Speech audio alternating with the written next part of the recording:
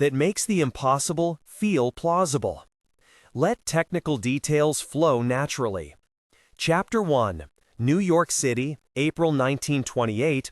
Clara Darden's illustration class at the Grand Central School of Art, tucked under the copper eaves of the terminal, was unaffected by the trains that rumbled through ancient layers of Manhattan schist hundreds of feet below. But somehow, a surprise visit from Mr. Lorette, the school's director, had the disruptive power of a locomotive weighing in at thousands of tons. Even before Mr. Lorette was a factor, Clara had been anxious about the annual faculty exhibition set to open at 6 o'clock that evening. Her first show in New York City, and everyone important in the art and editorial worlds would be there. She'd been working on her illustrations for months now, knowing this might be her only chance.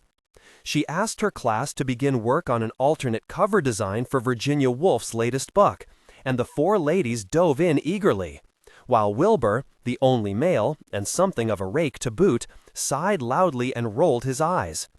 Gertrude, the most studious of the five members, was so offended by Wilbur's lack of respect that she threatened to toss a jar of turpentine at him.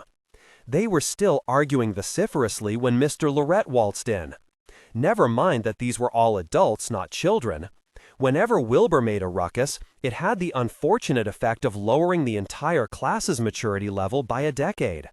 More often than not, Clara was strong enough to restore order before things went too far. But Mr. Lorette seemed possessed of a miraculous talent for sensing the rare occasions during which Clara lost control of the room, and he could usually be counted upon to choose such times to wander by and assess her skills as an educator. "Miss Darden, do you need additional supervision again?" Mr. Lorette's bald pate shone as if it had been buffed by one of the shoeshine boys in the terminal's main concourse. The corners of his mouth curled down, even when he was pleased, while his eyebrows moved independently of each other, like two furry caterpillars trying to scurry away. Even though he was only in his early 30s, he exuded the snippety nature of a judgmental great-aunt. He'd been appointed director 3 years earlier, after one of the school's illustrious founders, John Singer Sargent, passed away. The school had increased in reputation and enrollment with each new term, and Mr. Lorette had given himself full credit for its smashing success when he'd interviewed Clara. She'd been promoted from student monitor to interim teacher after Mr. Lorette's chosen instructor dropped out at the last minute, putting her on uneven footing from the beginning. It hadn't helped that the class had shriveled to 5 from an initial January enrollment of 15. 10 of those early enrollees had walked out on the first day, miffed at having a woman in charge. Mr. Lorette's dissatisfaction and the likelihood that she'd not be asked back next term mounted each week, which meant tonight's faculty show would probably be her last opportunity to get her illustrations in front of the city's top magazine editors. Since coming to New York the year before, Clara had dutifully dropped off samples of her work at the offices of Vogue and McCall's every few months, to no avail. The responses ranged from the soul-crushing, unoriginal, to the encouraging, try again later. All that would change, tonight, she hoped. By seeing her work in the hollowed setting of the Grand Central Art Galleries, alongside the well-known names of other faculty members, the editors would finally appreciate what she had to offer. Even better, as the only illustrator on the faculty, she was sure to stand out. Mr. Lorette cleared his throat. "No, sir, we don't need any assistance. Thank you for checking in." She maneuvered around to the front of the table where she'd been working in an attempt to block his view of her own sketches. No luck. He circled around and stood behind it, his nose twitching. "What is this?" "Some figures I was working on to demonstrate the use of compass points to achieve the correct proportions. I thought you'd covered that already." "You can never go back to the basics enough." He offered a suspicious nod before winding his way through the tables, his eyes darting from drawing board to drawing board. Her students stood back, hoping for a kind word. Why is it each student seems to be drawing something completely different from the others? She nodded at the novel she'd left out on the still life table. The assignment was to create a cover for a book. I encouraged them to use their imaginations. Their examples of lighthouses and beaches are appropriate, yet you are drawing undergarments. Even if he had been a more sympathetic man, there was no way to explain how the hours stretched painfully long with her having so few students. How the skylights diffused the light in a way that made each day, whether sunny or overcast, feel exactly like every other. She routinely made the rounds, suggesting that a dry brush would work best to create texture, or offering encouragement when Gertrude became frustrated. But at some point, the students had to be left alone to get to their work. Which was why today she'd pulled a chair up to a drawing table and sketched out the figures for her latest commission from Wanamaker department store. 3 pages of chemise for the summer catalog. The work paid a pittance, but at least it was something. "This is for tomorrow's class," she lied. "As we do not have a live model to work from, I was planning on using a work of my own to guide them." As she hoped, the mention of her standing request for a model redirected his attention. His voice rose in pitch to that of a schoolgirl. "The students are free to take a life class at any time. This is an illustration class, and right now our models are reserved for the fine arts classes. As you said, they can use their imaginations. But it is not ideal. If we can have a model to understand the anatomy underneath the fashions, to have the model begin nude and then add layers of clothing, we could build upon what we've learned already."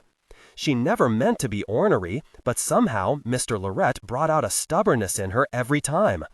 "As yours is a class of mixed genders, taught by a woman, having a nude model would be most inappropriate.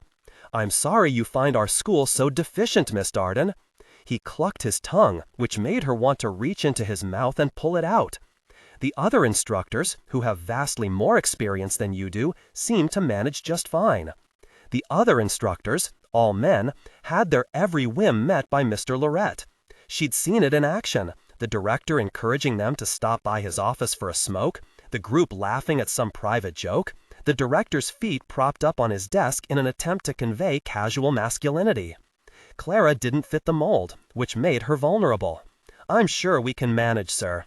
He shuffled off, closing the door behind him. She directed the class to continue. Gertrude's work had only 3 rips from her overuse of the razor for corrections, a record low for her. "Your stormy clouds are exquisite, but where would the lettering of the title and author go?" Clara asked. Gertrude rubbed her nose with her wrist, leaving a gray streak at the tip. "Right, I got so caught up, I forgot." Clara pointed to the top edge. "Try a damp sponge on the wet areas to lift out some color." The girl was always eager, even if her strong hand was better suited to clay or oils than to the careful placement of watercolor, where mistakes were difficult to correct. Use too much water, and a brilliant cauliflower pattern would bloom where a smooth line ought to have been. Too dry, and the saturated color would stick to the page, resisting softening. But Clara loved watercolor in spite of, or perhaps because of, its difficult temperament. The way the paper shined after a wash of cool orange to convey a sunset, how the colors blended together in the tray to form new ones that probably didn't even have a name. That makes the impossible feel plausible. Let technical details flow naturally. Finally, 5 o'clock came around. The students stored their artwork in the wooden racks, and once the room was empty, Clara hid her own sketches up on the very top of the storage cabinet, away from Mr. Lorette's prying eyes. Starving, she headed downstairs to the main concourse, where cocoa-pink walls trimmed in Botticino marble soared into the air. Electrically lit stars and painted constellations twinkled along the turquoise vaulted ceiling, although the poor artist had inadvertently painted the sky backward, a mistake the art students loved to remark upon. The first time she'd entered the hallowed space, stepping off the train from Arizona last September, she'd stopped and stared, her mouth open, until a man brushed past her, swearing under his breath at her inertia. The vastness of the main concourse, where sunshine beamed through the giant windows and bronze chandeliers glowed, left her gobsmacked. With its exhilarating mix of light, air, and movement, the terminal was the perfect location for a school of art. Since then, she'd been sure to glance up quickly before joining in what seemed like an elaborate square dance of men and maids, of red-capped porters and well-dressed society ladies, all gliding by one another at various angles, yet never colliding. She liked best to lean over the banister on the west balcony and watch the patterns of people flowing around the circular information booth, which sat in the middle of the floor, its four-faced clock tipped with a gleaming gold acorn. Her stomach growled. She followed a group of smartly dressed men down the ramp to the suburban concourse and into the Grand Central Terminal restaurant, where she secured a seat at the counter. "Miss Darden?" A young woman wearing a black velvet coat trimmed with fur hovered behind Clara, offering an inquisitive smile. "Yes, I thought that might be you. I'm Nadine Stevenson. I take painting classes at the school. You're having a bite before the show?" "I am, Miss Stevenson." "Oh, now, call me Nadine." Nadine's nose was large, her eyes close together and deep-set. Her right eye was slightly larger than the left, and the asymmetry was unsettling but powerful. Clara couldn't help but imagine how Picasso might approach her, all mismatched cubes and colors. Next to her stood an Adonis of a man whose symmetrical beauty offered a fascinating counterpoint. Shining blue-gray eyes under arched brows, hair the color of wheat. And this is Mr. Oliver Smith, a friend and poet. Even though Clara had hoped to eat dinner in peace, she didn't have much of a choice. "Lovely to meet you both. Please join me." They took the stools next to her as the waiter stopped in front of them, pen in hand. Clara ordered the oyster stew, as did Oliver. Nadine requested peeled muscat grapes, followed by a lobster cocktail. Many of the young girls at the Grand Central School of Art had enrolled only so they could list it in their wedding announcements someday, a creative outlet that wouldn't threaten future in-laws. Nadine seemed to fall into that category, with her airs and pearls. "Miss Darden is the only lady teacher at the Grand Central School of Art," said Nadine to Oliver. "She teaches illustration." She turned to Clara with a bright smile. "Now tell us about what you'll be showing tonight." 4 illustrations that depict 4 seasons of high fashion. Clara couldn't help but elaborate. She'd put so much thought into the drawings. For example, the one for winter depicts 3 women draped in fur coats, walking poodles sporting matching pelts. Well, that sounds pleasant. Was Nadine making fun of her? Clara couldn't tell. She'd hardly had time to socialize, other than occasionally trading a few words with some of the other women artists who lived in her Greenwich Village apartment house. She'd been far too busy trying to make a living. Nadine placed one hand on the counter and leaned in closely. The citrus scent of emerald perfume drifted Clara's way. "Did you know that Georgia O'Keeffe, she does those astonishing flowers, was a commercial artist at first? There's no need to be ashamed of it, not at all. Illustration is a common stepping stone into the true arts. I'm not ashamed in the least." The audacity! Clara didn't enjoy being talked down to by a student. "I don't intend to do the true arts, Nadine, as you put it. I enjoy illustration. It's what I do best." "Well, I adore my life drawing and painting class. I'm learning so much from my instructor, Mr. Zacharian. He's magnificent." Jealousy pinged. None of Clara's students would describe her in such superlative terms. Of that she was quite certain. "Class monitor? That's quite an honor. Do you plan on becoming an artist then?" Nadine gave out a squeak of a laugh. "Oh dear, no. I'm only taking classes for personal enrichment." The waiter dropped off their bowls, and for a moment nothing was said. If Clara had been alone, she would have surreptitiously folded a dozen or so oyster crackers into her handkerchief, to have something to snack on before bed. The poet, who'd been silent the entire time, finally spoke. "My mother was an artist, although my father insisted she give it up after they married. She's been sick lately, but she very much misses going to museums and exhibits." "I'm sorry to hear that," offered Clara. "Nadine mentioned that you're a poet." "Nadine is too kind in her description of me. Struggling poet, you might say." "I suppose I take after my mother in that regard, having an innate love of the arts. My father is hoping I'll give it up eventually and go into banking." Nadine placed a protective hand on his arm. "Oliver was accepted to Harvard and refused to go. Can you imagine? Instead, he's slumming it with us bohemians." By all accounts, Nadine was hardly slumming it, but Clara understood firsthand what it was like to disappoint your family. "When I told my father I was moving to New York, he told me to not bother coming back. It's not an easy decision, but I'm glad I made it." Oliver's blue eyes danced. "So there's hope for us miscreants?" "Never." They shared a look, a quick, knowing smile that sent Clara's pulse racing. Usually, men didn't give her a second glance. Her father generously described her as ethereal for her blonde hair, pale skin, and towering skinny figure. Her mother said she looked washed out and encouraged her to wear clothes that added color to her complexion, but Clara preferred blacks and grays. Her ghostly pallor and height had always been sore points, embarrassing, and she preferred to avoid drawing attention to herself. Oliver tucked into his stew. She did the same, embarrassed. She must have imagined the exchange. Nadine took over the reins of the conversation. "Now, where are you from, Miss Darden?" "Arizona." She waited for the inevitable intake of breath. The American West might as well have been Australia, for how shocked most East Coast natives were at her having come all this way. "You've come all this way?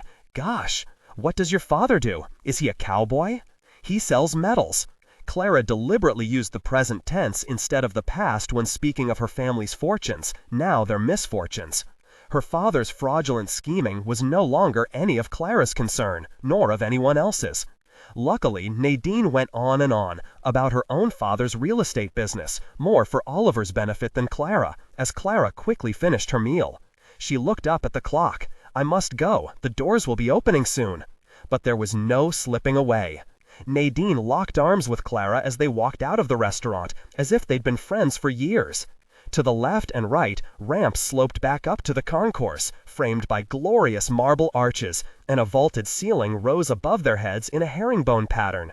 Clara had tried to duplicate the earth and sable tones of the tiles in one of her illustrations to be shown tonight. "Wait, before we go, stand over there." Oliver pointed to a spot where two of the arches met. "Face right into the corner and listen carefully." That makes the impossible feel plausible. Let technical details flow naturally. Clara had no time for games, but watched as Nadine did as she was told. Oliver took up a spot at the opposite corner and mouthed something Clara couldn't hear. Nadine giggled. "What's so funny?" Clara asked. "You've got to try it. We're in the whispering gallery." Begrudgingly, Clara took up Nadine's position. "Clara, Clara." The words drifted over her like a ghost. Oliver might as well have been standing close by, speaking right into her ear. She looked up, trying to figure out how the shape of the ceiling transmitted sound waves so effortlessly. She faced the corner again. "Recite a poem to me." For a moment, she wasn't sure if he would. Then the disembodied voice returned. "That whisper takes the voice of a spirit speaking to me, close but invisible, and throws me under a spell." She swore she could feel the heat of Oliver's breath.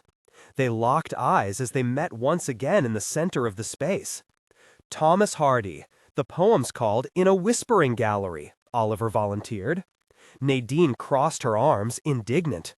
"You didn't recite verse to me." "I'll regale you next time, I promise. For now, I must head to a poetry reading downtown and amass further inspiration." Clara shook hands, and they took their leave, the poem still echoing in her head. The mob of nattily-dressed art lovers trying to squeeze their way through the gallery's doorway had already backed up to the elevator by the time Clara and Nadine arrived. They toddled through, taking small steps so as not to get their toes crushed, until they were safely inside. The Grand Central Art Galleries predated the school by 2 years, when a businessman turned artist named Walter Clark had enlisted the help of John Singer Sargent to convert part of the 6th floor into a massive exhibition space, a kind of artists' cooperative where commissions were kept to a minimum. Clara stopped by at least once a week to see the latest works, and she encouraged her students to do the same. The rooms were rarely empty, as visitors to New York and everyday commuters continually drifted through. Tonight, the room buzzed with energy. The faculty's work would stay up for a week before being replaced with the students' work, a celebration of the school's spring term and its growing prestige. Clara's illustrations would be on the same walls that once displayed Sargent's portraits. The thought made her giddy. Located on the south side of the terminal, the Grand Central Art Galleries were 4 times as long as they were wide, a warren of rooms and hallways, 20 in all, that encouraged visitors to circulate in a counterclockwise manner without ever having to double back. Clara scanned the walls of the first gallery for her work, with no luck. In the middle of the space, the sculpture teacher stood beside a table featuring two nymphs, both nude, one standing on a turtle. "Now that's unremarkable," said Nadine. Clara agreed, but kept her mouth shut. They continued on to where a group of students surveyed an oil of an ungainly horse. Towering above them all was the artist, an instructor for the life drawing and painting class. Clara had seen him a few times before. A foreigner, he was known to sing loudly during his classes and even dance about at times. This evening, he stood to the side, listening with intensity as his acolytes buttered him up, every so often tossing his head in a futile effort to flick a thatch of hair out of his eyes. Indeed, he was more horse-like than the horse in his painting. "That's my teacher, Mr. Zacharian," Nadine sidled up next to him. Clara had seen women like her before, flinging themselves into the orbits of handsome or powerful men to fend off their own insecurities. Clara had no time for such nonsense. Back to the task at hand. The air had become stifling as more people crammed in. She ventured into room after room before circling back, and still she didn't see her illustrations. A flash of panic seized her. Her job with Wanamaker was ending soon. They'd recently announced that they'd be using only in-house artists going forward. Her salary of $75 a month from teaching covered her expenses, but not much more. And she could not count on the next term. She wormed her way back one more time through the maze-like space. Nothing. Down one hallway, off to the right, was a door marked Sales Office. She'd passed by it in her first go-round, assuming it to be a place for clerks to write up invoices. The door stood halfway open, the lights on. She peered inside. It was more a closet than a room, with a scratched-up desk against one wall and a wooden file cabinet wedged into a corner. There, above the desk, equally spaced apart and centered on the wall with great care, were her illustrations. By the time she found Mr. Lorette, Clara's limbs shook with rage. He was in an animated conversation with Mr. Zacharian, while Mrs. Lorette looked on. Clara had met her in passing at one of the faculty get-togethers, awed by the puffy, out-of-date pompadour that perched on the woman's head like a long-haired cat. She inserted herself into the group. "Mr. Lorette, my illustrations have been hung in a back office." A back office? While Mr. Lorette sputtered at her rudeness, she continued on. "I am a faculty member of the School of Art, and yet my work has been placed in a cave where no one would think to go. I am sorry, Miss Darden. We were in a tight spot, you see." He paused. "Quite literally." As Mr. Lorette laughed at his own joke, Clara noticed the editor of Vogue headed for the exit. For certain, he'd never even seen her work. Mr. Zacharian spoke up. Where was her art hung? "Just off a main gallery," said Mr. Lorette. "They are illustrations. We concluded they were more suited to an intimate environment. Perhaps you could guarantee her a spot here in the first room next year to make it up to her?" Mr. Zacharian held out his hand to Clara. "I don't think we've met. I'm Mr. Levin Zacharian, one of your fellow teachers." She shook it without looking at him, her glare fixed on Mr. Lorette. "Next year it'll be too late. It's already too late." Unlike students such as Nadine, for whom the Grand Central School of Art was just a pit stop on the way to marital bliss, Clara had sunk every ounce of energy into her career as an artist. Against her parents' wishes, she'd arrived in New York, knowing no one, and done everything she could to make it as an illustrator. What made it worse was knowing she'd been given a shot that other artists would have been envious of. To teach at the Grand Central School of Art, to show her work at the galleries, only to see it vaporize. Mr. Lorette shrugged. "I can't seem to please anyone tonight." "We will make it up to you. My deepest apologies, Miss Darden." He turned to Mr. Zacharian. "Have you seen Edmund's latest work? Come with me. I assure you it'll give you something to think about."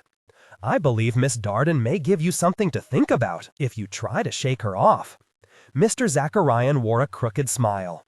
"I have an idea. Let's take down one of mine, and we'll replace it with her work. Get it right out there in the center." She didn't need one of the faculty stars to swoop down and protect her. The very thought made her sick with embarrassment. Unwilling to give Mr. Lorette any further satisfaction at her distress, Clara stormed out without uttering a reply. Chapter 2, New York City, November 1974. When Virginia signed with the Trimble Temp Agency, desperate to fill her empty days as well as her dwindling bank account, she'd expected to be sent to one of the fancy skyscrapers where lawyers conferred in hushed tones with their elegant, efficient secretaries. Not the dumpy train station that squatted like a toad beneath the New York skyline. But she'd shown up at Grand Central at 9:20 the following morning and, as directed by the agency, taken the elevator near Track 23 up to the 7th floor. A wooden door marked Penn Central In-House Legal Department opened to a reception area where a pretty blonde with Joni Mitchell hair sat. That makes the impossible feel plausible. Let technical details flow naturally. I'm here from the Trimble Temp Agency. The receptionist motioned to the chairs along one wall. Please take a seat. You can hang your coat in the closet.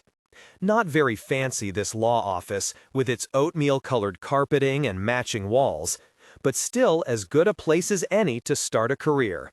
She liked to think she was changing with the times. The 1950s, when she got married and had her daughter Ruby, were all about family.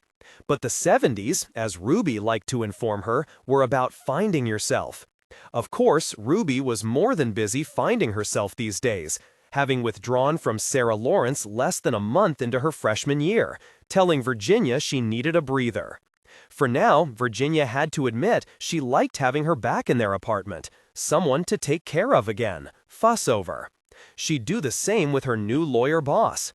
Over time, she'd joke with his wife that they knew him better than he did himself, share a chuckle over the phone about how he'd forget his daughter's birthday if they weren't there to remind him, just as she'd done with Chester's legal secretary once upon a time. The tables had turned. She was now the secretary, no longer the wife. But what was life without a little shake-up? She sat up straighter and tried to believe it. A woman around her own age, with tight curls and a rough voice, walked into the foyer. Miss Clay? Yes. She hated her married name, but couldn't imagine changing it back. After all, it'd been her identity for almost 2 decades. Still, Virginia Clay sounded like something you dug up in a quarry. Right. Follow me. The woman explained she was the head of human resources at Penn Central, the company that owned Grand Central Terminal, and that Virginia would be working for one of the lawyers whose secretary had left to have a baby. If all went well, Virginia had a chance of being hired full-time once her contract with the temp agency was up. "Have you worked for attorneys before?" asked the woman. Virginia had already forgotten the woman's name. She really needed to pay more attention now that she was a part of the business world.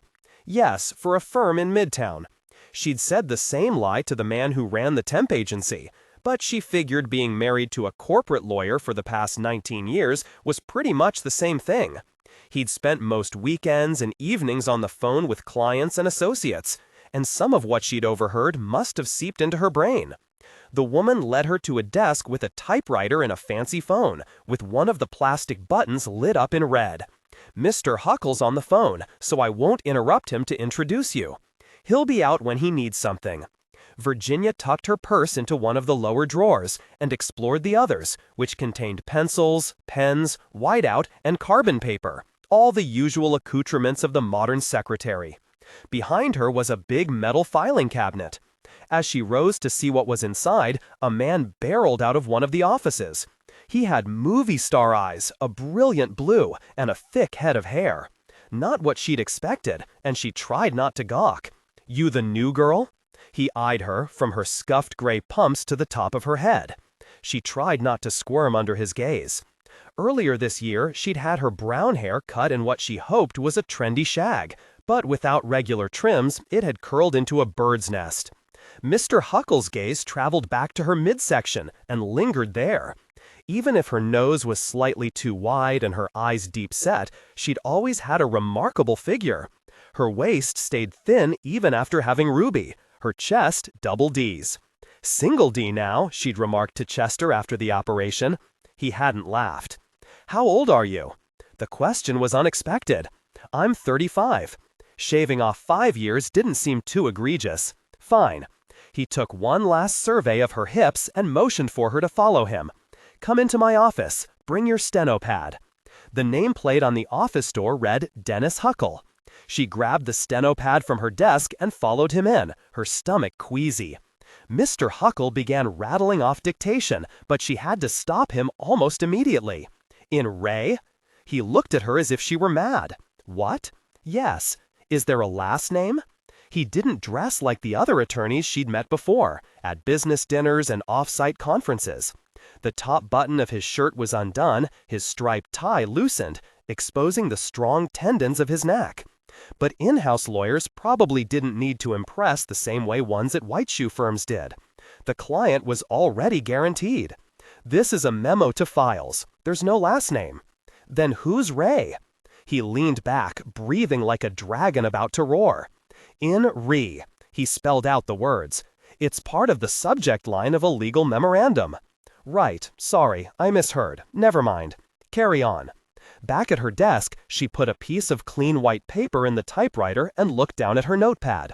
She'd tried her very best to keep up, but the squiggles meant nothing to her. Steno wasn't something she'd ever learned, so she'd simply written the important words as quickly as possible and skipped the unimportant ones. An hour later, Mr. Huckle came out of his office. Where's that memo? She yanked it out of the typewriter carriage and held it out to him, then sank back into her chair once his door was closed. She waited. 30 seconds later, she heard him screaming on the phone to someone. Kathleen! That was the human resources person's name. At least now she knew. The woman tore down the hall and asked Virginia to follow her back to her office. Virginia was already making excuses to tell the temp agency. The man was unreasonable, it wasn't a good fit, personality-wise. She'll do better next time. Kathleen sat behind her desk and folded her hands in front of her. Mr. Huckle said you have no idea what you're doing. Virginia shook her head. I'm still catching up on my stenography, you see. Maybe if he spoke a little slower I could do it. I'm happy to try again. You're wasting everyone's time. She looked Virginia straight on, but not with anger, with pity. Somehow, in her head, Virginia had imagined herself as one of those fancy secretaries in the temp agency ad, sporting a lithe figure and knowing smile that emanated capability and discretion, when in fact she was a middle-aged frump in a pilled sweater set, a laughingstock. Ever since the divorce was finalized a year earlier, she'd tried so hard to maintain control, to prove to Ruby that they'd be just fine, you wait and see, when in fact their world had been shattered by Chester's desertion. She didn't want to think about that, but the images came flooding to mind anyway. Ruby popping out of her room, singing some bittersweet Donny Osmond song, while she and Chester stood at the kitchen counter like frozen statues, knowing they were about to rip her world to shreds. Ruby had instantly sensed something was wrong. Did I do something? She'd asked. Then, as Chester explained the situation, that they were getting divorced, Virginia had watched her crumple. That was the right word, the only word. Crumple. Bit by bit, muscle by muscle, a puzzled agony had worked its way down her daughter's face. Her forehead crinkled, her nose went red, her chin wobbled. The worst was trying to keep her own expression calm and capable, to show that this was just another day, nothing was wrong, we'd all be fine. Ruby's eyes went pink and wet, and she ran out of the room slamming her bedroom door shut. They'd done that to her. Chester had done that to her. Virginia would never stop trying to fix it for Ruby, to make up for the devastation they'd wrought. Now, Virginia tried to keep her own face from crumpling, but the effort only made it worse, and finally she let out a strangled, choking sound. I'm sorry, I don't know what I was thinking. My husband is a lawyer. My ex-husband, I mean. I thought I could handle it. Kathleen looked up. You're divorced? Yes. A hushed moment passed, like in church right before the choir begins to sing. That makes the impossible feel plausible. Let technical details flow naturally. Me too. The woman looked down at some papers on her desk. There's another position available, one that doesn't require typing or steno. Would you be interested? Even if she were locked in a windowless room to file papers 8 hours a day, she'd take it. Something to do each day, a place to report to, a reason to wake up in the morning. Of course. Thank you. Kathleen's sympathy only made her want to weep more. Do you mind if I freshen up first? Ask Annie out front for a key to the bathroom. Take your time." The receptionist yanked open a drawer full of keys and handed one to Virginia. Outside in the hallway, Virginia turned left and then right, trying to remember the woman's mumbled directions. Around the corner, then third door on the left. Or was it the fourth? She tried the third door with no luck. On the fourth, her key slid in the lock. She stepped inside and fumbled for the light switch, expecting to see a row of porcelain sinks and grungy tile walls. Instead, she stood in a small foyer, where a painted sign along one wall read, "The Grand Central School of Art" in gold letters. Handsome Art Deco ceiling pendants threw a warm light down a long hallway off to her left. She ventured farther inside, curious, her despair momentarily forgotten. At the first doorway, it was as if the art school were still open, a dozen easels at the ready for the next day's class. Paintings and drawings hung on one wall, a ceramic vase on a table in the center of the room. The only sign of abandonment was the coating of dust on everything, the vase an ashy green. A faint scent of chemicals made her sneeze, or maybe that was the dust. A large storage cabinet for artwork lined one wall, a mix of slots for framed canvases at the bottom and shelving above. She checked each room, counting 5 studios in total, amazed at her find. A mummified art school at the top of Grand Central. The last room was some kind of storage area, filled with wooden crates stacked haphazardly on top of one another. The crate closest to her had been opened. A crowbar lay on the floor nearby. Inside, Virginia discovered course catalogs, accounting ledgers, and notebooks filled with names of students and tuition figures. A winter catalog from 1928 offered a snapshot of life right before the Depression, when a portrait painting class cost $14 a month. She shouldn't linger. Kathleen was waiting for her, and she had yet to find the bathroom.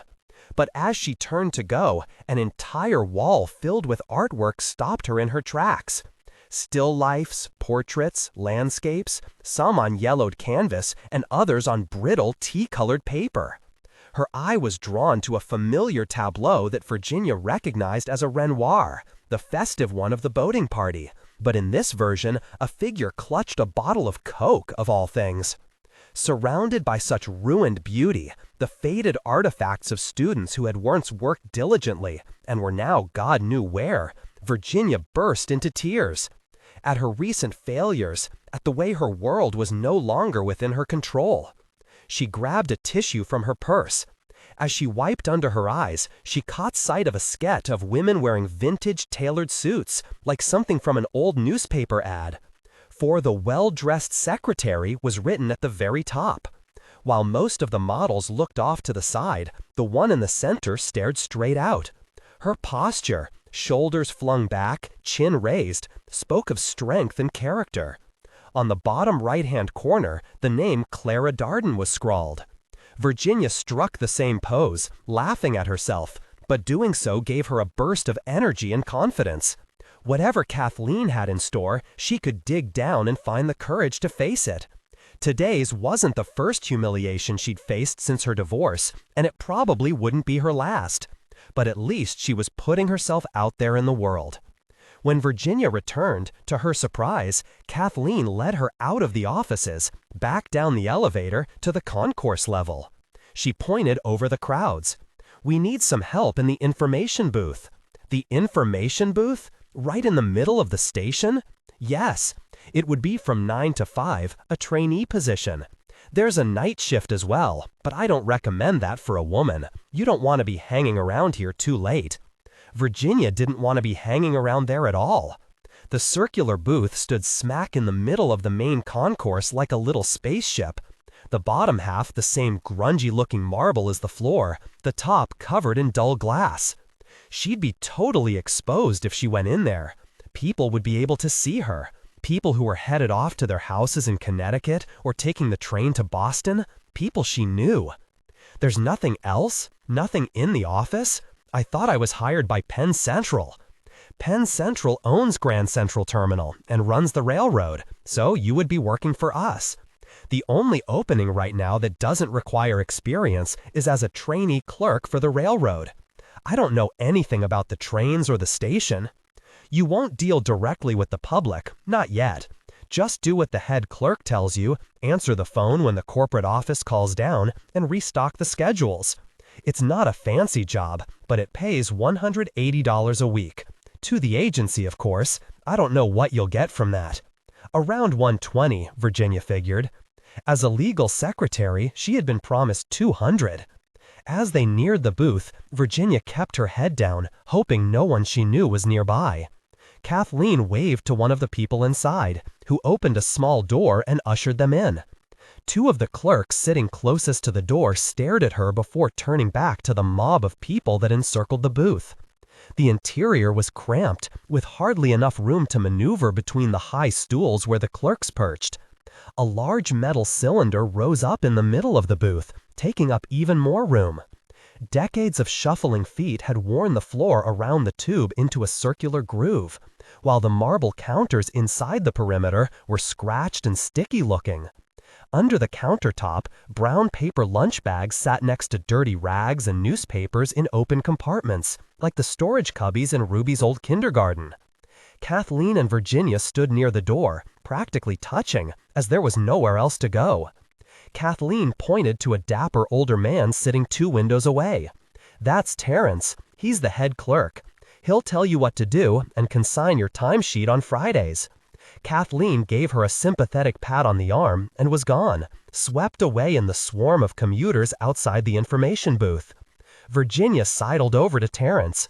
He held out a hand to stop her from speaking while he explained to a woman the best way to get to St. Patrick's Cathedral.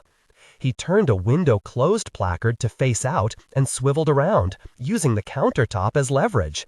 "Who are you?" She held out her hand. "Virginia Clay. I'm the new trainee." The clerk sitting on the other side of Terrence glanced over at her. The two looked like brothers, both stick-thin, close in age, each sporting a shock of gray hair. Both wore the same dark blazer, white shirt, and tie. The brother sniffed the air. "This one uses perfume. I think I may be sick." "Enough, Toto." Terrence cocked his head. "No more perfume, okay? He's very sensitive." She'd sprayed a little Charlie Eau de Toilette that morning, hoping to suggest an air of mystique and class. What a mistake! Claustrophobia washed over her. She feared she could not spend another minute in this place without screaming. "You okay?" Terrence asked, not unkindly. She nodded, unable to speak. Terrence gestured to Toto. "Ignore him. He's always looking for trouble. You can put your purse there." He pointed to one of the cubbies. "Right above on the counter is the Information Clerk Handbook. Take that and memorize everything in it.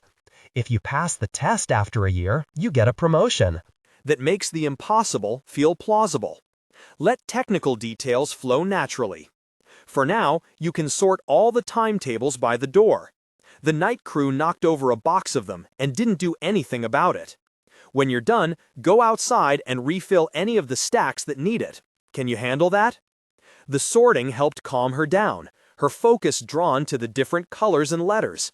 All those H's, the Hudson, Harlem, and New Haven lines, the pastoral names of towns she'd never been to, Valhalla, Coes Cobb, Beacon Falls, and her favorite, Greens Farms. She could sell her apartment and buy a place there, where life was easier and simpler. Though Ruby would never agree, her daughter was a city girl all the way. Virginia stepped outside the booth with her cardboard box of sorted timetables. Metal holders lined the counters. She circled the booth slowly, the box digging into her hip, as she matched up the piles in her box with the ones already set out, eavesdropping on everyone who came up to ask a question. The inquiries she overheard were, for the most part, dull. Directions, train schedules, where to get a taxi. One couple wearing matching Hawaiian shirts asked about tickets for the next train to the Statue of Liberty. The clerk behind the window, a tetchy, sallow woman in her late 60s, sporting an ill-fitting black wig, laughed in their faces before sticking out her tongue at Virginia for staring. Not much in the way of customer service, this crew.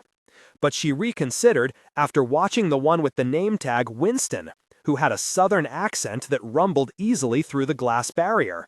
He seemed to know the answer to any question without having to check the timetable book first. And he gave Virginia a wink as she circled by. She committed the 4 clerks' names to memory: Terence and Toto, the fearless leader of the crew and his snarky brother; Winston, the sweet black gentleman from the South; Doris, with the fake hair and nasty laugh. All 4 seemed like they'd been working in the booth for as long as the station had been standing.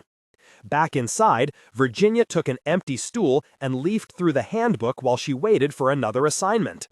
She studied the map of the layout, figuring she should know her way around. The gates for the trains were arrayed on the north side of 2 large concourses, the one she was on and the one directly below it. The ticket windows ran along the south side of the main concourse, below an electronic board displaying departures and arrivals. A cavernous waiting room, filled with street people and addicts, loomed on the far side of the ticket windows, the shrieks and screams within cutting through the din of commuters at least once an hour.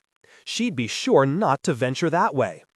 To the west, a once grand stairway led up to Vanderbilt Avenue, which she knew from experience was its own kind of hell, with drug dealers pushing their wares right outside the doors and along the narrow street. The Oyster Bar, which years ago was her parents' favorite restaurant, sat directly under the waiting room, off the lower concourse. She overheard Winston advise a traveler looking for lunch to take the ramp to get there and bypass the lower concourse entirely, so as to avoid getting mugged. According to her map, the train operations offices were all located on the upper office floors, which ran in a rectangle around the main concourse. That art school was up high in the east wing, labeled on the map as storage. Other than the law offices for Penn Central, most of that floor appeared to be uninhabited. The main concourse reminded her of Times Square at night. The billboards and brightly lit ads for Newsweek and Kodak, a flamboyant contrast to the tarnished walls and blackened ceiling. The immensity of the space was broken up by a Chase Manhattan Bank a few hundred feet away, next to a freestanding display for Merrill Lynch. She had feared feeling like she was in a fishbowl, exposed on all sides. But in fact, the information booth acted as a kind of bubble of invisibility. No one looked her way, not a soul. She stared at all the faces, not recognizing anyone, and in no fear of being recognized herself. By 11:30, the crowd had thinned considerably. Terence closed up his window and slid off his stool. "You did all the timetables?" She nodded. "Do you mind if I ask how long you've worked at Grand Central Station?" "Terminal." "What's the difference?" From behind him, Doris snickered. "Rookie question." "The difference is that a station is a place where a train passes through, on the way to somewhere else. A terminal, as the name suggests, is the end of the line." "I see. Grand Central Terminal. Got it. How long have you worked here?" "Since 1942. "Why don't you do a coffee run?" "It's in the station master's office under the stairs that way." He pointed west. "That's also where you should use the restroom if you have to. Whatever you do, don't use the public bathrooms. It's too dangerous." The tube in the center of the booth began to vibrate. Virginia gasped and almost fell off her stool when a wiry man with thick black hair emerged and stood not 2 feet away from her, as if he'd appeared out of thin air.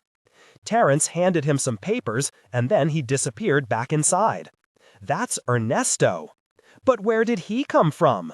Doris mocked in her high-pitched squeal. "But where did he come from?" "Enough, Doris.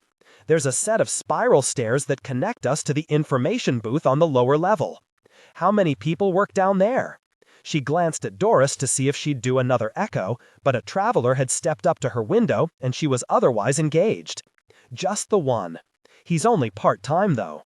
Back in the day, we had 14 clerks up here, 2 below. Not a lot of elbow room."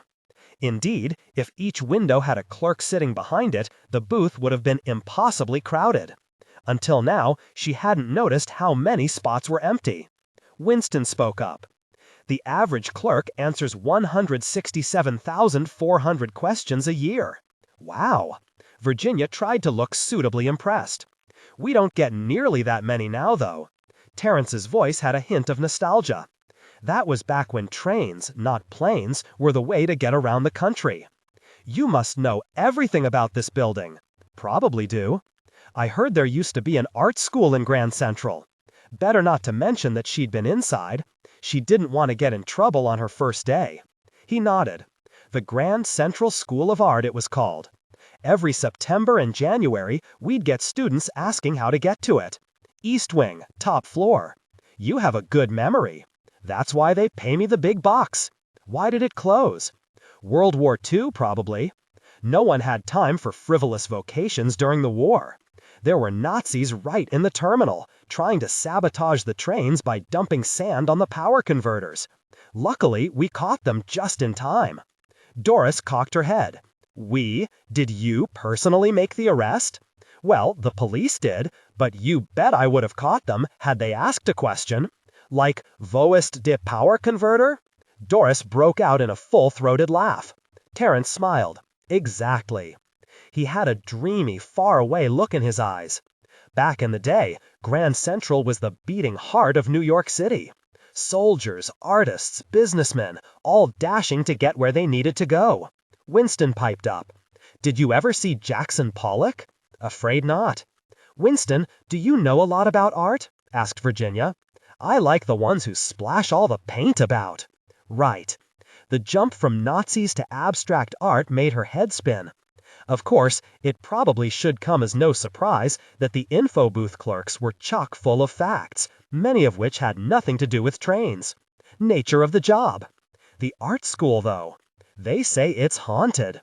Toto's eyes were narrow slits. An art teacher was killed in a train crash, and all the artwork was destroyed. They say the ghost of the artist haunts the place, and no matter how hard Penn Central tries, no one will rent it. Doris tossed an empty paper cup into the garbage. That makes the impossible feel plausible. Let technical details flow naturally. No one will rent it because this place is a dump, and who wants to have offices in a dump? Hey, trainee, I need more coffee. Virginia took the coffee order, writing it down on the back of one of the train schedules, and walked to the station master's office. The inside of the terminal was dark, even at midday, the ceiling stained by decades of cigarette and cigar smoke, and the bare bulb chandeliers encrusted in soot. The whole place felt noxious. Even so, hints of its former grandeur existed. A railing dripped with delicate brass filigree topped by a scratched oak handrail. Even flaking paint couldn't obscure the ornamental detail of the metalwork. Virginia found the coffee machine in the station master's office and trundled back out, balancing 5 paper cups on a plastic tray. Once back in the booth, she bolted the door behind her and handed out the coffees. Toto even said thank you. The rest of her day went by fairly quickly. She tidied the area around her, grabbed a hot dog outdoors for lunch in order to get out of the gloom, refilled the schedules again, and answered the phone, which was usually for Terrence. A few minutes before 5, Terrence told her to head home. Not until she was outside the booth did she realize she didn't have her coat. She'd left it in the closet at the Penn Central legal offices. Spun around by the crush of commuters, Virginia decided to take the elevator on the far side of the station rather than fight her way across the concourse. She got off on the 7th floor and stepped into a long hallway with trash piled up high against the walls and a general air of disuse. She headed right, figuring she'd end up at the offices soon enough, but only found more of the same. Had she gotten off on the wrong floor? She turned another corner and froze. 3 men sat in an alcove, sharing a joint that turned the air acrid and sweet. They wore jeans and leather jackets. Virginia's mother had always warned her to check the footwear of men who lurked about. If they're in sneakers, it means they're planning to rob you and make a fast getaway. Typical of her mother to make such a sweeping generalization. But all 3 wore sneakers. Her mother's words seemed to ring true as Virginia stared at their jagged faces. "What you doin', lady?" The tallest one spoke up, pointing his finger at her like it was a gun. They rose, slowly, the way cats move when they don't want to startle their prey. She turned around and ran. Chapter 3. April 1928. Clara stood on the corner of 42nd Street and Vanderbilt Avenue, enraged. The sight of her illustrations, which she'd taken months to plan, design, and execute, hanging on the wall of the gallery's sales office like some cheap prints, ran through her head like a newsreel, followed by Mr. Lorette's sniveling face and that teacher's feeble attempt to mollify her. Wait! Levon Zachararian emerged from the terminal, wearing a long, dark coat that flared behind him like an eagle's tail. 5 of his students, including Nadine, trotted to keep up with their hero. "Where are you off to? I feel awful about what happened up there." He gestured with his thumb to the roof of the building. "You didn't have anything to do with it." She hadn't noticed how tall he was. He had about 4 inches on her, she guessed. At 6 feet tall, Clara wasn't used to having to look up to anyone. Her mother would have called him a swarthy man, and not intended it kindly. But his pointed chin and nose created an elegant profile that counteracted the very bulk of him. She'd never seen eyes so black, like ink, that it was hard to distinguish his pupil from his iris. His heavy eyelids lent him an air of recalcitrance or amusement, she wasn't sure which. He smoothed his mustache, as thick and dark as the hair on his head, and regarded her. "As a fellow teacher, I feel the need to come to your aid." She couldn't place his accent. Eastern European, perhaps? "I don't need your aid. I needed the editor of Vogue to see my illustrations and offer me a contract, which did not happen because Mr. Lorette buried my work." "You're so confident that this editor would have hired you on the spot after seeing your work?" "I am." "Very well then. You belong with me. Come downtown with us. We're going to Richard's, which is full of people who hold similarly high opinions of their own work. You'll fit right in." A few moments ago, all she wanted was to go back to her studio on East 10th Street, rip up all her sketches, shove over her drawing table with its paints, trays, and rags, and watch the rubbish clatter to the floor. It would probably be better for her art supplies if she avoided going home until her rage subsided. And part of her wanted to pick a fight with this man, high art. "You must declare your affiliation, and stand by it," said Mr. Standish. "Academic art has been around for far longer than your cubist goulash. In 100 years, it will still be the standard-bearer for great art." One of Mr. Zachararian's chimed in. "You don't understand how fast the world is changing. Pretty pictures are no longer of interest, except to stodgy collectors." That makes the impossible feel plausible. Let technical details flow naturally. Back in Arizona, taking classes at her provincial art school, Clara dreamed of meeting other artists. No one in her family understood her passion for drawing. How sometimes at night she'd lie awake, thinking about the line of a cheekbone on a portrait she'd been struggling with, imagining the exact brushstroke she'd use the next day. But this discussion, if you could call it that, was far beyond anything she'd been taught. She didn't have the vocabulary to join in, even if she wanted to. A part of her knew this was why she'd kept to herself this past year. Everyone else in New York was so polished. She was not. Her family hailing from hard-scrabble stock who endured the blistering heat of desert summers. But even if she didn't speak like they did, her confidence and passion in her own work were unwavering. When she drew or painted, it was as if an unseen hand guided her own. She'd never been able to explain that to anyone. To her, painting was an internal expression, not a political or social one. She didn't have a manifesto or an affiliation, other than to please herself doing what she loved to do and make money doing it. The first part was easy, the second, more elusive. Picacabia is no better than an illustrator. The speaker was Nadine. Her friendly smile from earlier that evening had disappeared. Mr. Zachararian's gaze swung Clara's way like a lighthouse beacon. "An interesting supposition, Nadine. Luckily, we have a distinguished illustrator here. Perhaps Miss Darden has something to say in her own defense?" Clara was only vaguely familiar with Picabia's early drawings of machines, which resembled instruction manuals and were of no interest to her. But that wasn't the point here, and Levon knew it. He was challenging her to prove herself. Her heart pounding at the attention, she went on the attack. I assume you rarely have illustrators join in your cozy after-hours gatherings, but my guess is that's because illustration requires both talent and discipline, which in turn requires honing your craft instead of staying up all night talking about it. Mr. Zacharian grinned. Her audacity seemed to please him. You can only work so many hours in a day. If you don't know why you're working, what's the point? I know exactly why I'm working, to please the client. Illustrators have to be malleable experts at all styles and subjects. The silence that followed only fed her disdain. She wouldn't be working at the school much longer anyway, so what did it matter? I'd like to see you get a commission, figure out the approach and execution, then do it all over again the next day, with a different client, with a different set of expectations. You wouldn't last a week. Fine, it's a tough field, said the student sitting to Mr. Zacharian's right, but you can't call it art. It's a magazine cover or an ad, and then it's trash. She stood firm. One day, illustrations will be as venerated as the works of Matisse. Mr. Zacharian laughed. So you're saying that one day an ad for pea soup will be framed and hanging on the wall of a museum? Maybe. What I'm saying is that many illustrators are more proficient, more skilled than fine artists. Let's prove it. I dare you to come to my life drawing and painting class, tomorrow. Mr. Zacharian's words had an edge that belied the smile on his face. Mr. Zacharian had no idea whom he was dealing with. Clara had been born into a family of great wealth in Phoenix, and she vividly remembered screaming as a child of 3 when her mother refused her a sweet. Her father had adored her ferocity, encouraged it.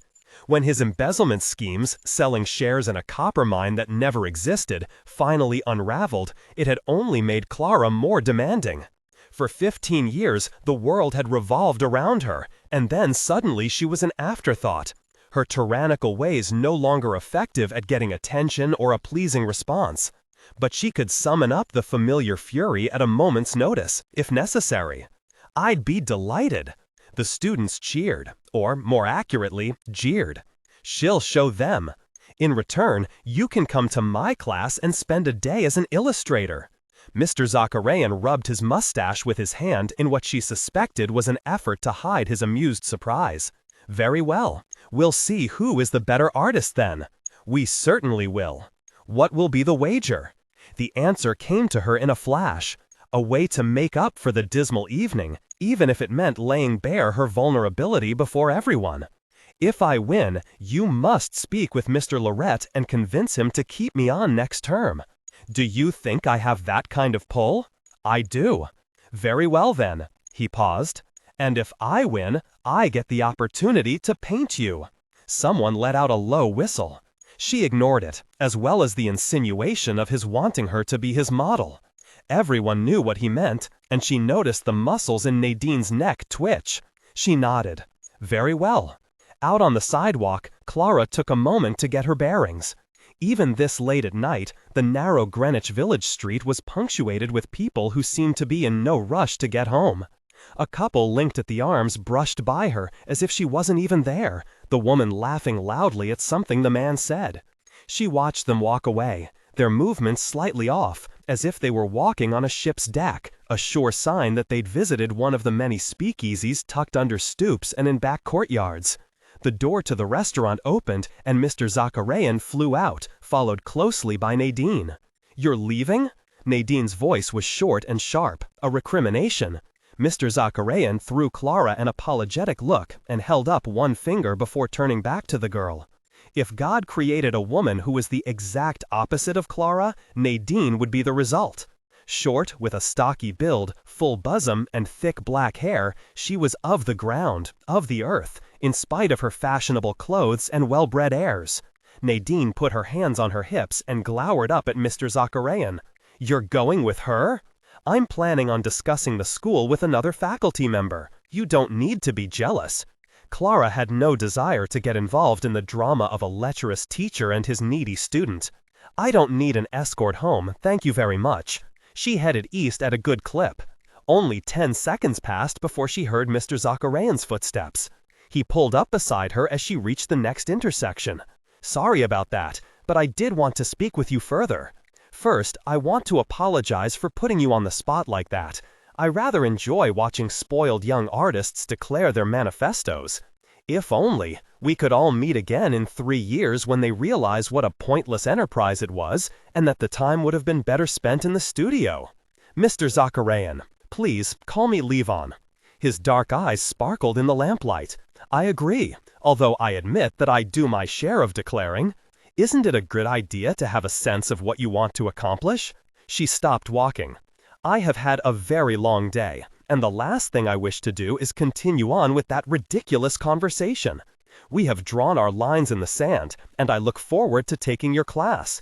But for now, I must get home and finish up my commissions so that I can afford to buy more paint. He joined her again, loping along like a Saint Bernard. Just take it from the teacher supply closet. They'll never know. I do it all the time. She could only imagine the glee in Mr. Loret's eyes catching her with a satchel full of purloined paints. Mr. Loret may give you that liberty, but he wouldn't do the same for me. You really ought to go back to your audience. Nah, they're probably still torturing Sebastian. They fell into step together. Like her, he took long strides.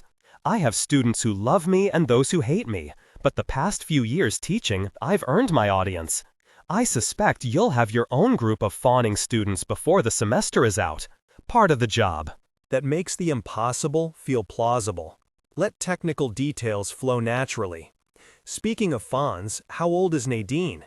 He had the decency to look abashed. Just turned 19. And how old are you? 25. She'd figured he was over 30. Oh, so am I. Her assessment of his talents reordered themselves. At 25, he was still new on the scene.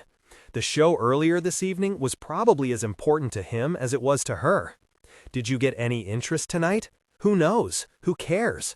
His voice rose, the questions quivering in the cold night air. He did care. She refused to soften. What are your ambitions then if you don't care? To change the way people look at the world. She tried not to laugh, but he caught her smirking. Don't make fun of me. I bet you feel the same way, he carried on. But your idea of changing the world is to have someone buy a product, a dress or a hat or a can of soup, no? His naivety rankled her. You'd like them to buy your painting. Is that any different? Of course it is, because they will buy their soup and take it home and eat it, while my work will hang on their walls and give them joy for years. Or no one will buy it, and it'll languish in your studio. Because there are 100 other artists who are trying to do what you do. He stopped walking. What is it that I do? Draw like Picasso. She couldn't help herself. The works she'd seen on the walls of the Grand Central Art Galleries, signed by Levin Zakarian, were far too similar to those of the Spanish genius. Why not? He's the greatest painter of our time. What is wrong with paying homage to him? Nothing at all. But if someone wants a Picasso, they can buy one. She waited for a retort, but none came. I want to show you something. Now? Yes. My studio isn't far from here, right off Union Square. Will you come with me? She studied him. Levin was almost giddy, like a child on Christmas Eve. But he wasn't attracted to her. She was sure of that.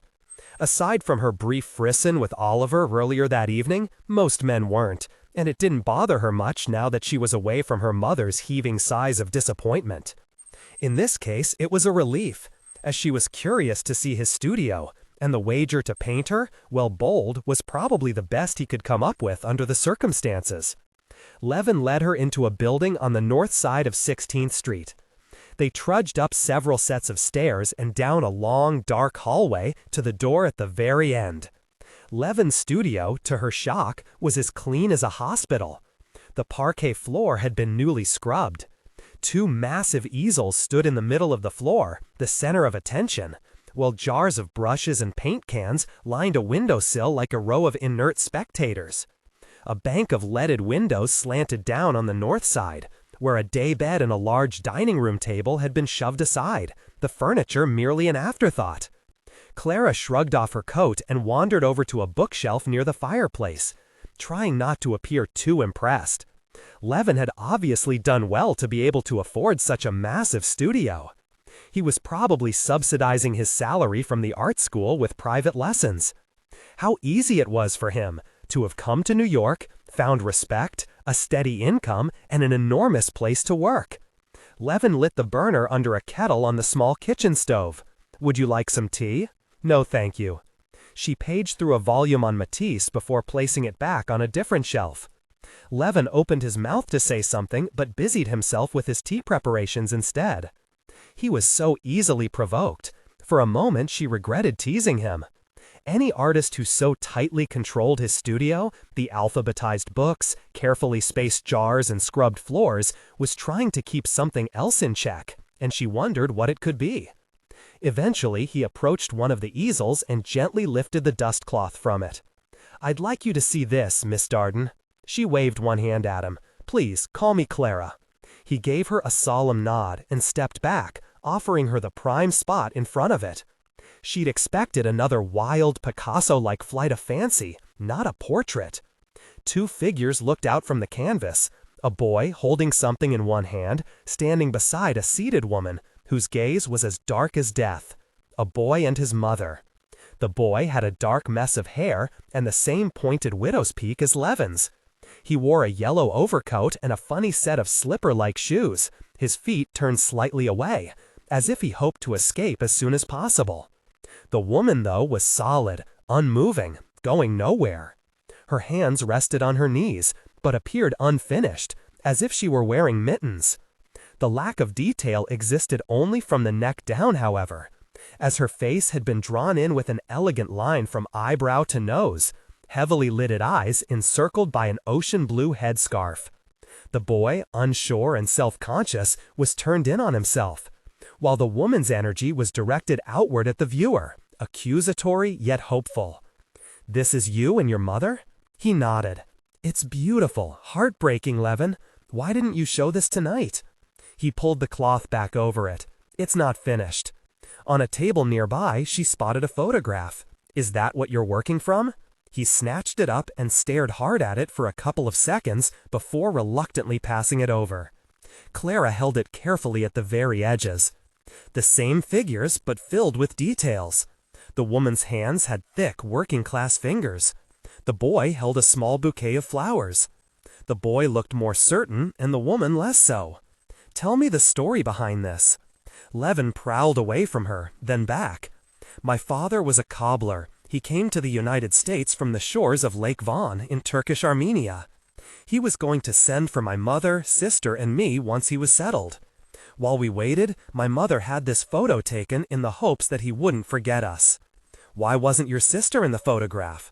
"Girls were not as important. I was the boy, his son. My mother hoped it would remind him of his duties." "I see. But before we could send it to him, we were forced out by the threat of a civil war and headed east. My sister wore boys' clothes for safety's sake, and together we made it to a city called Yerevan, where we lived in an abandoned building. If it rained, we got wet, and we tried to make do, but it was very difficult to find food." As he spoke, he circled the entire room several times. Clara stayed still as he grew more and more agitated. "My mother became ill, and one day she died. She'd given all her food to us, and we'd eaten it, taken her life. We were selfish. The day's complaints and petty jealousies fell away. She would have wanted to feed you first. Any mother would have." "When did you come to the States?" "Soon after. As orphans, we were bumped up to the top of a list. We lived with relatives in Providence, and I never did find my father. Never cared to. Our relatives said he'd taken up with another woman and moved away. I drew, went to art school there, and then came here. I studied at the Grand Central School of Art and became a teacher within months." The return of his bravado cheered Clara. "Of course you did. This painting is remarkable. You must continue. You must as well. How can you say that when you've never even seen my work? I can see in you that you are like me, strong. I must give you my advice, though. Okay, get out more. Don't sit in your studio all day. It's not good for the soul. Also, don't let your students come first. Your work comes first, always. I'll do my best. And when you come to my class, don't worry if you don't do very well. These students, my students, are trained by the very best, me." And the pomposity was back with a vengeance. I'll see you tomorrow at 10. As she left, she saw him reach for the mop leaning against the wall. His voice, singing some kind of folk song in a foreign tongue, rang down the stairwell. She imagined him mopping away their footprints, scrubbing away his sad tail, well into the night. That makes the impossible feel plausible. Let technical details flow naturally. Chapter 4, April 1928. Clara walked into Levon's studio at the Grand Central School of Art 10 minutes early. She'd woken with a burst of nervous energy and wanted to get this ridiculous bet over with. If she was going to make a fool of herself in a room full of his students, so be it. She'd torture him in her own class. Although, looking around the studio, she saw that her humiliation would take place in front of 4 times as many onlookers. Levon's class was held in one of the biggest studios in the school, a testament to his popularity. A couple of dozen easels encircled the model's platform in the middle of the room. Nadine, as class monitor, directed Clara to an easel in the front row, with a scowl. "Levon wants you here." Clara shrugged off the girl's rudeness and busied herself with organizing her brushes and paint. She'd loved everything about being in a studio ever since she'd attended her first art class several years earlier. The sharp tang of turpentine, the oily residue of paint on a palette, and even the scuffed-up floors awed her. You never knew what might come to pass after 4 hours of diligent concentration. A work of art or a canvas to be scraped and reused for next time. Soon after her family had fled to Tucson, she read about a new art school in the newspaper. Located in an abandoned factory just outside of town, where every summer monsoon rains pounded the shellacked earth, the school attracted a fair bit of notice, and Clara begged her father for permission to go. She'd filled notebooks with silly doodlings as a young girl, and later, when the family's fortunes fell, the act of drawing had become an escape of sorts. Her father allowed her to go to one class, that was all they could afford, but the director, Miss Alice, recognized her talent and allowed her to come back whenever she liked. Miss Alice taught her to be quiet for a moment before putting brush or pencil to paper, to wait and listen to the voice in her head before beginning. Once Clara discovered her passion for art, there was no going back. She was determined to make it her career, her life. Levon entered in a rush, shouting out for Nadine. She leapt forward and took his coat, hanging it on the rack near the door. Levon looked about. "Where's our model? Not here yet? Well, let's not fret about that." Levon stopped in front of Clara, blinked a couple of times, and moved on. She was relieved he didn't call attention to her. Being parked in the front of the room was bad enough. For 5 minutes, Levon spoke in a torrent of ideas, touching upon the best works to view in the Met and Gallatin's Gallery of Living Art, of Cézanne, Picasso, and Braque. He called on students to offer their opinions before shredding them to pieces. What had she been thinking? This was no painting class, it was a cult. The students appeared to enjoy the show. Several tried to offer counterpoints, and Levon prodded them into expanding on their ideas before shooting them down, always with a smile on his face. The door opened, and the robed model walked in. Usually, the men and women who got paid to pose were on the far side of desperate, washed-up dancers or actors with folds of flesh that spoke of indulgence or limbs bony with age. Last year, as a student at the school, Clara had quickly gotten over the shock of a nude man or woman posing for class. The challenge of capturing a sagging breast or rounded buttock on paper or canvas quickly overtook the embarrassment of gawking at a naked human being. But this wasn't a down-on-his-luck stranger. It was Oliver, the poet from the restaurant. As Oliver's robe fell to the floor and he stepped onto the platform, a collective hush fell around the room. Every line of his body, the one that ran above his hip, the one that differentiated the long muscles of his thigh, resembled those of the antique casts that stared down at them from the studio's shelves. She caught Levon watching her and looked at her canvas, unsure of where to begin, overwhelmed. She wasn't the only one. A couple of the women gaped openly, which made her smile. Back to the work at hand. She had a bet to win, and she wasn't about to let a swell-looking fellow throw her off balance. "Don't be bound by what you see," said Levon.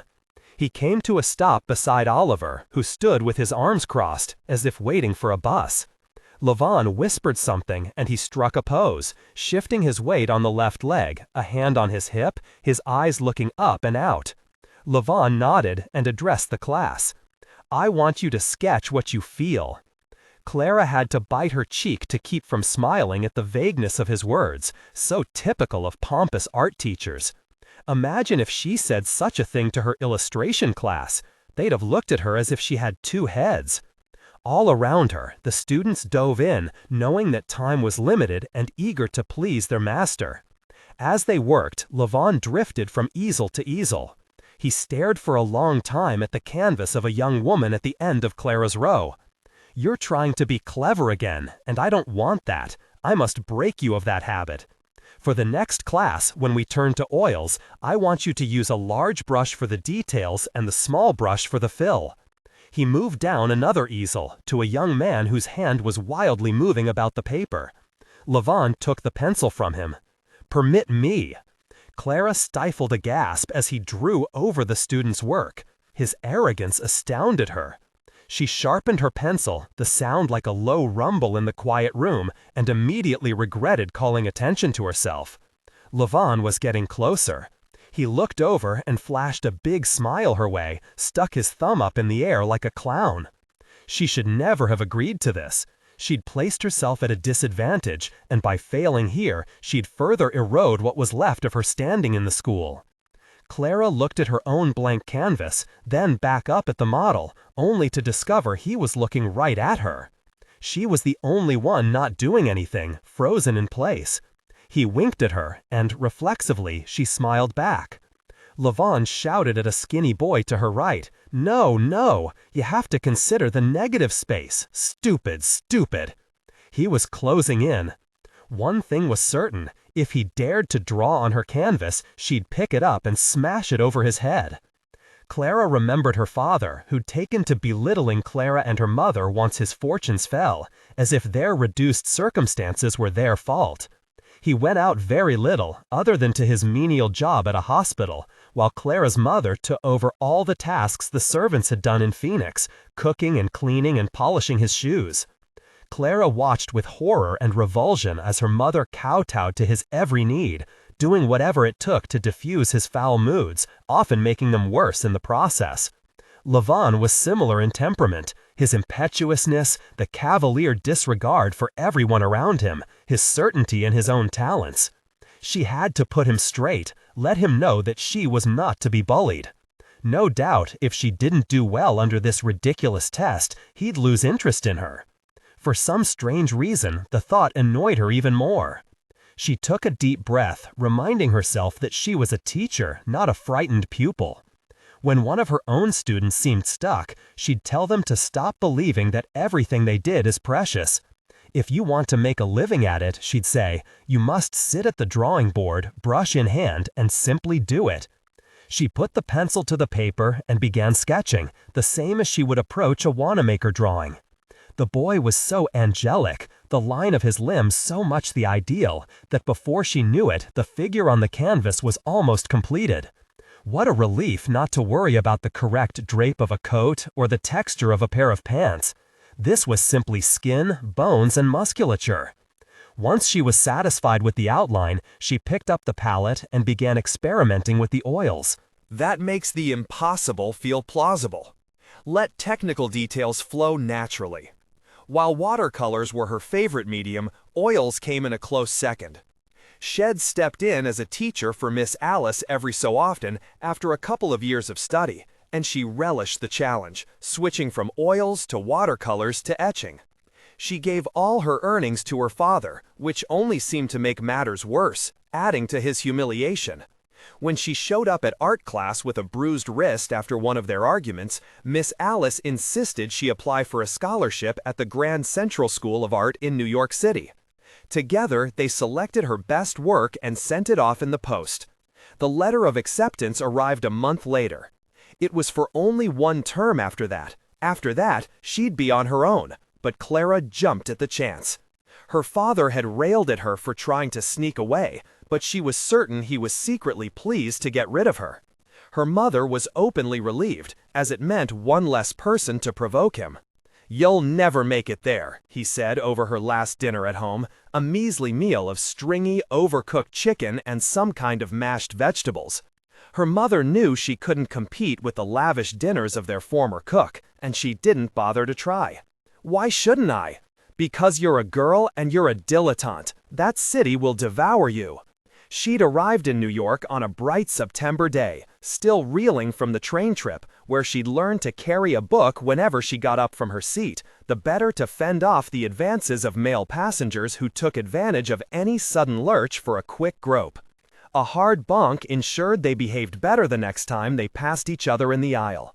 Grateful to finally be discharged from the claustrophobic train cars, she'd found her way to the door of a small apartment building on East 10th Street that leased rooms only to women. The landlord had shown her to the top floor, her very own studio, and Clara almost danced with joy. She began her illustration class the next day with Mr. Wendell, who was kind but bland. She learned later he was ill, which explained his hacking cough and lack of enthusiasm. For the first 3 weeks, he insisted the entire class draw shoes, over and over. Mary Janes, Oxfords, satin slippers, and mules, followed by men's leather dress shoes. At night, Clara dreamed of soles and laces. She did as she was told, and was made monitor of the class, which made the other students jealous, but she didn't care. Armed with her drawings and desperate for rent money, Clara made the rounds of the magazines and big department stores, and Wanamaker had immediately assigned her to do an advertisement for children's shoes. Unlike the other, less ambitious students, the ones who were unsure of their work and required Mr. Wendell's constant hand-holding, Clara had one goal: to make money off her art and prove her father wrong. As the fall wore on, New York grew colder and wetter. The tree outside her apartment scraped its stripped branches against the dull stone walls. Christmas Day she spent alone in her studio drawing gloves, a step up from footwear, or so the advertising executive told her, and made just enough to pay for the next semester's classes. In January, when Mr. Wendell didn't show up to class, she offered to fill in, citing her experience in Arizona and her commissions from Wanamaker. Mr. Lorette had hesitated before agreeing that, for now, she might serve as a substitute. No doubt her lower salary had also factored into his decision. It had all seemed so easy at the time, but her hope had faded fast. She'd plateaued early and hadn't been able to move up since. No increase in commissions, possibly no class to teach next term, and no fashion magazine cover. A shuffling sound brought Clara back to earth, back to where she stood in front of an easel at the Grand Central School of Art, her painting finished. She turned around to see the entire class clustered behind her, Levon at the fore, his arms crossed. She had no idea how long they'd all been standing there, but she knew from the way his eyes traveled over her painting, from the right shoulder to the detail of the left foot and back up, that she'd more than held her own. The assignment in Levon's class freed Clara from her recent gloom. She couldn't explain it other than she'd regained a touch of confidence that her time in New York had steadily eroded. Her brashness had gotten her through doors, but beneath it all had been a desperation to succeed at all costs, and pushing that hard had caused her to stall, just like her father's decrepit Model T used to do. He'd kick the tires and curse while she waited inside, cocooned in the tufted leather seat. Levon's assignment had forced her to dig deep back into her creative well and draw for the sake of beauty. It wasn't about accurately capturing the curve of a leather T-strap, but the curve from waist to hip, the simple beauty of the human form. In any event, the few hours in Levon's class had offered her a reprieve from her impending financial doom. In front of his students, Levon had pointed out how she'd captured the model's character, not just his construction. "Do you see the romance, the spirit, the fine truth?" They'd all nodded as Clara stood by, squashing any outward sign of satisfaction. At the end of class, she'd hovered, hoping to thank Levon for his graciousness, but he'd been corralled by a student in the far corner, and she'd left without a word. Oliver had dashed the moment the students had been told to put down their brushes. Thank God, for she didn't think she'd be able to look him in the eyes without blushing. Over the weekend, the news of the bet had spread throughout the school, and she'd arrived at her illustration class heady with expectation. Yet Levon lumbered in late, shaking the hands of the students he knew like a polished politician. She watched with irritation as her tiny class fell under his spell. Levon seemed to think that he could charm his way to a win. "I'm sorry to be late. My apologies to our venerated professor." Gertrude giggled.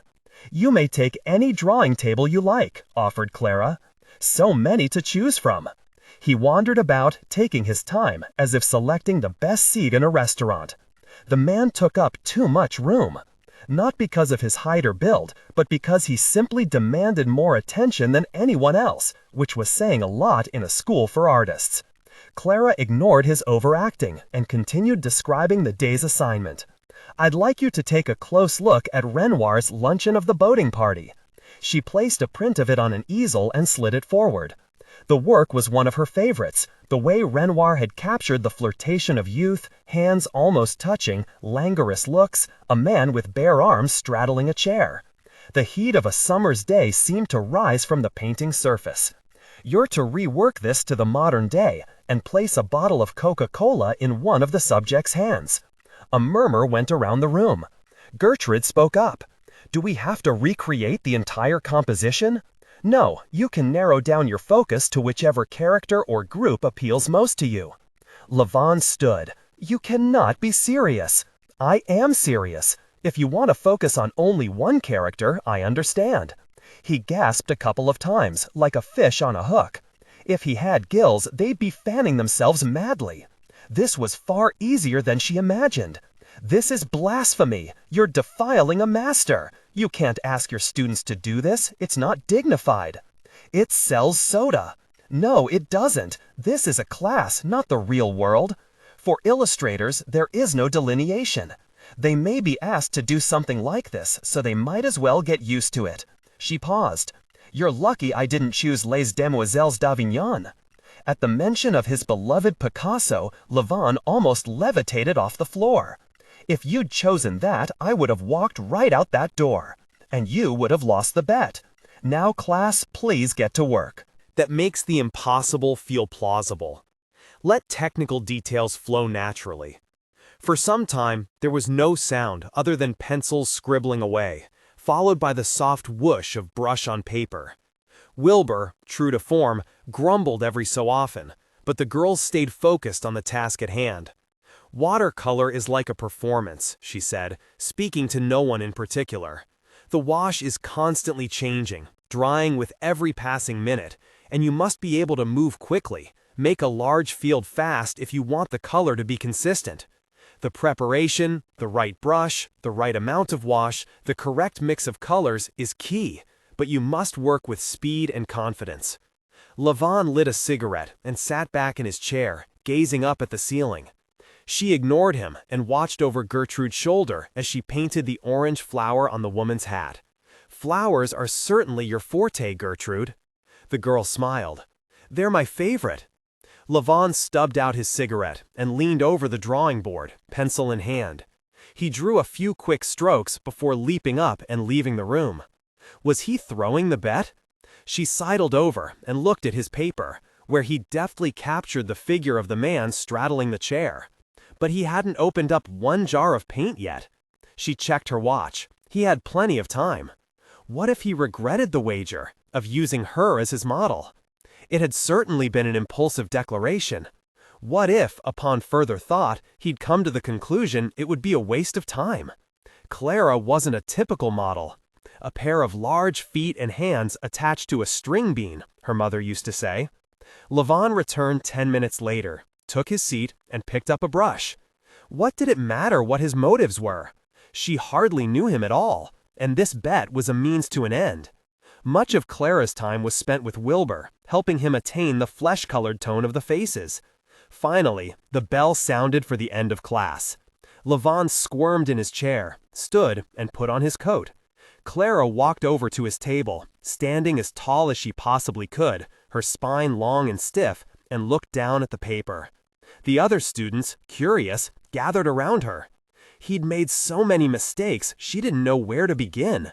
His impatience with the amount of time it took for one color to dry before working on the adjacent hue meant that they'd bled into one another, forming what seemed to be a hazy sunset, not a human being. The bottle of Coca-Cola looked like a bouquet of roses that had wilted in the heat. No advertiser would accept this. Her own students had done much better jobs. And he hadn't thrown the bet. He was red-faced, fuming, and silent. Interesting. She couldn't help herself. An unusual approach. He twirled about, grabbing the paper and ripping it in half. Watercolor is a child's medium. She tried and failed to keep a satisfied smile from spreading across her face. So you'll speak with Mr. Lorette in the morning. He took a deep breath and gave her the slightest nod before storming off. She'd won. Chapter 5, November 1974. Virginia ran as fast as her high heels could take her, away from the three men huddled together in the 7th-floor hallway of Grand Central. They yelled after her, calling her terrible names. She took the corner fast, slamming her knee into the opposite wall. A door a few yards away opened slowly, and she slid to a stop. One of them must have taken a shortcut, knowing she'd never make it to the elevator in time. It was over. But instead of a thug, the lawyer from this morning emerged, Mr. Huckle. He was wiping down his hands with a paper towel, on his way out of the men's room. He looked as shocked to see her as she did him. He looked past her to her pursuers, and in a split second, his entire visage changed. He stood up, tall, huge in fact. She hadn't noticed how enormous he was back in his office, surrounded by all the papers and books. He filled the narrow hallway like a boulder in a crevice. "What the hell do you think you're doing?" he bellowed. Virginia ducked behind him, not sure if she should stay put or make a run for the elevator. "We're cool, man. Just trying to help out a lost lady." The three men began backing up almost immediately.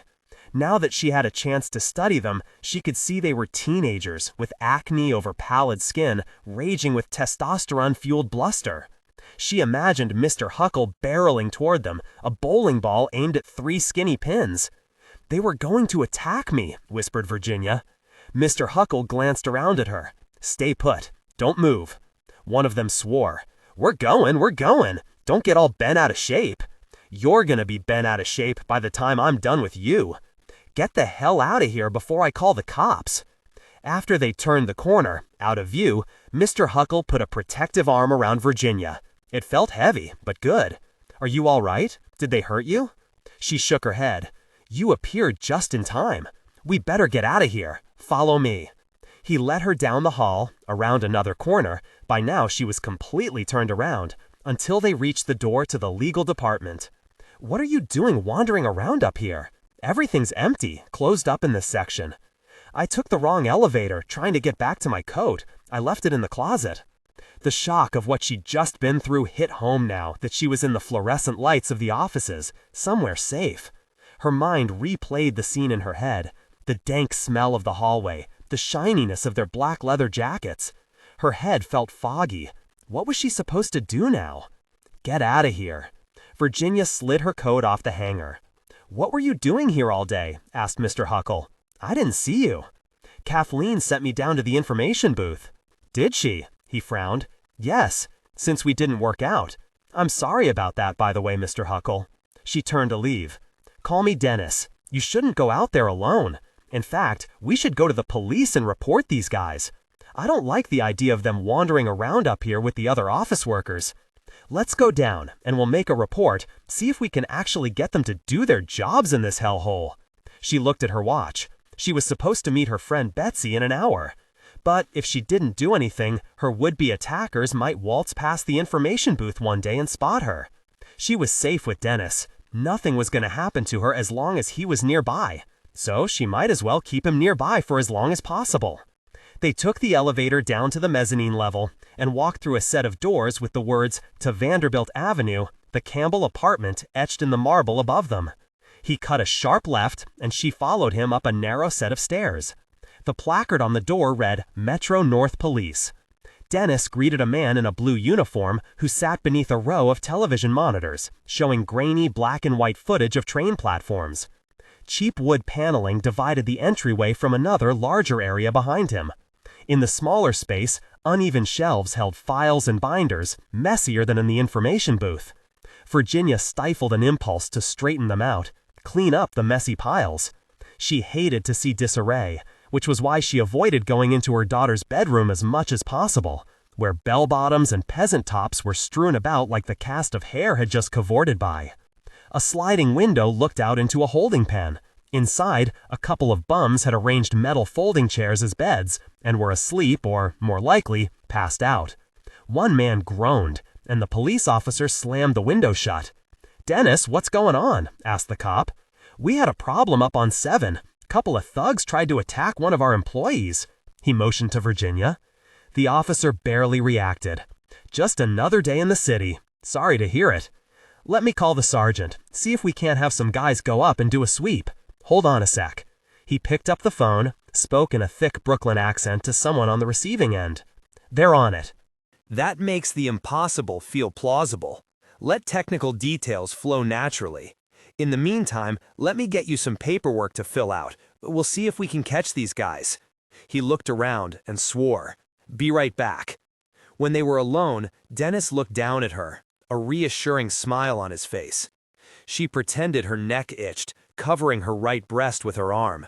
Her reflexive, protective gesture. Chester had hated when she did that. He'd tell her to sit up straight, stop worrying so much, that she looked fine. They'd lived what she thought was a wonderful life together, until he went to a party in the village one Friday night on a whim, dragged downtown by 2 winsome girls from the secretarial pool in his office. What he saw there, he said, opened his eyes to his own true nature. He didn't want to be pinned down anymore. He wanted his freedom instead. The timing of his ridiculous announcement, just a few years after her recovery, had left Virginia dizzy and breathless. He'd insisted it had nothing to do with her disfigurement, but she'd known better. He'd taken her to the Oyster Bar for dinner one night, probably on his way to some key party up in Connecticut, and told her it was over.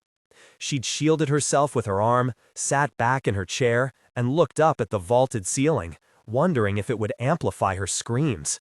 But she hadn't screamed, just looked at him, agreed, insisted that they tell Ruby together. Chester hadn't settled down with one woman, and for that she'd been grateful. She hadn't been replaced by a younger, prettier version. She'd heard through the grapevine that he'd cycled through dozens of girls and was living the high life. "Have some water." Dennis reached over to the water cooler propped up in the corner, filled a paper cone, and handed it to her. "You okay?" "I think I'm a little freaked out, to be honest." She took a sip, stifling a giggle. "My daughter always tells me I have the wrong reaction to things, like laughing at a funeral, crying at a funny movie.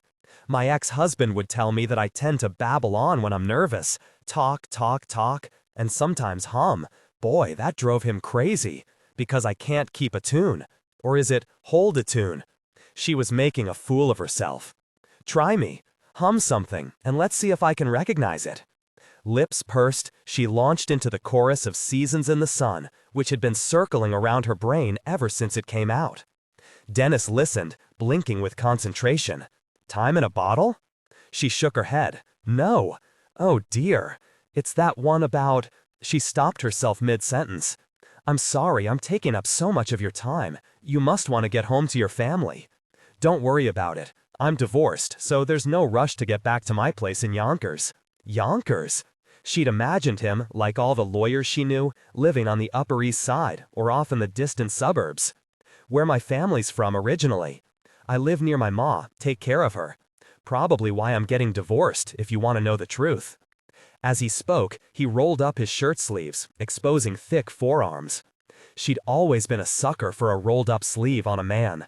Something about the thatch of short hairs against a crisp white shirt made her knees wobble. "How did you become a lawyer?" "Studied, got into City College, and then Fordham Law. My ex-husband is a lawyer, Columbia." Even though they'd been divorced for a year, she still sometimes dropped that into conversation, out of habit. As if they were still a unit, and his accomplishments were synonymous with her own. Dennis didn't seem all that impressed, which made her like him more. "How long have you been working for Penn Central?" "Since I got out of law school. Started as an associate. With this lawsuit still pending against the Landmarks Commission, it's been crazy, but there's a light at the end of the tunnel." "Why's there a lawsuit?" The Landmarks Commission says that Penn Central has to keep the terminal exactly like it is, which is absurd. The place is a money pit. If all goes according to plan and we win this case, I'm going to be promoted to head of the department. One of the guys in the holding cell began to moan. She wondered if the cop was ever going to come back, but in a way, she didn't mind. What's the big plan? Once we shoot down the notion that the terminal is protected by landmark status, we're going to put up a new skyscraper on this very spot. 55 stories. It's going to be massive. The city will give us a huge tax write-off for improving the district, and we'll be making serious money from the rent. Much better than this old mausoleum. He gestured around him. They'd tear it down, like Penn Station? A little less than 10 years ago, she'd been as surprised as many others in the city to find that Penn Station, a glass jewel of a train hub, was to be demolished. The few voices raised in protest had no difference. The new building will rip through part of it, the side facing 42nd Street, and rest on top, like a hen sitting on its eggs. To demonstrate, Dennis held out one hand in a fist and settled the other lightly on top of it.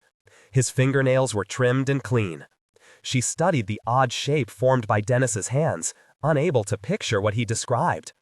A couple of years ago, Betsy had insisted Virginia join her in signing up for the Ladies' Committee to Preserve Old New York, or PONY, as it was known. They met in a member's over-decorated living room once a month and listened to a guest speaker, nodding with concern while getting buzzed on generous pours of rosé. The day of the Grand Central lecture, the historian described how Cornelius Vanderbilt constructed the original station, called Grand Central Depot, in 1871, and that the one that stood today was completed in 1913. He showed them photos of the pristine waiting room right after it was built and the Whispering Gallery, where the unique design of the vaulted ceiling carried even the smallest sound to the opposite corner. The historian, surveying the room of tipsy wives, had proclaimed that women, in particular, should recall that whispers carry and can have tremendous power, even if their voices were weaker than a man's. Virginia wasn't sure if he was being encouraging or chauvinistic. Still, Grand Central had such a rich history. You're putting a modernist skyscraper on top of a Beaux-Arts building. Won't that look strange? It's the future. The city's gotta move forward. At the moment, there's a ton of empty space in here that's completely unusable. That's lost revenue for Penn Central. Like the art school. She thought of Terrence and his clerks. What about the employees who work for the railroad? Anything to do with the trains gets buried underground. The terminal goes down 10 stories, so there's a lot of room to play with. Next time you come up to my office, I'll show you a model of the new building. Incredible. Hey, if you play your cards right, I'll get you a cushy job. As long as I don't have to do stenography. He laughed. I'm sorry I was hard on you this morning. Don't be sorry, I had no idea what I was doing. But I like this idea of a cushy job. I could answer phones, say. I'd be a great receptionist. She pretended to pick up a phone. Mr. Huckle's office, how may I help you? I like that. He stared at her a moment too long. He was flirting with her. The realization came with a rush of confusion. She hadn't flirted since 1953. How different he seemed now than when they'd first met, 7 hours ago.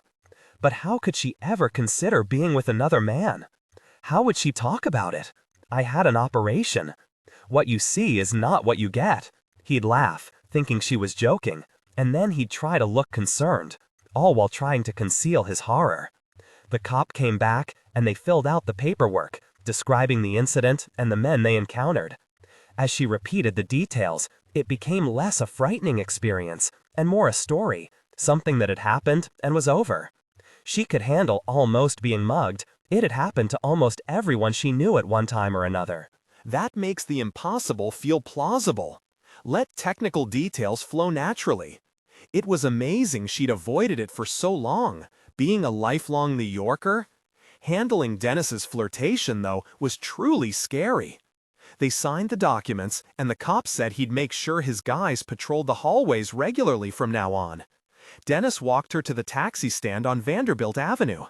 She couldn't afford a cab, but she was running late to meet Betsy, and today of all days she deserved a little treat, a comfort that she took for granted all those years she was married.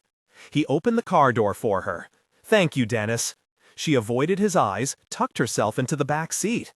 As the door shut, he called out, "Hey, maybe I'll stop by and see you in the information booth tomorrow." The cab pulled away before she could answer. When Betsy ordered the third round of martinis, Virginia knew it tripled her own odds of revealing the truth about her day. But she hadn't eaten since the street vendor's hot dog that afternoon, and the thought of 3 more olives in her belly was incentive enough. "Oh my God, V, I've been blathering on." Betsy jangled the wooden beads that hung around her neck. "Tell me what you've been up to." She had that strained look on her face that meant she was trying to focus, even though she was already buzzing from the gin. A few drops sloshed onto the already sticky bar as she brought the glass to her lips. They'd met years ago when their husbands worked at the same firm. Both lived on the Upper East Side and had run into each other at corporate and school events over the past 2 decades. What they had in common was also what kept them from truly being friends: humble beginnings. Virginia's home was a Hell's Kitchen tenement that she'd shared with her parents and younger brother. Betsy's a 2-bedroom in Stuyvesant. They discussed it once and never again, a shameful secret. Betsy knew the drill as well as Virginia did. You kept certain things quiet for appearance's sake.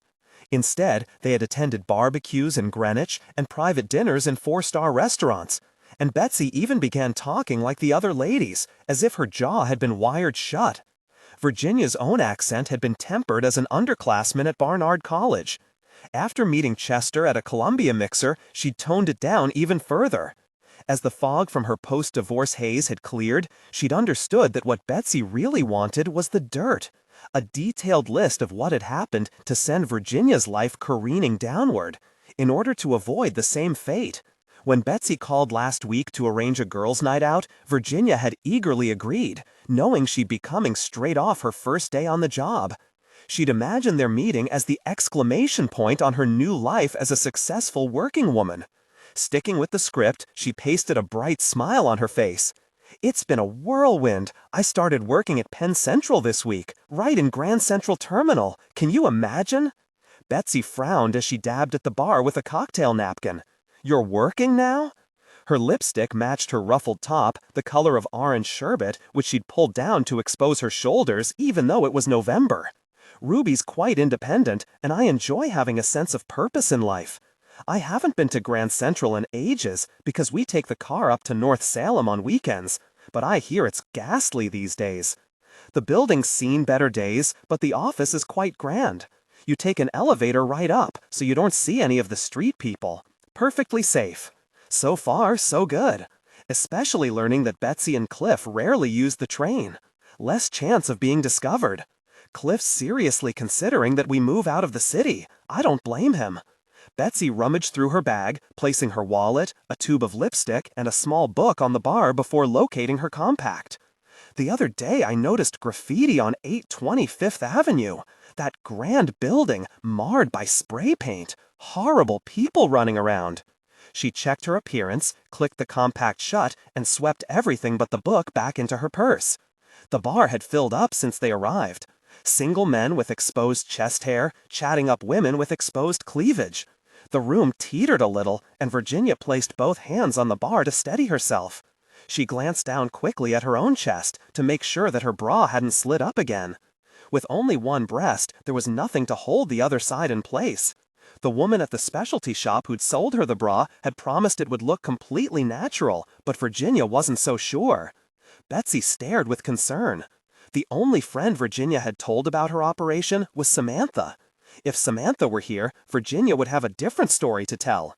But Sam had moved to California just as Virginia's life was imploding. Sure, they tried to speak on the phone once a week, but long-distance phone calls were expensive. Their letters had trailed off, which was to be expected, really. A holiday card at Christmas was probably the best Virginia could hope for at this point. Virginia picked up the book Betsy had left on the bar, diverting her attention. "What's this?" "It's the spring auction catalog for Sotheby's Park Burnett. Take a look. There's a ton of great art in there." "Really great." She handed it back to her.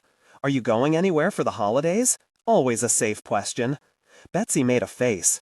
"I'd rather go to Europe, but Cliff is insisting we go somewhere warm for Christmas. He just got us a suite at the Habitation Leclerc in Haiti.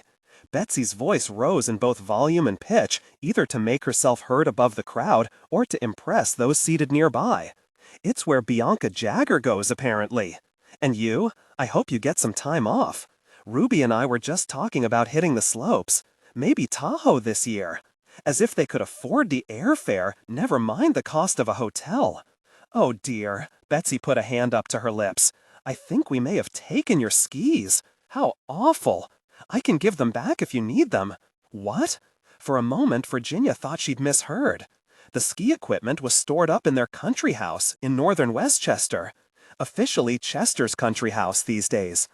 Back when Ruby was young, they'd go up every weekend to let her explore the garden, take family hikes in the woods out back. She fondly remembered sitting under the porch, holding Ruby in her lap, and listening to the raindrops tap on the leaves. Betsy leaned in. Chester had a big estate sale a couple of months ago. Didn't he tell you he's selling the house? Oh, right, I forgot. Virginia steeled herself. He hadn't told her, not that he was required to anymore. Everything was laid out in the driveway. Pretty much everybody from the street stopped by. It almost became a kind of party. Virginia stiffened at the thought of the detritus of their marriage strewn across the driveway, for the skis, the water guns, the slip and slide that Ruby had played with summer after summer, the basketball, which she dribbled a few times and then ignored, their bikes, the three of them riding along, waving at neighbors like the happy family they were supposed to be. Ruby's with metallic purple tassels streaming from the handles. Betsy laid a hand on Virginia's leg. We snatched up Ruby's skis for Libby. I probably should have asked you first. Strangers had come in and fingered through their stuff, offered cash, loaded it up in their station wagons and driven off. A familiar wave of shame and loss rippled through Virginia. Her made-up story about how great her job was, how happy she was a farce. She could no longer tidy everything up, put on a brave face. If she didn't leave now, she'd expose the truth. That in fact, she was a failed temp, relegated to the most basic job in a grungy, dangerous place. A failing mother, struggling to make ends meet. A failed wife, a failed woman. That makes the impossible feel plausible. Let technical details flow naturally. Right now, all she wanted was to take a long shower and wash the grime of Grand Central out of her pores. God knew what lurked in that information booth. The clerks all breathing the same stale air, customers marking up the counters and glass with their dirty fingers. At one point that day, around noon, a single shaft of sunlight had seeped in from one of the high half-moon windows, the only one that hadn't been painted over, streaming in like a beam from heaven. Virginia had stared at it, transfixed, until she realized that she was really looking at all the cigarette smoke and dust particles that hovered in the air, a sparkling ray of filth, an illuminated pollution. Chapter 6, November 1974. But if I don't have a dark room, I can't print my photos. Ruby threw herself face down on Virginia's bed. Virginia watched her daughter through the mirror of her vanity while trying to clip a rhinestone onto one earlobe. Ruby had figured out early on that the best time to ask for something was when Virginia was most vulnerable, when she was rushed, like now, or stressed, like now. Back when Ruby was a little girl, she'd lie on the bed and watch Virginia get ready for a night out on the town, laughing with glee when Virginia touched a dot of perfume on the inside of her daughter's pale, delicate wrist. Since then, Virginia's daughter had lengthened and filled out into a creature she sometimes wasn't sure she recognized. A beautiful, changeable creature with caramel brown hair down to her waist and big hazel eyes. Not to mention the stubbornness of a bull. Virginia's first date since the divorce was in 45 minutes. When Dennis had stopped by the information booth that morning, only her second day on the job, and asked her out, she'd been both embarrassed and pleased. He'd rapped hard on the glass to get her attention. Terrence and Toto had exchanged looks, and she'd quietly stepped out to chat with him, elated to be pursued by such a dashing man. When Doris inquired about him, she'd simply said, "He's with Penn Central. We used to work together." They had, for about 10 minutes, so it wasn't a lie. Virginia knew needling her daughter wasn't the best tactic, but she couldn't help herself. If you hadn't dropped out of school this semester, you'd have a darkroom at Sarah Lawrence. Ruby turned her head to the side. Yes, Mom, I remember where I went to school. Well, it'll still be there if you decide to go back in January, so you'll just have to hold out until then. When she'd picked Ruby up at school only a few weeks into the semester, she expected to bring her home for a long weekend at most, to make her favorite meals and offer some maternal advice before sending her right back. But Ruby had steadfastly refused to return to school, saying she was only going to fail if she did, so what was the point? In the end, Ruby's tear-stained face and abject misery had warranted a stronger plan of action, one that Chester loudly objected to. Withdraw for the semester and look for a less rigorous program. Virginia still held a small sliver of hope that Ruby would decide to give Sarah Lawrence another try in the spring. She'd given up so easily, so early.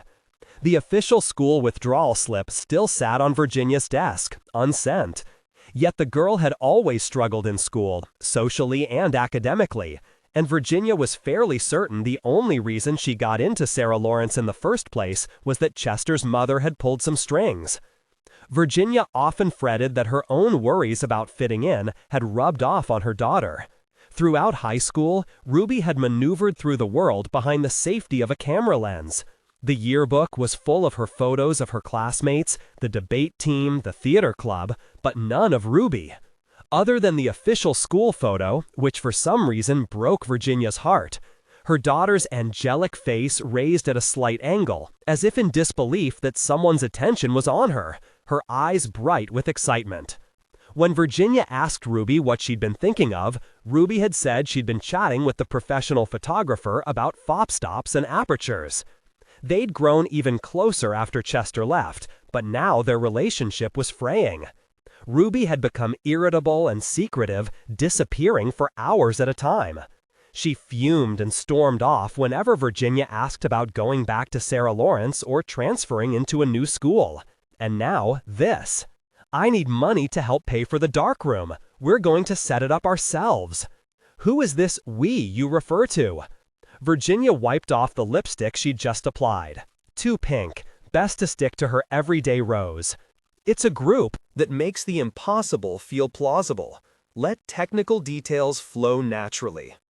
Right now, all she wanted was to take a long shower and wash the grime of Grand Central out of her pores. God knew what lurked in that information booth. The clerks all breathing the same stale air, customers marking up the counters and glass with their dirty fingers.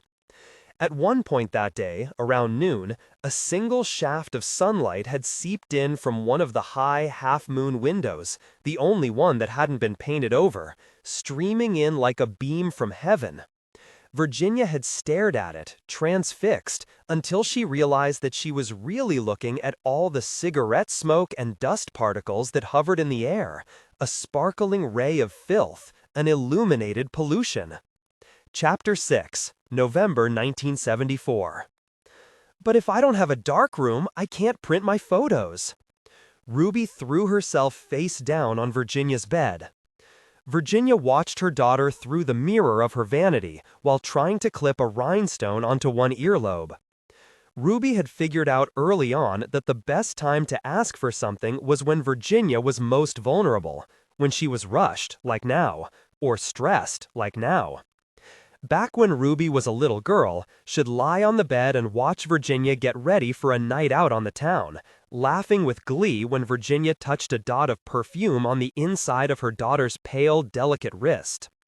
Since then, Virginia's daughter had lengthened and filled out into a creature she sometimes wasn't sure she recognized, a beautiful, changeable creature with caramel brown hair down to her waist and big hazel eyes. Not to mention the stubbornness of a bull. Virginia's first date since the divorce was in 45 minutes. When Dennis had stopped by the information booth that morning, only her second day on the job, and asked her out, she'd been both embarrassed and pleased. He'd rapped hard on the glass to get her attention. Terence and Tato had exchanged looks, and she'd quietly stepped out to chat with him, elated to be pursued by such a dashing man. When Doris inquired about him, she'd simply said, He's with Penn Central. We used to work together. They had for about 10 minutes, so it wasn't a lie. Virginia knew needling her daughter wasn't the best tactic, but she couldn't help herself. If you hadn't dropped out of school this semester, you'd have a darkroom. At Sarah Lawrence? Ruby turned her head to the side. Yes, Mom, I remember where I went to school. Well, it'll still be there if you decide to go back in January, so you'll just have to hold out until then. When she'd picked Ruby up at school only a few weeks into the semester, she expected to bring her home for a long weekend at most, to make her favorite meals and offer some maternal advice before sending her right back. But Ruby had steadfastly refused to return to school, saying she was only going to fail if she did, so what was the point? In the end, Ruby's tear-stained face and abject misery had warranted a stronger plan of action, one that Chester loudly objected to. Withdraw for the semester and look for a less rigorous program. Virginia still held a small sliver of hope that Ruby would decide to give Sarah Lawrence another try in the spring. She'd given up so easily, so early. The official school withdrawal slip still sat on Virginia's desk, unsent. Yet the girl had always struggled in school, socially and academically, and Virginia was fairly certain the only reason she got into Sarah Lawrence in the first place was that Chester's mother had pulled some strings. Virginia often fretted that her own worries about fitting in had rubbed off on her daughter. Throughout high school, Ruby had maneuvered through the world behind the safety of a camera lens. The yearbook was full of her photos of her classmates, the debate team, the theater club, but none of Ruby. Other than the official school photo, which for some reason broke Virginia's heart, her daughter's angelic face raised at a slight angle, as if in disbelief that someone's attention was on her, her eyes bright with excitement. When Virginia asked Ruby what she'd been thinking of, Ruby had said she'd been chatting with the professional photographer about f-stops and apertures. They'd grown even closer after Chester left, but now their relationship was fraying. Ruby had become irritable and secretive, disappearing for hours at a time. She fumed and stormed off whenever Virginia asked about going back to Sarah Lawrence or transferring into a new school. And now this. I need money to help pay for the darkroom. We're going to set it up ourselves. Who is this we you refer to? Virginia wiped off the lipstick she'd just applied. Too pink, best to stick to her everyday rose. It's a group downtown, like an art collective. Smart girl, that Ruby, to bring up the artistic angle in her argument. Virginia's first love was art history, which she'd studied at Barnard, specializing in medieval art. But she wouldn't be swayed so easily. I would have to meet these people first. I'm sure you understand my concerns. Ruby scowled. They're not like that. They'll laugh at me and kick me out if I say that they have to come uptown and meet my mom. Her eyes narrowed. You've been on my case for not doing anything these past 2 months. Now I'm working with my hands, making something real, and you don't like that either. She had a point. She was 19 after all. It was nice to see her striking out on her own, following an artistic passion. That makes the impossible feel plausible. Let technical details flow naturally. Did you know that there's a newsreel theater opposite Track 17, and that until the 1960s, CBS had a television studio in Grand Central? Sure did. You can't surprise me with anything about that place. I know it all. But why are you learning about stuff from the 1960s? It's not like a passenger is going to come up and ask that. Oh, we get all kinds of strange questions. You'd be surprised. But the handbook is ancient, probably from the 1950s. Whenever it needs updating, Terrence just adds in more pages at the front. I like the older stuff, to be honest, finding out what it was like way back when. There's even a photo of the information booth back before the terminal opened to the public. Turns out the metal frame on top is supposed to be shiny brass, not black. In fact, after studying the photo, she'd picked up some brass cleaner during her break and spent the afternoon wiping down the exterior detailing until it reflected her face back to her. Tado and Doris, the most caustic of the booth's employees, had snickered at her while she worked, but she didn't care. Terrence had given her a thumbs up from behind the window. She shrugged. Anyway, it's a job. I'm not sure I'm much help. They both ordered the shepherd's pie, then plinked glasses. "How do you like working for Penn Central?" she asked. "It's interesting enough. My grandfather was a conductor, so we have a family legacy in the railroad, you could say. But that was back when train travel was something special. Did you know that they used to roll out a red carpet for passengers on the 20th Century Limited, which ran between Chicago and New York? That's where the phrase "roll out the red carpet" comes from." Virginia smiled at his boyish excitement. "You're a real train buff then. Even had an electric train set as a kid. I loved that thing." He took another swig of beer. "Ironic that I'm the one ripping the place apart," she thought. Of her ladies' committee, how the historian had spoken with such reverence about the architecture. Do you have to rip it apart? Time marches on. There's no money to fix it up, so the alternative is to let it collapse in a heap. I guess we don't want that. How soon do you think they'll start building the skyscraper? Whenever the court case wraps up, hopefully next year. Terrific. I'll make sure my steno is up to snuff by then. A cloud of confusion crossed his face. "For my new job, remember?" He laughed, and she breathed a sigh of relief. "Of course. We can't have you stuck in that information booth forever. You can count on me to get this building up and running. It's in the bag. How's that? I'm working with the numbers guy, and it's all about the numbers." He leaned in, as if the waiter was in danger of eavesdropping. "We've put together the financials to show the terminal's upkeep is a huge burden on Penn Central, one that's draining all our resources. These liberals say it should be a landmark, but it's not like we get any economic benefits from the landmark designation. It's killing us. Once we win, we'll use the building as a base for something better, just like the Romans used to layer villages one right on top of another." The reference to ancient Rome made her less worried about the idea of the terminal being totally subsumed. Progress, then? Progress. Just goes to show that you can be a corporate stiff and be creative at the same time. What do you mean? Let's just say we've had to massage the numbers some to increase the likelihood the court decides in our favor. Is that legal? He laughed. "We're lawyers. Of course it's legal." She poured a good helping of ketchup on the edge of her shepherd's pie, as Dennis changed the subject to his favorite television shows. They both liked MASH, and she made him laugh with her impression of the uptight nurse Margaret Houlihan. She told him he reminded her of Trapper John. "You're easy to talk to." He took the bill from the waiter and reached for his wallet. "Even if you can't surprise me with anything when it comes to Grand Central, you're talking to the expert here."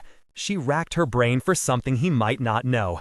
"Did you know about the ghost?" "What ghost?" "There's a ghost that haunts the old art school up in the east wing of the 7th floor." "What art school?" "That's all storage space." She'd got him. The map of the terminal calls it a storage space, but in fact, it's a school of art, frozen in time.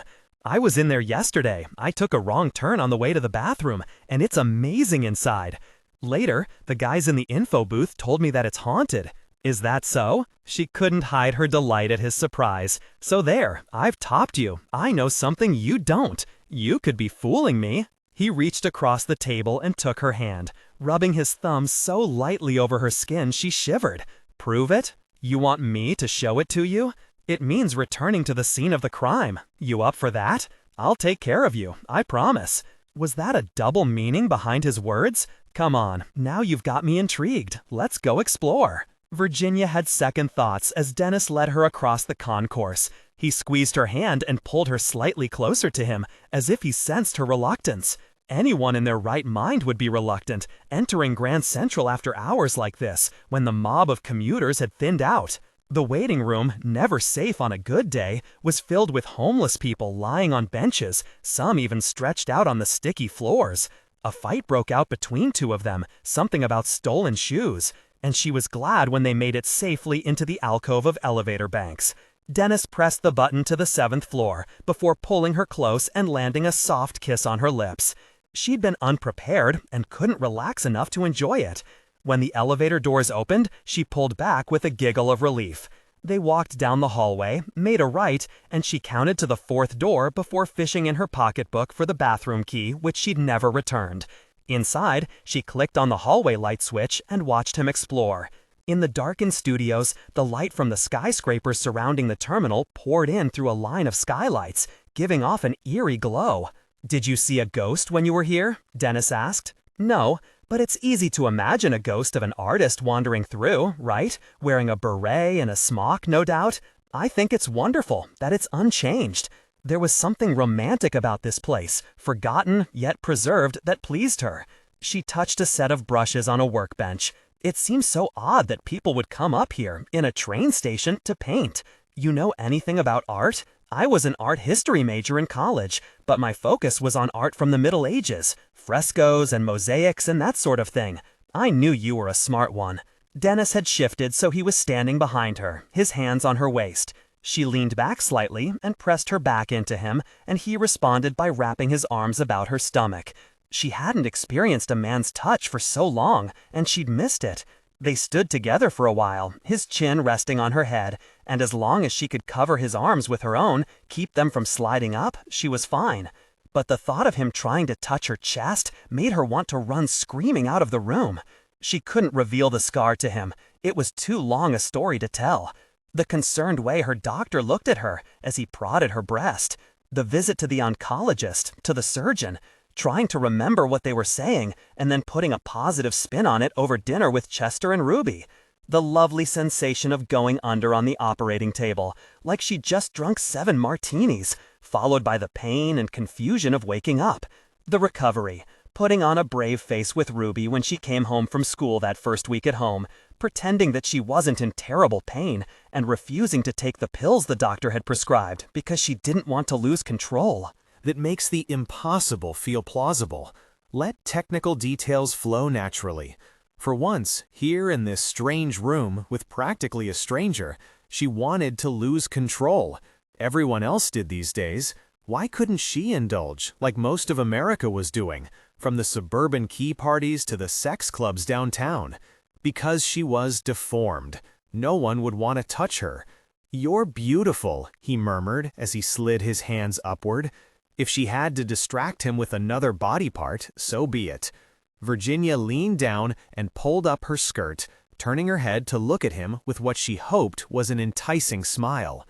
Dennis stepped back, caught off guard. Her actions made her look like a brazen hussy, as her mother would have said, but at least they kept his hands off her chest. A hunger in his eyes soon replaced his surprise, and he ran his hands along her bare thighs, slowly. Now, this wasn't so bad after all. She'd forgotten the kind of electricity that passed between two people when they were on the precipice of something new.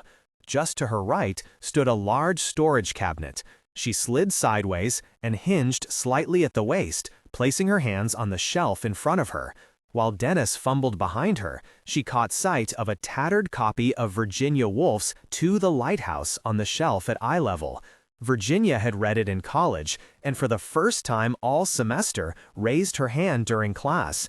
She couldn't remember what she'd said, but low snickers had traveled around the room when she mispronounced the ch in nonchalance as a hard k sound. She'd never heard the word spoken out loud, only read it in books. The embarrassment had derailed her confidence the rest of the year, until she'd met Chester. From the sounds Dennis made, he seemed to be enjoying himself immensely, and that made her happy, even if she didn't feel the same heat. Not yet, anyway. Maybe next time she'd be less nervous and lose herself the way he was now. Good thing they were isolated back here, as his groans were of a decibel level and pitch that rivaled the folk singers Ruby liked to listen to in her room, her record player's volume turned all the way up. When he finished, he turned her around and held her close. Amazing! She pulled down her skirt. It was. He cocked his head toward a lumpy-looking chaise lounge pushed against one wall. "Come lie down with me for a moment. I want to cuddle." A man who liked to cuddle. How could she say no? They settled in, both lying on their sides. Virginia perched on the very edge, trying not to sneeze. Dennis wrapped his hand around her and fell promptly asleep.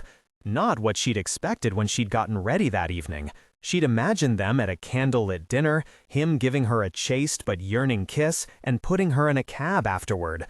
The hint of something more on both their lips. Yet there she was, huddled on an old couch in a forgotten, ghostly art school. What the hell? She was proud of herself. This is what life was like as a divorcee in the 70s. It's what all the books and movies talked about. Quickie sex with someone you just met. Already, she was rewriting the scene in her head for the next time she saw Betsy. A gal on the town having a passionate tryst with a stunner of a guy. A shock of color sticking out from the side of the storage cabinet caught her eye. Cobalt blue, on what looked like a corner of drawing paper that was wedged between the back of the cabinet and the wall, at knee level. Quietly, carefully, she disentangled herself from Dennis' arms and extricated the paper from behind the cabinet. On one side was a pencil drawing of a glamorous woman that looked like it was from the 1920s or 30s. The woman lay on the same chaise lounge Dennis was currently stretched out on, her limbs long and languorous. At the very bottom was a signature, Clara Darden, the artist who'd sketched the secretary advertisement from the other room. The paper was stiffer than the others, and when Virginia turned it over, she saw the reason. The other side was covered in paint, the blue that she'd spied from the sofa. Watercolors, she guessed.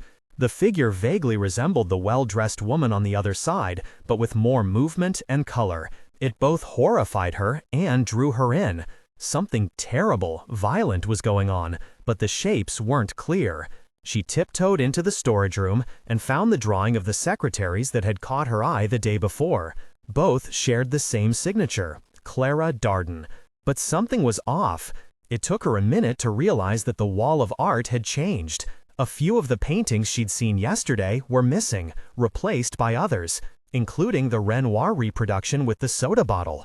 She looked around for it. Nothing was on the floor. It hadn't fallen off. Someone had rearranged things. The ghost? She told herself not to be silly. Probably the cleaning crew messing around. No, the place was covered in dust. No cleaning crew had been inside the school in decades. She studied the painting in her hand. She'd seen it before, but where? The audaciousness and the blue colors pleased her. The woman figure was bold, just as Virginia had been lately. Taking risks, a shapeshifter. If she took it, would anyone care or notice? Probably not. The painting had been stuck behind a cabinet for this long and would have eventually disintegrated if she hadn't spotted it. Instead, she could save it, preserve it. Framed, the painting would fill a blank space in her living room, one that had bothered Virginia ever since she'd moved in. It would serve as a reminder to stay strong and welcome change into her life. Virginia rolled it up and carefully tucked it inside her sisal handbag before waking her sleeping giant with a kiss. Chapter 7. May 1928. Clara had seen Levon only twice since he'd taken her class 5 days earlier, once in a crowded hallway where he'd given her a salute as he brushed by, and another time on the concourse of the terminal, where she was certain he'd spotted her but pretended not to. His puerile behavior annoyed her. She had no way of knowing if he'd upheld his end of the bet and insisted that Mr. Lorette keep her on, but the signs were promising. Mr. Lorette had pulled her aside as she was leaving yesterday and told her that he'd arranged a live model for her illustration class the next day. She jumped at the opportunity and altered her lesson plans accordingly.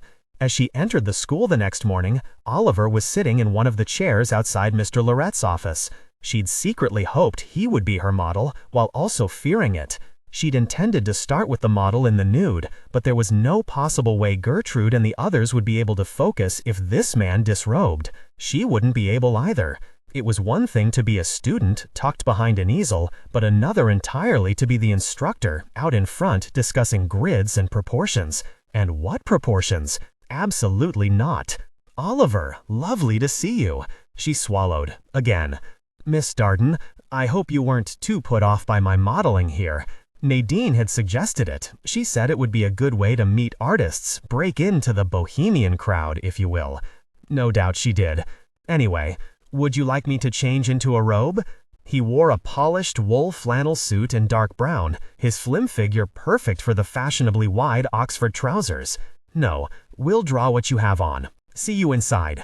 She spent the first 15 minutes pointing out the details she expected the class to capture in their drawings, tugging on the jacket's lapel as she explained the best approach. You'll want to do the suit in an opaque wash, and the hat and face with a transparent one. She adjusted his tie and stepped back. Would you mind putting one hand in a pocket? He did so, his eyes shining as if posing were a delight, not a physical ordeal. Standing still wasn't easy, and she appreciated his enthusiasm. "Whatever you need, Miss Darden." He winked at her, and the class giggled. She would not be made fun of. That makes the impossible feel plausible. Let technical details flow naturally. Why should she get flustered and feel strange when the male teachers never did? If a female model flirted with Levon, he probably flirted right back. She reached up and touched his face, adjusted his hat. This was power. To be the one in control. She liked it and didn't care if her students noticed. Let them talk. I suggest you use a Gillette 170 pen point for the figure and add the black with a number 8 brush. She scanned his body one last time and then began making the rounds. The rest of the class went smoothly, and the students turned in some of their best work yet. Finally, their drawings showed more than 2 dimensions. After dismissal, she stopped by Mr. Lorette's office, but before she could express her gratitude, he asked her to step inside and close the door. She spoke first. "I'd like to thank you for allowing a live model in our class. The work was terrific. I hope you'll stop by and see." "Right, good to hear. I want to let you know that we'd like you to carry on in the fall with the illustration class. There will be 2 sessions, one on Tuesday and Thursday mornings and another in the afternoons. You can have both." He threw out the words as if they were part of a script, not heartfelt. But Levon had made good on his bet. Even if Mr. Lorette was keeping her on against his better judgment, it was no matter. She'd have money to buy more time in New York City, as long as she made it through the summer. "Thank you, that's wonderful news. Are there any summer classes available?" She knew she was pushing it, but better to ask than not. "We bring a small number of students and teachers to Maine in the summer, so no." Fine, she'd manage. "Also, you'll be giving out the illustration award tomorrow night at the May Ball, correct?" The ball, held in the art galleries, was an annual event for students and faculty. Student work was displayed, and awards were announced. Clara had been dreading going, but now, with the news she'd be staying on at the school, she didn't mind. Yes, looking forward to it. A student barged in, complaining to Mr. Lorette about a missing artwork. "I spent 5 weeks on it, and it was finally finished, drawing overnight, and now it's gone." "Now then, Cyril, I'm sure we'll track it down." "Same thing happened to Graham Hanover earlier in the term, Mr. Lorette. It's an epidemic." "Let's not be too dramatic now. Come inside, tell me what's going on." Mr. Lorette waved Clara off. She thanked him once more before heading out. Outside the office, Oliver stood speaking with 3 of her students, all of whom looked as if they wanted to devour him whole. She heard Oliver laugh and say goodbye to his fan club. He caught up with her in front of the elevator. "Where are you off to?" The arrow above the elevator door hit 5. She was heading home. Of course, as she always did, day after day. "Why do you ask?" "I'd like to take you somewhere surprising. I'm sure Gertrude or one of the others would be pleased to accompany you." He laughed. "Not them, you." She wanted to get back to her studio and work, but his excitement intrigued her, and she was flattered by his interest. "You don't have to leave Grand Central, Miss Darden. Even better, the crowd is an illustrator's dream. Will you come?" An illustrator's dream. She nodded and let him take her elbow as the elevator doors opened. They crossed the concourse and went up the stairs of the west balcony.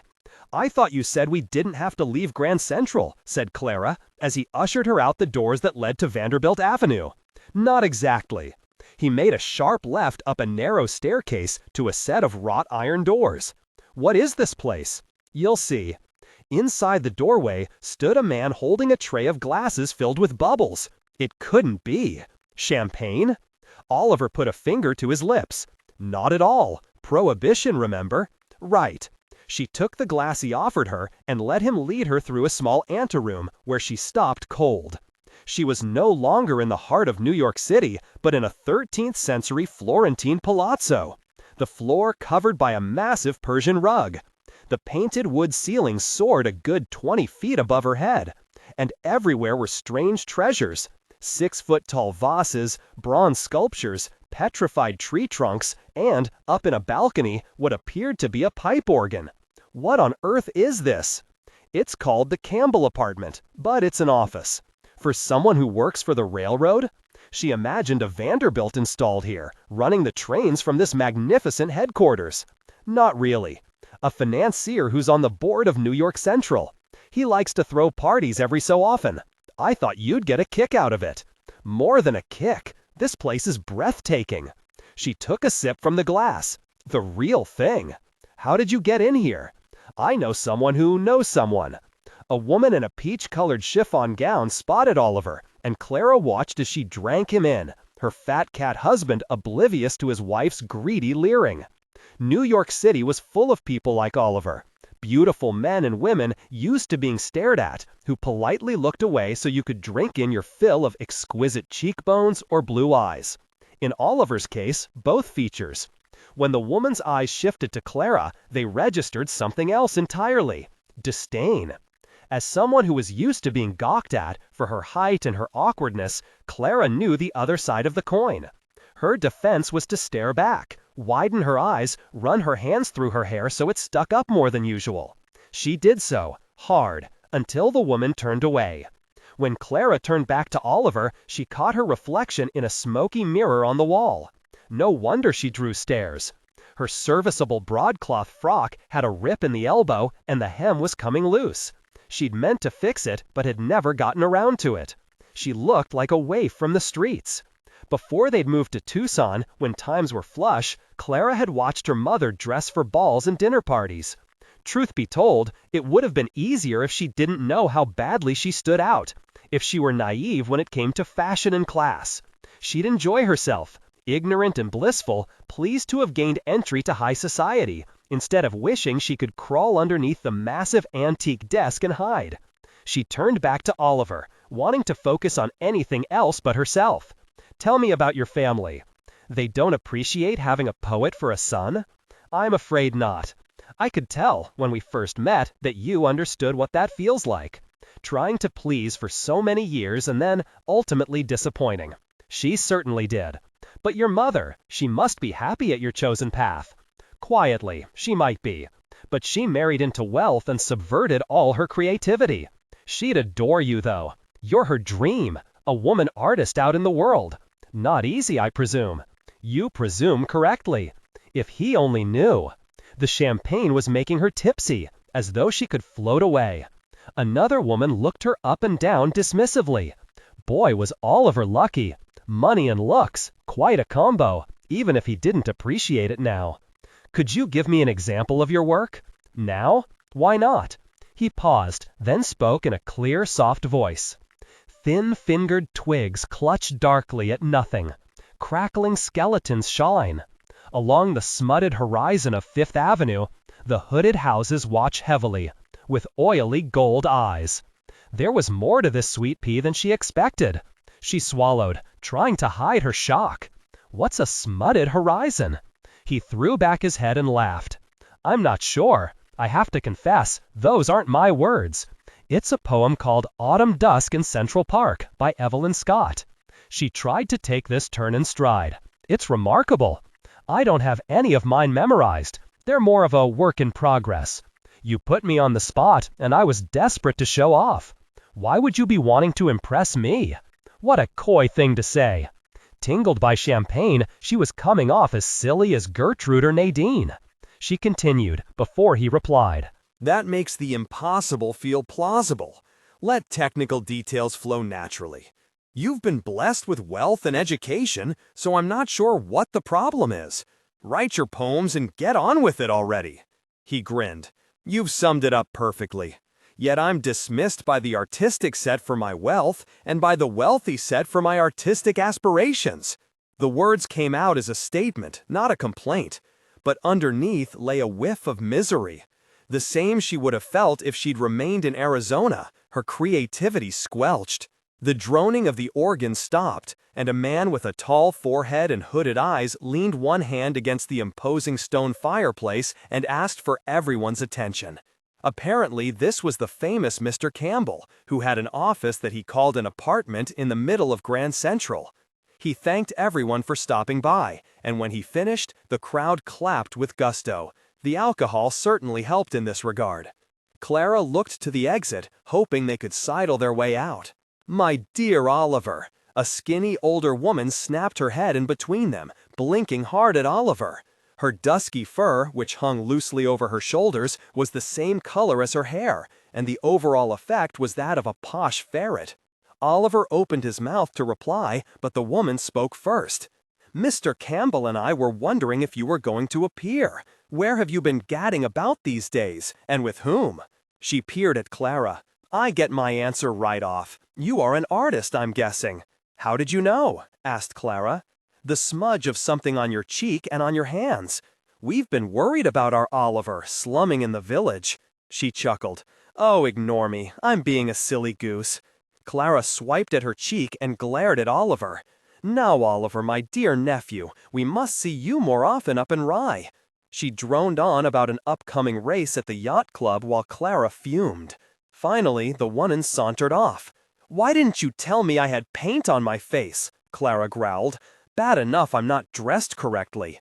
She turned to go, but he took her hand and pulled her up a small staircase to where the organ sat. The organist was packing up his music and barely regarded them before slipping away. She stomped away from Oliver, staring down over the balcony. He cleared his throat. "I'm sorry for making you feel awkward. That wasn't my intention at all. I just wanted you to see this place, to share it with you. I wanted to impress you with the room, not the people." "Oh, please, you're one of them. Why bother pretending to be a poor poet?" "I'm not pretending anything. I don't want to be known for this." He gestured out over the crowd. "I want my work to stand on its own." "Why poetry? Why art?" She thought about it for a moment. "Because I have a passion for it, and I can make money doing it. Or so I thought." "What's got you stuck?" "I don't have connections. I can't seem to break in. And I can't break out." He looked dejected, beat. "I'd rather be like Walt Whitman, a working man, than an overeducated twit who loves verse." She couldn't help but laugh. "Your idea of being a working man is taking off your clothes in front of a bunch of artists. If that means I can meet people like Levon Zakarian and Sebastian Standish, then yes. Unfortunately, that crowd doesn't let in outsiders easily, especially not guys like me." He had a point. They were a caustic, judgmental bunch, herself included. Oliver touched her hand.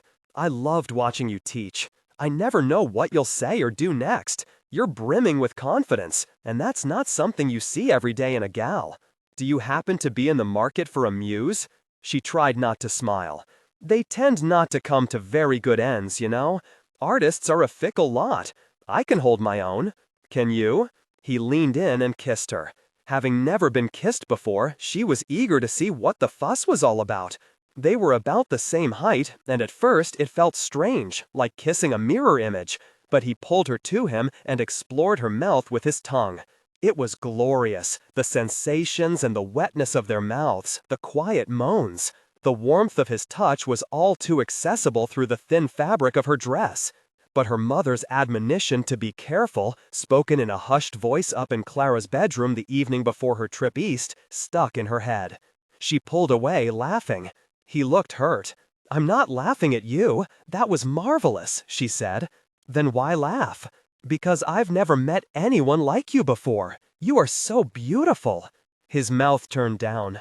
"You keep saying that. It's the truth. You belong with some pretty little child, one of my witless students perhaps. Not with me. Why don't you see us together? I can help you." She regarded him. "What do you want from me in return?" "Nothing. Nothing at all." He kissed her again, pulling away just as the heat began to build. "Say, there is one thing. I knew it. Will you go to the May ball with me tomorrow night?" Clara imagined showing up on Oliver's arm, returning to the scene of last week's humiliation with her head held high, and said yes. Chapter 8. May 1928. Clara had planned on wearing her nicest frock to the May ball, a sensible two-piece crepe de chine, the same one she'd worn to the exhibit a little over a week ago. But that morning, Oliver rang her apartment and offered to buy her something special. "My first role as Muse," he'd said with a laugh. She considered his offer. The tepid reception at the Campbell apartment still rankled Clara, and tonight she wanted to shine, to show Mr. Lorette and Levon and the rest of them that she was someone to be taken seriously. A new dress would help. She'd expected a trip to Wanamaker or Lord Taylor, but Oliver brought her to a small shop on Fifth Avenue with the name Peggy Hoyt on the window. Clara steeled herself before entering. Peggy Hoyt was a marvel at gown design, far beyond the reach of any starving artist. Peggy Hoyt gowns got mentioned in the social columns of the newspapers with regularity. The women who wore them were all dolled up in diamonds and smug smiles, knowing they counted in the world. To her surprise, there were no dresses in sight. It was as if they'd stepped inside someone's dark, quiet living room, with thick silk curtains and a rose-covered chaise angled toward a marble fireplace. A middle-aged woman wearing a simple black suit appeared from a back room. She greeted Oliver warmly and offered a kind smile to Clara. "Miss Hoyt sent her apologies, but she's in Paris this week. I told her I'd take good care of you, though. You're too kind, Mrs. Fletcher, and Clara and I appreciate your accommodating us on such short notice." Oliver was quite the man about town, comfortable in his own skin and as elegant as Mr. Campbell. No wonder he'd been rejected by the hard-nosed poets of Greenwich Village as a dandy, a dire mismatch of personality and profession. Mrs. Fletcher guided Clara to the back of the shop. "You have the perfect figure for a Peggy Hoyt dress, I have to say." She began pulling gowns from a rack, long and lean. Clara shook her head. "I'm far too tall. I doubt any of them will fit me." When she was 16 and still squeezing into too small clothes as there was no money to replace them, she'd stolen a pair of stable-hands overalls to work in the vegetable garden. The freedom of movement exhilarated her, as did the fact that she could finally take a deep breath without feeling pinched in the waist, until her mother had caught sight of her and howled like a coyote, and Clara retreated inside to change. Mrs. Fletcher responded with a reassuring smile. "We'll find the right thing, don't you worry. In fact, there's one gown in particular that I think will look smashing on you. Here it is." She held up an aquamarine silk with a chiffon overlay embroidered with copper-colored thread. The threading extended in a peacock feather design from just below the waist to the hem of the dress, where gold and silver beading formed the eyes of each feather. A similar beading adorned the neckline, rendering a necklace superfluous. Clara prayed for it to fit. That makes the impossible feel plausible. Let technical details flow naturally. It did, the inner lining slipping over her hips with ease, the hem brushing just below her knees. It's perfect. She'd been holding her breath since spying it in Mrs. Fletcher's arms, and her voice came out in an unladylike exhale. Mrs. Fletcher laughed. "Most women would be overpowered by the peacock design, but you have the height and authority to carry it off." She walked into the other room, where Oliver sat reading the newspaper as if they were an old married couple who did this kind of thing every other week. He jumped out of the chair like a jack-in-the-box, the paper fluttering to the floor. "You look astonishing." "Doesn't she?" asked Mrs. Fletcher. "We have shoes and an evening bag as well." "Well, take it all. Put it on my family's account, please."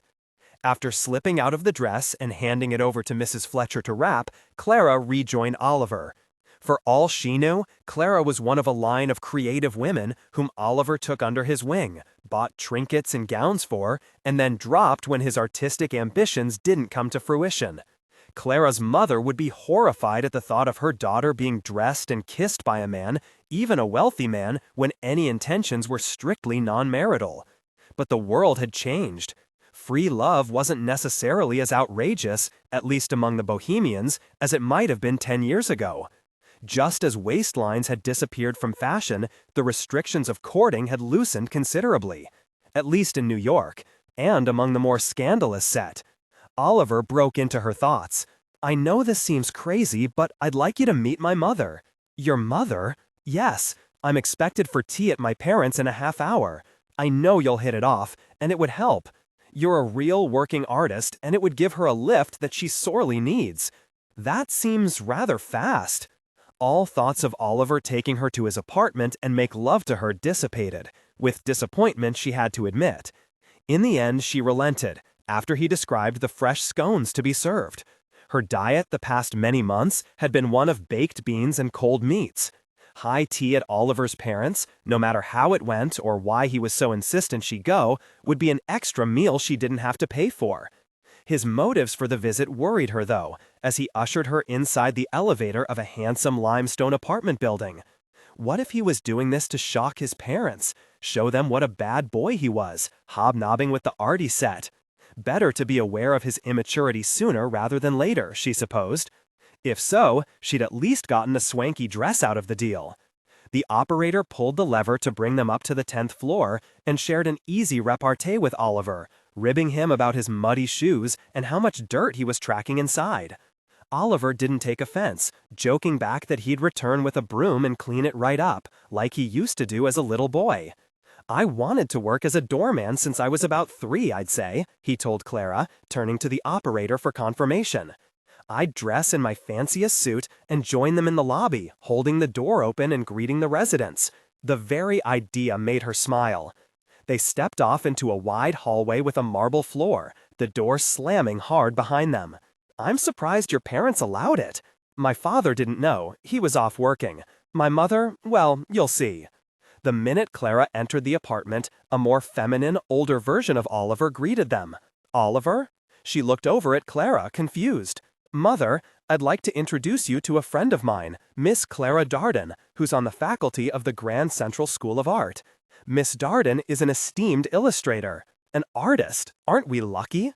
She was a ghost of a woman, thin and pale, a suggestion of sadness in her mouth and eyes, which were the same blue as her son's. Her hand in Clara's was cool, her fingers fragile and light. Oliver placed a protective hand on his mother's shoulder. "I told her you also paint." She shook her head. "Used to paint. In my youth. Not anymore." "But my goodness, you teach art? Are there many women teachers?" "Just me." A much older man with a rheumatic cough and milky eyes emerged from a doorway without bothering to acknowledge the stranger in the room. "Come, I'd like to drink my tea before the sun sets." His voice rumbled like the subway. Underneath the pillowy folds of his face and neck, Clara recognized the slice of Oliver's cheekbones. If there were 2 more mismatched spouses in the city, Clara would be surprised. After introductions, the 4 settled at a dining room table with a sweeping view of Central Park. It was all Clara could do to keep her gaze on the table's occupants and not get distracted by the lush carpet of new green leaves outside the window. April had been a dull, rainy month, and she hadn't ventured uptown in a while. The bright pink shock of cherry blooms excited her. She wished she could just stand at the window and drink in the colors of spring. Mrs. Smith beamed as a maid passed around the plate of warm scones. "How long have you been teaching at Grand Central?" "Since January. I started as a student last fall. A quick promotion, I suppose." The tinkling of silverware on china and the way the scone melted in her mouth brought memories rushing back. After all, she'd been raised in luxury, and in many ways felt at home here more than in her stark artist's garret. While the ostentatiousness of the Campbell apartment had thrown her off balance, the Smiths' refinement closely mirrored her mother's. "I did love painting." Mrs. Smith dabbed at a crumb that had fallen onto the tablecloth. "I never could get people right. Faces seemed to elude me, but I loved painting landscapes. Turner's my favorite. The way he paints the sea and the sky, simply breathtaking." "Cologne from the river," suggested Clara. Both women sighed at the same time, then laughed. "Never mind that." Mr. Smith's gruff voice practically rattled the Tuscan china. "Where do you come from? Where's your family?" Oliver threw her an apologetic look. "Father, you don't know anyone in common, so don't start fishing to see if she's a debutante."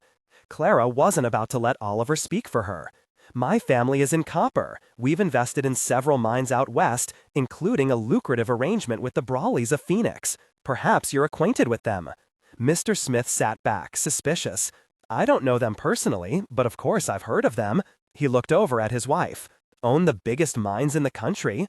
Clara launched into a protracted explanation of the speculative copper industry out west and her father's partnership with the Brawleys, watching with satisfaction as the man's eyes widened with surprise. Her father had taught her well. Of course, she skipped the part about his attempt to swindle the Brawleys out of thousands of dollars. Hopefully, enough time had passed that the fraud was no longer remembered outside of Maricopa County. Oliver, laughing, finally cut her off. "Enough about medals. Father seems to have met his match." He turned to his parents. "Miss Darden and I have a ball to attend, and I was hoping she could get dressed here." "No, I couldn't intrude. Please, we insist." Mrs. Smith practically levitated from the table with excitement. "My Rose can set hair like no one in this town, and you can borrow whatever you need. Lipstick, rouge, I have it all." "That would be lovely." By the time the maid was finished with her, Clara could hardly contain her surprise. She thanked the woman profusely and entered the parlor where Oliver waited. "You look exquisite," Oliver stuttered over the last word. Her hair, set in regular waves along her skull instead of flying about, was like a sleek helmet. The beads of the dress gave it a weight that offset the silky lightness of the fabric, and she'd borrowed a pair of pearl-colored gloves to go with her shoes.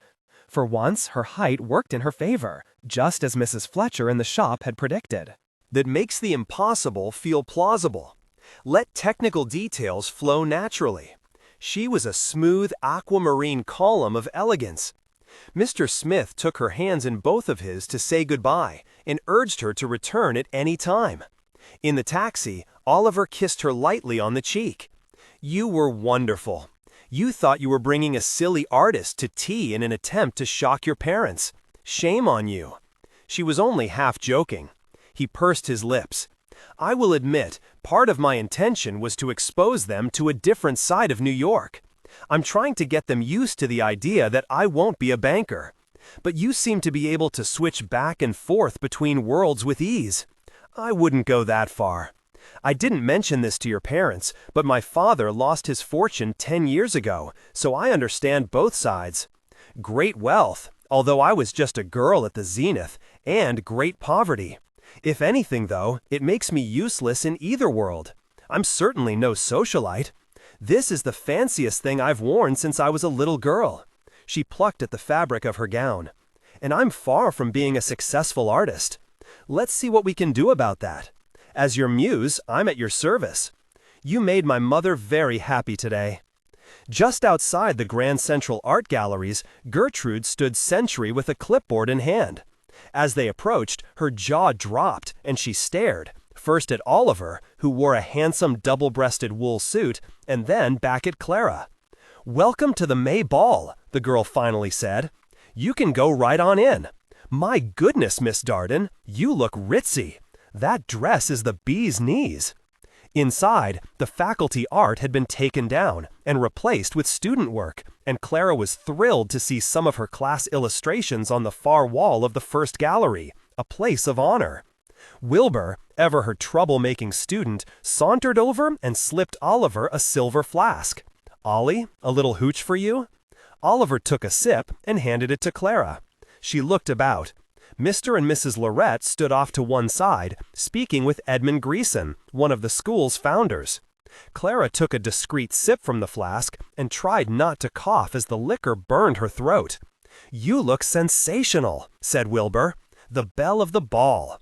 Oliver pulled her close and murmured in her ear, "I'm going to have to model for you every class, just to keep these dogs in check."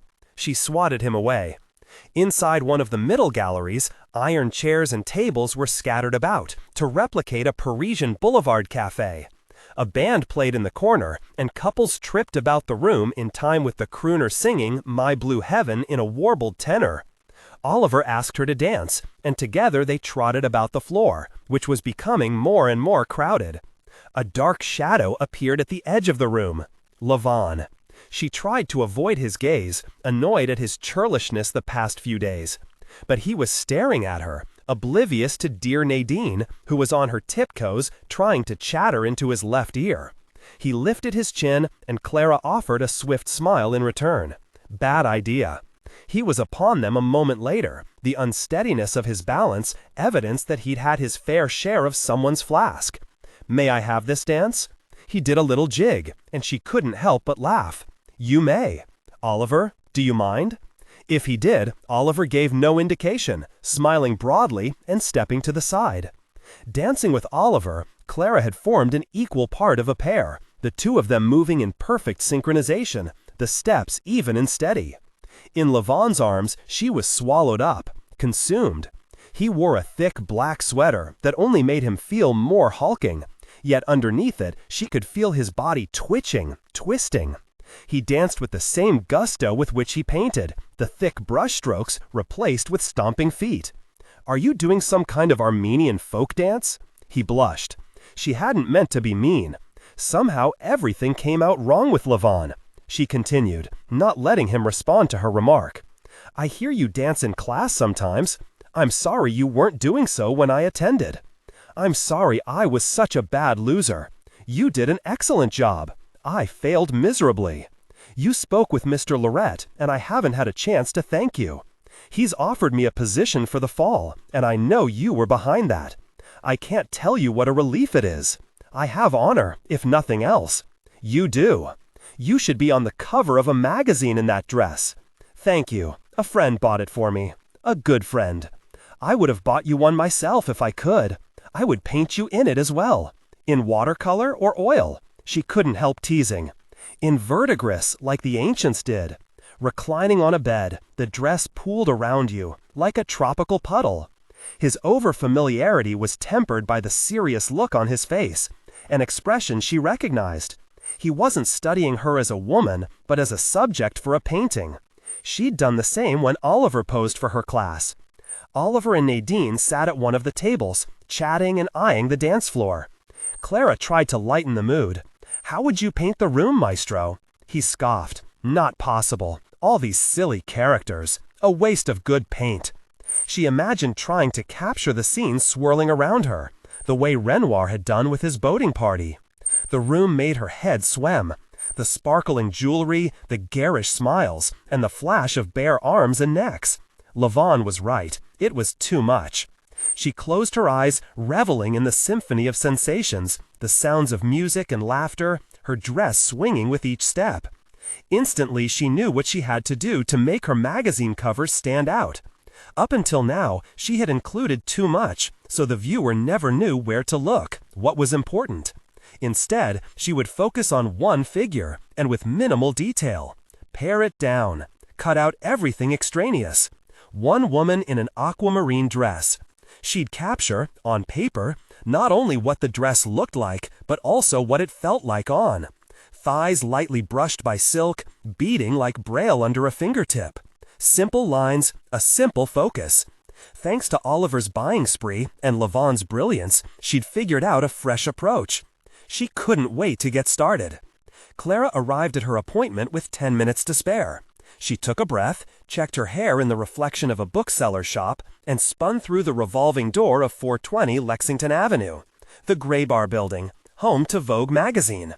In the taxi with Oliver on the way home from the ball, Clara had explained, in between luxurious kisses, that she'd had a breakthrough, and that if she didn't get the image inside her head down onto paper, she was certain she'd lose it. She jokingly promised him more if she got an appointment at Vogue, and he'd used his contacts to get her in the door 5 days later. Which meant for 5 days straight, she'd spent every free moment at her drawing table. She told Oliver that as a muse, he was more than remarkable. She didn't mention that she'd had her revelation while in Levon's arms. She tucked her portfolio against her chest and waited to be called in to the fashion editor's office. This time she wasn't just dropping off the illustrations to a secretary. She had a face-to-face appointment with a Mr. Charles Whittlesley, and Oliver had even offered to accompany her. She'd turned him down. Her work would stand on its own this time. She was sure of it. She dressed for the occasion, getting her hair done, putting on some bright lipstick, and filling in her brows with the pencil that Mrs. Smith had given her. 4 o'clock on the dot. Mr. Whittlesley called her into his office. Miss Darden. He gestured for her to take a seat. She laid her portfolio on his desk and held her breath. He didn't open it right away. I understand you're a family friend of the Smiths? I am.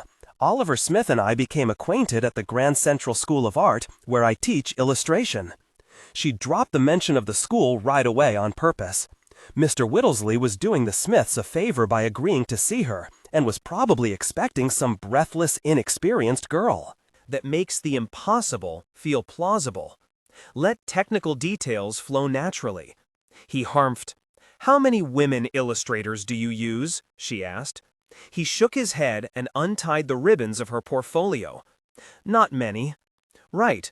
George Lepape, Charles Martin, Paul Iribe.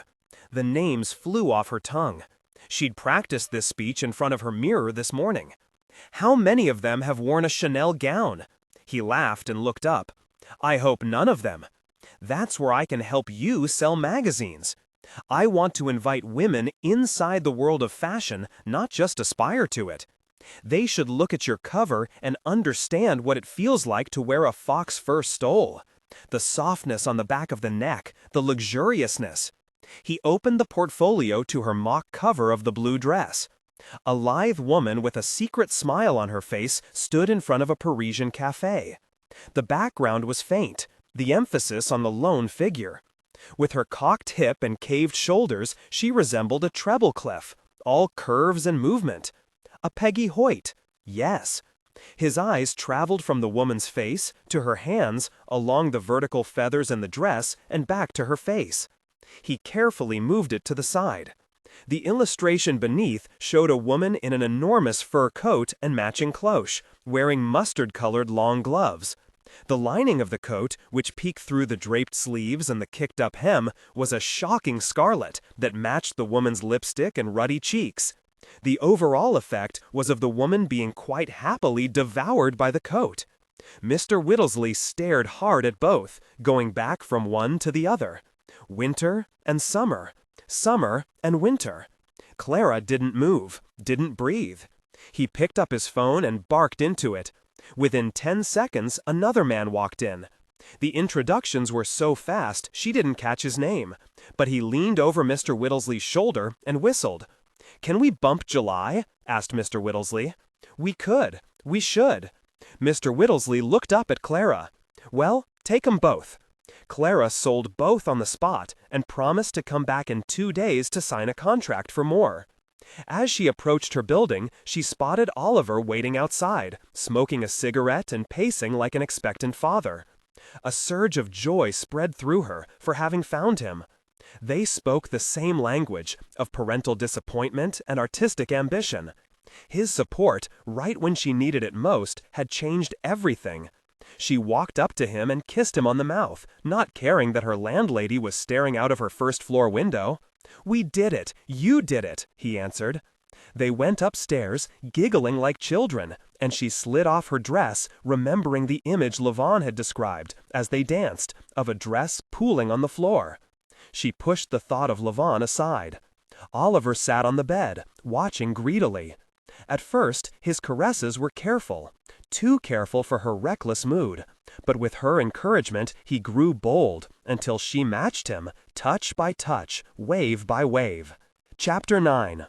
November 1974. The next day at work, Terence presented Virginia with her very own clerk's blazer. She stuttered out a thank you, but inside reeled with shame. If any of her old acquaintances saw her, she'd be the laughingstock of the Upper East Side. Her urge to clean, though, overrode her humiliation. Now that the brass trim that circled the booth had been buffed to a shine, the marble underneath looked dingier than ever. She'd brought in the marble cleaner she'd used, or, more specifically, her cleaning lady had used, in her old Park Avenue apartment, and did a quick patch test. With a little elbow grease, a creamy pink hue, like a baby's bottom, emerged from the brown grit. The situation was too tempting to pass up, so she spent the morning half bent over, spraying and rubbing until her back ached, hoping that Dennis wouldn't stop by and catch her scrubbing away like a charwoman. She occasionally popped up to scan the crowds, adjust her shift dress, and try to appear nonchalant. God, she hated that word. She straightened up, needing a break. Toto gave a high-pitched yelp and almost fell off his chair from fright, while Terence just laughed. Toto fixed her with a stare. "What the hell are you doing out there, crawling around the floor?" She held up the spray can and rag. "Cleaning." He shook his head. "There are people who do that already. Jesus." Doris made a face. "That rag is disgusting." "I know, right? And I'm only halfway done." "Why you want to touch anything out there is beyond me," said Doris. "You'll catch some kind of bug." "The plague, probably," added Toto. "Why are you cleaning the booth? The better it looks, the more people will show up, asking questions, which means more work for us." Terence shushed him. "Maybe by then you'll learn the answers to some of the questions, instead of passing the buck to me all the time." A weary look crossed his face. "Uh-oh, here she comes." Virginia watched as a woman dressed in a black and white Chanel suit clicked over to Terence's window. She looked like any other Upper East Side matron, except for the fact that an enormous parrot perched on her right shoulder, while another, slightly smaller one, balanced on the top of her pillbox hat. "Do you know anything about birds?" the woman asked Terence with a clipped English accent. The larger bird stretched out one wing, and Virginia marveled at the gradation and color of the feathers, which started out teal near the chest and progressed to a deep sapphire blue at the tip. He nodded. "There are approximately 372 different species of parrot." "Thank you." She turned and walked away, the shoulder with the parrot slightly lower than the other. Virginia stared in amazement. Who was that? "The bird lady," answered Terence. "Stops by once a week. I toss out some random fact and off she goes." "Who is she? Why does she do that?" "Makes her happy, I guess. Trust me, she's on the low end of weird characters we encounter." "Wow, you must see a lot."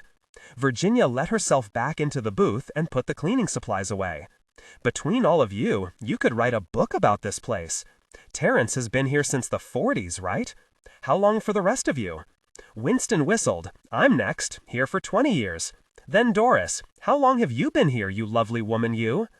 Doris's caustic side disappeared. She even batted her eyelashes at Winston. 17, you old flirt, you." She dropped the charm and pointed at Toto. "He's the newbie."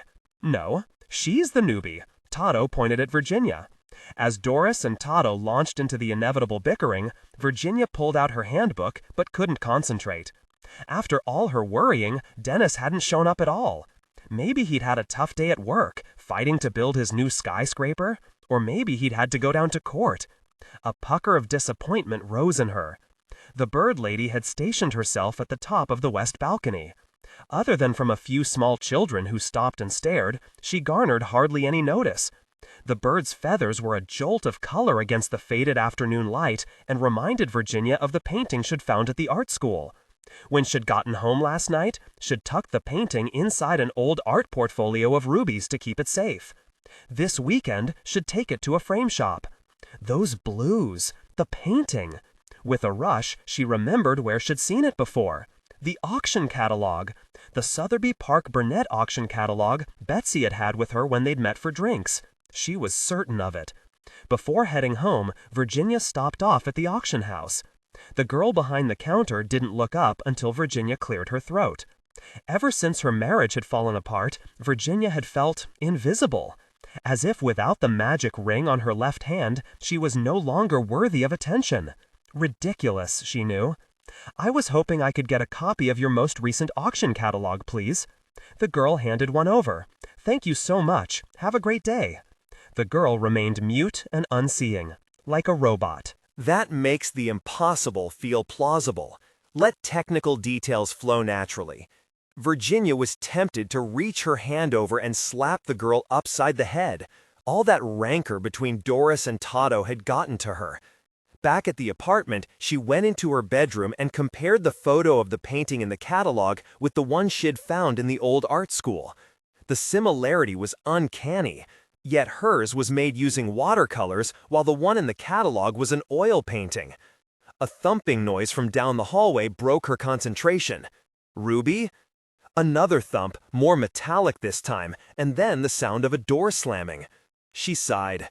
A good mother would go and see what was going on, check in. At dinner, she vowed to have a serious talk with the girl. For now, she needed some quiet time alone. She was bone-tired from working an 8-hour day in that tiny booth. Shoving people together like that wasn't healthy, which was probably why there was so much squabbling. She turned back to the catalog. The painting was attributed to Levon Zakarian, an Armenian immigrant who'd taught at the Grand Central School of Art. He'd had some early fame as a pioneer of abstract expressionism before dying young, on April 11, 1931, when he was just 28 years old. The untitled work for auction had been only recently discovered and was estimated to sell for $300,000 to $350,000. She'd hoped to see Clara Darden's name in the catalog, since that was the signature on the drawing on the back of the painting. Still, excitement sizzled through her.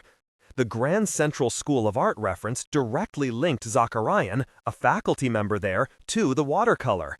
Maybe he'd been working on it while teaching. using a piece of scrap paper that Clara Darden had tossed out. She checked her watch. The library was open for another half hour, and Virginia didn't want to wait until tomorrow.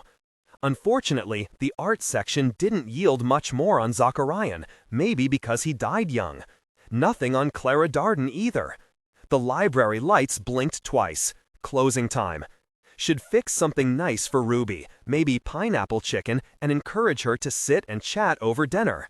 Should ask her lots of questions about this art collective, really try to engage with her daughter. This little side trip into the world of art history had given Virginia an unexpected burst of energy and deepened her understanding of Ruby's passion for a darkroom. Maybe this would bring them closer together. Virginia didn't smell the smoke until she turned the key in the lock. Something was burning. Maybe Ruby had started dinner, but that would be a first. No, something was terribly wrong. She shoved the door open. A thick gray fog coiled toward her, like an apparition. Virginia screamed into the apartment, and then there was Ruby, running toward her, covering her mouth with her arm, coughing. Virginia pulled Ruby out into the hallway, slamming the door shut. "Are you all right?" Ruby coughed hard, unable to answer. At least she was standing and breathing. Virginia pulled her down the hallway, pausing in front of the fire alarm to pull the lever. As the neighbors poured out of their doors, Virginia led the charge down the stairs, all 10 flights, until they were in the lobby. Firemen burst in, ordering them outside. Huddled with the other tenants on the opposite sidewalk, Virginia put her arms around her daughter, partly to keep her warm, but also to keep her as close to her as possible. What happened? Virginia tucked a lock of Ruby's hair behind her ear, just like she used to do when she was a little girl. Ruby could barely get the words out. "I was trying to turn my bathroom into a darkroom." "What?" "Dad gave me $10, and I bought the chemicals and a light and some red gel to put over it. I figured I'd make my own safe light. But I must have bought the wrong kind of lamp because the gel caught fire, and before I realized it, the shower curtain next to it was burning."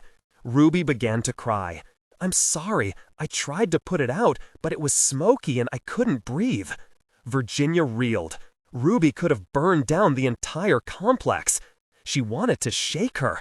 What the hell had she been thinking? But she was too relieved that she'd arrived home in time. It'll be fine. The firemen are here now. After they were given the okay to re-enter, the firemen told Virginia to check in with her insurance company. The damage was mostly from smoke. Nothing structural had been jeopardized, but for now the apartment was uninhabitable. Together, they went back upstairs and wandered through the apartment, which smelled like the inside of an ashtray. Ruby's room was gray with soot, but they tossed some clothes into a garbage bag to take with them. Virginia stuffed what she could into a Samsonite suitcase. Right before shutting it tight, she placed the portfolio with the sketch inside on top of her clothes. She fought back tears, not wanting to make Ruby feel worse. This apartment in the East 60s had been her one extravagance after the divorce. The cost was a little out of her budget, but it had light, big windows, and floors the color of a sandy beach. The complete opposite of their old apartment, with its dark moldings and maze of rooms. Every time she walked through the door, even after a long, miserable day in the information booth, her heart gave a little jump. This was her own place, to begin anew. She tried Betsy, who lived a few blocks north, but the phone just rang and rang. To be honest, she really didn't want to deal with Betsy right now, have her see what a mess her life really was. But a hotel was too expensive. She didn't have that much cash to spare. "We'll have to show up on Betsy's doorstep and wait for her to get back," she said out loud, finally.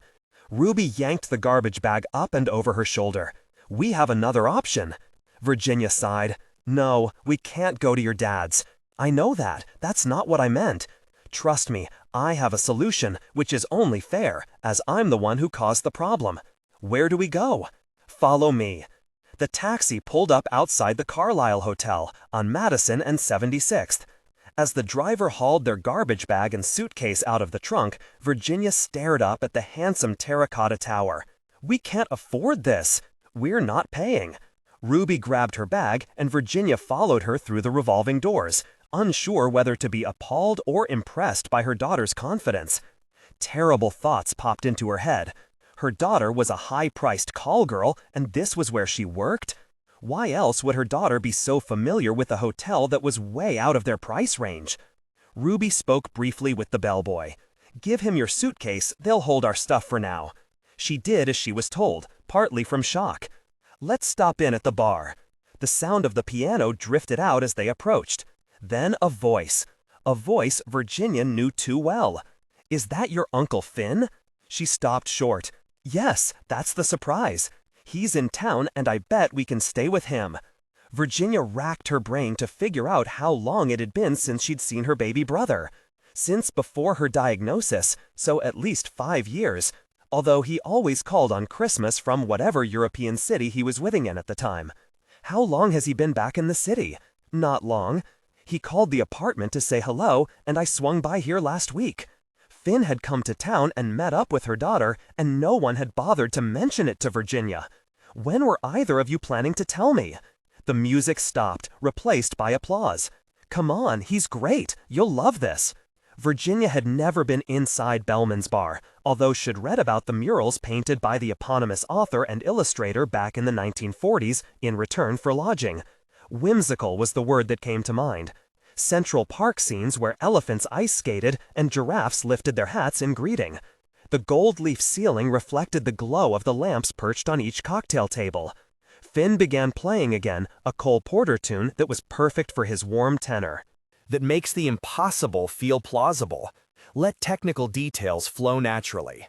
In the dark, Virginia and Ruby slid into 2 seats at the black granite bar fins. Hands tripped along the keys of the Steinway, the long fingers as familiar to Virginia as her own. The last time she'd heard him play was on the sturdy, well-worn upright in their parents' apartment. After years of studying classical piano, Finn had been a quiet, good boy who practiced for 3 hours a day, like clockwork. He'd transformed at 17, wearing white leather pants, staying out until all hours, and driving their parents batty in the process. Virginia had been a sophomore in college at the time, clueless to the chaos. She'd come home one weekend to find her mother and Finn at each other's throats. Him refusing to accept his scholarship to Juilliard, wanting to be a Broadway actor instead, and her mother threatening to throw him out on the streets if he did. He'd left, cutting off all contact with their parents.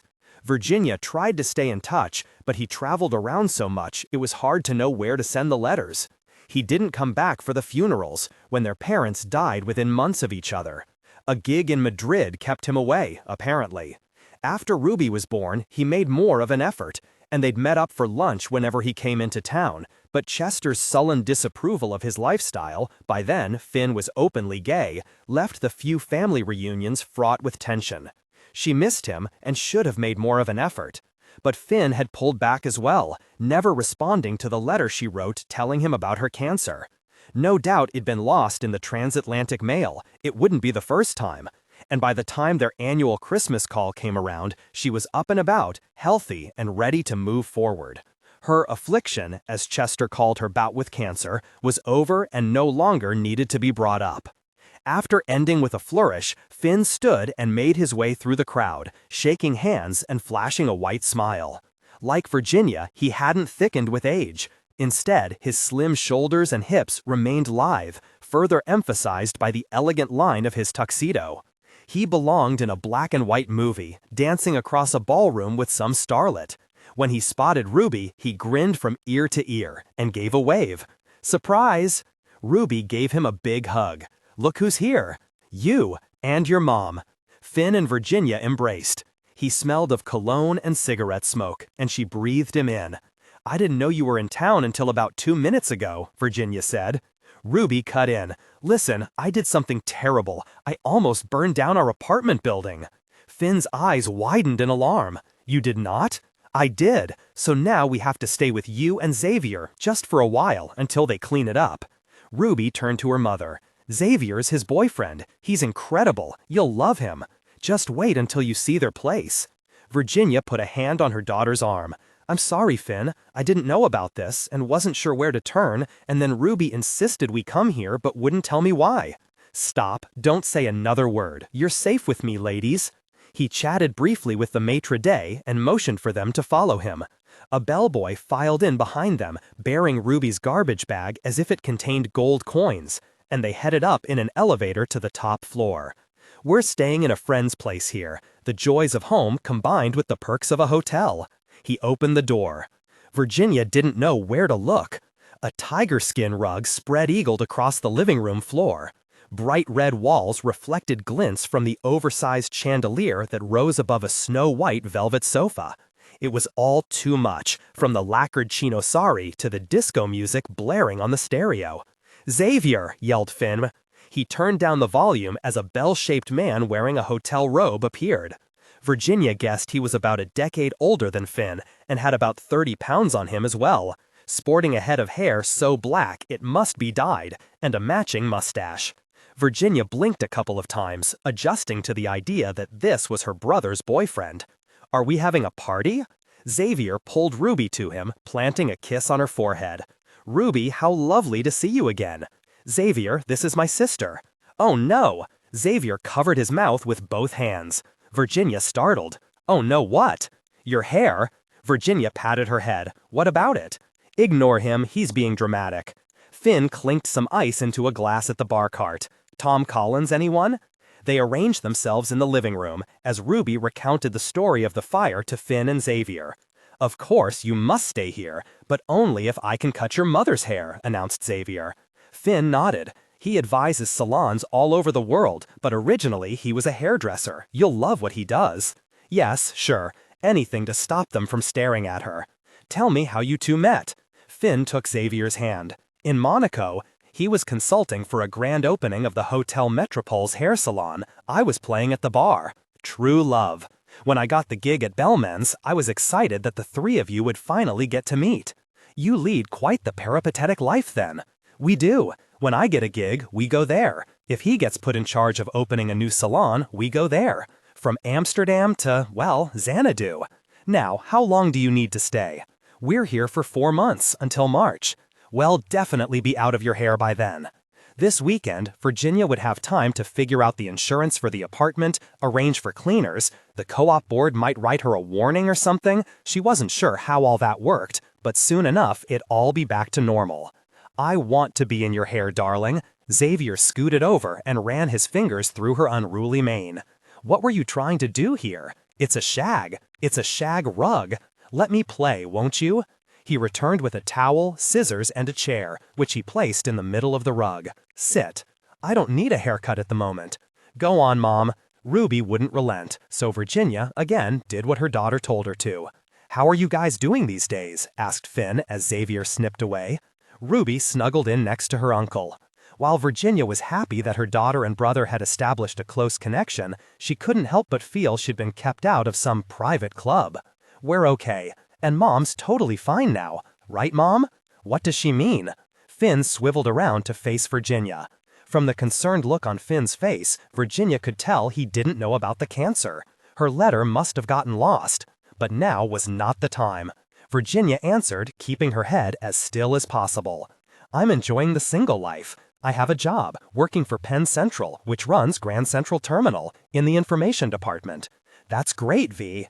Thankfully, Ruby stepped in, asking Finn about Europe, and he regaled her with stories about careening through Naples on a Vespa and dining on octopus in Portugal.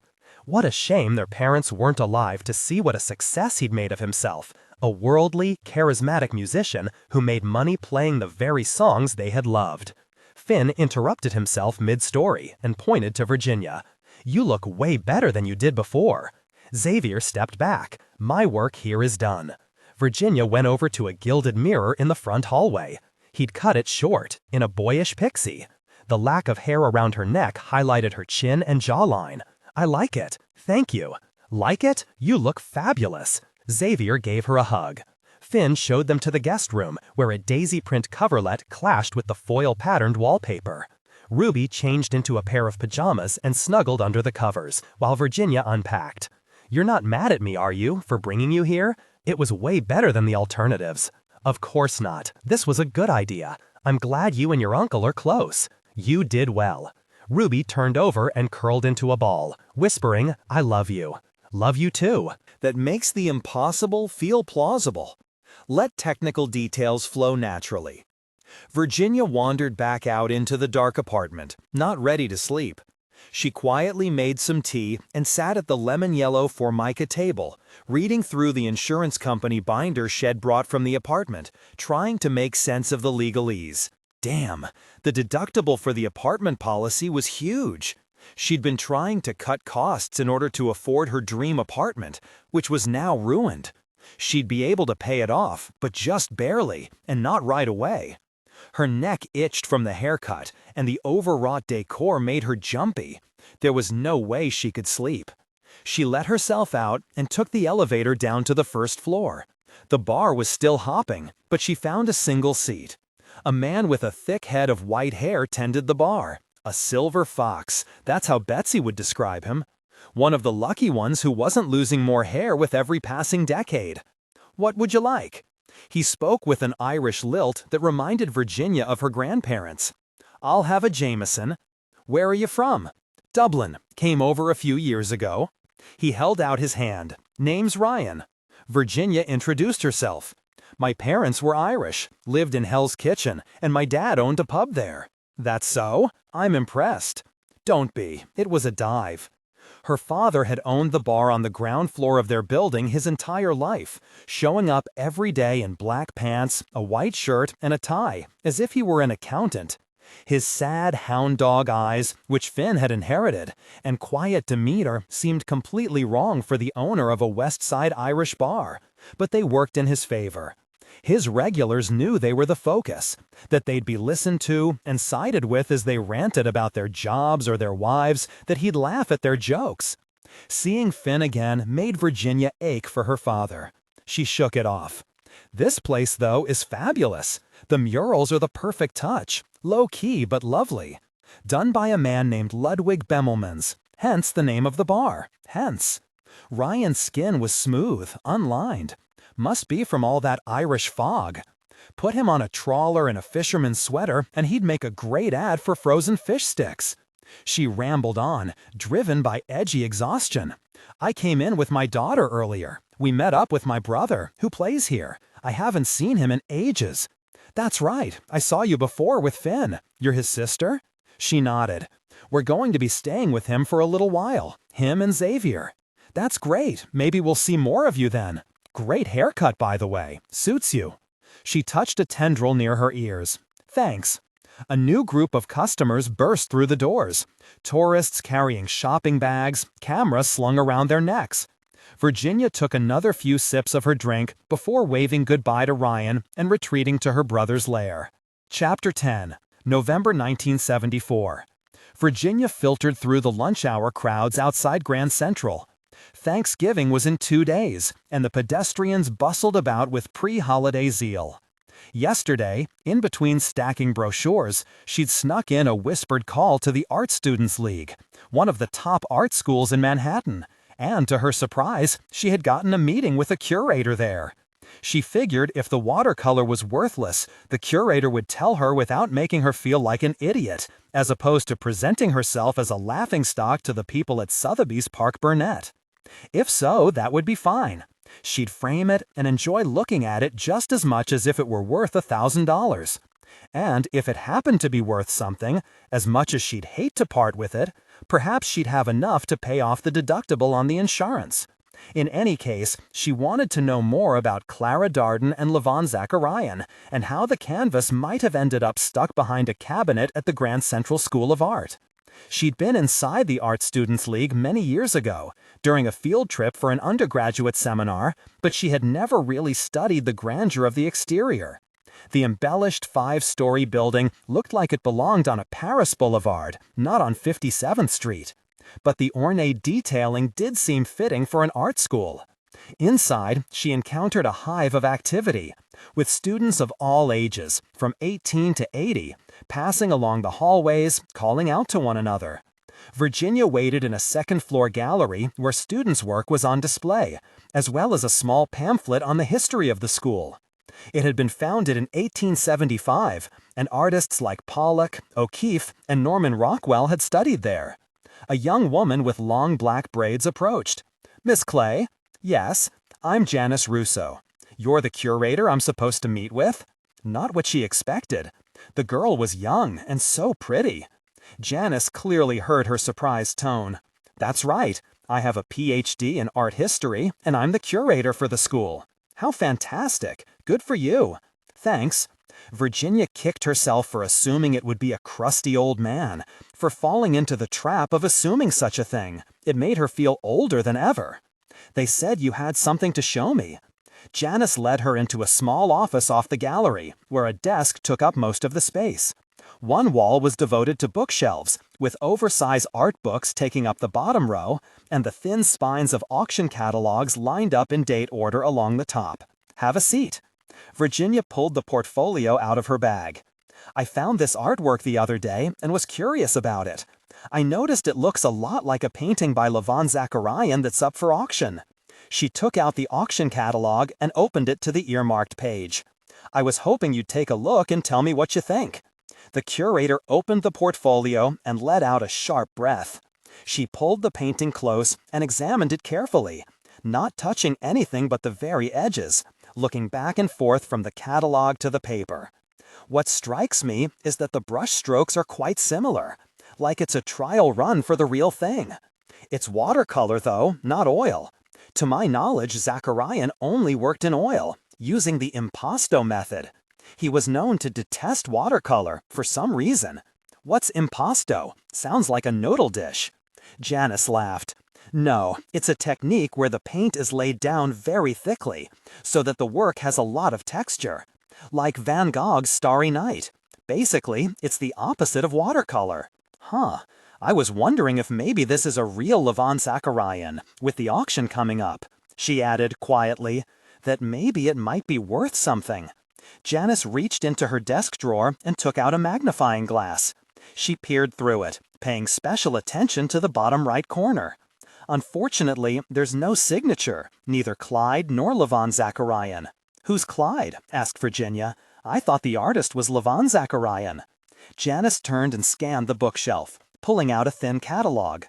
This exhibition catalog is one of the few remaining records of the Clyde paintings that were shown in New York in the early 1930s, although at the time no one knew who the real artist was. He preferred to remain anonymous. The paintings were a huge hit, heralded as one of the first direct links between the school of Paris Cubism, for example, or Fauvism, and the New York school, where abstract expressionism at its start. Virginia's head spun. If only she'd studied modern art instead of medieval, this might make sense. Cubism is Picasso, right? And Fauvism is Matisse? Exactly. Cubism was an early 20th century movement where the artists portrayed an image from many different angles, broken up into cubes. She pulled out a book on Picasso and pointed to the cover. Girl with a Mandolin is the name of this one. It's jarring. Sure is. That's the School of Paris, an umbrella term for all the remarkable artists who lived and worked there at the beginning of the 20th century. That makes the impossible feel plausible. Let technical details flow naturally. The New York School, which includes abstract expressionism, came later, after World War II, with men like Pollock and de Kooning, who turned away from using a figure entirely, Pollock's drip paintings, for example. You're saying that this Clyde artist was a bridge between the two? Yes.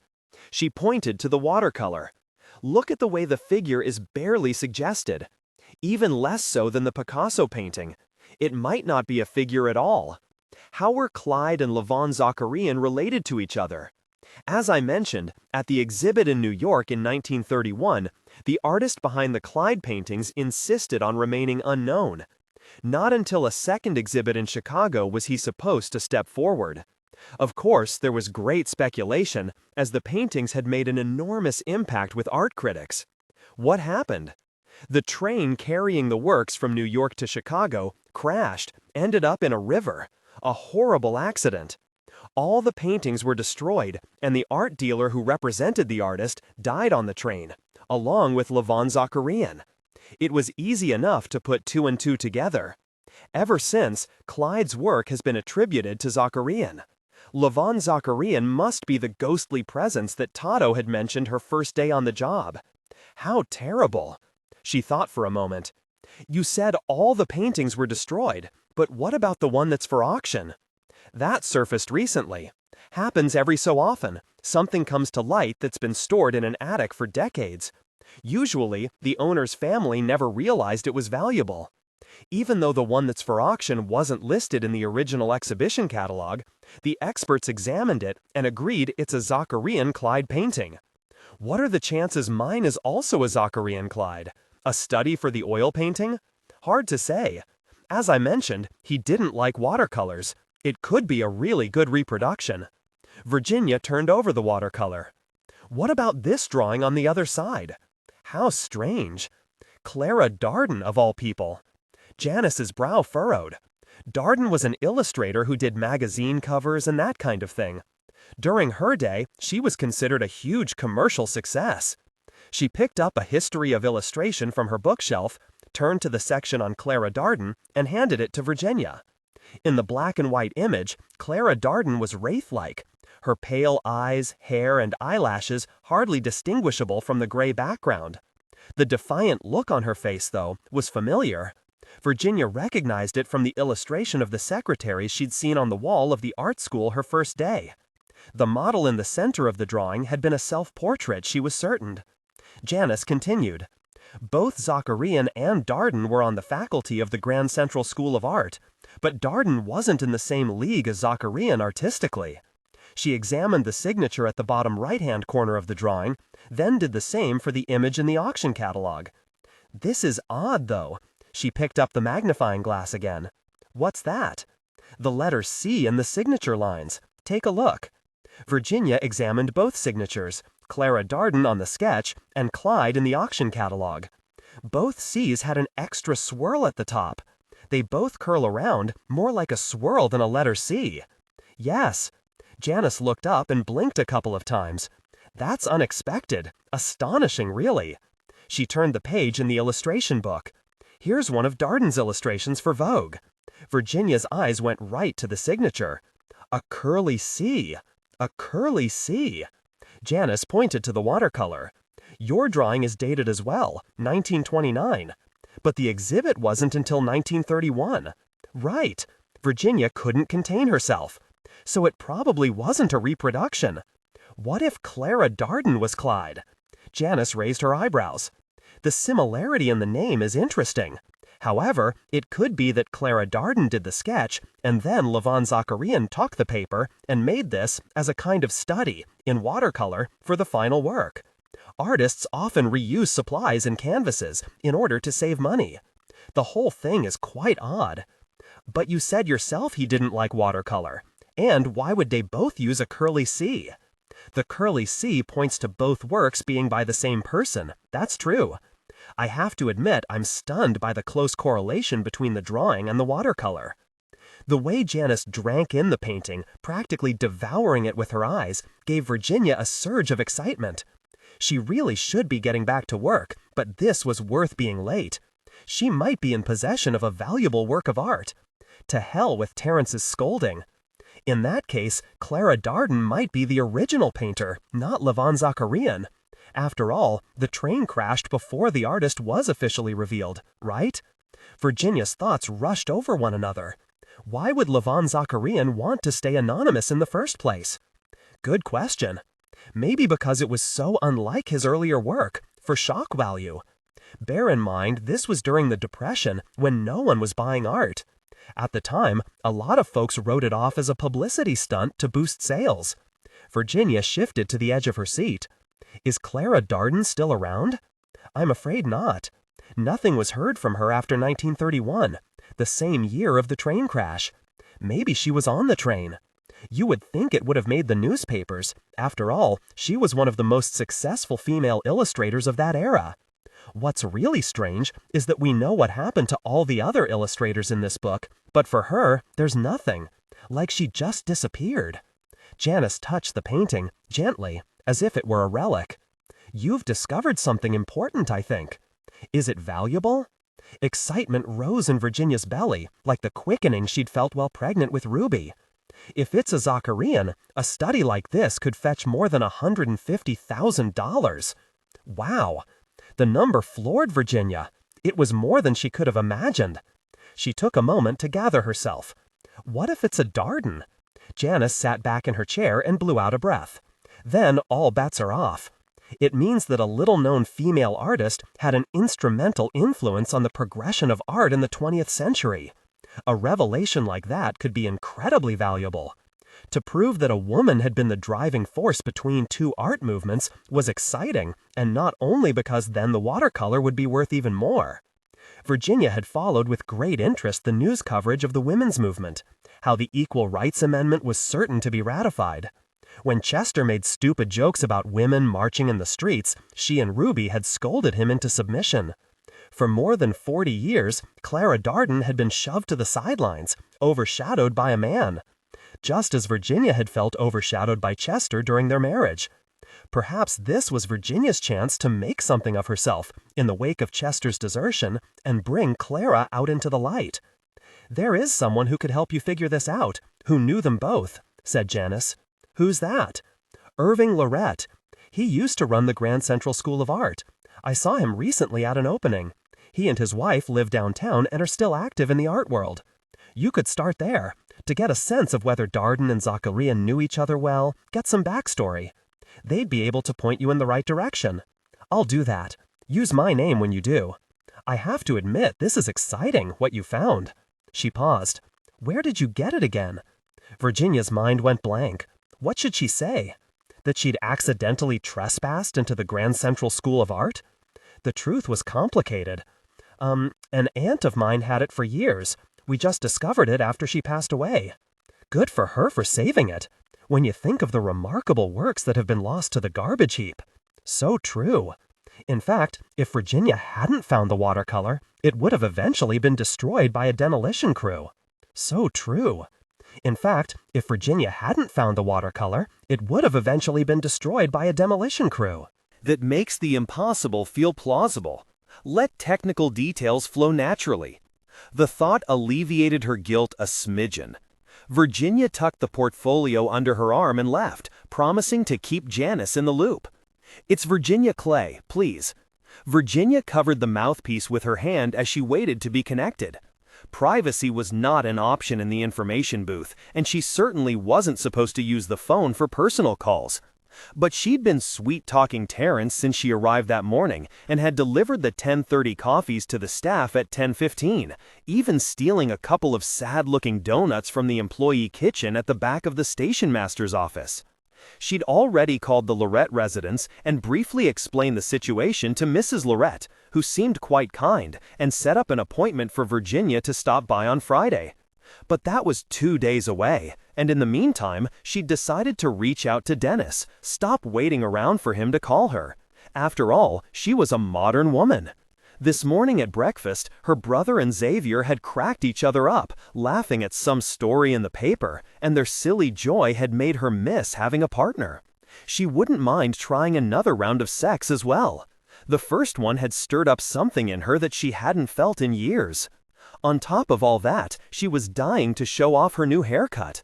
The crew in the booth had given it 2 thumbs up. Well, all except Doris, who told her she looked like a boy. Long lines starfished around the information booth. Thanksgiving was the next day. The concourse brimmed with passengers, and Doris had even put down her nail file in order to keep up with the constant inquiries. These weren't the regular commuters, who knew where they were headed and wouldn't be caught dead asking a question. Instead, the terminal teemed with train travel neophytes who showed up at the information booth helpless and harried, unsure of where to buy a ticket or how to get to the correct platform. But the swarm kept Terrence off Virginia's back for being on the phone twice in one morning. "Virginia!" Dennis sounded pleased to hear from her, and she breathed a sigh of relief. Terrence glanced over at her, and she held up one finger and mouthed, "I'll be quick." A man in line at Terrence's window rapped on the glass to get his attention, complaining he'd been pickpocketed. "Hi, Dennis. I hope I didn't catch you at a bad time. It's a madhouse up here. Down here as well. Everyone's heading out of town at once. We're preparing to file a brief with the court next week, so I'll be lucky if I get any turkey at all." She heard the sound of shuffling papers through the phone. "What are you filing?" We're asking the judge to declare the landmark designation unconstitutional. If you have time for a quick break, I was hoping I might pop up and take a look at the model of the new building, like you'd promised." She hoped she didn't sound too needy. The pickpocket victim spotted a policeman and barreled over to complain to him instead. Terrence peered over at Virginia. Dennis took a beat. "Sounds great. It'd be nice to see you." She hung up the phone, unable to hide the huge smile on her face. "One of your paramours?" asked Terrence. Todo's ears perked up, and Winston shifted around so he could keep one eye on his line and the other on what was going on inside the booth. No, that was just a friend. She offered him the last donut, but he shook his head. "How's the studying going?" Terrence pointed to the binder. "Fine." While she loved the historical summary, the dry facts bored her. "How long did it take you to learn all this?" "About a week." "You're kidding, right?" "Terrence has a photographic memory," offered Todo. "Sees something once and never forgets it." "Do you as well?" asked Virginia. "Me?" Todo looked confused. "No, why would I? I thought you were brothers." Todo laughed. "You kidding? I'm way better looking." "He is," added Terrence. "I'll give him that." By now, Virginia knew what to expect from her coworkers. Doris bemoaning her sciatica and the sister-in-law who lived with her and her husband in Queens.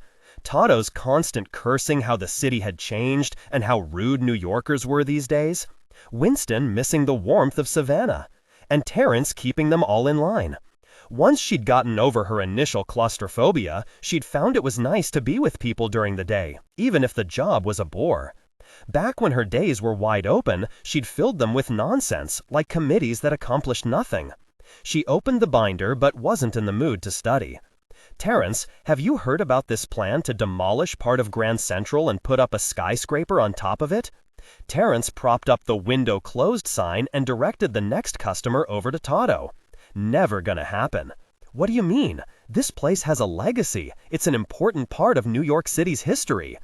"I happen to know one of the lawyers involved in the court case, and he says it's a shoo-in." She didn't mean to sound like such a know-it-all. I mean, the place isn't exactly a shining example of New York City anymore. Everyone tries to avoid it if they can. She thought Terrence would get mad, as he seemed to take any affront to the terminal personally. But instead, he lowered his voice. "You don't see it the way I do. You know how when you've known someone a long time, you still see them as youthful?" She knew exactly what he was talking about. To her, Ruby was frozen in time, the happy girl with grand plans and knobby knees, even when she knew Ruby was a grown woman. "I get what you mean. I still see this place as it was in the 40s. Terrence looked about, and she did as well, trying to picture what he described. Gleaming and beautiful, a masterpiece. The red carpet rolled out for the 20th Century Limited to Chicago right there on track 34.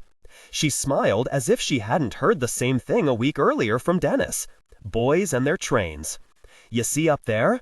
He pointed to the blackened ceiling. "That used to be a vivid turquoise color." Virginia laughed. He was teasing her. "No way. I don't believe that one bit." But he didn't crack a smile. "In any event, it's like a cave now, dark and scary. I don't think many other people see it the way you do." "I suppose so." His face took on a sad cast.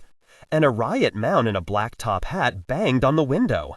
Terrence sighed, removed the window closed placard, and patiently explained that the man's mastiff would not be allowed on the train to Greenwich under any circumstances. After work, as Virginia waited for the elevator to the Penn Central offices, the metal grillwork above the doors caught her eyes. Like the filigree, the design was complicated and showy. A slew of wrought iron vines twisted around the floor indicator, and recessed in the marble trim immediately above was a leaf and acorn wreath in bronze. The terminal was like a giant gallery of hidden art. You just had to know where to look.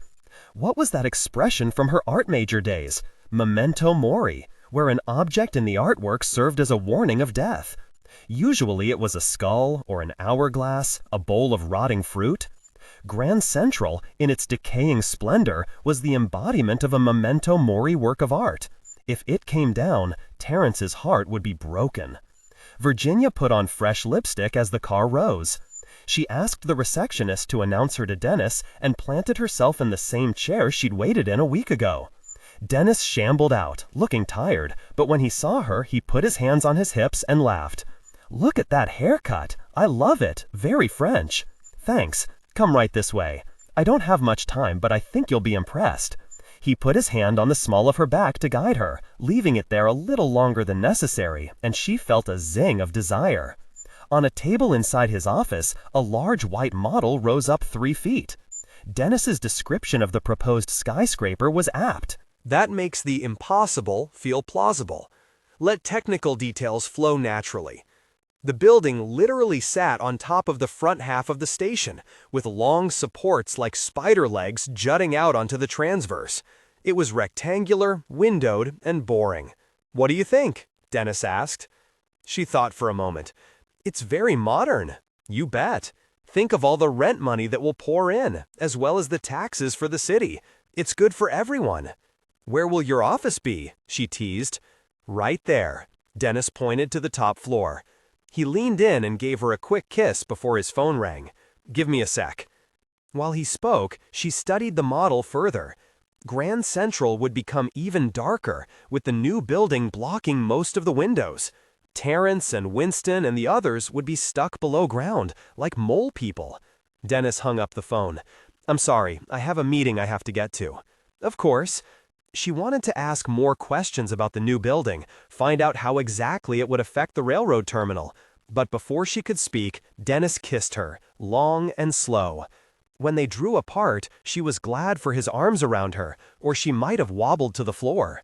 She really shouldn't have waited as long as she did to get out in the world after her divorce. With men like Dennis around, smart and just the right amount of burly, a woman could get everything that she didn't get in a marriage.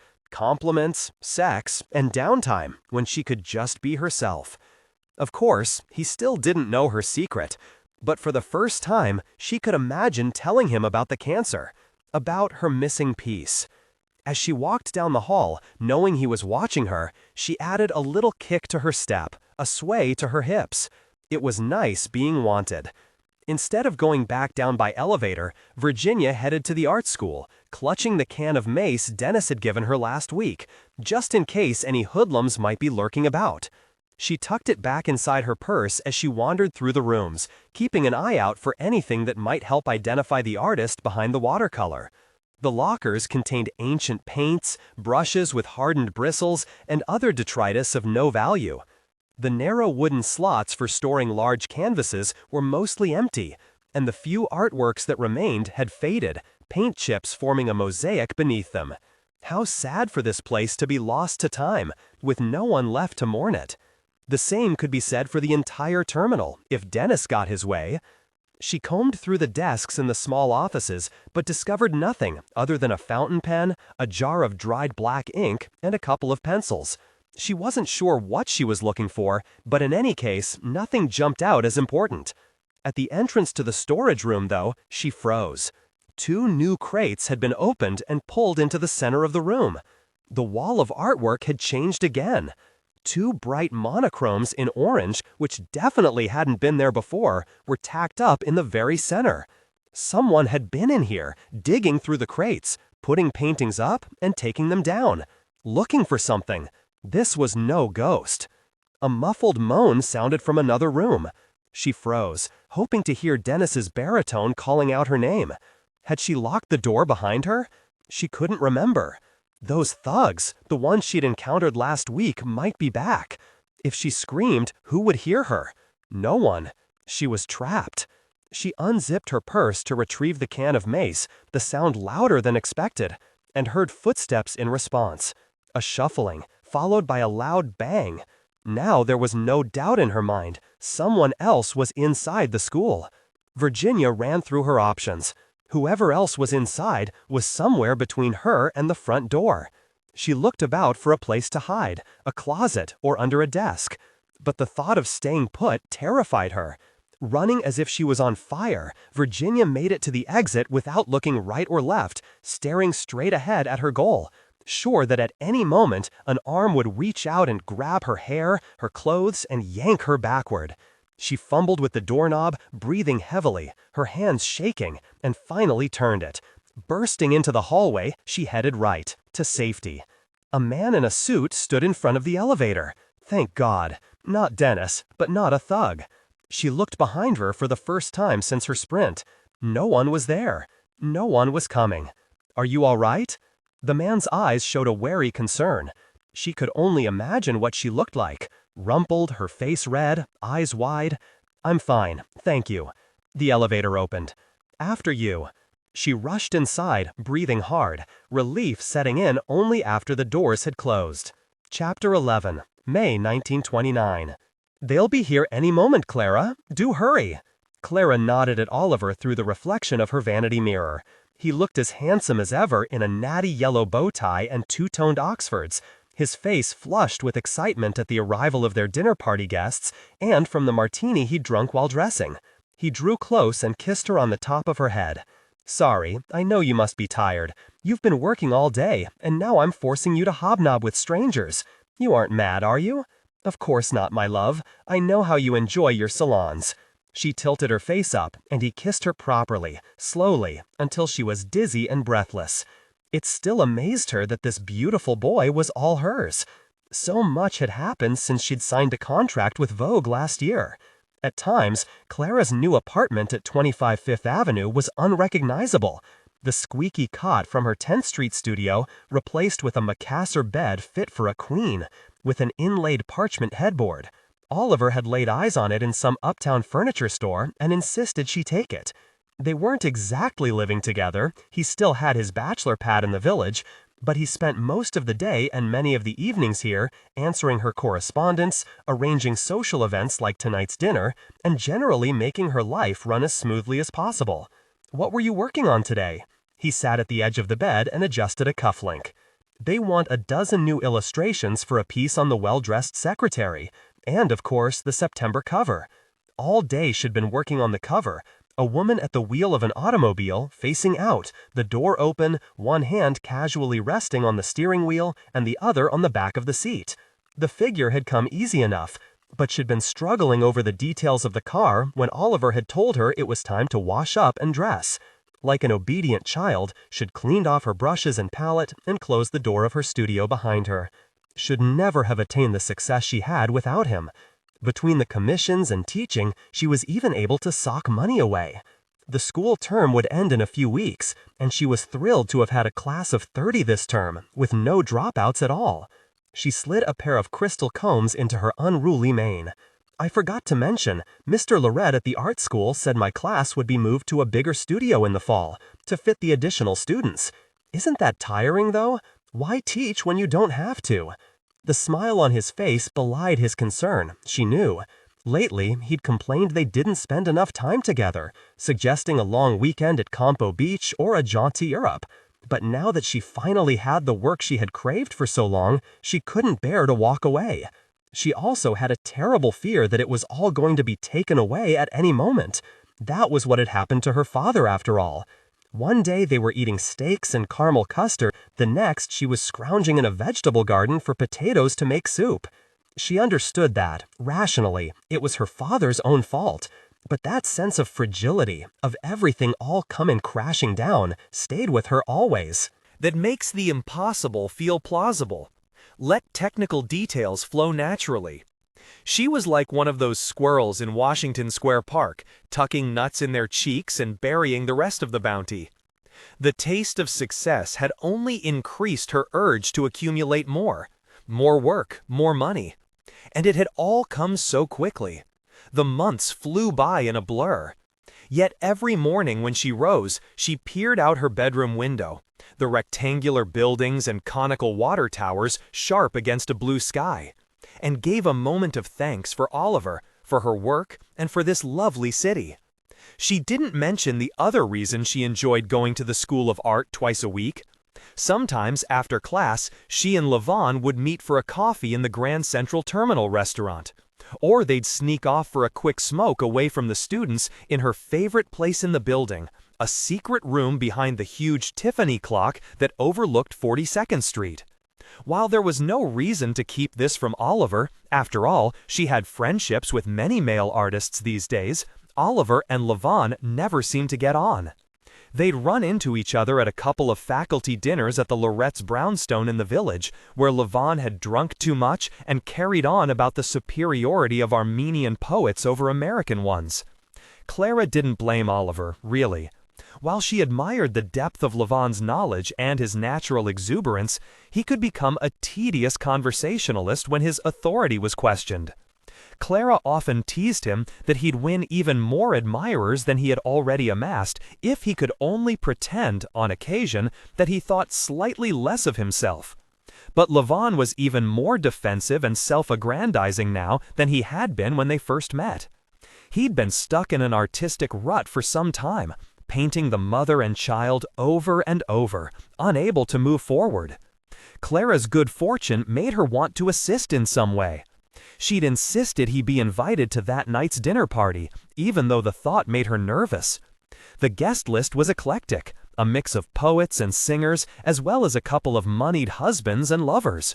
If Levon was in a charming mood, he might be able to entice a potential buyer to a studio visit. She patted some rouge on her cheeks and smiled.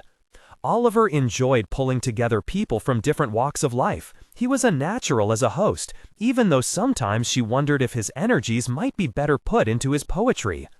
"I do appreciate you bringing the mountain to Muhammad. To have a dinner party in my own home without having to lift a finger. You've been a dream. Who are we expecting tonight?" The doorbell rang, and Oliver leaped to his feet.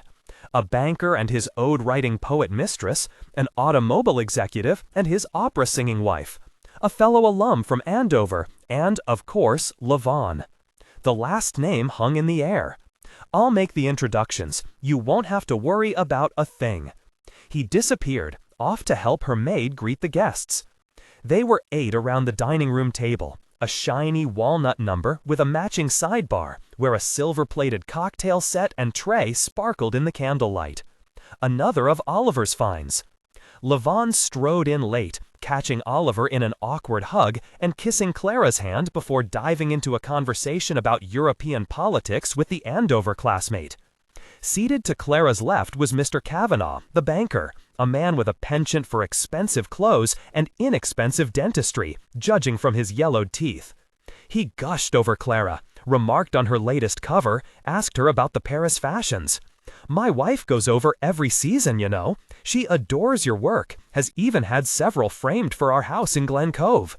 She smiled and answered his rapid-fire questions with as much grace as she could muster. After all, how lovely it was to be sought after, instead of desperately seeking. Framed? I'm touched. How kind of her. Yes, like they're real art. Real art. As if her imagination, technique, and execution were false. "What are you working on now, Miss Darden?" The banker's mistress, a slight red-headed woman named Sally, chirped from the other end of the table. Another cover, and another one after that. Each had to be better than the last, more whimsical. Illustrators were glorified factory workers, she'd complained to Levon just that week. There was always someone new coming up the ranks, offering a unique angle, just as she had. Oliver piped up. "Clara's contracted through the end of this year with Vogue, and I have no doubt they'll renew for another year." The banker's mistress took several puffs from her cigarette holder, her eyes glittering. "I loved the latest issue. The cover was gorgeous, of course, but there were also so many delightful photographs. One layout, do you call it a layout, showed the most divine tweed suits. I swear I could see every thread." Mr. Kavanaugh held up his wine glass for the maid to refill. "Do you think eventually magazines will be all photographs? What would all the illustrators do then? It'll never happen." Oliver looked over at Clara, silently apologizing for the turn in the conversation. "Photography is far too expensive and not nearly as expressive." Mr. Kavanaugh slapped the table. "Good to hear. Speaking of expression, how is your poetry going, Mr. Smith? You and Sally are in that literary group together, aren't you?" Oliver hadn't written anything new in months. Clara had told him he didn't have to do so much for her, that he ought to take time out for himself, but he'd brushed her off. "Perhaps after dinner you both could read some of your work," she suggested. One of the other guests was going to sing. The Andover alum had brought a guitar. If she could persuade Oliver to share his work, get some approbation, he might be newly inspired. Sally squealed with delight, but Oliver shot Clara a worried look. "I'm still in the early stages, I'm afraid. I've been so busy lately." She tried again. "Maybe one of your earlier poems." She looked out over the table. "He's an extraordinary talent." "Don't, Clara." The other conversations at the table, including Lavon's, quieted down as the tension rose. She hadn't meant to put him on the spot. Clara turned to the guest to her right, a gentleman who manufactured and sold Studebaker automobiles, to take the attention off Oliver. Mr. Bianchi was his name, and his wife was the singer in the group. "Tell me, Mr. Bianchi, what's your favorite poem?" The man chuckled and wiped his mouth with his napkin. He wore round spectacles that echoed his bulbous nose. "I do love the Italian decadence, D'Annunzio and the like." Mr. Bianchi winked at her. Lavon's fork clattered to the table. "The fascist? Sometimes you have to ignore the politics and focus on the poetry." "Is it possible to ignore politics? I'm sorry, I've upset you." Mr. Bianchi shrugged. "What can I say? I like beautiful things. Beautiful poetry, beautiful art, beautiful cars." The maid began serving dessert, an upside-down cake, as Clara grappled to gain control of the conversation. "What's your latest automobile model?" "Ah, that's quite exciting." "It's a lower-priced one called the Dictator." Dear God! Lavon spoke with his mouth full of cake. "Really? You can't be serious." Clara noticed Oliver wince at his bad manners. She should have never invited him. Lavon finally swallowed. "You want to speak of dictators? In the last decade of the last century, Sultan Abdul Hamid II of the Ottoman Empire concentrated power into his own hands and ordered the massacre of the Armenian people." A startled Mr. Bianchi turned red. "We don't mean that kind of dictator. We're imagining someone like Mussolini, a man of strength, of power. Our lines include the commander, the president, and now the dictator. It dictates the standard." Oliver stepped in. "Of course, that makes perfect sense." "It's an uphill battle." Mr. Bianchi shook his head. "The market is saturated. Everyone owns a car these days. Our hope is that a cheaper model will encourage families to buy two." He waved a chubby hand at Clara. That makes the impossible feel plausible. Let technical details flow naturally. In fact, next week we're bringing in a consulting group of lady decorators to help us figure out the best way to appeal to the wives. You should come on board. We could use an artist in the group. Clara thought of her current cover. A close-up look at the latest car model might inspire her. Also, as much as she didn't want to admit it, the banker's mistress had a point about the threat of photography. Clara could envision a time in the future when magazine illustrators were reduced to scrambling for crumbs. Branching out into consulting work was a wise idea. But she didn't want to be lumped in with a group of lady decorators. She had more to offer Mr. Bianchi than that. "I'd be happy to get involved. In fact, I bet I can solve your problem." "How so?" "It's all in the ad campaign. I bet I can create one that will make your Dictator the best-selling car of the year." As she spoke, her excitement grew. Mr. Bianchi sat back and studied her. "You could you?" "Of course she could. You're talking to Clara Darden, one of the finest instructors at the Grand Central School of Art." Lavon raised his glass to her, and Clara bowed her head slightly in response, hoping to temper his enthusiasm. "Do you really have time to do car advertisements?" Oliver again. "Your schedule is quite booked already." He was trying to save her, thinking she was being bulldozed, but he was wrong. She wanted this. Something new, something that would provide some contrast to her magazine covers. Plenty of other illustrators do designs for more than fashion magazines. I don't see why I can't as well. Sally giggled. "But automobiles? It's not very feminine work." Clara sat back, crossed her arms, and shot Sally a look that made her choke on her laughter. Maybe it should be. A week after the dinner party, Clara was picked up by a gleaming Studebaker, sent by Mr. Bianchi, and driven to the factory where the cars were made.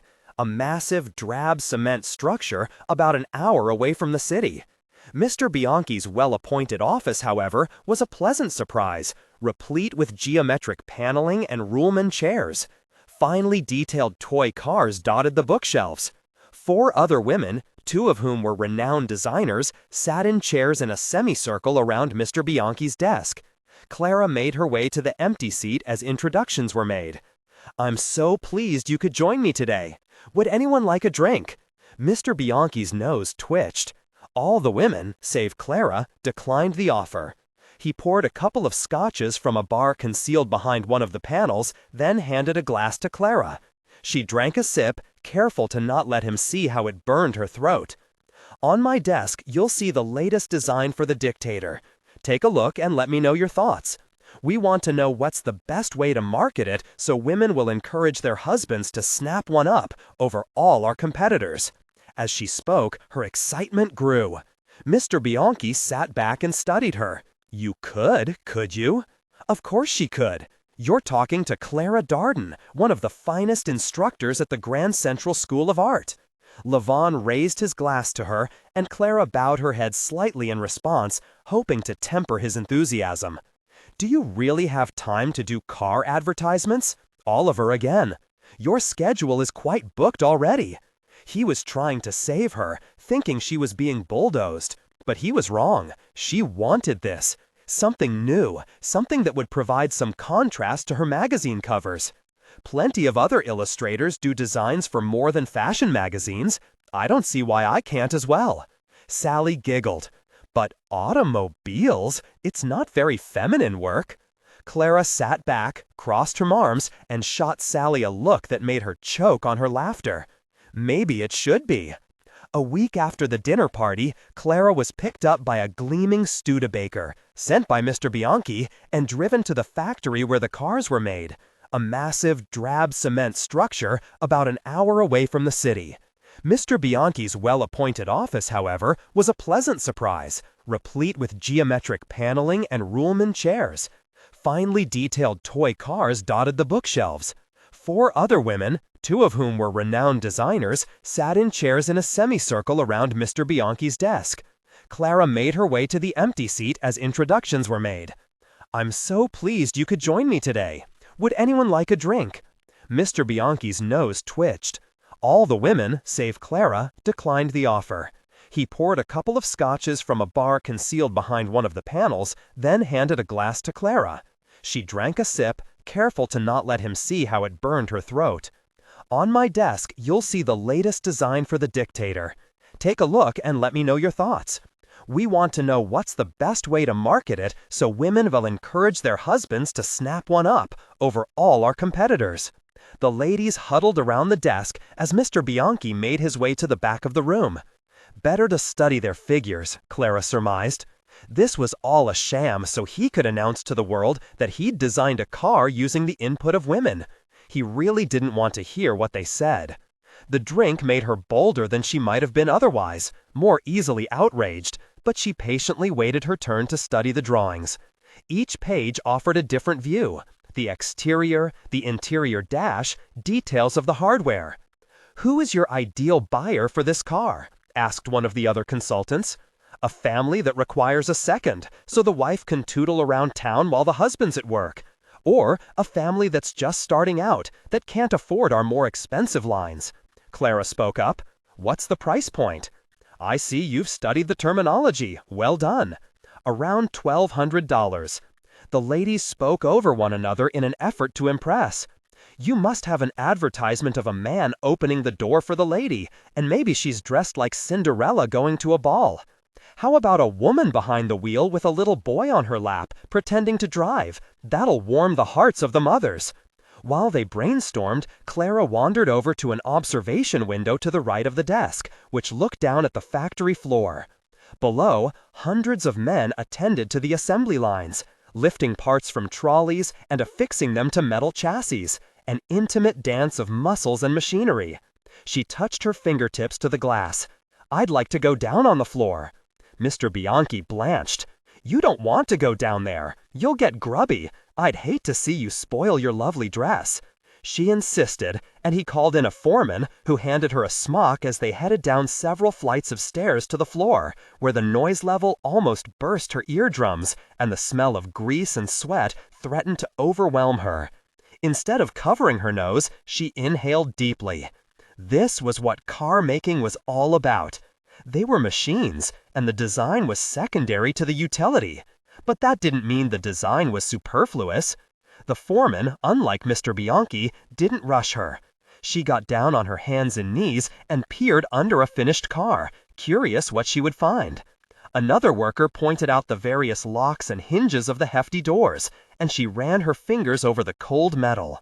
As a fashion illustrator, she had learned to pay attention to material, color, line, and anatomy. An automobile, which was almost like a coat of armor, was no different from a coat of fur. Protection against the world. Back in Mr. Bianchi's office, the other ladies were long gone. He looked up in surprise. "Miss Darden, I'd forgotten about you entirely. What on earth have you been doing?" Clara pulled off the smock and pointed at the drawing. Not even the cleverest advertisement will work if the interior of the car isn't functional for women. Right now it's not.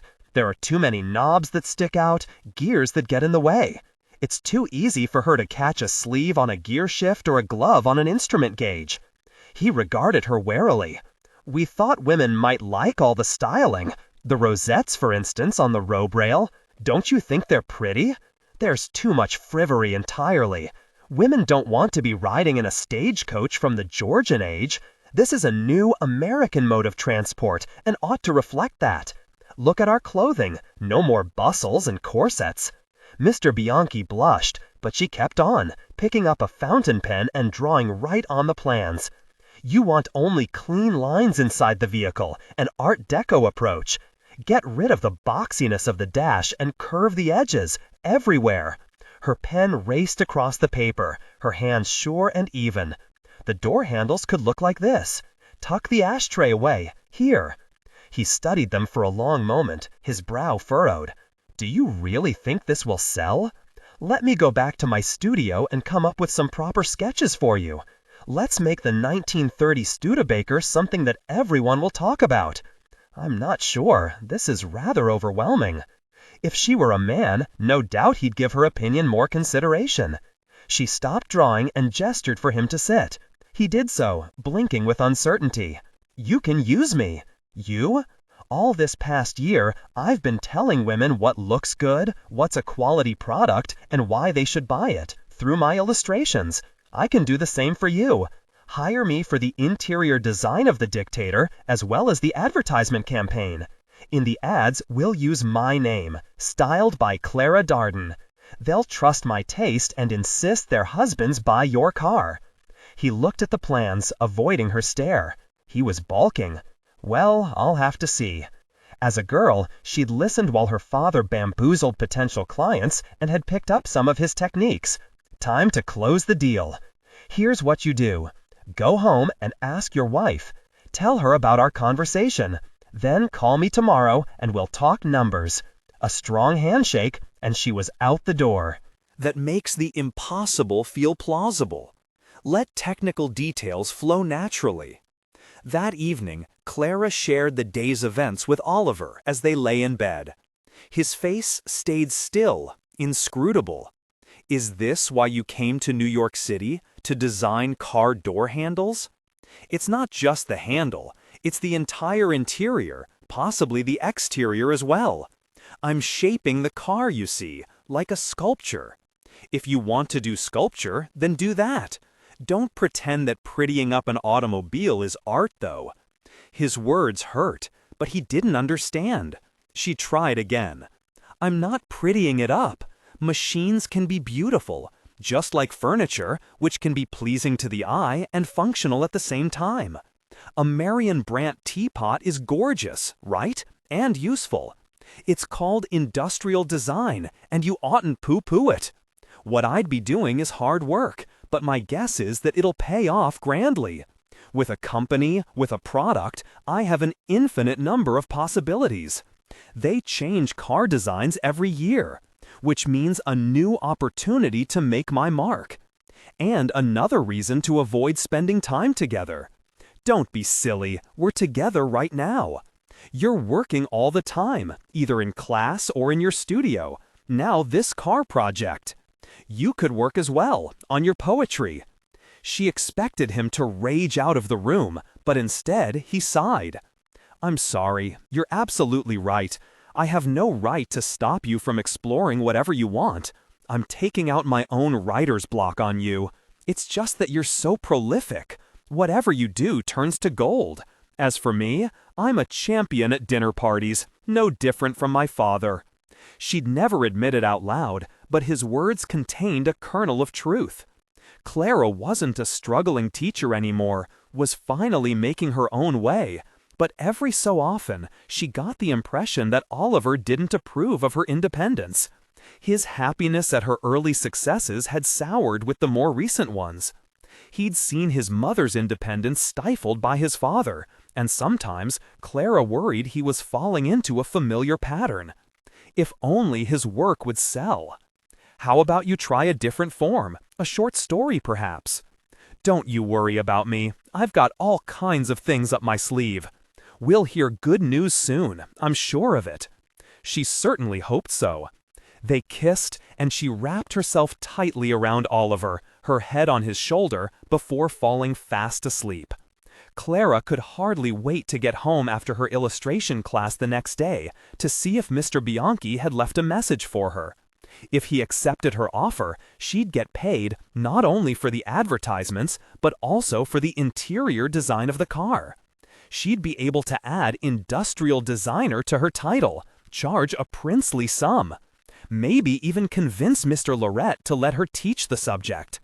Her head swam with the possibilities. As she burst through the doors of Grand Central onto 42nd Street, she spied a familiar figure leaning against one of the lampposts, inhaling a cigarette. She marched over. "How's Grand Central's most famous Armenian painter doing these days?" He lifted her off the ground in an enormous hug. "My dear Clara, there you are!" He set her down on the pavement with a thud, and she stumbled briefly before finding her footing. "Enough, Levon. Shake hands like a normal person, will you? You're a vision. We must walk together." She'd planned on taking a taxi, one of the perks of having a constant stream of income. Last year she would have taken the subway to spare the expense, but now it was no longer a second thought.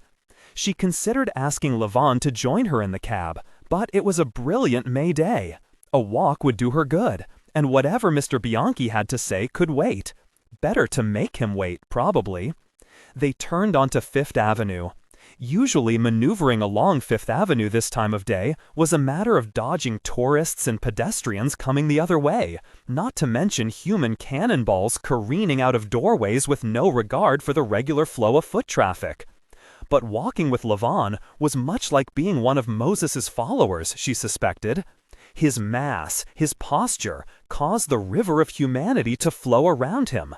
He moved in a straight line, which meant she did as well. "How is your illustration class going this term?" he asked. "Some are brilliant, others less so. But I had a very productive meeting with the head of Studebaker cars yesterday." She recapped the meeting, keeping her excitement in check, in case Mr. Bianchi didn't follow through. He grinned down at her. "Fantastic, my girl. I hope you don't forget me when you're the toast of the town." But something in him was off. Levon's strides were hurried, as if he wanted to get away from her. She regretted reveling in her enthusiasm, her success. A year ago, he'd been the hero of the school and had used his influence to help her. She shouldn't crow. "Tell me, what are you working on these days?" "I'm a whirling dervish in the studio. No one can stop me." The usual bravado came out forced. "I don't believe you." He made an exasperated sound, like a horse fluttering his lips. When he spoke, the words were so soft she had to strain to hear them over the din of the streets. "That photograph, the one of my mother and me, I can't seem to get the painting of it right. I finish one and then immediately start on another. Can I come see?" His face darkened. "No, I don't let anyone come to my studio anymore. I'm not ready." She remembered how she'd been stymied until Oliver had lent a hand. "You're stuck. Maybe I can help." "You'll have me put a bottle of soda in my mother's hand? Is that your answer?" "Don't be petty. You're a great artist. Are you sleeping?" The dark circles under. I won't apologize for my success. I won't apologize for my ambition. Why fight me on this? He tensed with a cat-like ferocity. For a moment, she thought he was going to leap into the middle of the street, end it all under the wheels of a passing car. Instead, his head dropped onto her shoulder. I'm done for, Clara. She bent her arm around him, averting her eyes from curious stares of passers-by. What a sight they must make, a pieta of giants, all long limbs and wide shoulders, the man silently weeping. Chapter 12, June 1929. As she'd hoped, Mr. Bianchi offered Clara the chance to reinterpret the interior of the Dictator, as well as take the lead on the advertising campaign. She immersed herself in the job, stopping by the factory twice more, staying up all night sketching out dashboard designs and advertisement ideas. Even though her schedule was packed, Clara made a point of stopping by Levant's studio every few days, dropping off some bread and cheese or soup, waiting until he'd eaten it all before heading back out. That makes the impossible feel plausible. Let technical details flow naturally. From what she could tell, he still hadn't made much progress on the paintings, but she made a point of not speaking about art, either his or her own. Today she'd brought an apple and some cold chicken drumsticks wrapped in brown paper. A lazy heat had settled over the city in the past couple of days, and she didn't want to have to turn on Levin's stove. Striped awnings kept her own apartment cool, but she knew his top-floor studio would be sweltering. She knocked twice before letting herself in with the spare key, which she'd pilfered after he'd refused to answer the door one day. She'd had to pound away until he finally let her in, looking morose and surly. This week had shown signs of improvement. He'd had other visitors one day, and on the others, she'd found him reading a book or newspaper instead of indulging in his melancholy. Here, eat this before it spoils. She laid the bag on the table as she unpinned her hat. Levin wore a white undershirt and blue serge trousers. He reached for his shirt, which lay over a chair, sweeping it about him like a cape and tucking one arm through. You don't have to do that for me. It's too hot for long sleeves. I'd never be so gauche as to eat in front of a lady with my arms bare. I may have been raised in a dirt hut, but even peasants have standards. She laughed. You're about as far from a peasant as any man I know. You're a secret member of the aristocracy, no? Russian, perhaps? I've always suspected that accent wasn't quite right. If only. My father was a cobbler, not a duke. He sighed, hiding a smile. What was he like? She'd found that getting him to reminisce often lightened his mood, which was especially odd, as most of his memories were sad, bordering on grim. Simple, but strict. He fled before the worst of the persecution began. I remember once, a few months after my father was gone, a Turk tried to steal from one of my neighbor's homes. In the darkness, he hit his eye on a nail, blinding himself, and was caught. The Turk went to court and insisted that my neighbor was responsible for his accident, and the judge agreed. They pinned him down and gouged out his eye as well. When he ranted like this, it was best to stay neutral. How biblical! Levin burst into peals of laughter.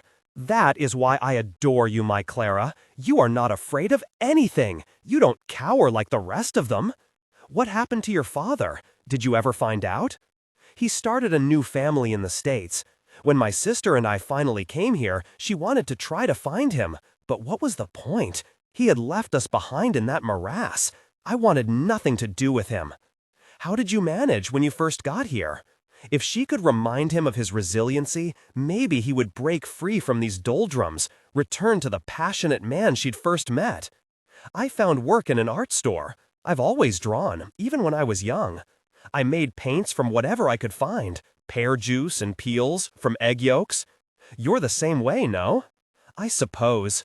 He lurched over to the painting of his mother. What if I can never finish it? She stood behind him. Sections of the canvas shone like porcelain from the application of multiple coats of paint, followed by scraping and sanding until only a reflective layer remained. While arduous, the technique worked. The finish showed depth that she'd seen before only in the work of Vermeer. Who says you have to finish it anyway? Why not keep on painting for as long as you like? You're saying that so that I do the opposite, right? That I fight back and say that I must finish it? He was impossible. Do whatever you must, Levon. It's too hot to argue with you today. Let's go out. Where? She opened her leather satchel and pulled out a sheaf of capers. The Heckscher Building. 3 society ladies are creating a museum of modern art there later this year, and I was asked to stop by and give my opinion on some works they're considering. Which artists? Cézanne, Gauguin, Seurat, and Van Gogh. She handed over the list. He scanned it voraciously. So many! They're aiming for 100 artworks. Can you imagine? We can see them firsthand, right here in New York, and they already have a dozen at the gallery. It's an exciting prospect. You should come.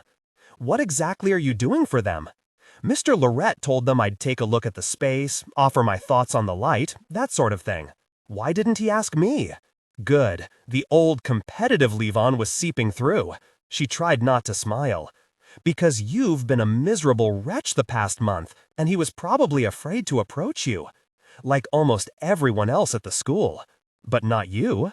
No, not me. In the gallery space, a woman in her 60s, with a frizz of caramel-colored hair poking out from under a hat, greeted Clara and Levon as they entered.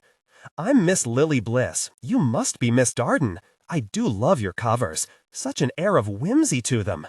Thank you. May I introduce you to Mr. Zacharian, also of the Grand Central School of Art, and a painter? Pleasure. Miss Bliss turned back to Clara and began rattling on about frames, shipping fees, and storage. Clara already regretted bringing Levon, who sulked quietly behind her like a fretful bear. She wished Miss Bliss had at least recognized his name. A slight man with crooked teeth and a high forehead approached. "Ah, Felix, you've arrived," Miss Bliss greeted him warmly. "I certainly have, and am eager to offer my strong opinions and have you shoot them down." The words came out in staccato stabs. "Miss Darden, Mr. Zacharian, you must know Felix Hornsby." Of course. Oliver had pointed him out to Clara during a cocktail party as one of the city's most distinguished and successful art dealers. His unremarkable presence, more like that of a plumber who'd come to fix the sink, caught her off guard at this second sighting. Clara held out her hand. "Mr. Hornsby, we have a mutual acquaintance, Mrs. Alston Smith. Oliver's mother had recently purchased several Steiche photographs from Mr. Hornsby for the Newport House." As expected, the man regarded her with a great deal more interest now. Connections, always connections. Miss Bliss waved her gloved hand. "Such a small world, we art lovers. Everyone, please follow me. I just received a special piece from France, and you'll be the first to see it." In the next room, 2 assistants lifted a frame out of a wooden crate with care. They all leaned over to examine it. A Van Gogh. "This is Madame Ginot," said Miss Bliss. "What do you think?" In the painting, an older woman in white, wearing a mint-green scarf and matching cuffs, rested one elbow on a table. Her craggy closed fist supported her cheek, and she seemed both amused and sad. The strong eyebrows and coal-black eyes reminded Clara of Levon Swathers' portrait. But this woman had not been abandoned. Her face showed resilience and a fading beauty. It was not a plea for rescue. Clara took in the clarity of the painting like a drunk to whiskey. This is the woman she wanted to be in 40 years. She wasn't a beauty, or at least hadn't been spruced up to be prettier than she was, the way the famous portraitists of the time tended to do. She was hardy, wary, and tender. If you like this, you really should visit Levon's studio. Clara addressed Mr. Hornsby directly, avoiding Levon's open-mouthed stare, daring him to defy her boldness. His work is exquisite. Mr. Hornsby nodded. "I've heard many good things about you, Mr. Zacharian. I remember your work in the Grand Central Art Galleries last year." He slapped Levon on the back.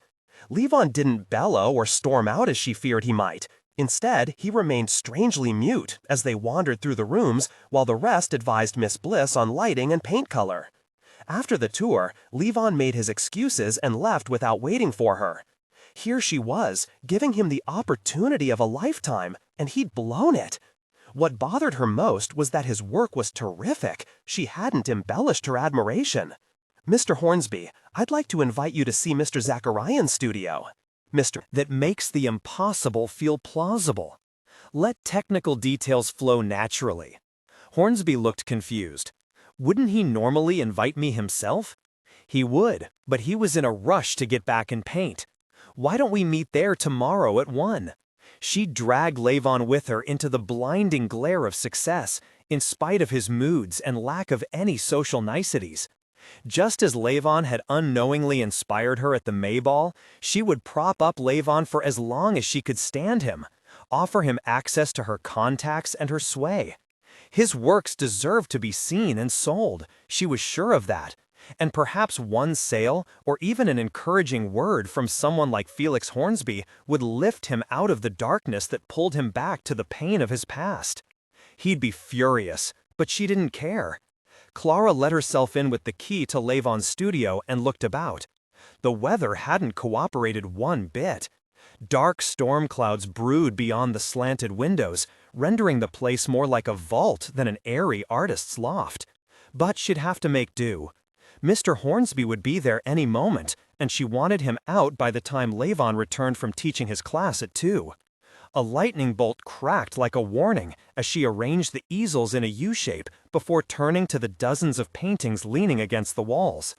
She examined each canvas carefully before deciding either to place it on an easel or prop it on top of any empty shelf or mantel, as close to eye level as possible.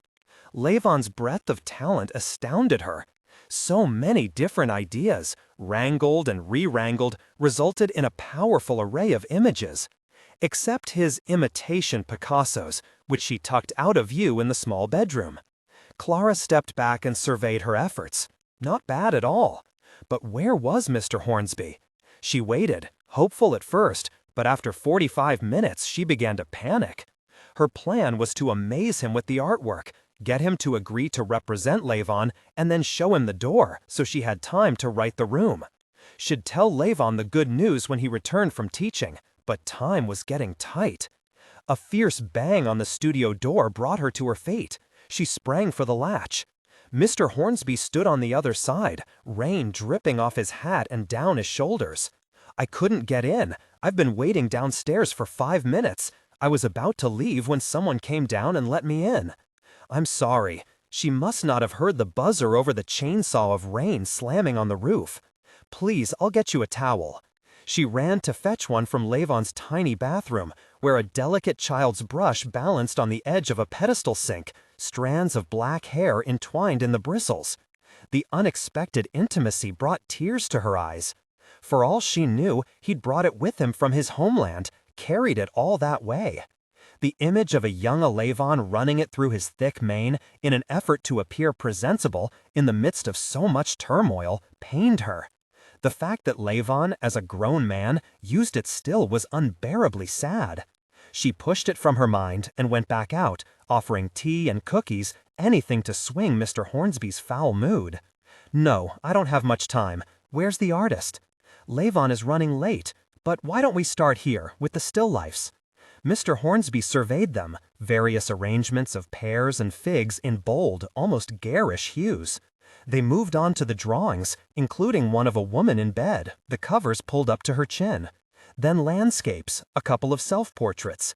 He didn't speak, didn't nod, offered no sign of his reaction whatsoever. Finally, they reached the painting of mother and child. "That one's of his mother," when Mr. Hornsby cut her off. "Don't tell me anything about it." He moved closer, then back.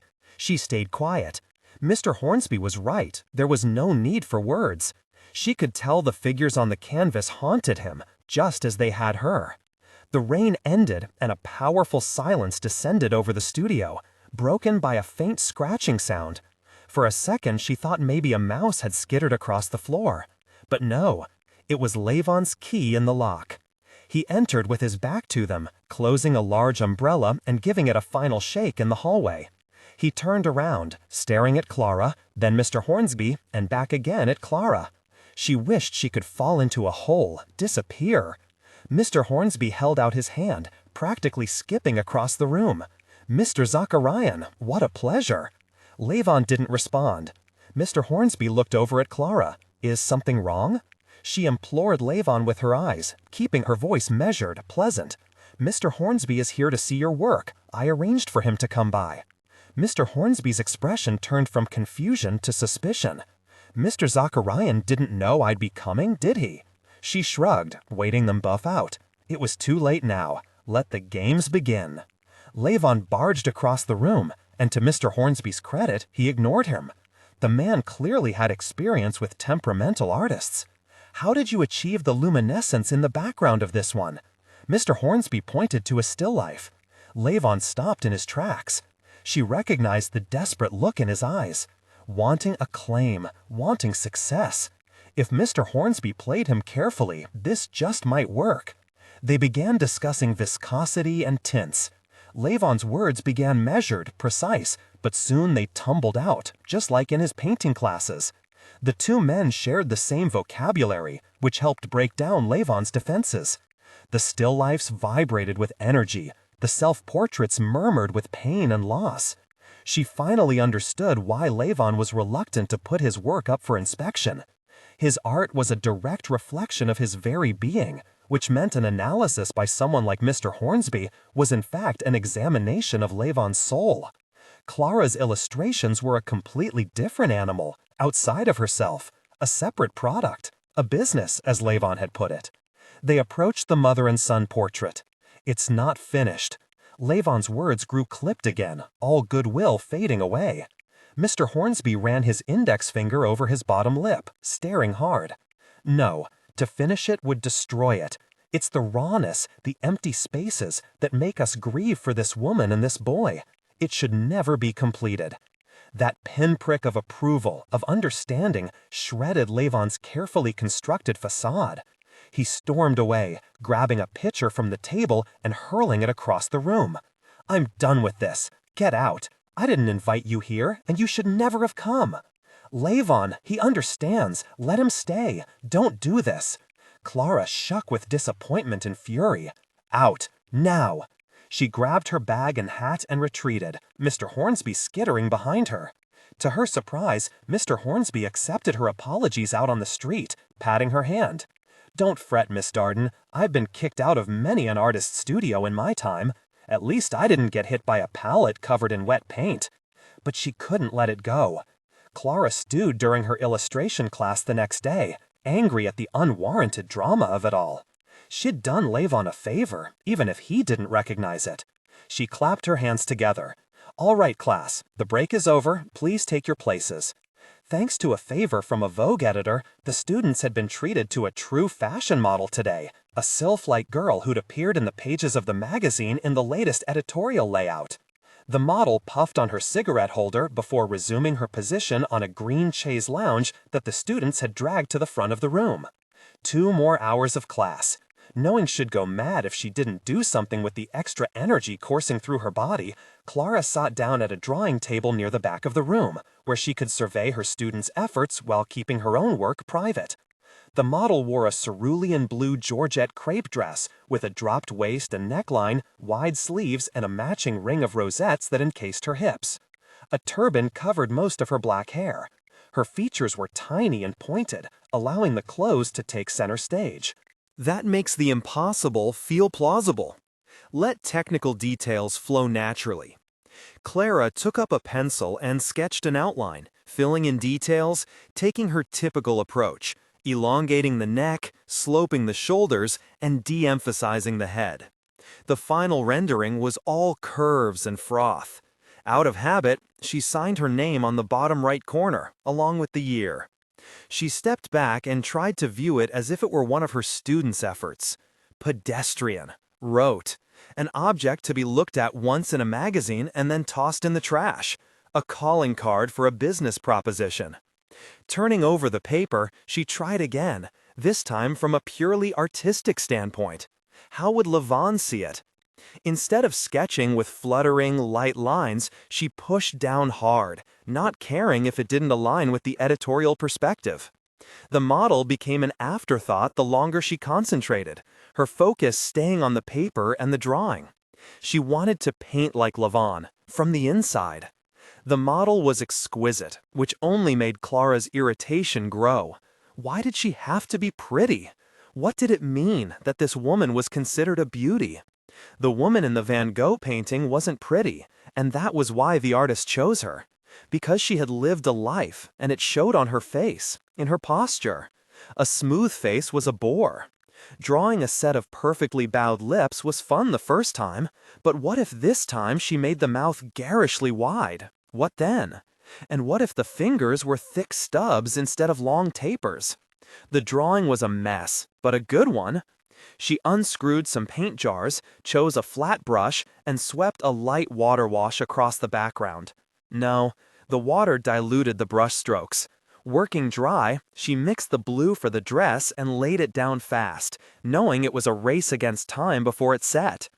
The deadline worked in her favor, preventing her from second-guessing her decisions. So this is what Levon felt as he worked. Once she banished the running commentary of an editor's critique from her mind, the model needs to be thinner, enlarge the masthead. Her imagination was free to play. She took what she saw in front of her and attacked the paper with little forethought. The rush stayed with her until class came to a close. She thanked the model, checked in with her students, and made sure the room was cleaned up before tucking the painting on top of the storage cabinet. Oliver was waiting for her by the clock on the concourse floor. They were due to catch the train to Newport to spend a weekend at his parents' country house. "Oliver, I've had the strangest experience." Her words came out in a tumble, how she'd approach the painting in a new way, a more instinctive one. It was almost mystical, the sense that this creation was erupting from inside me, not outside. "Does that make any sense?" He laughed. "Good for you, I guess." "What do you mean?" He counted on his fingers. "The magazine work, your teaching, the Studebaker job. Are you about to shoot off in another direction? Maybe you'd rather stay in the city and skip our Newport trip." Again? She would, but she'd never admit it. "You're diluting your energies, Clara. Be careful." He had a point. A physical and mental heaviness weighed on her after those 2 hours of concentration, unlike anything she'd experienced before. As she gave him a reassuring smile, Levon came into view. She braced herself for another round of derision. Or maybe he'd just ignore her and walk right by them. Instead, he took Oliver's hand and shook it heartily. "How are you? And Miss Darden?" "We're both well. Off to Newport. And you?" "Meeting with my dealer in the restaurant." Clara threw Levon a look. His dealer? What was he talking about? Levon stuck his hands in his pockets. "I'm working with Felix Hornsby after all. 2 landscapes to start. We'll see where it goes from there." She asked. "I went to his office after you left. Told him I wanted to work with him. He made a couple of calls and, like that," he snapped his fingers, "I was flush. What changed your mind?" "I needed to eat." That would do it. She was glad he came to his senses. And I guess I should thank you for making the introduction." He bowed in her direction. "And for breaking into my studio and showing my work without my consent. At the time, I was worried I'd allowed goats on my roof." "Goats on your roof?" She had no idea what he was talking about.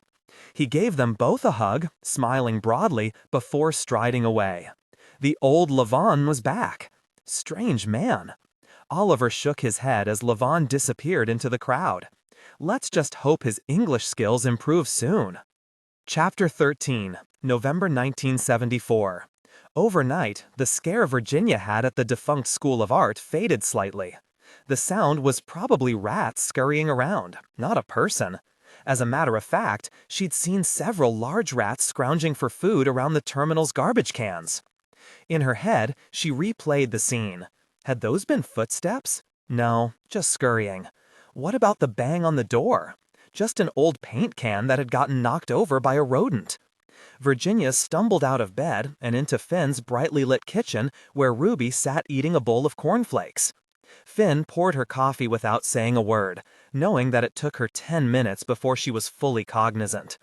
Xavier tossed the newspaper on the table, and they each took a section. Are we ready for Turkey Day? That's right, it was Thanksgiving. When Finn had suggested last weekend that they all go to a restaurant for Thanksgiving dinner, Virginia insisted on cooking instead. She wanted to give Ruby a traditional holiday, as a way to prove that they were still a family, even if they were missing her father. At the same time, drumming up a feast was a perfect way to thank Finn and Xavier for letting them crash at the Carlisle. Xavier continued, "I bought everything we need, but I'm not lifting a finger to cook. You do not want me in the kitchen." "True." Finn patted him on the arm. "Last time he tried to cook a steak, it ended up so raw I swear it moved." "That's truly disgusting." Ruby turned to Virginia. "I want marshmallows on the sweet potatoes." "That is the plan." Virginia almost chastised her for not saying please, but held her tongue, not wanting to embarrass her. "Is there anything we can do to help?" asked Finn. "Not a thing. I've got this." After showering and fluffing her hair per Xavier's detailed instructions, Virginia threw on an apron and got down to work, prepping the turkey and getting it in the oven, figuring out where the pots and pans were, and deciding which serving dishes were most festive. She could hear Finn, Xavier, and Ruby in the living room, watching the Thanksgiving Day parade on the television, cheering when their favorite balloons drifted by. After Xavier announced the Bloody Marys were ready, she joined them in the living room, setting a tray with some Ritz crackers and cheddar cheese on the coffee table. Finn patted the cushion beside him. "Sit, V, and tell us about your new job." She tucked her bare feet underneath her and sipped the Bloody Mary. "Strong, but good." "It's interesting, more so than I expected. But it's pretty straightforward. I help out, make sure the supplies are filled, get coffee." "Where do you work in Grand Central?" "I'm in the information booth." Xavier leaned forward. "The one with the clock on top of it? Right in the middle of that big space?" "The concourse." "Well, yes. How on earth did you end up in there?" asked Finn. She stifled the familiar drumbeat of defensiveness. "Long story. The people who work there are a quirky bunch, to say the least, but I don't mind it. The building has so much history behind it. I like being part of it." Ruby wiped some crumbs off her skirt, not looking her mother's way. "That time I took the train back from Sarah Lawrence, I was so scared.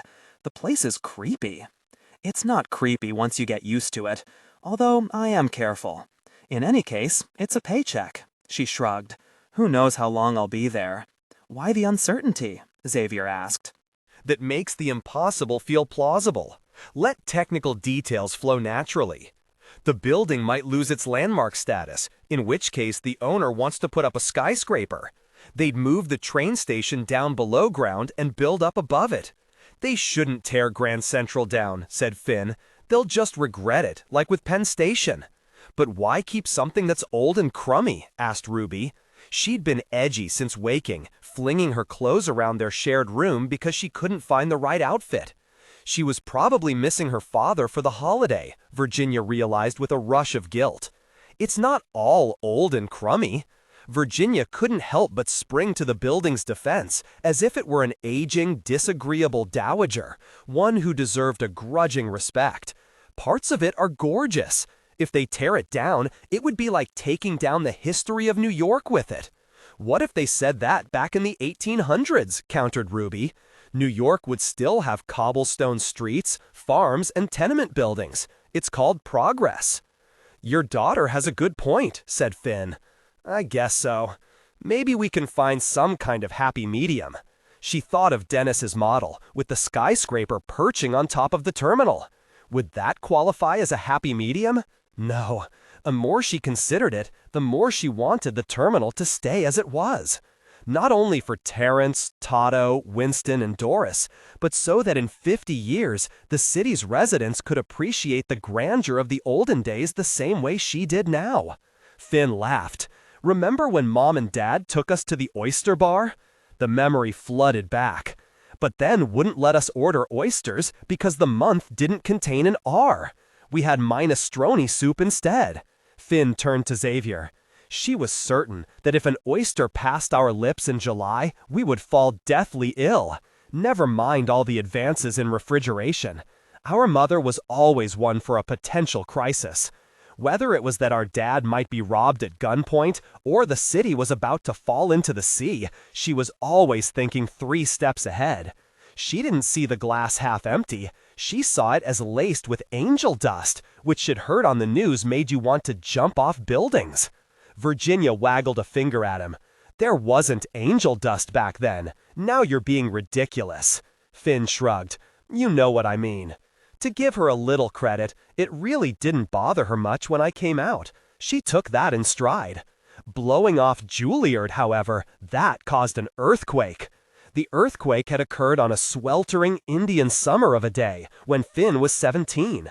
He'd been banging away on the upright piano all afternoon, struggling through a Bach piece, slamming his hands down hard on the keyboard when he made a mistake, the neighbors below pounding on the ceiling with a broom handle. Everyone's nerves were frayed. When their mother told Finn to get his act together and stop behaving like a child, he'd erupted, telling her that he wanted to go into theater, not to Juilliard. Their parents had cut him off right there and then, and he'd run away, heading to Europe with only a backpack. Here's to Meryl O'Connor, flawed as she was. Virginia raised her glass in a toast. Here's to Meryl. Finn echoed her, and the others joined in. Her funeral was nice. So was Dad's. All the neighbors came, at least the gang that was still living from the pub days. A shadow crossed Finn's face. They were moving into dangerous territory, but Virginia couldn't help herself.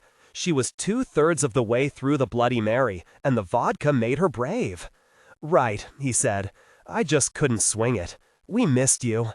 As children, they'd played together constantly, either with Finn's tin soldiers in the middle of the living room, or lounging out on the fire escape in the heat of summer while Virginia read out loud from her Nancy Drew books. But once his musical talent was discovered, she'd lost him to the piano and the daily practice that ate up all his free time. She'd hoped, after their parents' deaths, that she and her brother would become closer, but that hadn't happened. No doubt Chester's conservative outlook hadn't helped matters. The man was far from welcoming. In any event, they had spun in completely different orbits until now. She checked her watch. Time to get back in the kitchen. She ruffled her brother's hair on her way out, a gesture of love and forgiveness. He took her hand and held it a moment, and they smiled at each other. At dinner, the conversation flowed from politics to music to Finn's success as an entertainer. Xavier held court, raving about the international audiences and the steady gigs, Finn regaling them with impersonations of drunken patrons who insisted on singing along. The dinner was going as well as Virginia could have hoped, until Finn asked Ruby when she got into photography. Ruby crinkled her nose. "Right when I started high school, Dad bought me a camera. At the time, Mom was going through chemo, and one of my first photos was of her wearing a crazy scarf to cover her bald head.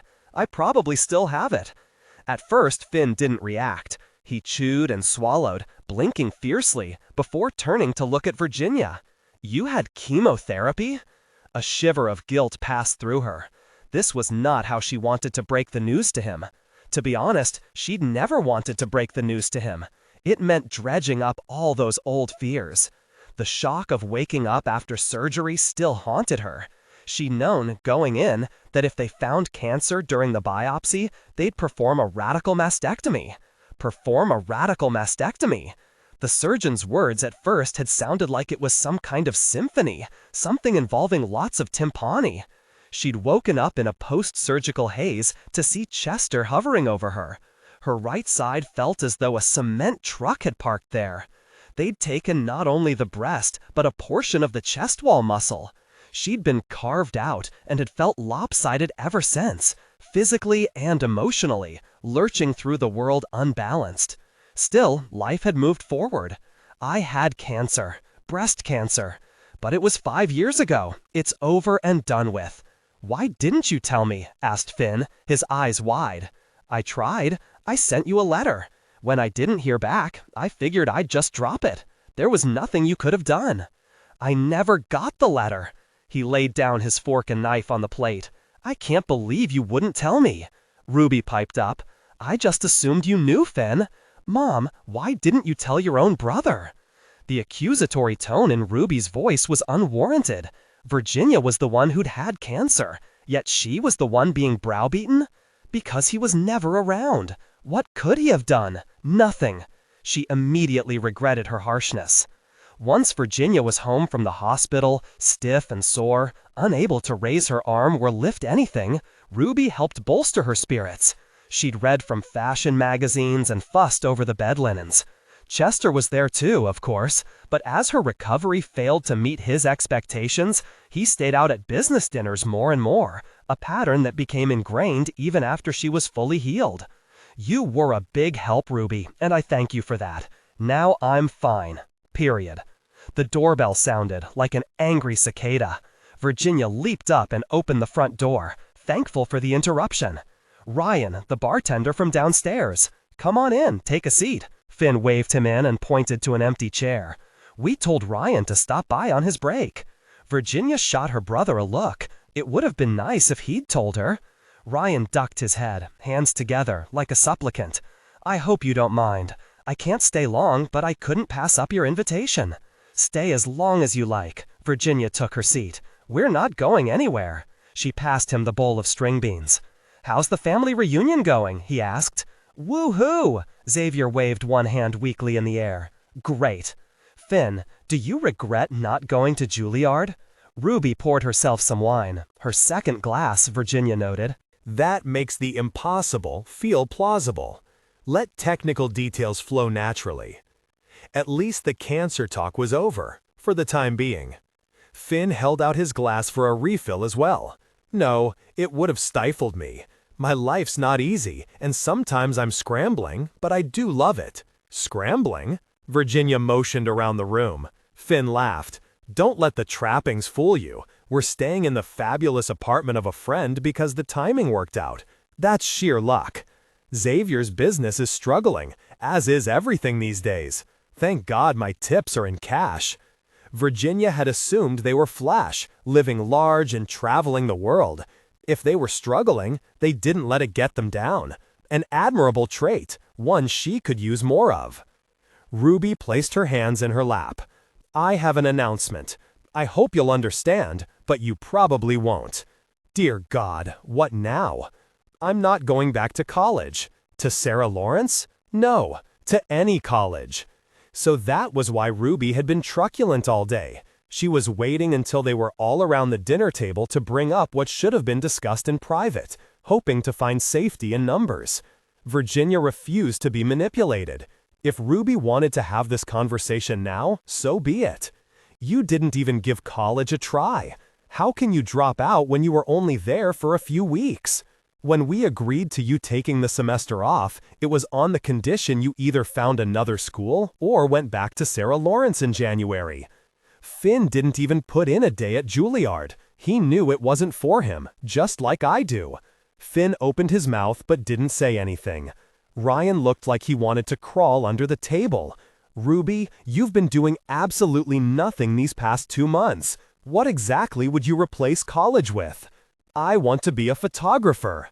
If you really wanted that, you would be out taking photos. I can't develop them, remember? Then enroll in some class that offers access to a darkroom. I think you're using this to avoid whatever difficulties you faced at Sarah Lawrence. I'm not, and I can't afford to take a class. Her list of excuses was endless. Then you could have gotten a job to be able to pay for a class. You're missing the point. I don't think so. You want to drop out? Virginia had had it. She was tired of tiptoeing around the family's long list of conversational minefields. She'd watched Finn walk out of her life, and now her daughter was using him as her role model. The thought made her sick with panic. Fine, you can drop out. Go right ahead. Run off to Europe like Finn. You can team up and travel the world, take photos of him playing the piano in Monaco and Madrid. Leave me to sweep up the mess. Finn held out both hands. Hold on a second, one thing at a time. He turned to Virginia. I'm sorry if I did that, but I had to get away. I really don't think Ruby's planning on running away from you. She took a swig of wine. I assume you two have teamed up to figure out the best way to maneuver around me on this. No, Mom. Ruby sat straight in her chair. I haven't talked to Finn about this at all. I want to be a photographer. I don't want to go to college. Before the fire, before the new job, Virginia might have excused Ruby's outburst, smoothed things over, and make peace to save face in front of a stranger, to prevent her daughter from pulling away. But Ruby's lack of direction infuriated her, even more so now that Virginia was scrambling to get by, including taking a job as a trainee, for God's sake. So you'll just camp out at home until someone magically calls to offer you a job as a professional photographer? You're a grown woman now. You can't be wasting your time. She paused. Get a job or enroll in college. You have until January. I swear I'll try. Ruby's voice was a squeak. But there aren't many jobs out there. Everyone was staring at Virginia as if she was crazy. Maybe she was, but she didn't care. Saying her mind, drawing a line in the sand, gave her a head rush, like when she'd acted so brazenly with Dennis. Hey, I found a job. I show up every day and put in my hours. You're a smart girl. You'll figure it out. She stood. Ryan and Xavier, sorry you had to be part of the family drama. Happy Thanksgiving to all. She walked to her room and sat on the bed. Virginia often had a delayed reaction to any outburst, her own or someone else's, similar to when you made a transatlantic call and had to wait for the other person's voice to kick in. Like realizing she was burning with fury the day after Chester came home from a business dinner smelling of perfume. This time, though, there was nothing but relief. Virginia had acted in the moment, an unusual occurrence. She'd said her piece and was done with it. Ruby was probably angry, her brother upset. Ryan must think she was the worst mother in Manhattan, but who cared anymore? Let the family fall apart. She'd spent too much energy pretending to hold it all together, to be civil with Chester in front of Ruby when she wanted to rip out his tongue, to be peppy and cheerful with her daughter when she wanted to cry. Eager to do something with her hands, she began tearing through the pile of mail she'd collected from their apartment yesterday and left on her nightstand. On the very bottom was a white envelope, no return address. She opened it and unfolded a plain piece of paper. No date, no address, no signature. The words were scrawled along the diagonal. Hand the painting over to the Lost and Found in Grand Central by noon on Friday, 11/29. If you don't, you'll be sorry. Virginia stood next to a phone booth on Lexington Avenue, staring at the peeling paint of a tenement building, and considering her next move.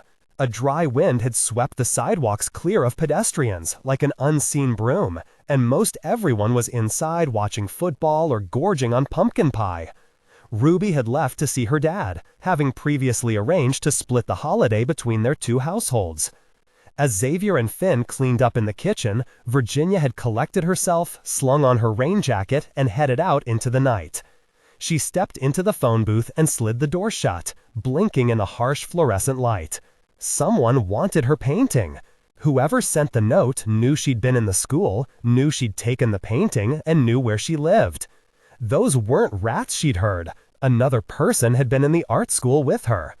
Whoever it was had thought ahead, as the Lost and Found of Grand Central was the perfect place to pick up an item while remaining undetected. Located at the foot of the Vanderbilt ramp, the place was legendary for its efficiency and vast stores of umbrellas, suitcases, and various other detritus.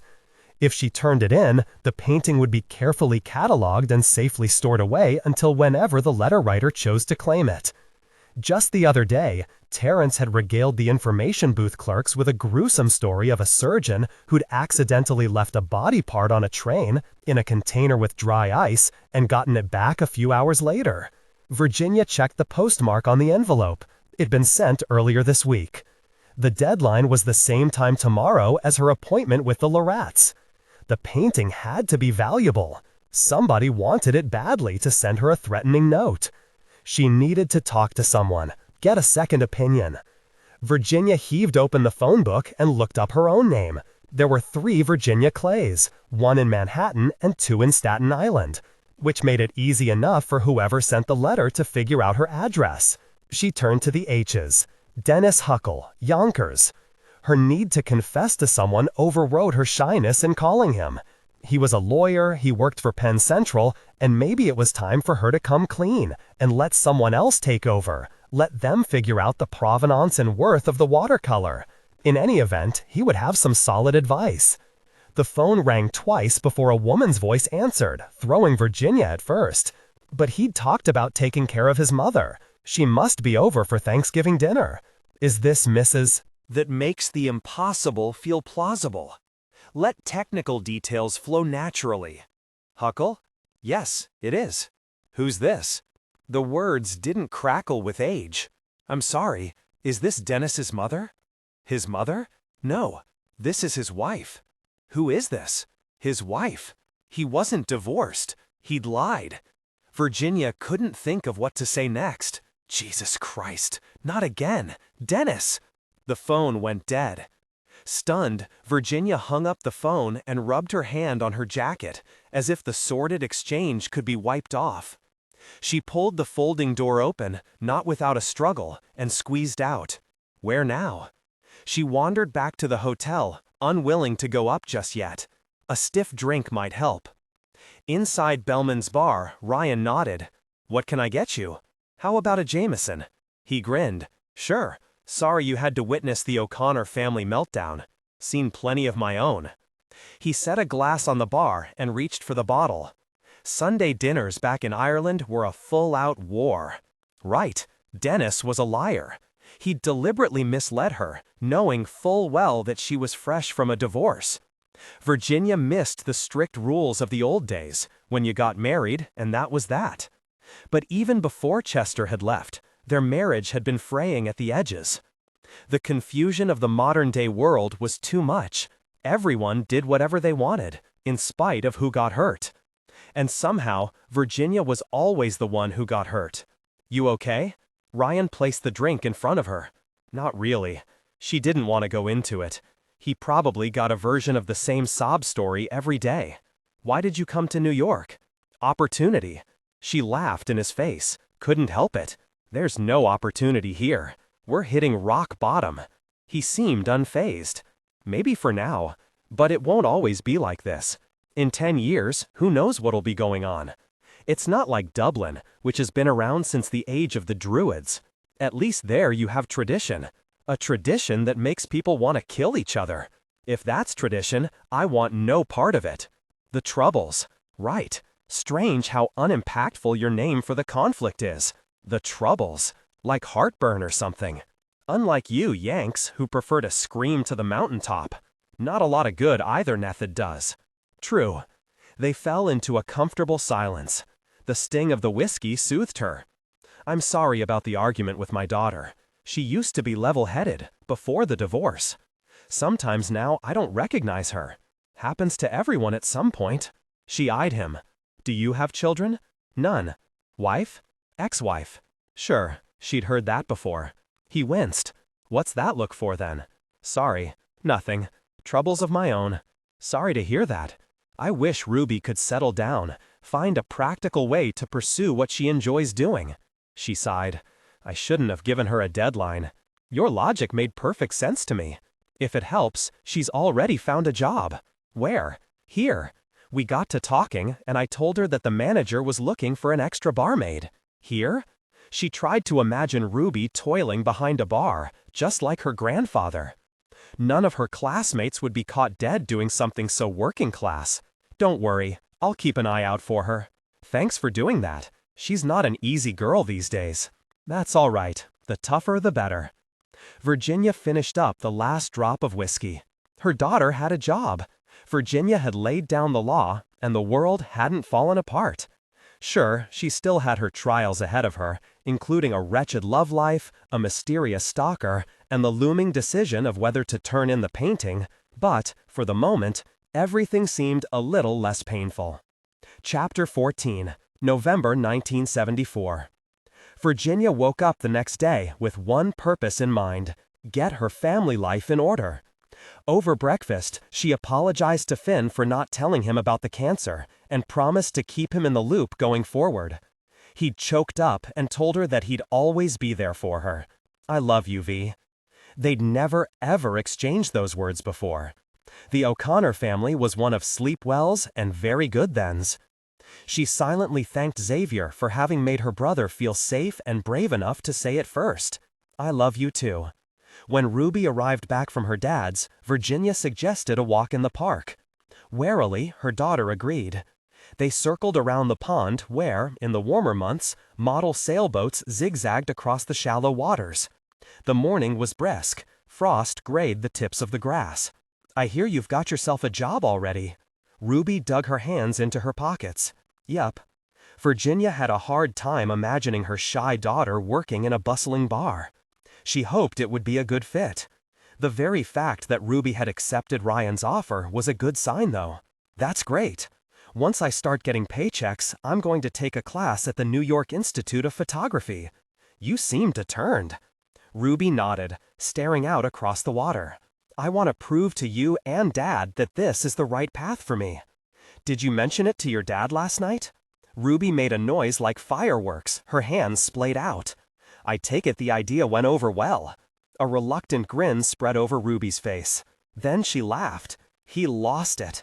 I almost came back home to you. Virginia spoke quickly, grateful for the opening. You can always come home to me. I won't lose it. I have to admit, I'm impressed. It's not even been 24 hours and you have a plan. She paused. Can I ask what happened at Sarah Lawrence? I know you were upset about academics, but was it something else? For a moment, it looked like Ruby was about to turn sullen, close back down. Virginia waited, hoping the storm would pass quickly. Eventually, her daughter let out a quiet, resigned sigh, one that made her seem more like an ancient woman than a coltish girl. I felt like I was falling behind from the very first day of classes, that I'd never catch up. Late one night, I was sitting out in the hall outside my dorm room, trying to study, and I heard my suite mates talking about me inside. I thought we were all friends, but they were saying that they couldn't wait until next year so they could replace me with someone else. That I was a drag, a dimwit. I'm so sorry. Virginia put an arm around her. They obviously didn't get to know you. I only got accepted there because Grandma pulled strings. I don't belong. It's like Finn at Juilliard. He knew it wouldn't be a good fit. I understand. Do you? Really? Her chin jutted out, a challenge. You felt like you were in over your head. I was the same after the divorce. You were? How? I bought an apartment that was over my budget, as a way of trying to prove that I was something that I'm not. To prove to you that our lifestyle wouldn't change. Well, it has. And no matter how much I pretended otherwise, I'm the daughter of an Irish bar owner, not some fancy East Side lady who lunches. Don't be embarrassed by that. I'm proud of you. Her words brought tears to Virginia's eyes. She hugged her. I'm proud of you too. So much so, I want to offer you your first professional photography job. Although I can't pay you much. What are you talking about? I want to go to Grand Central one weekend and have you take some photos of the place before it loses its landmark status and gets destroyed. Will you do that for me? The idea had come to Virginia last night, in a furious flash. Even if the building came down, she'd have a visual testament to its beauty. It was a way to preserve the memory of the terminal, as well as show Ruby that she supported her photography with more than hollow words. You really have a thing for that building, don't you? Virginia smiled. I do. Well then, I'm in. An hour later, Virginia waited in line at the Lost and Found in Grand Central, clutching the art portfolio with the watercolor inside, unsure. When the man behind the counter offered to be of service, she stammered out an apology and turned away. The decision not to answer the letter writer's threat and instead keep her appointment with the Lorts wasn't an easy one. That makes the impossible feel plausible. Let technical details flow naturally. The fire, in a strange way, was a blessing because whoever was threatening her didn't know that she'd relocated to the Carlisle, which meant they didn't know how to find her outside of work. Her curiosity kept her moving forward. She wanted to learn more about Clara Darden and Levon Zakarian and how the artwork came to be. If the Lorettes dismissed it as unimportant, then she'd turn it in and be done with it, just to get the ghost of Grand Central off her tail. If they didn't, she'd have another risky decision to make. For now, it was time to hightail it downtown. A cold rain began to fall as Virginia made her way to the East Village address Mrs. Lorette had given her, the very same neighborhood that Virginia had warned Ruby about. She tucked the portfolio under one arm while struggling to open her umbrella. "Give me that." She looked up, surprised to see a gaunt man standing in front of her. Did he want the umbrella? She was about to ask when she caught sight of the knife in his hand. Her first thought was exasperation, not fear. Really? She was getting mugged twice in 2 weeks? Hand it over. Right, she needed to think clearly, not do anything stupid. The street was empty of other pedestrians. The knife shook in the man's hand, his nails dirty, his clothes ragged. She avoided his eyes, trying to convey that she was not a threat. Okay, you can have it. Take it, I won't bother you. She lifted the strap from her purse off her shoulder. No, the other thing. She let it drop back down to her shoulder. You want my umbrella? Fuck, lady, no. The other thing. The portfolio? He nodded. But I have money. She unzipped her purse, reached inside. I don't want money. Give me that other thing. The watercolor. He wanted the watercolor. Did you send me that letter? He blinked several times, confused. I don't know what you're talking about, bitch. Just hand it over. He reached for the portfolio at the same time she yanked the can of mace out of her purse and squeezed the trigger, hoping she had it pointed the right way. She did. Her assailant screamed and covered his eyes, falling to his knees. Virginia ran as fast as she could. The steps up to the front door of the Lorette's brownstone were cracked and chipped at the edges. She took them two at a time and hit the buzzer hard. An older man with a mahogany cane answered the door. You must be Virginia Clay, he said. Someone just tried to mug me. Let me inside, please. She looked to her left. Her assailant was staggering in the opposite direction, his hands clutching his face. Mr. Lorette peered out, resting a protective hand on Virginia's arm. My God, please come in. He led her into a parlor. Shall we call the police? Are you hurt? Virginia shook her head. I'm fine, just shaken up. The mugger had wanted the painting, not her purse. She took a seat near the fireplace, hugging the portfolio to her, trying to make sense of what had just occurred. Had the letter writer sent someone after her when she didn't return it to the lost and found by the deadline? Was she being followed? She shivered and studied the room while Mr. Lorette called for his wife. The simplicity of the furnishings stood in contrast to the remarkable paintings, drawings, and sketches that covered the walls. Some seemed familiar, but she didn't dare ask in case she made a silly error and came off like a dolt. Most of the titles and painters she'd crammed into her head as an art major had dribbled away over the past 20 years. Funny how art acted as a separation between those who deemed themselves cultured and those who did not. Virginia, at the very least, knew to keep her mouth shut and not give away her ignorance. Her thoughts were racing from shock. She took a deep breath to calm herself. An elegant older woman, her thick hair piled on top of her head like an Edwardian maiden, entered carrying a tea tray. Mr. Lorette introduced her as his wife, and she offered Virginia a plate of jam cookies. I'm sorry to hear you were accosted outside. The neighborhood has changed over the years. I don't think I can remember when it's been so dangerous. You are sure you're all right? Virginia nodded. I'm fine, just shaken up. The mugger had wanted the painting, not her purse. She took a seat near the fireplace, hugging the portfolio to her, trying to make sense of what had just occurred.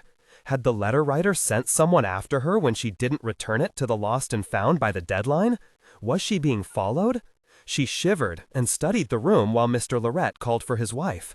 The simplicity of the furnishings stood in contrast to the remarkable paintings, drawings, and sketches that covered the walls. Some seemed familiar, but she didn't dare ask in case she made a silly error and came off like a dolt. Most of the titles and painters she'd crammed into her head as an art major had dribbled away over the past 20 years. Funny how art acted as a separation between those who deemed themselves cultured and those who did not. Virginia, at the very least, knew to keep her mouth shut and not give away her ignorance. Her thoughts were racing from shock. She took a deep breath to calm herself. An elegant older woman, her thick hair piled on top of her head like an Edwardian maiden, entered carrying a tea tray. Mr. Lorette introduced her as his wife, and she offered Virginia a plate of jam cookies. I'm sorry to hear you were accosted outside. The neighborhood has changed over the years. I don't think I can remember when it's been so dangerous. You are sure you're all right? Virginia nodded. I'm fine, just shaken up. She thanked them again for seeing her. Our pleasure, said Mr. Lorette. You mentioned on the telephone that you're interested in learning more about the Grand Central School of Art. We love talking about the subject, don't we, darling? The school was our child in many ways. That was, agreed Mrs. Lorette. Irving took over the school soon after it opened and brought in teachers who were remarkable, forward-thinking. The faculty, in turn, drew in some remarkable students. Mr. Lorette beamed. We have several well-known artists who found their footing while studying with us. I've read a little about the history of the school. Virginia placed her tea on a coaster on the coffee table and scooted forward on her chair. Her heartbeat had returned to its normal cadence, and the warm tea settled her down. I understand one of the painting teachers was Levon Zakarian. Levon, Mr. Lorette sighed. Mercurial, difficult, brilliant. What a sad tale. From beginning to end, I don't think he had very many moments of happiness. Yet he created great art, interjected Mrs. Lorette. One hopes he found satisfaction in that, even if he died young. Her husband chuckled. Whenever I did something that annoyed Levon, which was quite often it seemed, he'd tell me that I had goats on my roof. What did that mean? Asked Virginia. I didn't find out until a year or so after he died from one of his students, who used the same expression. Levon told him that the Armenian villages where he grew up had flat roofs, where the women set fruit out to dry. A perimeter of prickly branches kept the goats off. If you had goats on your roof, you hadn't bothered to fortify your fencing. The expression meant you were oblivious, foolish. He sounds like a very colorful man. Mr. Lorette began to laugh. I had goats on my roof then, and probably still do today. Now, Irving. Mrs. Lorette turned to Virginia and whispered, maybe a little. The Lorettes were sweet together and knew all the players. Janice at the Art Students League had steered Virginia in the right direction. I was also wondering what you knew about Clara Darden, the illustration teacher at the school. She taught there early on, said Mr. Lorette, around the same time as Levon, before the Depression. Clara Darden was not very ladylike. She could be shrewish at times, unyielding. Something was always wrong, and I was often at the receiving end of her wrath. Mrs. Lorette shook her finger at her husband. You see what you're doing? You're making her out to be a harridan, while Levon Zakarian gets away with the same behavior and is considered brilliant. Not acceptable. She was right. The descriptions of both artists were two sides of the same coin. Levon was mercurial and difficult, while Clara was shrewish and unyielding. Please forgive me, darling. I live in the past. Virginia addressed them both. Do you know what happened to Clara Darden? There were rumors she left town, answered Mr. Lorette. Rumors that she was on the train with Levon, but her body was never recovered. In any event, she simply vanished. Isn't it strange no one knows what happened to her? By that point, we'd had to close the school. Everyone was struggling, and I guess we lost touch. Mrs. Lorette cut in. When we shut the doors temporarily to ride out the worst of the Depression, we struggled as well. But that's all over now. Mr. Lorette reached over and took her hand. We're still in our home, still going strong. How did you manage during the years it was closed? We rented out our place in New York City, moved to Maine until it got too cold, then wintered in Europe, staying with friends, hopping from city to city. Mrs. Lorette's eyes lit up. We were well-dressed vagabonds, depending on the kindness of strangers. The image brought Finn and Xavier to Virginia's mind.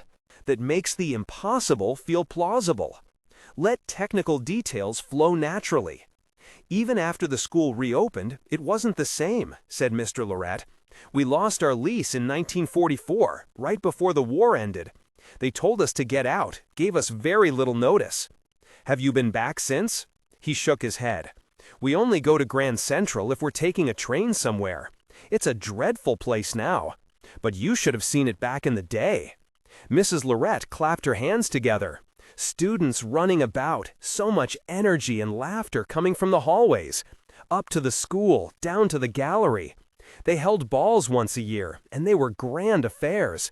There was nothing like seeing pairs of students dashing across the concourse, dressed in black tie and silk dresses. How sad to think that chapter of the terminal was lost to history. It's a dinosaur, like us. Mr. Lorette rubbed his cane with his thumb. Would you say that Clara Darden and Levon Zakarian knew each other well? Mr. Lorette considered the question. They were teaching around the same time. Yes, I remember quite clearly Levon advocating for Clara at some point. I was about to let her go, and he insisted she stay on. Glad I listened to him, in the end. It was right before she took off with all the fashion magazine covers. Before that, students were dropping out of her class right and left. Why would they do that? They didn't like being taught by a woman, probably. But once she made a name for herself, everything settled down. He regarded Virginia. "Why is it you're here, Mrs. Clay? Is there something specific you're looking for?" She placed a hand on the portfolio but didn't open it. "I'm really interested in finding out more about Levon Zakarian and Clara Darden. In particular, I'm curious about their techniques. They were quite different, right, since they used different mediums?" "Completely different," affirmed Mr. Lorette. "He was masculine, always chipping away at his paintings, scraping and then repainting. Big, thick strokes. While she did watercolor, which requires great patience, forethought. You can't go back and fix a watercolor, you see. If you've made something too dark, there's no way to lighten it. You're stuck. You have to start over. The watercolor by Clyde had strong, dark strokes, a combination of Zakarian's methods and Darden's medium. Would they have shared supplies? Now that's an odd question." Mr. Lorette exchanged a glance with Mrs. Lorette. "What are you getting at?" She couldn't hold back any longer. The Lorettes were probably the only people left from those days who might be able to help. She unzipped the portfolio and pulled out the watercolor, placing it on the coffee table. "I discovered this recently. I'd love to get your thoughts." Even in the shadowy autumn light, the Clyde paintings seemed to leap off the page. Mr. Lorette leaned forward, his brows knitted together. "This looks like a Zakarian Clyde work. It's very similar to the one that's going to auction. But it's watercolor." Mrs. Lorette gently touched one corner, as if it were still wet with paint. Virginia nodded. "I brought it to the curator at the Art Students League, and she recommended I show it to you." She turned it over. "Here's why. On the back, there's a sketch that's signed and dated by Mr. Lorette cut. Clara Darden." "Right, that's why I'm here. Why I asked about them sharing supplies. I'm curious if Levon Zakarian might have done this on the back of her work. Maybe. I really don't know. There's something else, a detail that the curator, Janice, and I found intriguing." Virginia was enjoying herself, building up the drama. She pulled out the auction catalog and opened it to the earmarked page. "Look at the letter C on this signature, and on the signature of the drawing." The Lorettes did so. Mr. Lorette's eyebrows raised. "They're exactly the same." "Right. They also match the way Clara Darden signed her Vogue covers." Virginia surveyed their reactions. "The drawing is dated 2 years before Clyde's New York exhibition in 1931. Maybe Clara Darden drew that first, then expanded on it for the watercolor. Maybe Clara Darden, not Levon Zakarian, is Clyde." "Quite interesting," murmured Mr. Lorette. "We'd have to enlist an expert to compare it with the one that's at auction. Where again did you find this?" They'd been so helpful and encouraging, she couldn't lie. "The truth is, I work at Grand Central, in the information booth. I was exploring the terminal and came upon the School of Art. This was behind one of the storage cabinets in one of the studios." "The school is still intact? No one's rented out the space in all this time?" Mr. Lorette's mouth dropped open. She nodded. "Penn Central's planning on building a skyscraper on top of Grand Central, so there's probably no point in renting it out. The whole place is a disaster." "How utterly sad." Mr. Lorette's eyes watered. His wife patted his knee. "There, there. It was a place and time that's over and done with. We have our memories." "My wife, always the pragmatist." He beamed at Virginia. "I'm thrilled that you discovered this watercolor. If it is a Zakarian, there's no family left to claim it. What about if it's by Clara Darden? No idea about her. But lawyers can always take care of that kind of thing. Expensive lawyers, most likely. Now, who do we know who might be able to help us?" Mr. Lorette said without missing a beat. "Sammy. Sammy, yes." "Who's Sammy?" asked Virginia. "An expert at the Museum of Modern Art. He'll know how to go about this. But I must call right now, this very minute, as he's off to Europe soon." Mr. Lorette disappeared into the adjoining room. Virginia tried to listen in, but his conversation was muffled. Things were moving too fast. She turned to Mrs. Lorette. "What if I take it to Sotheby's Park Burnett and show them what I've found?" Mrs. Lorette poured herself more tea. "They have a lot at stake, with the auction coming up. I'm not saying they'd do anything unethical, but it wouldn't be in their best interests to have the provenance of the Clyde painting questioned so soon before the sale. What if Penn Central decides it's theirs? After all, they own the space where it was found. Art belongs to the public, not a corporation, and certainly not a mercenary one like Penn Central. No need to involve them. Virginia sighed. I almost hate to let it go. My first thought was to hang it in my apartment. I figured it'd make me smile every time I passed by. Mrs. Lorette picked up her teacup and saucer and wandered over to a painting above the fireplace, an oil of a woman in a fancy dress standing next to a greyhound. I know what you mean. You become attached. Every time I look at this painting, I see something different, like a subtle aura around her head that I'd never noticed before, or the way the greyhound's eyes are flecked with yellow. She turned around. But yours needs to be cared for. Poor thing's been sitting in a dusty room for ages. Sammy will know what to do, how to preserve it, restore it, if need be. Mr. Lorette returned looking triumphant. Sammy's quite interested. We have an appointment on Monday at 10 o'clock. Virginia held up one hand.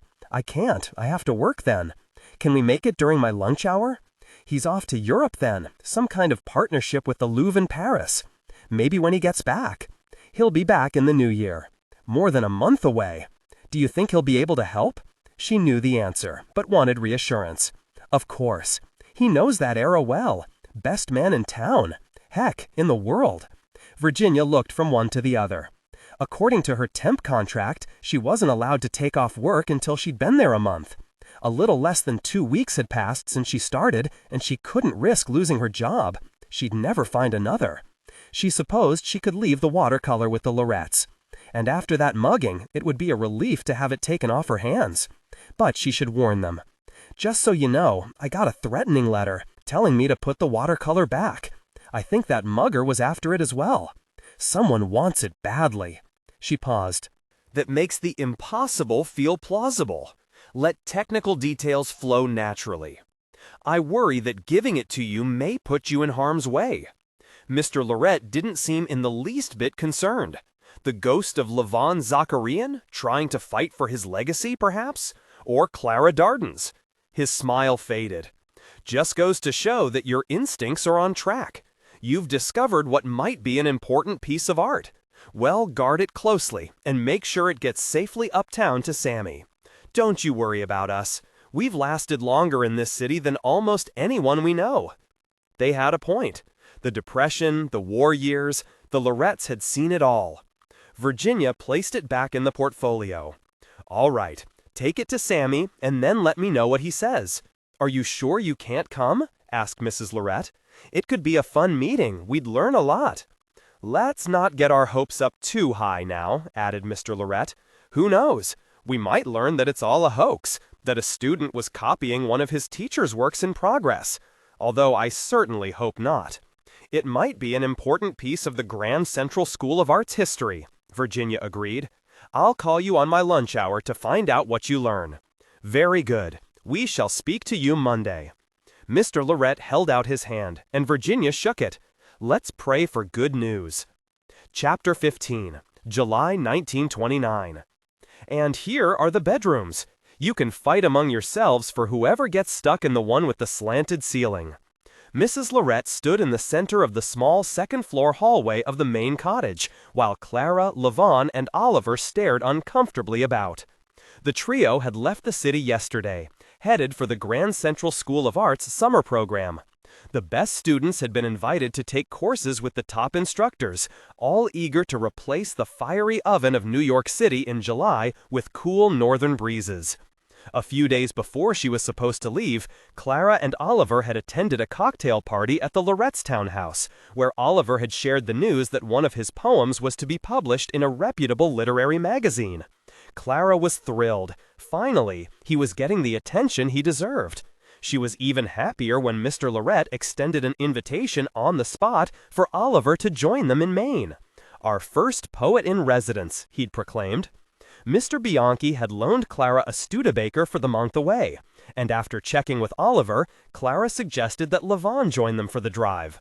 She'd seen little of Levon since their brief interaction in the train station with Oliver a month earlier, and was looking forward to catching up.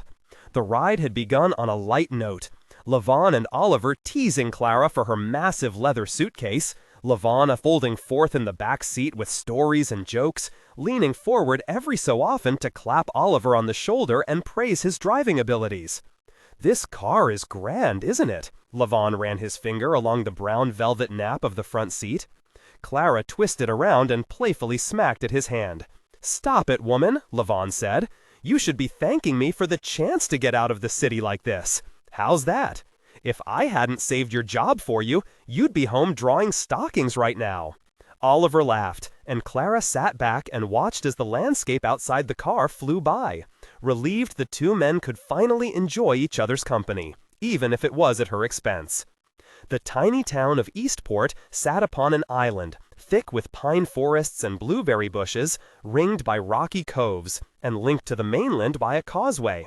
Clara had imagined a large boarding house where the faculty gathered for communal breakfasts, and she was surprised to learn that instead they'd be scattered about in tiny cottages, some miles away from the town center, and that Levon, Clara, and Oliver were assigned to the same one. Mrs. Lorette gestured again into the rooms, beaming as if she'd shown them around a palace. A few tendrils of hair had escaped her updo and curled around her neck. Clara peered into the gabled room, which was simply furnished with a bed on one wall and a small desk on another. About halfway across the room, the ceiling plummeted to the floor at a steep pitch. "I say we put Levon here, just to hear him smack his head every morning when he gets up. Very funny." Levon rubbed his head as if he'd already done so. "We'll be fine, Mrs. Lorette," Clara said. "Please don't worry about us. I'm sure you must have to go wrangle the students." "The students?" Mrs. Lorette tossed up her hands. "I put them in one room and they always end up in another, if you know what I mean. But it's only 5 weeks, and I don't want to be a prison warden. It's an art school after all," she started. "Oh, and I almost forgot, Mr. Lorette's goddaughter is going to take the 4th bedroom. Lovely girl, Violet, working in summer stock for the local theater company. We look forward to meeting her," Clara said. "I'll take the gabled room. I'll just have to remember to get out on the left side of the bed each morning. I'll bring you coffee in bed so you can clear the cobwebs before you rise," offered Oliver. Mrs. Lorette led them back down the stairs, where an enormous stone fireplace bisected the living and kitchen areas. Half a dozen drawings of the cottage from various angles decorated one wall of the parlor. Clara studied them. "Were these done by the artists who stayed here?" "Yes, my dear. Aren't they lovely? You're free to hang one of your own." "We will certainly add to your fine collection," said Levon.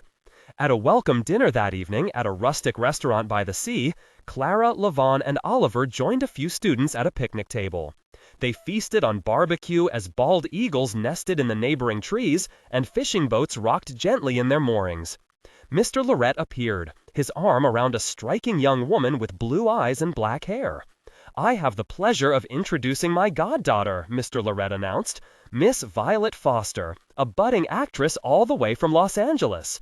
I do hope you don't mind if she joins you, as the other tables are all full." "Of course not," Clara waved her in. "We're sharing the same cottage, from what Mrs. Lorette mentioned." Violet gave her godfather a quick peck on the cheek before sitting down.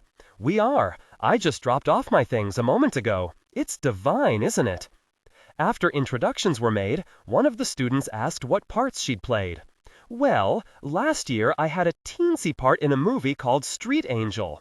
Miss Foster, who insisted they all called her Violet, held up her index finger and thumb to show just how small the part was. Both students gasped. "We loved Street Angel." They peppered her with questions about the movie, about working with stars like Janet Gaynor and Charles Farrell. Clara glanced over at Levon, who stared at the woman as if she were a living doll. The setting sun had turned her pale skin a warm rose, and several strands of her hair picked up the same hue. No doubt he was analyzing the light, trying to figure out how he might capture it. Or he was smitten by her glamorous beauty. Violet might as well have jumped right off one of Clara's magazine covers, with her tiny nose and ears, her big seal's eyes. Clara shifted closer to Oliver on the bench. "How long are you acting up here in Maine, Violet?" asked Levon. "It's a crazy schedule. We only have 2 weeks to rehearse, then 3 weeks of performances. But I love it. It's much better than doing a movie where you show up, do a scene, and then move on to the next one. Here I get to hone my acting skills. Not to mention your speaking skills." Levon pulled out his flask and offered it to her. Silent movies must be quite frustrating for someone with your melodic voice." She took a quick sip and handed it over to Oliver. "You're sweet, but it's a different set of skills in a way. I have to be much more expressive with my face in film to get the idea across." "Let's see that," said Levon. "Quick, before the light's completely gone. Show me an expression that says you're deeply in love." Clara cringed at his audacity, but Violet laughed. That makes the impossible feel plausible. Let technical details flow naturally. She took a breath and then looked at Levon while fluttering her eyelashes. Truly awful. Clara burst out laughing. Oliver nudged her in the ribs, and she attempted to cover her rudeness by clapping her hands. Brilliant! Violet smiled at the praise. And now, show me anger. Clara couldn't tell if Levon was goading Violet or if he was taken in by her dainty charm. Come on, the angriest you can do. Another breath.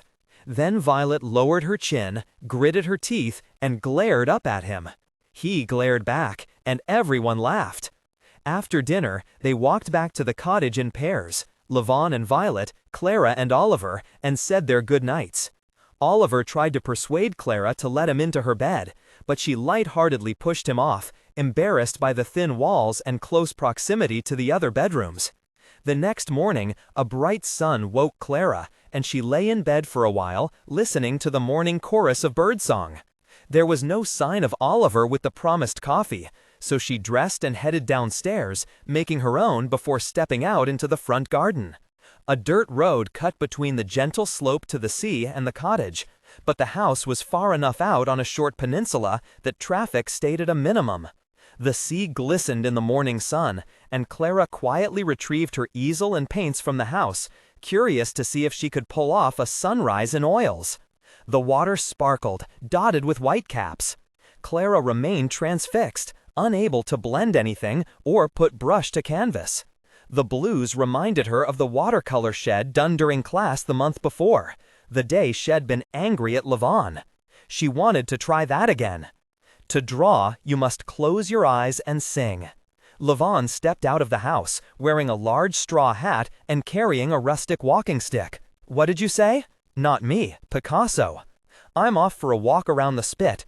Send out the troops if I'm not back in an hour, and tell them I've been eaten by a bear." "I will. Enjoy your walk." She worked for a half hour, the only sound the maple tree rustling overhead. The milkman drove down the street, waving, then back up 10 minutes later. Inspired by the water, she intensified the blue of the girl's dress and didn't bother trying to delineate the form from the background. Oliver, bleary-eyed, staggered down the front steps and stood behind her. "All this fresh air is like hooch. I haven't slept that well in ages." He put his arms around her waist. "What's that you're working on?" "I'm not going to tell you. You have to guess." He glanced at the painting, pointed out into the distance. "Stormy seas? No, try again." The next-door neighbor's dog, a pudgy yellow lab, waddled over to check on them, panting heavily. Oliver picked up a stick and tossed it. The dog stared at him for a moment. Clara could have sworn she saw a flash of disdain before lumbering off in the opposite direction. She turned back to the painting. "Here's a clue. It's not a landscape. You have one more guess." "Some abstract version of a bluebird?" "Wrong again. It's a reclining woman." He sighed. "What's the point of painting something if no one can recognize it? I'm experimenting. Isn't that why we came up here?" "Of course." "In that case, I'll write an abstract poem, and you can guess what it's all about." "I'd be delighted." "Hello, young lovers." Levon careened up the driveway, hat in hand, his face sweaty from exertion. "Good morning," said Oliver.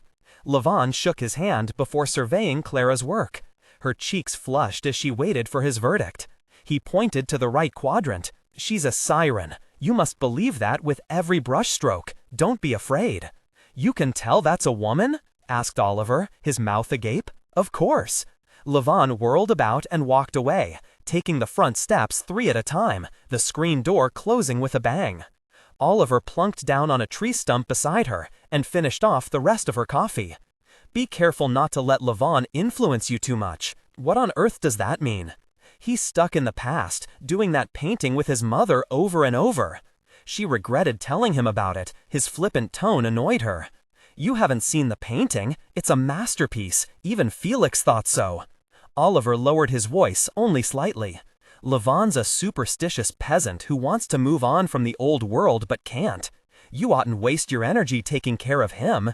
His sudden change in attitude didn't bode well for the rest of the month. All three of them holed up in the same cottage. Lavon seems to be doing fine without me. All I did was do for him what you did for me. You set up the appointment with the Vogue editor, and I did the same using my connections for Lavon. Using your connections? Oliver's blue eyes blazed. You said you dropped my mother's name when you met Felix. She had. You're right. You're absolutely right. What's going on? Why all this resentment? Oliver stared down at his feet. I'm finally going to be a published poet, and instead of supporting me and fanning the flame of my career, you're taking care of Lavon. He paused. I sound like a whiny child, don't I? His honesty moved her, and she knelt down in front of him. No, I've taken you for granted. Everything you've done for me. She touched her hand to his cheek. I'm sorry for that, Ollie. Inside the house, Lavon's rumble of laugh intermingled with Violet's high-pitched giggle. I promise I'll do more for you, for us, all right? Once the summer session is over, let's plan a trip to Europe. Just the two of us. No work, all play. What about Mr. Bianchi and your art classes? They'll manage without me. He kissed her. I'll start planning our tour. Paris, London, possibly Madrid. She kept her grin plastered on her face, calculating how long she'd be away. All three, my love, whatever you desire. The days in Maine fell into a steady rhythm. Oliver had become the school's pet, encouraging the students and getting chummy with the other teachers. His social skills, cultivated at the best schools, offered him a seamless entry into practically any situation, whether by charming the cleaning lady when she delivered fresh towels and a mason jar of wildflowers, or taking Mrs. Lorette and Violet out for ice cream while classes were in session. Clara spent the early mornings in front of the cottage working on the siren, teaching classes during the day, followed by dinners al fresco and bonfires that lasted well into the night. She'd been partnered with Lavon to teach a painting class held in an old schoolhouse, but every afternoon they'd escape the stifling classroom and take over a beach or a field to allow the students to apply what they'd learned on plein air. Lavon pranced about, making aphorisms that most often made no sense, throwing back his head and arms and shouting at the sky, while she quietly assisted with questions regarding technique. When not advising, she sat on a boulder behind everyone and stared out across the fields, basking in the natural light and brilliant colors, the elderberry and lavender, breathing in the scent of the sea. She and Lavon made a good team, and as the term came to an end, Mr. Lorette often remarked favorably on the quality of their students' work. Out in the wilds of Maine, the director had lost some of his officious airs. It helped that Oliver had gone out of his way to chat up the Lorettes, overriding Clara's naturally abrasive manner. Life with Oliver had settled into an easy calm after their discussion about Lavon. His recently published poem had been praised by a distinguished critic, and the boost couldn't have come at a better time. Clara had made sure to read the review out loud at the bonfire that evening, and since then, Oliver had noticeably relaxed, retreated from offering career advice, and enjoyed his own acclaim. She was truly happy for him. A few weeks into the term, Lavon wrangled several students and teachers into attending Violet's play. That makes the impossible feel plausible. Let technical details flow naturally. Clara hadn't seen much of her, as Violet tended to come in very late and sleep in most mornings, but she'd heard Lavon and Violet whispering as they climbed the creaky stairs together in the middle of the night. The play, a zany musical, wasn't Clara's cup of tea, but Violet's singing voice was melodic and carried well. After, they feasted on crab meat and corn, as Lavon literally sang the praises of Violet, having caught the musical theater bug himself, apparently. Oliver whispered into Clara's ear, "Let's go back to the cottage now, shall we?" They slipped out and wandered down the moonlit road, Oliver listing more European cities he'd like to visit on their trip, which had already lengthened from 3 weeks to 4. He held open the screen door for Clara. "Come on, let's hit the sheets before the choir returns." She whacked him on the arm and ran up the stairs, grateful they finally had the whole house to themselves. Later, they lay in her bed, the only sound the crickets chirping outside. Her eyes began to droop. "Marry me, Clara." She stayed still for a moment, unsure if she'd heard him correctly. He was looking up at the ceiling, his profile barely visible in the dark room. She touched his nose. What was that? He turned his head, his eyes gleaming. Let's get married. We practically already are. I want it to be official. We can make the trip to Europe our honeymoon. I don't want to lose you. She propped herself up on one elbow and studied him. You're not going to. Unless your success as a poet goes to your head and you run off with a silly girl like Violet. He didn't laugh. I have something to confess. She braced herself. A confession on the heels of a proposal. Who knew what was coming? I paid to have my poem published. Well, to be more specific, I offered to invest in the journal, and they understood what that meant. Dear Oliver. He had tried so hard, and Clara's successes had most likely made him feel like a failure, simply by comparison. He'd done so much for her. He'd made her life as seamless as possible so she could churn out illustration after illustration, design after design. She was always the focus. Whenever they had a lull in conversation, he'd ask her about whatever detail she was struggling with, whether the coy expression of a cover girl or the line of a car door handle. And for that, his own career had suffered. She owed it to him to support him in a way that was less selfish. He had dreams of his own. There was no shame in that, or in the way he went about getting his work out in the world. She told him so. Look at the reception you've gotten. It was the right thing to do. I'm proud of you. Then you'll marry me? Their life together, so far, had been an easy ride, one of shared interests and many joys. Once Oliver reached his full potential as an artist, the small irritations would smooth over naturally. He was good for her, no question, and she would try harder to be a good partner to him. She took his face in her hands and smiled. Yes, Oliver, I will marry you. On the last weekend before the end of the summer term, the mood among the students took on an almost feral urgency. Like children in a summer camp, knowing that restrictions would soon be imposed, they became boisterous and edgy. Levon, of course, encouraged the wildness, insisting that the class play frog in the field when they should have been painting, or teaching the students a bawdy song that became the school's anthem, much to Mr. Lorette's chagrin. Clara and Oliver hadn't made any kind of announcement about their engagement. Oliver insisted they wait until he tell his parents and buy her a ring before sharing the news. He'd asked if he should send a letter to Clara's father, formally requesting her hand, and she'd dismissed it as a bad idea. When he'd pushed back, she'd stood her ground. Saturday morning, Clara woke early to finish her painting. Other than the milkman's truck, not a soul passed through. Clara stepped back, surveying her work, and couldn't have been more pleased. At first glance, the painting seemed like a jumble of shapes and colors, but eventually, a woman emerged on the page. The figure wasn't much different from her first attempt, but the oils made the colors and texture even richer. After dabbing her sable brush in black paint, she considered where to place her signature. She had painted the first letter of her name when the door to the cottage slammed, making her jump. Oliver shambled over, 2 cups of coffee in his hand. He offered her one, but she motioned for him to set it on the tree stump, as both hands were occupied. Interesting. I'm just about to sign it. You've come at the final moment. He grimaced. I wouldn't do that. If this gets out, your career will be ruined. She couldn't tell if he was joking. That's unnecessarily cruel. Why would you say such a thing? He smiled and kissed her, but his voice remained serious. I'm sorry, but we have to be honest with each other. You'll tell me when a poem is a horror, right? Promise me that. He had a point. This was her first foray into expressionism, quite possibly her last. She was too close to it to be able to judge its worth. Fine, but I've already written the first initial. The yellow lab from next door ambled over, a stick in his mouth. Oliver gently extricated the stick from his jaws before giving it a good throw down the driveway. The dog trotted off into the backyard. You can name it after our contradictory friend here, Clyde. You want me to sign it Clyde? The sunlight caught the canvas at an angle, turning the surface into a series of peaks and valleys.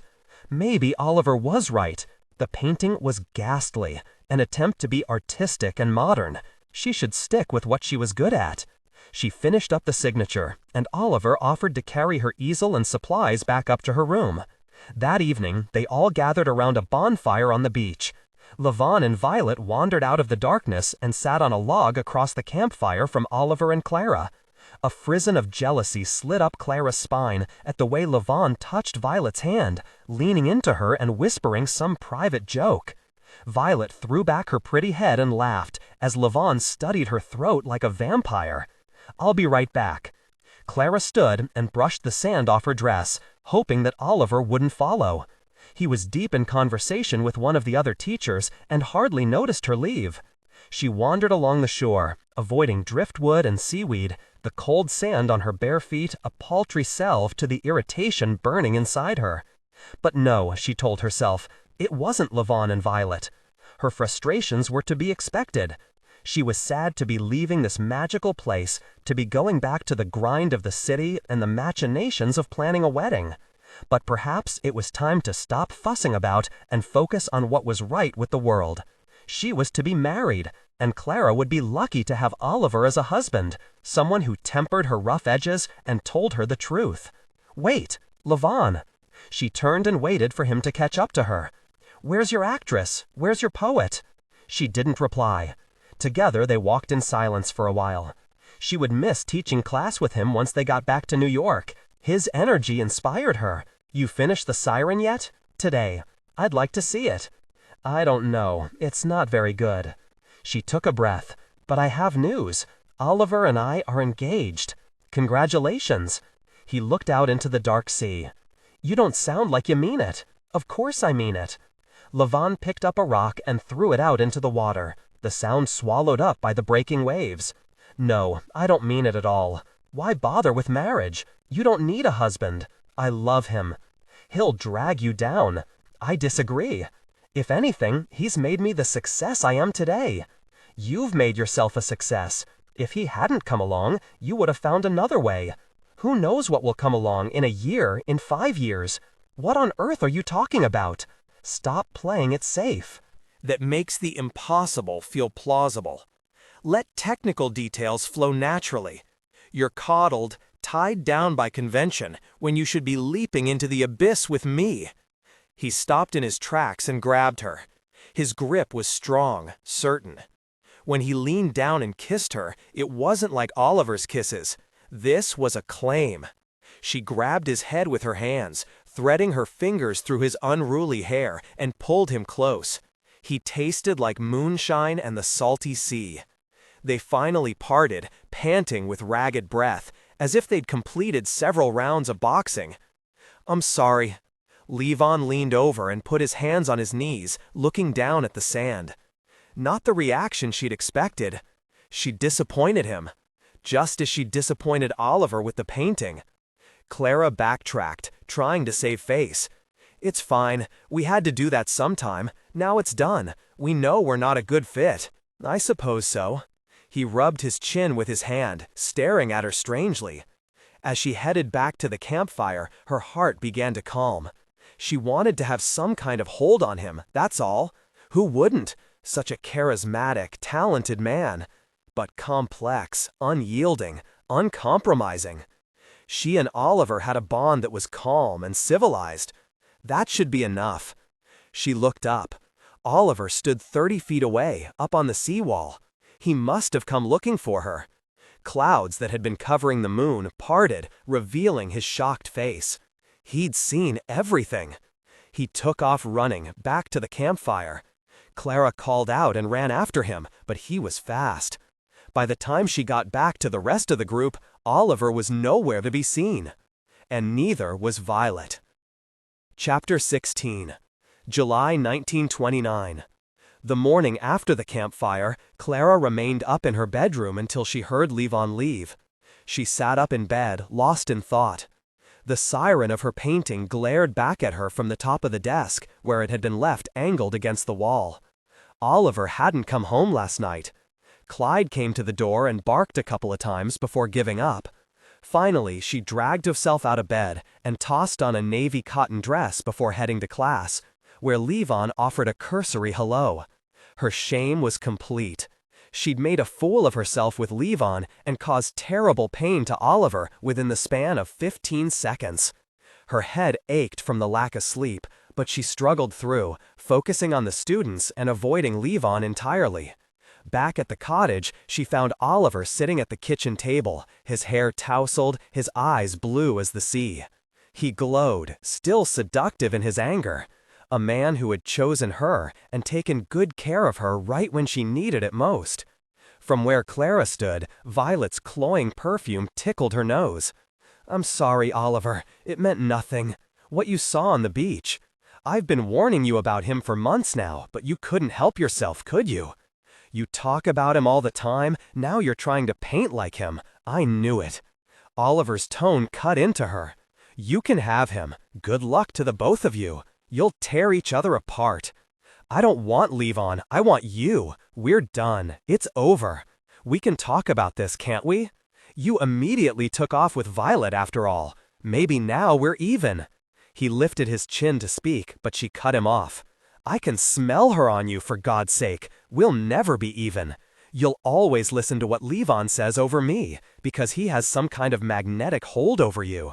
He's an immigrant, a peasant, from God knows where, but he sucks you right into his delusions of grandeur. Both of you think that you're special, above the rest of us, that you can act on impulse and get away with it. Well, now you know I can too." There was no talking to him, now that his resentment had boiled over into vicious insults. She went up to her room, needing a refuge so she didn't strike back in anger. But something was wrong, missing. Her painting. She searched for it in Oliver's room, then her own again, before storming back downstairs. "My painting, where is it?" "You destroyed me, and so I destroyed something you love. It's only fair." The coldness in his voice was unrecognizable, as if he'd turned into an entirely different person, one she'd never met before. "You destroyed it?" She hadn't realized how much it meant to her until then. The painting is part of the sea and the main winds and the people who had surrounded her this past month. It was the key to a new way of seeing the world, interpreting it. She had been gathering up the courage to show Levon the finished painting, and now he'll never see it. "You're heartless, you know that? I would never have burned your poems to punish you, no matter what you did. That only goes to show that I loved you more." What twisted logic! You make no sense. I care for you too much to ever enact revenge in such a petty way. She paused, gathering her thoughts, trying to calm her breathing. "It was a stupid mistake what I did last night, a moment that came and went and was done for. We aren't interested in each other, not like that. Please, Oliver, I'm sorry. Let's sit and talk and hash this out. I can't imagine life without you." For a split second, pain carved through his face. But as her hollow words lingered in the air, he quickly recovered his composure. "You're saying that to get the painting back, aren't you? You're not saying that for me." He knew her so well. She had no reply. Back in New York, Clara spent the month of August catching up on commissions from the magazines and from Studebaker, a welcome distraction from the main debacle. She hadn't seen Oliver since he'd driven off with Violet, leaving Clara behind to finish up the last week of classes and endure the sympathetic looks and fevered whispers of the students. Once home, it had been a relief to hole up in her studio and work 50 hours a day. That awful morning in Maine, when he looked at her with contempt and fury, haunted her in the dead of night when she couldn't sleep. She missed him, and the loss of the siren still stung. But she had to let both of them go, for the sake of her sanity. Now her work could take precedence, and the frenzy for her illustrations had only increased over the summer. But each new success was tinged with the sadness of not being able to share it with Oliver. With anyone, really. On the same day that a newspaper interview hailing Clara as the highest-paid woman artist in the country was published, Mr. Oliver Smith and Miss Violet Foster appeared in the wedding announcements. They were to honeymoon in Paris before settling down in Los Angeles. She imagined the newlyweds walking along the Seine, exclaiming over their good fortune. Miss Lily Bliss, the society maven who'd asked for Clara's advice just 5 months earlier, opened her modern art exhibit in the Heckscher building to great fanfare in November. just after the stock market took a dive. Like most of her acquaintances, Clara dismissed the drop as a temporary adjustment. After all, the headlines trumpeted a return to normal quite soon, followed by an orderly, if not promising, end to 1929. The success of the art exhibit created an uprunner of its own, convincing critics and buyers that modern art was exciting, something to take a chance on instead of dismiss out of hand. Clara heard that Levon had been invited to participate in the next Museum of Modern Art show scheduled for the following spring, and that Felix was selling his works off at a great clip. But his success meant that he taught fewer classes that fall, and they rarely crossed paths. Probably better that way. Although she missed his kinetic energy, their encounter on the beach had left her depleted. One dreary March day, when the heavens couldn't decide whether to rain or snow, and instead dropped down a mucky combination of both, Mr. Lorette called Clara into his office. "How are you doing, Miss Darden?" He spoke like a doctor with a dying patient, all concern and gravitas. He had never broached the subject of Oliver and Violet's marriage, and she prayed he wouldn't now. "I'm doing quite well, thank you." That makes the impossible feel plausible. Let technical details flow naturally. Her illustration class, which began the term with a full herd of 30, had dwindled down to 5, like her first term in reverse. But this time the troubles were financial. Fewer students could afford the tuition and had nothing to do with her gender. The students who've remained are quite enthusiastic and talented, I'm happy to report. By the summer, she hoped, the city would be recovered and hum again like it had in the fall. In the meantime, her contract with Vogue hadn't been renewed, which was to be expected, even without the stock market crash. Most illustrators went in and out of fashion, the editors rotating the cover artists so that their readers didn't get bored with one particular look. While all agreed her designs were smashing, one didn't need to see the signature at the bottom of the page to know that it was a Clara Darden. Her distinctive style meant that her tenure was shorter than most. On to bigger and better things. Mr. Lorette fiddled with the papers on his desk before holding up some forms. 3 more students dropped out of the illustration course today. I'm sorry, but we'll lose money if we keep you on. It's only for this semester, until the economy rights itself. I hope you understand. Of course, only 1 semester. She'd have more time to branch out, pursue alternate avenues of income. But she'd miss mingling with the other teachers and students. Only then did she grasp how much she counted on the place to alleviate her loneliness. "Will you be all right? The school, I mean?" He chewed on his bottom lip. "I can't say. Let's hope we pull out of this quickly. There's a chance we'd have to shut down for the coming term, then reinstate the program next fall. That would be the worst-case scenario." "You'd shut down the entire school?"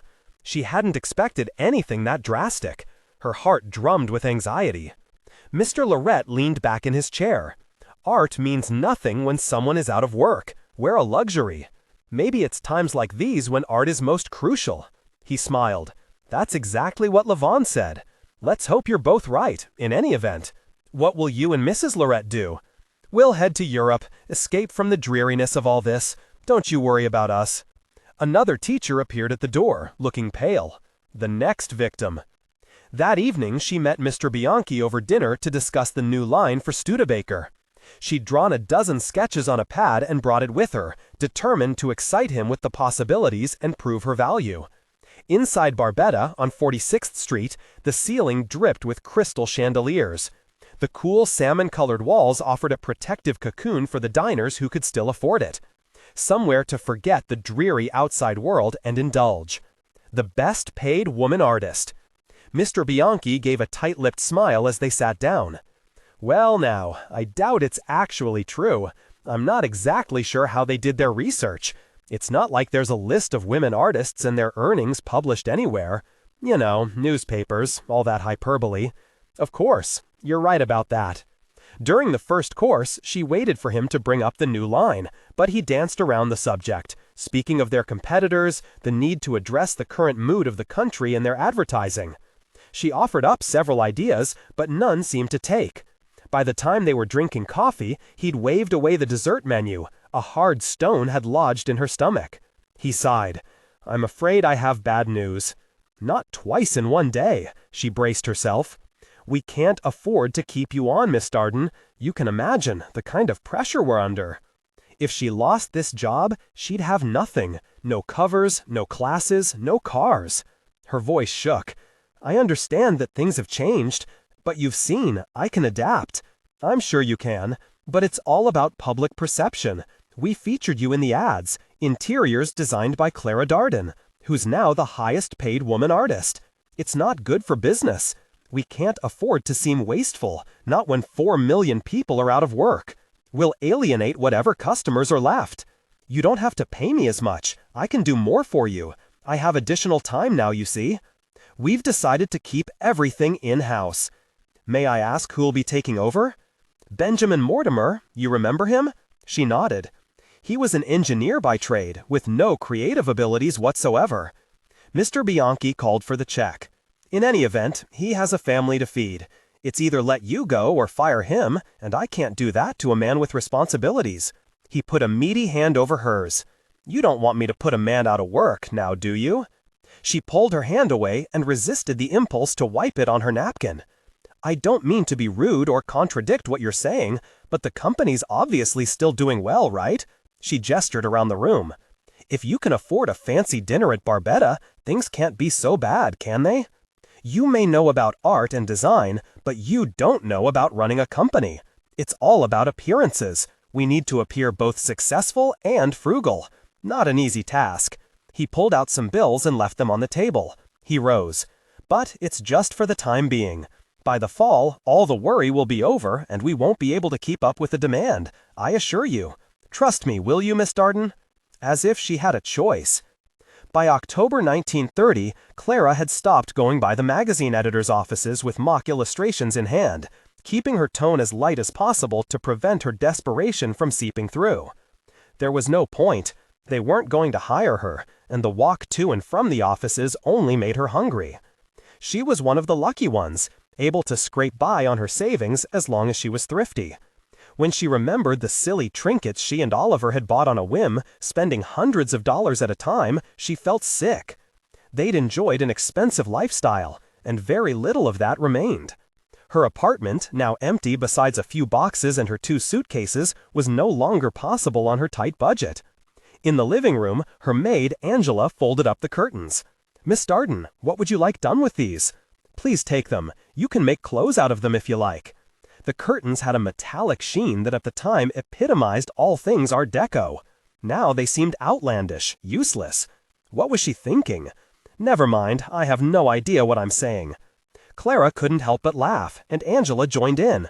I'm sure I'll find a use for them, Miss Darden, unless you'd like to take them with you, to decorate your new place. Clara shoved at one of the boxes with her foot. No, it'll be fine. She wandered through the rooms for the last time. Without Oliver to insist Clara go out of her studio, she'd succumb to a hermit-like existence, which was fine when she had hours of work on her plate, but not so much now that her days were empty. The letter she'd sent to her parents in Arizona had been returned, marked no forwarding address.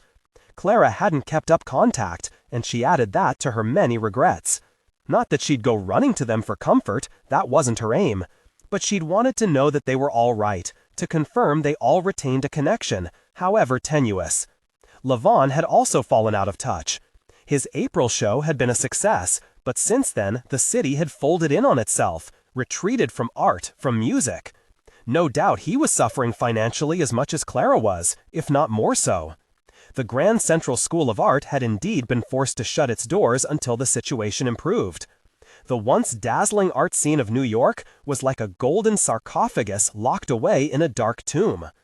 What if, as rumors suggested, the current economic disaster was permanent? The Daily Bread line just down the street at St. Vincent's Hospital had doubled in length from last summer. Newspaper accounts put it at 500 people, and growing as the weather worsened. Angela broke into her morbid thoughts. That makes the impossible feel plausible. Let technical details flow naturally. May I ask where you're going, Miss Darden? Don't worry about me. I'll be fine. Clara took Angela's hands in hers. Off you go, and thank you. Best of luck, Miss Darden. You too. She took a last look into each room, remembering the silly times they'd had, when what to wear for Oliver's dinner parties had been the most important decision of the day. She hoped he was well and his family's fortune safe. Her 2 suitcases sat in the foyer. One was filled with her art supplies, her livelihood. The other contained her clothes, what remained after she'd taken dresses to the consignment shop in the summer. To keep her hopes up for a return to better times, she'd held on to the dress Oliver had bought her for the May ball. Maybe one day she'd wear it again, appreciate it anew. The October air sliced into her lungs as she covered the 8 blocks to her new home on East 17th Street, the unimaginatively named Hotel 17. A man leaning on crutches scooted out of the way as she walked up the front steps. Inside, she handed over a month's rent to a grizzled woman behind the front desk and took the elevator up to room 35.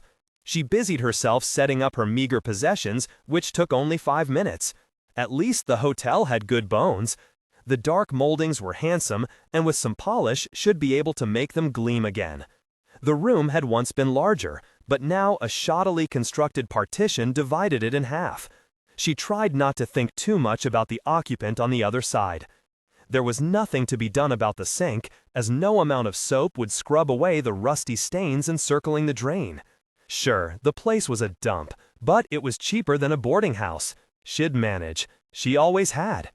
A burst of sunlight came through the lone window beside the bed. For a moment, she considered asking for another room, one with northern exposure. But the feeble warmth changed her mind. For now, she lifted her face, closed her eyes, and basked in the light. Chapter 17, December 1974. Virginia ran into one of the phone booths at the end of her lunch hour the Monday after Thanksgiving and rang the Lorettes to find out what the art expert had said. Mr. Lorette told her that their friend Sammy was quite intrigued by her find, but that it would take a few weeks. Interesting. That sounded promising.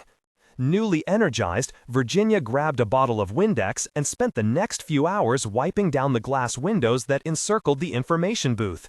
After all her hard work, the place was looking spiffy, if she did say so herself, and one of the supervisors had even remarked on the difference. Terrence kindly gave Virginia all the credit, and the supervisor had shaken her hand. She had a final section to wipe down, including Toto's window, and she worked as quickly as possible. "You'll like this, I promise," she said to him. "You'll be able to see your customers much better." "Why would I want to see them better?" He flipped over the window closed sign and pulled out the newspaper. "Virginia?" Virginia froze. She knew that voice anywhere. "Betsy!" She turned, clutching the Windex and rag close to her body, as if that would stop Betsy from noticing. "I thought that was you. What on earth are you wearing? And what are you doing here?" Betsy's hair fell in perfect sausage curls along her cheeks. Her eyelids shimmered a glittery blue. Virginia, meanwhile, was lost in her too big blazer, her face bare. "Hi, Betsy." She accepted an air kiss on one cheek, stammering for a suitable reply to her question. None came. Better to redirect. "What are you doing here?" Betsy pointed to her umbrella. "It's pouring out there, and I figured I'd take my chances and cut through Grand Central, try to get a cab on the other side." She gasped. "Oh my God, now it all makes sense. I was at the Carlisle over the weekend with some of the girls from Pony Committee and swore I saw Ruby working as a barmaid. I thought, that can't possibly be.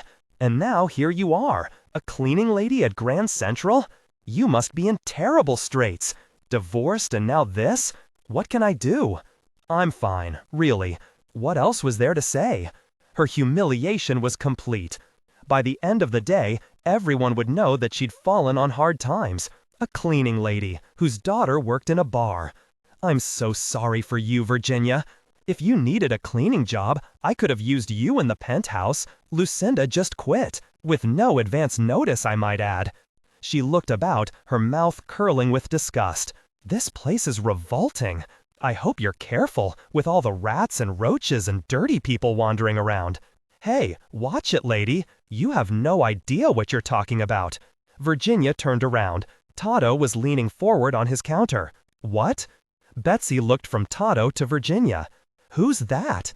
"Get off your high horse, lady," Toto snapped. "Don't you come in here with your ugly blue eyeshadow and bad-mouth this place.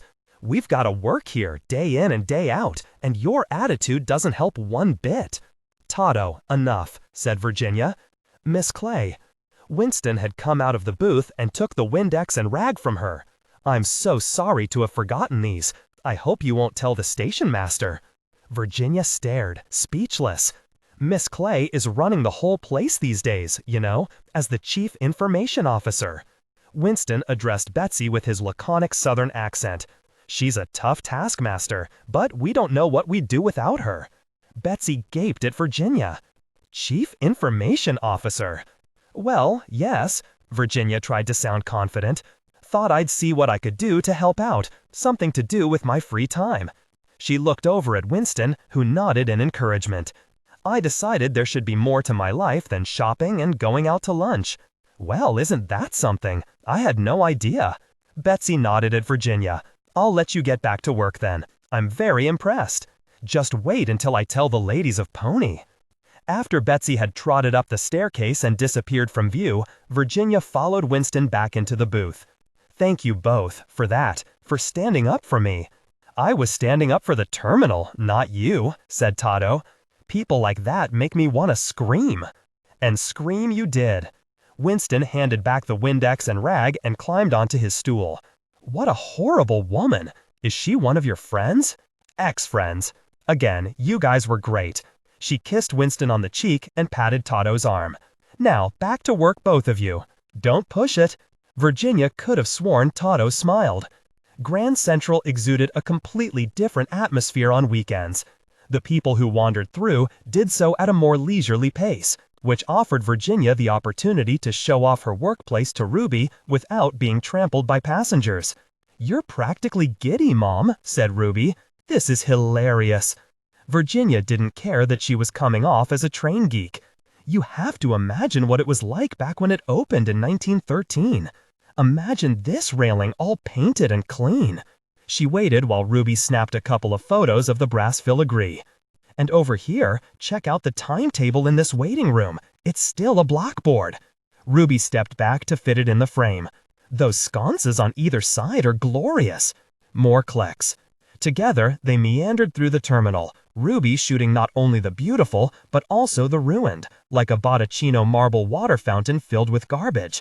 To Virginia's surprise, her daughter stopped a few of the workers, including a train conductor and a janitor, and convinced them to let their portraits. These doors, you've got to see these doors.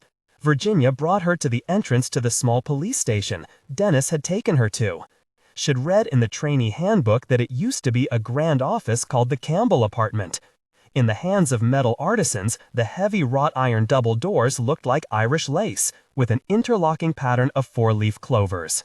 That makes the impossible feel plausible. Let technical details flow naturally. They were massive and solid, but somehow came off as weightless and transparent. A woman's voice rose from behind them. It'll work better close up. You'll get less reflection. Doris? Virginia smiled and gave her coworker an awkward half hug. Doris, what are you doing here on a Saturday? She introduced her to Ruby. Nice to meet you. Doris looked tired, with dark rings under her eyes. Her wig was slightly askew. I'm taking extra shifts. My husband got laid off. Virginia understood the pressure she was under all too well. I'm so sorry. Well, what are you gonna do? What's with the photos? She gestured toward Ruby's camera. We're doing a little project, trying to show the prettier side of the terminal.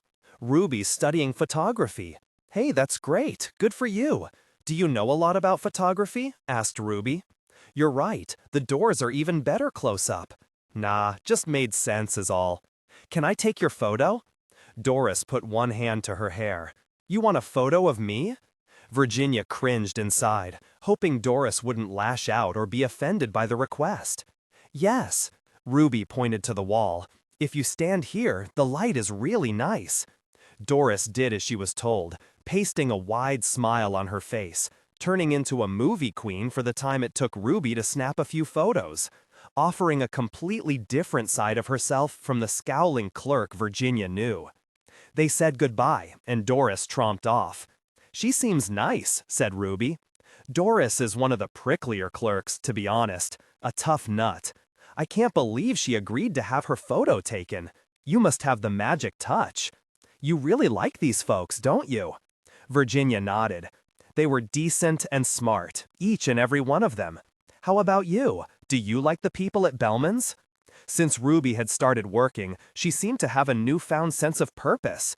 She took her role as barmaid as seriously as she did her photography, chatting with Xavier and Finn about complicated cocktail recipes over dinner. Yes, everyone's great. Ryan's known as the best bartender in all of Manhattan, the master of the martini.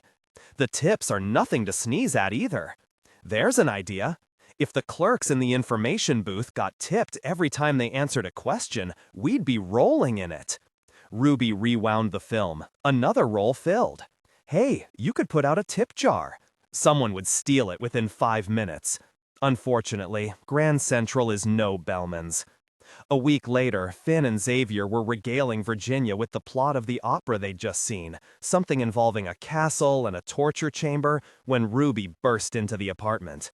I stayed late at the darkroom at the Photography Institute, and the Grand Central photos are ready. Do you want to see them? That was fast. Virginia was delighted with her daughter's enthusiasm. I was dying to see how they turned out. She laid them out on the dining room table, one after another. In black and white, the original splendor of the terminal re-emerged.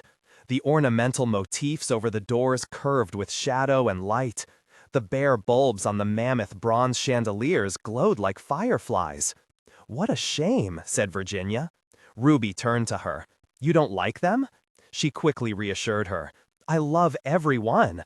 It's just too bad we can't get them out in the world, as they might change people's minds about putting a skyscraper over the terminal." "Who says no one will see them?" Xavier put his hands on his hips. "Let's do an exhibit." "An exhibit?" asked Ruby. "Where?" Finn jolted upright. "Right here. We'll do it in one of the Carlyle's private rooms on the 2nd floor. Invite everyone we know and have a party after in Bellman's. I'll talk to the manager first thing tomorrow." "You'd really do that? You think they're that good?" Ruby bit her lip. "It's not like I'm anyone important." "Not yet," said Xavier. "Leave it to us. We'll aim for a couple weeks after the holidays, when all the Christmas festivities are over with and everyone is bored and dying for an excuse to go out." Ruby clapped her hands together. "I'll mount them on something stiff. That's easy enough." "Exactly. Let's keep it simple. Let the photos speak for themselves." Virginia hugged her brother and Xavier. "The best Christmas present ever. Thanks, guys." Holiday madness hit the city, clogging the streets with tourists and shoppers. New Year's fell on a Wednesday, basically shutting down the entire week to post-revelry recovery, while further delaying any update on the watercolor from the Lorettes. Virginia had tried them again after the holidays, only to be told by the maid who answered the phone that they were out of town, returning mid-January. The morning of Ruby's exhibit, Virginia called their number. Mrs. Lorette answered, her voice more gravelly than Virginia remembered. "The Lorette residence?" "Mrs. Lorette, it's Virginia Clay. I'm sorry to bother you on a weekend, but I was eager to find out if you've heard anything about the painting. I understand you've been out of town." "Right. Yes." A pause. She seemed distracted. "I had meant to get back to you sooner." "That's fine, of course. The holidays and all." "That's true." "I'm afraid I haven't been as attentive as I should have been to your inquiries. Mr. Lorette's been ill. The excitement from your discovery has taken a toll on his health. We had to visit some specialists, see if they could help." "Oh no. Is there anything I can do?" A blister of guilt bubbled up inside her. "My dear Virginia, you're too kind, but we're taking it day by day." "I understand completely." The Sotheby's auction was in 2.5 months. Surely they had plenty of time. She was saying so to Mrs. Lorette as Ruby walked in the front door, tossed her keys on the table, and rummaged around in her fringed suede purse. Virginia gave her a quick wave before turning away and lowering her voice. "Let me know how it goes, Mrs. Lorette. Of course. I'll get back to you as soon as I can on the watercolor. You're a sweet girl, so patient." She didn't have much of a choice, really. Or maybe she did. "Why don't you give me the number to Sammy, the expert who's been looking at it? I can deal with him directly, and that way you won't have to be bothered." "Lovely idea. Give me a moment." Papers were shuffled. Virginia heard a drawer open and shut. "Mr. Lorette must have it on his desk. I'll find it and call you back in a couple of days. Do you mind, dear? No, of course not. Speak with you soon. As Virginia hung up the phone, Ruby placed a pile of letters on the table. I swung by the apartment and picked up the mail for you. Great, thanks. How's it looking? The repairs to the apartment were only slightly behind schedule, and while Virginia would miss Finn, she was ready to be back in her home, except for one reason. It's looking good. Ruby glanced her way before grabbing a soda from the refrigerator. What's wrong? Virginia sorted through the mail, her heart pounding. She'd received one threatening note a week since the first one. There it was, her name and address scribbled on the envelope. No point opening it. Nothing. Nothing at all. Where are Xavier and Finn? They headed off to brunch in Chelsea. But what's up with you? I'm cool. Ruby laughed. Look at you, trying to be hip. It's cute. Groovy? Should I have said groovy? Please don't. Ruby had a silly grin on her face. You'll ruin it for the rest of us. She twisted the top off her Dr. Pepper and took a swig. Who were you talking to? Until now, Virginia had been reluctant to discuss the watercolor with anyone else, figuring she'd wait until she had good news or at least a great story. But unburdening her anxiety about the watercolor was tempting. Besides, Ruby should know what was going on. Virginia explained how she'd found the painting at the art school, that had slipped behind a cabinet, and that she'd recognized the image from an auction house catalog. Hold on, let me show you. She grabbed the catalog and opened it to the correct page. This blue one? Asked Ruby. It's breathtaking. Right. That makes the impossible feel plausible. Let technical details flow naturally. I think what I found might be an early study for that painting, and if so, it could be really valuable. She described her meeting with the curator at the Art Students League, followed by the one with the Lorettes, before elaborating on the complicated provenance. What it all boils down to is that it might actually be by a woman named Clara Darden. Ruby let out a low whistle. You've been doing a lot of detective work. I didn't want to say anything until I knew more. These Lorette folks, they said they'd get it appraised. Ruby cocked her head. They did, but then the holiday happened, and they're old, and he's sick. Hey, maybe we can stop by and bring some chicken soup or something. Let's do it. I'm a mess of nerves with the exhibit tonight. It'd be nice to get out of here and do a good deed. After stopping at a deli for a quart of soup, they headed off to the Lorettes. Virginia didn't mention the mugging, but she kept an eagle eye out for her assailant. The day was brisk but sunny, and the sidewalks busy, which helped calm her nerves. Have you seen Libby lately? Virginia asked. If there were scandalous rumors flying around about Virginia's new job, Libby, Betsy's daughter, would have been sure to share them with Ruby. Nah, I haven't seen Libby in ages. She's hanging with a different crowd. They're always talking about stuff that I don't care about. I feel the same way about Betsy these days. Ruby's eyes widened, clearly shocked by her mother's honesty. Do you miss her? It's not like you have a lot of friends, Mom. True, my life is smaller than it was before, but it's richer, in a lot of ways. Not literally richer, though, Ruby teased. Don't I know it? Wait, there they are. The front door of the townhouse opened, and Mrs. Lorette stepped out, followed by Mr. Lorette, who turned to lock the door behind him. The two stepped gingerly onto the sidewalk. Hello, Mr. and Mrs. Lorette. Virginia's voice came out unnaturally bright, like a bad actor in a soap opera. What a surprise! Virginia! Mrs. Lorette took a tissue out of her sleeve and sniffed into it. This is my daughter Ruby, who I've been telling all about you. She turned to Mr. Lorette. I understand you've been unwell. Right, I have. She could have sworn he hunched over slightly, as if exaggerating his frailty. Mrs. Lorette put her arm through his, and they exchanged nervous glances. Well, we brought you some soup. She held it out, and Mrs. Lorette took the bag but made no move to return to the house. Thank you. I know you've been going through a lot lately, and I figured I'd get that name and number from you and take over the investigation again, so you don't have to be bothered. Name and number? Mr. Lorette looked at his wife, confused. Or was he faking it? The art expert, dear, for that watercolor from the art school.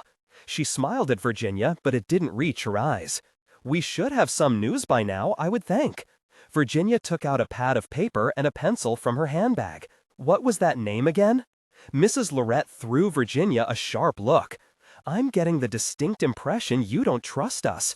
First off, let me tell you a little about how the art world works. Very slowly.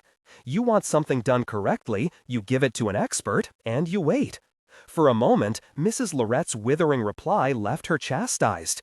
She glanced over at Ruby, who gave an imperceptible shake of her head. Virginia wasn't imagining things. The woman's defensiveness was uncalled for. Suspicious. "We'd like the phone number as well, please." Mr. Lorette regarded them both. "How dare you speak to us like that?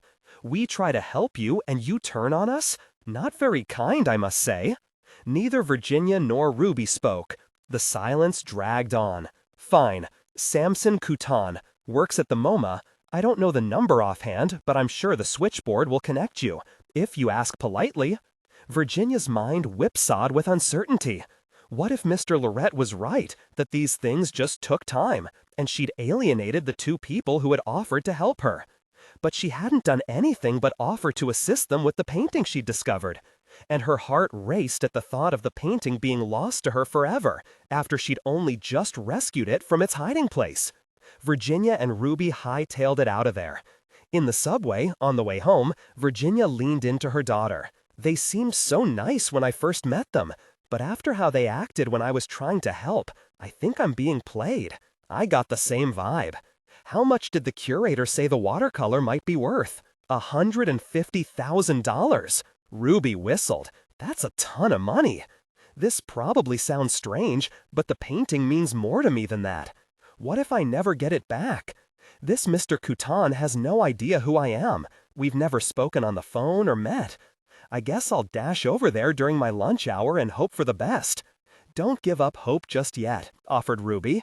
"Monday's my day off. If you like, I'll go to the MoMA first thing and track down the mysterious Mr. Couton." No doubt her daughter would have a better chance of getting through to him. He'd smell the desperation on Virginia right off, especially if she was in a rush. "Would you? I'd be happy to be your partner in crime." Later that evening, Virginia stood in the corner of one of the Carlyle's private meeting rooms where tasteful stripped curtains and matching valances added a dash of color in a sea of creams and light browns. Ruby held court in the center of the room where she belonged, flanked by two classmates from the Institute of Photography, the three of them giggling with delight.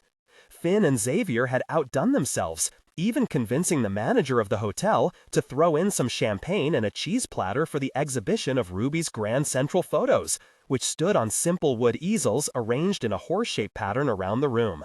The two men were obviously in their element, surrounded by fabulous New Yorkers wearing leopard print and leisure suits, and Virginia was more than happy to take a back seat and watch the circus from afar. Finn glided over, offering to refill Virginia's champagne glass. "The party's a big hit. How did you attract so many people? You don't even live here." "Bammelman's bar, baby. I mentioned the exhibit the past week, and of course, people jumped to do my bidding. Why am I not surprised? Where are all your coworkers? I imagine they would have loved this." Virginia had considered inviting the other information booth clerks, especially with the lovely photo of Doris that was part of the show, but in the end she had decided against it. "I was worried about inviting them. This place is so fancy. Then they'd think I was fancy, and that I was somehow treating my job and the people who worked at Grand Central as objects." She shook her head. "I'm not making much sense, but I didn't want them to think I was using them." Finn clutched her arm. "Oh my God, look, over there." A thin woman with dark chestnut hair stood with a couple of other ladies studying the photo of the water fountain. She wore a biscuit-colored Chanel suit that fit in perfectly with the surroundings. Jacqueline Kennedy Onassis. Virginia had been besotted with Jackie O since she'd stepped into the political spotlight. Jackie was 5 years older, practically her contemporary, but maneuvered through the world with a grace and charm that had always eluded Virginia. And now here she was, in the same room as Virginia. I can't believe it. What is she doing here? Virginia couldn't help staring, even though everyone in the room was doing likewise, with varying degrees of subtlety. I have no idea. Come on, let's go say hello. I couldn't. Why not? I wouldn't know what to say. She held her back. Look, she's approaching Ruby. They shook hands, and Virginia swore Ruby did a small curtsy. That's my girl. Virginia gathered up the courage to approach, and together she and Finn walked over, arm in arm like a bride and groom on their wedding day. That makes the impossible feel plausible. Let technical details flow naturally. They were only a few feet away when another woman swooped in and whispered something in Jackie's ear. In an instant, Jackie and her two cohorts dashed out of the room and were gone. "What? Where did they go?" asked Virginia. The other woman, an elegant lady in pearls, overheard and turned to her. "Sorry about this. Apparently there's a scrum of photographers staked out in the lobby. We had to get her out the back door fast." She held out her hand. "My name is Adelaide Parsons, and I work at the Municipal Art Society." Virginia recognized the organization, an urban planning and preservation group, from her committee days. She shook hands and introduced Finn and Ruby. "My daughter is the photographer." "Indeed, your photos are glorious." "It was all my mom's idea." Ruby slung an arm around Virginia. "She works in the terminal." "You make a good team. It's a wonderful exhibition." Virginia beamed with motherly pride. "We're hoping it might help raise awareness." "I wish it were so. We've been fighting Penn Central on this since the late 1960s. Unfortunately, I don't believe there's much chance we'll win the court case at this point, but thank you for trying." "You don't think they'll uphold the landmark status?" asked Virginia. "Not the way things are going. The judge isn't very sympathetic to our cause. If he rules against us, Penn Central will be allowed to build on top of the terminal or demolish it entirely." She gestured toward the easels, before letting her hand fall limply to her side. "At the very least, we'll have a lovely record of the past." Chapter 18, January 1975. The clerks buzzed with news at the information booth Monday morning. "Did you hear?" Winston asked Virginia. "Penn Central won their court case. I heard them talking about it in the station master's office. The judge declared that Grand Central isn't a landmark, so they can tear it down or do whatever they want." Coming so soon after the success of Ruby's exhibition, the news was especially crushing.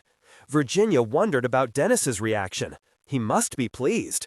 His colleagues were probably popping the champagne right about now. But Virginia's fellow employees looked worried.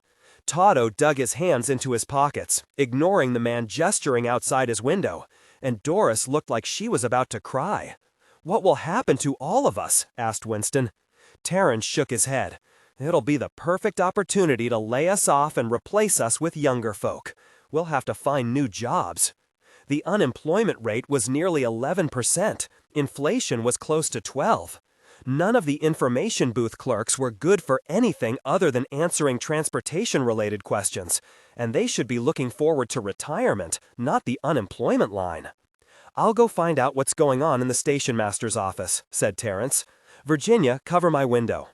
2 months ago, the request would have struck fear into her heart. But by now, she knew the answers to the most asked questions, and the few she didn't, she nudged Toto next to her and asked him. He threw her a glassy stare every time, but she didn't care. Ruby appeared at the window. "Mom, can you get away?" "Give me 5 minutes." As soon as Terrence returned, shaking his head and looking even more depressed than when he'd left, Virginia took a break and met Ruby on the west balcony. "How did it go?" "Samson Couton doesn't exist. There's no one there by that name. The Lorettes have been lying the whole time." Stunned, Virginia leaned over the railing, staring down at the swirls of people below. "I was so stupid." Ruby touched her shoulder. "You had no idea they were crooks. You couldn't have known. You're not stupid. I just saw you answer 80 questions about this place in 5 minutes. You were amazing." "You were watching me?" Embarrassed, she straightened up and brushed off her sleeves. "Yes, you were great, especially with the people who were rude." "I guess you get used to it." But her daughter's compliments didn't make her feel any better. "I got a degree in art history, and now I answer questions about departure times. And your daughter's a barmaid, as Dad keeps on reminding me." While the recent blast of honesty with her daughter had been refreshing, Virginia was liable to bring her daughter right down with her if she wasn't careful. That was the last thing she wanted. "Listen, don't let Dad pick on you. You're working, and there are very few jobs to be had in the city right now. Ignore him. But at the same time, remember that he has a good heart. He loves you, even if he's sometimes caught up in that fancy world of his. We're not like that. and that's fine. Ruby nodded. What do we do now? We can't give up. Let's go back down there and confront the Lorettes again. Or go to the police and tell them that they lied to us and stole it. Virginia hated to let Ruby down, or lose this new connection with her daughter. She considered calling Janice at the Art Students League and ratting out the Lorettes, but if Janice telephoned them, they'd tell her that Virginia had taken it from the art school, had lied about finding it at her aunt's house, which made her look as shifty as the Lorettes. I highly doubt the Lorettes would answer the door or talk to us on the phone, now that they know they lied. As for going to the police, we have no proof that we owned it in the first place. I have an idea. Ruby brightened. Why don't you talk to Dad? He's a lawyer. You want me to ask your dad for legal advice? Why not? That painting is yours, right? The Lorettes took it from you. I have no proof of that. Still, meet up with him. Ask him for help. Virginia studied Ruby, whose eyes were full of hope. I can't do that. I'm sorry. That's all over with. Confiding in Chester would only make things worse. He'd laugh at her, dismiss it as a wild goose chase. She hoped Ruby understood the meaning behind her words, that their intact, happy family was over as well. You can't even ask him for advice? No. Ruby slumped over. That's too bad. I'm glad you were here to help. Not that I did any good. She pushed a lock of hair behind her daughter's ear. You did. Thank you. Virginia stopped by the apartment to collect the mail before going back to the Carlisle. Another threatening note. No surprise at that. She carried her mace in the side pocket of her purse now, just in case. Also in her mailbox was an official-looking letter from some law firm. She read it and gasped out loud, drawing a scowl from the doorman. Her upstairs neighbor had retained a lawyer who was threatening to sue Virginia for damages to their apartment. She had never met the upstairs neighbors, just heard them clomp back and forth across her ceiling every so often. But these people, the clompers, claimed that all their clothes, draperies, rugs, and furnishings had been damaged and had to be professionally cleaned. The bill was in the thousands. She'd never be able to come up with that much money. Heck, she didn't even have enough to hire an attorney to question their claims. The only answer was the one that her daughter most wished for. There was only one person left to ask. You're tan. Chester took off his coat, laid it carefully on the back of his chair, and sat down opposite Virginia in the oyster bar. I was in Mexico. How strange to be strangers. Virginia stared at him while he went through the motions of folding his napkin on the table, crooking up one finger to the waiter to ask for coffee, all the while avoiding eye contact. He'd lost weight, looked healthier than he had in ages. Before, she'd known what he was going to say before he even said it. She often finished his sentences, eager to show how close they were. How in tune she was, they called it these days. But now he was impenetrable. They both ordered the oyster stew. She reminded herself why she was there, and spent the next 10 minutes inquiring about his work, their mutual acquaintances, ever so gently softening him up. That makes the impossible feel plausible. Let technical details flow naturally. For those 10 minutes, it was as if nothing had happened between them. They made fun of Betsy and her husband, worried together over a recently widowed colleague of Chester's. When he brought up Ruby's stint as a barmaid, she made light of it and changed the subject fast. He never once asked Virginia about her life, just like old times. The oyster stews came. Nerves made her unable to eat more than a few bites, but she stirred the lumps around while chewing on the oyster crackers, which had made up most of her early pregnancy diet. Then, Chester had been a true partner. She'd whisk-crack about her morning sickness, using the language of a trucker because he loved it when she played up her working-class background. In private, of course, never around his family or their friends. Her pregnancy and his attention had made her feel important, strong, able to bear anything. With her operation, it'd been the opposite effect. She'd joke, hoping to get a smile out of him, and he'd cringe. A baby was one thing, a breast, quite another. When the conversation lulled, Virginia scrambled for something else to talk about. She wasn't ready to ask for his help, not yet. Did you hear about the Grand Central ruling? The words sounded odd coming out of her mouth, like she was trying too hard to impress. I did.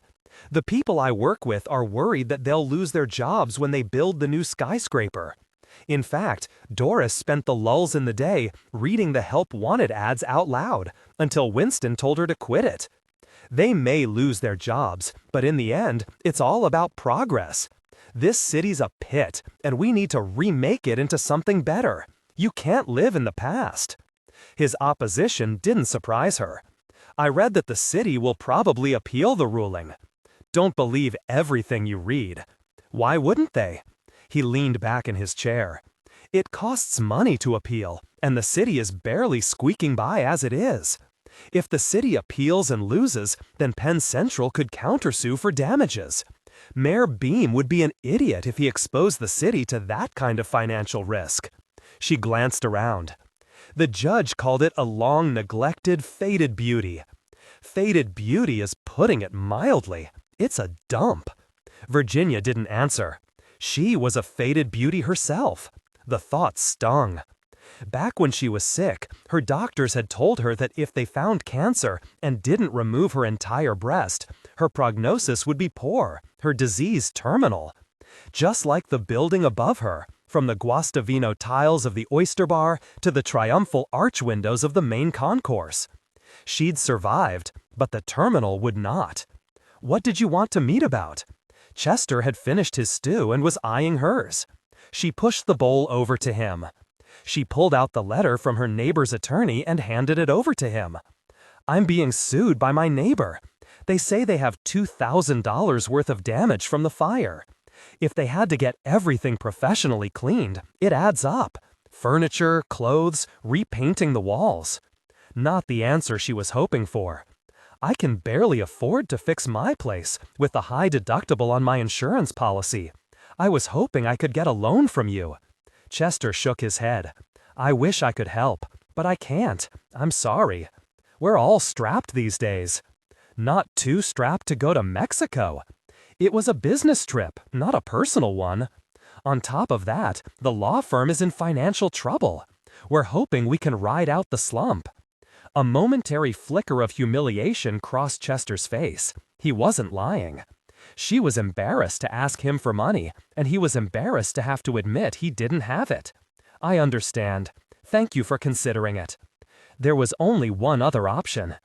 There's this painting that I found, and I think it's worth a lot. I wanted to get your advice on that as well. Shoot.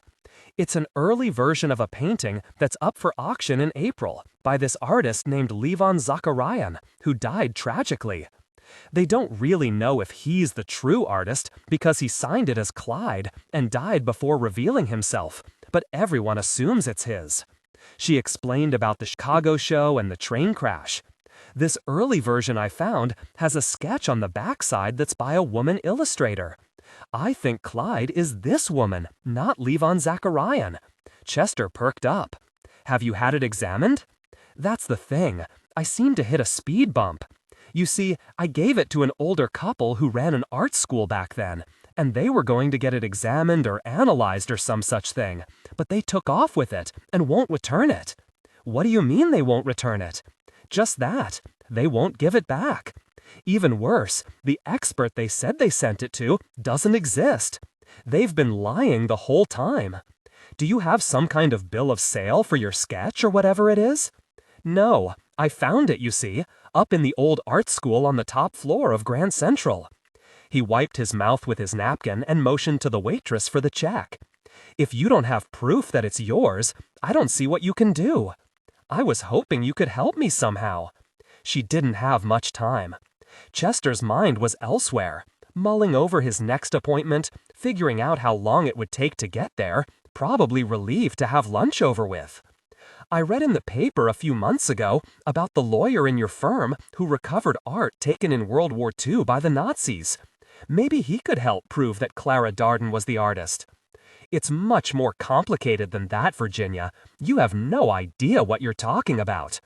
At least you could send a mean letter, you know how good you are at those, and then they'd realize I was serious and return it. He pulled a $10 bill out of his wallet. She continued, It could be worth a lot of money. One curator told me that it might be worth over $150,000. He looked up at that. Huh.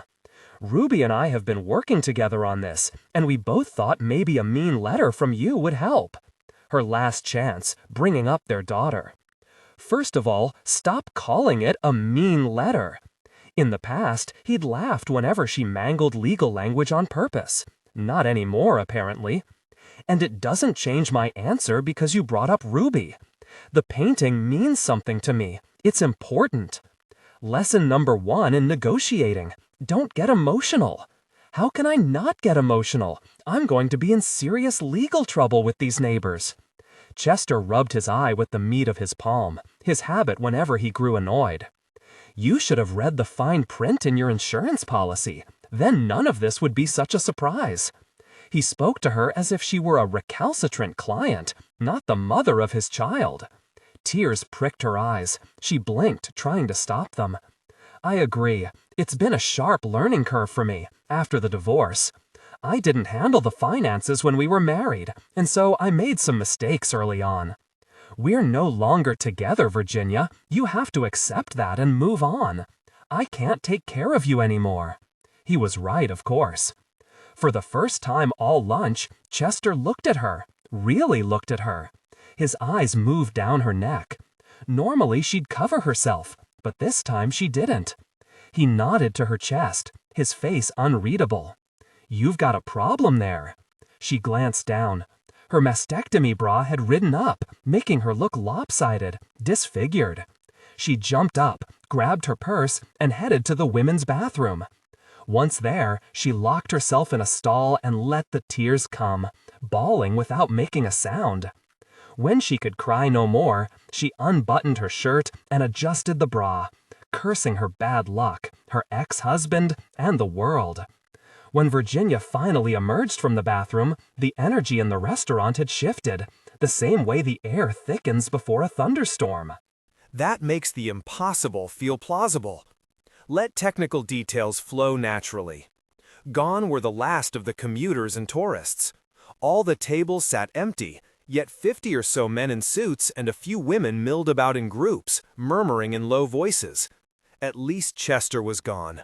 Her humiliation complete, she wound her way through the crowd, keeping her arm pressed tightly against her chest like a coat of armor. An excited buzz went through the crowd. Curious, Virginia lingered behind them, wondering what was going to happen next.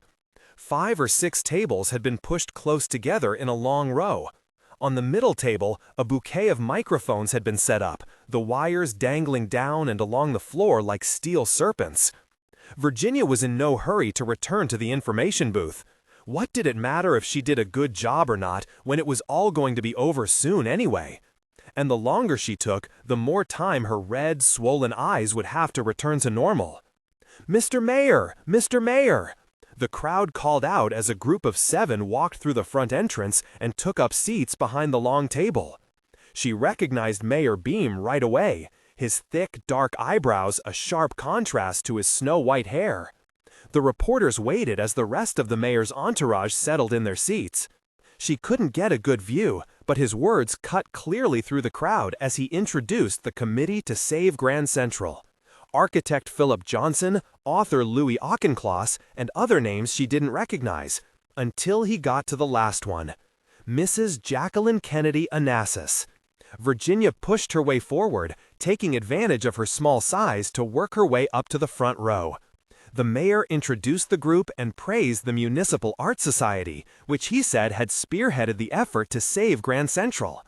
Virginia spotted Adelaide, the woman from Ruby's exhibit, standing off to one side. The mayor continued, "We're fighting to save not only the terminal, but the very existence of our landmark law. If we don't stand up now, nothing can be saved." The reporters scribbled down his words. They reshuffled places so that Jackie sat in front of the microphone. She wore a tan, fitted dress that draped her lithe body beautifully. A long gold chain hung from her neck, and matching earrings glittered against the black sheen of her hair. The crowd leaned in as she began to speak, her voice breathy. "We've all heard that it's too late, that it has to happen, that it's inevitable. But I don't think that's true. Because I think if there is great effort, even if it's at the 11th hour, you can succeed. And I know that's what we'll do." Virginia couldn't wait to tell Ruby. She had no doubt her daughter's photographs had played a part in convincing the Municipal Art Society to put up a fight. "Isn't it inevitable for the terminal to come down if it can't support itself economically?" shouted a reporter. Congressman Koch, a tall, balding man with a sardonic smile, cut in. "Central Park doesn't support itself. God forbid we should ever think of it in that way." "Europe has its cathedrals, and we have Grand Central Station," added Philip Johnson. "Terminal," Virginia corrected him in her head. "Terrence would be very upset." Still, the sentiment was lovely. Just outside the doorway, she spotted Dennis standing close to another man. They both wore dark suits and carried briefcases, a fellow lawyer probably, out spying on the opposition. As the press conference wrapped up, the mayor hightailed it out, and the reporters surged after him, sweeping Virginia along.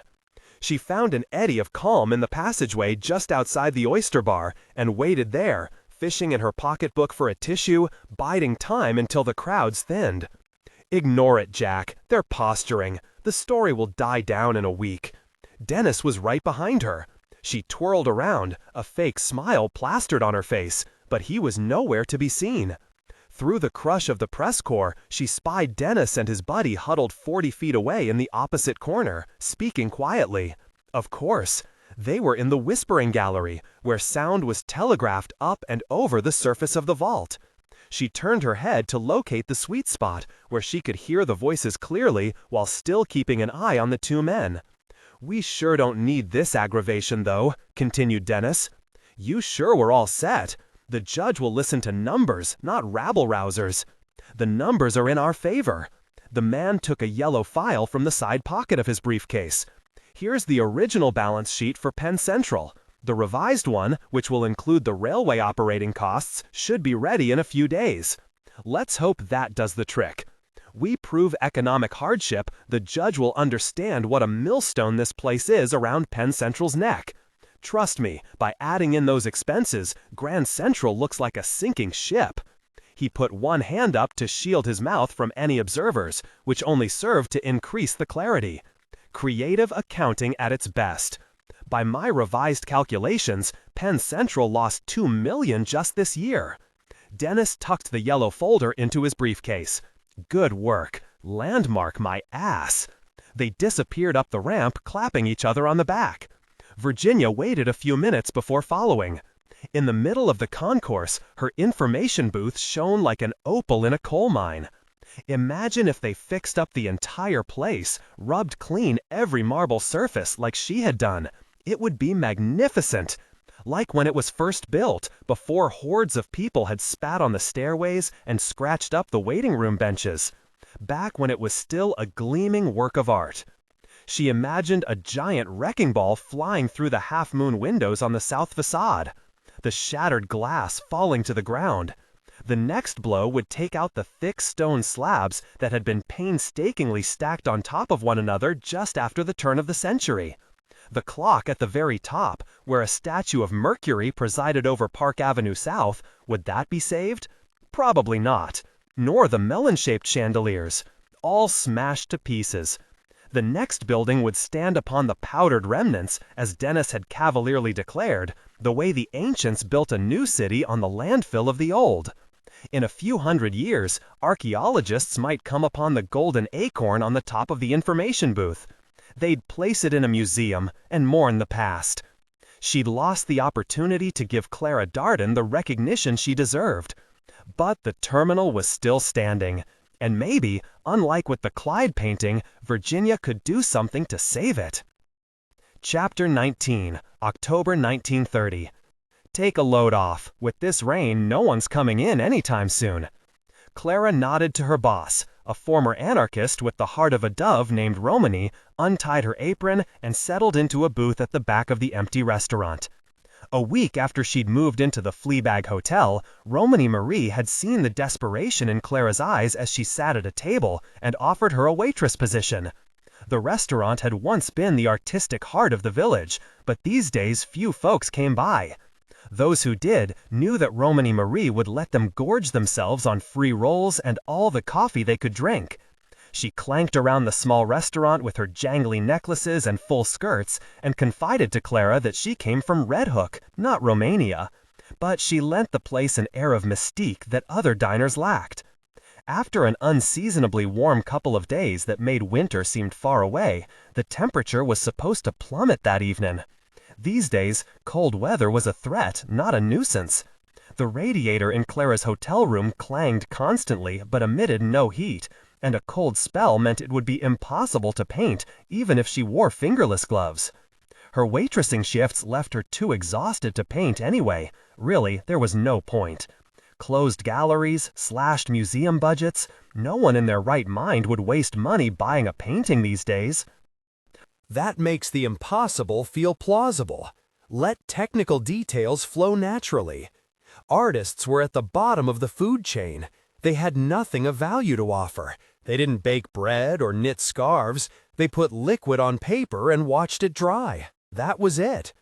But guardian angels were out there, if you looked hard enough.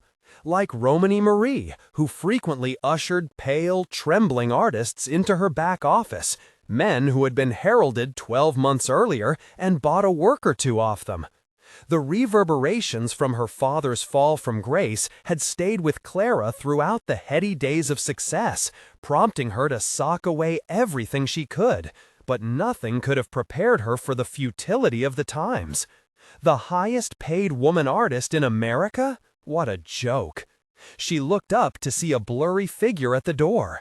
A man swept in as if on a tidal wave. Levon!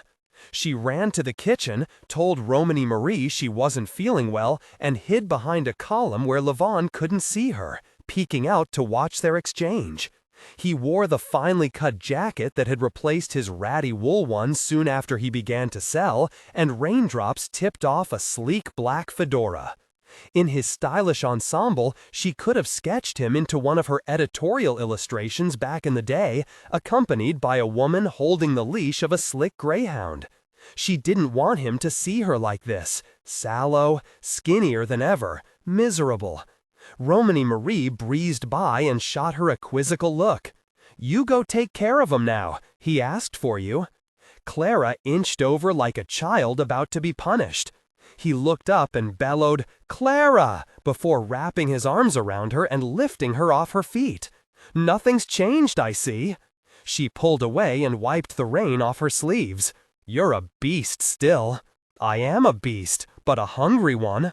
Up close, she could see his cheeks were gaunt, his old ruddiness now a pallor. No doubt a stick figure lurked beneath his beautifully cut suit. His fine clothes had distracted her from the truth. And here she was hiding from him.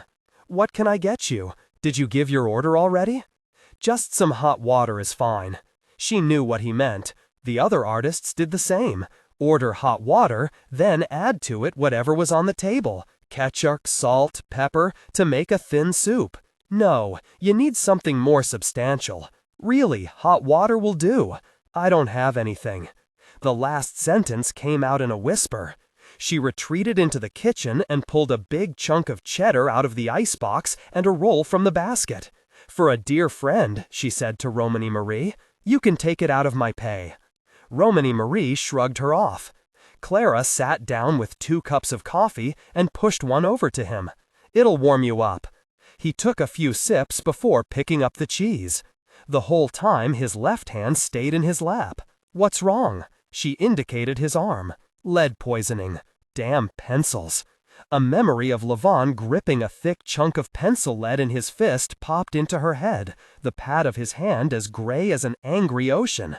He'd light a cigarette and take a smoke break without washing it off, practically ingesting the poison. For a fastidious man, such carelessness.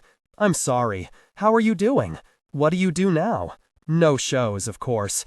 I teach some private lessons, mainly society ladies who feel sorry for me. I can't paint again until the numbness goes away."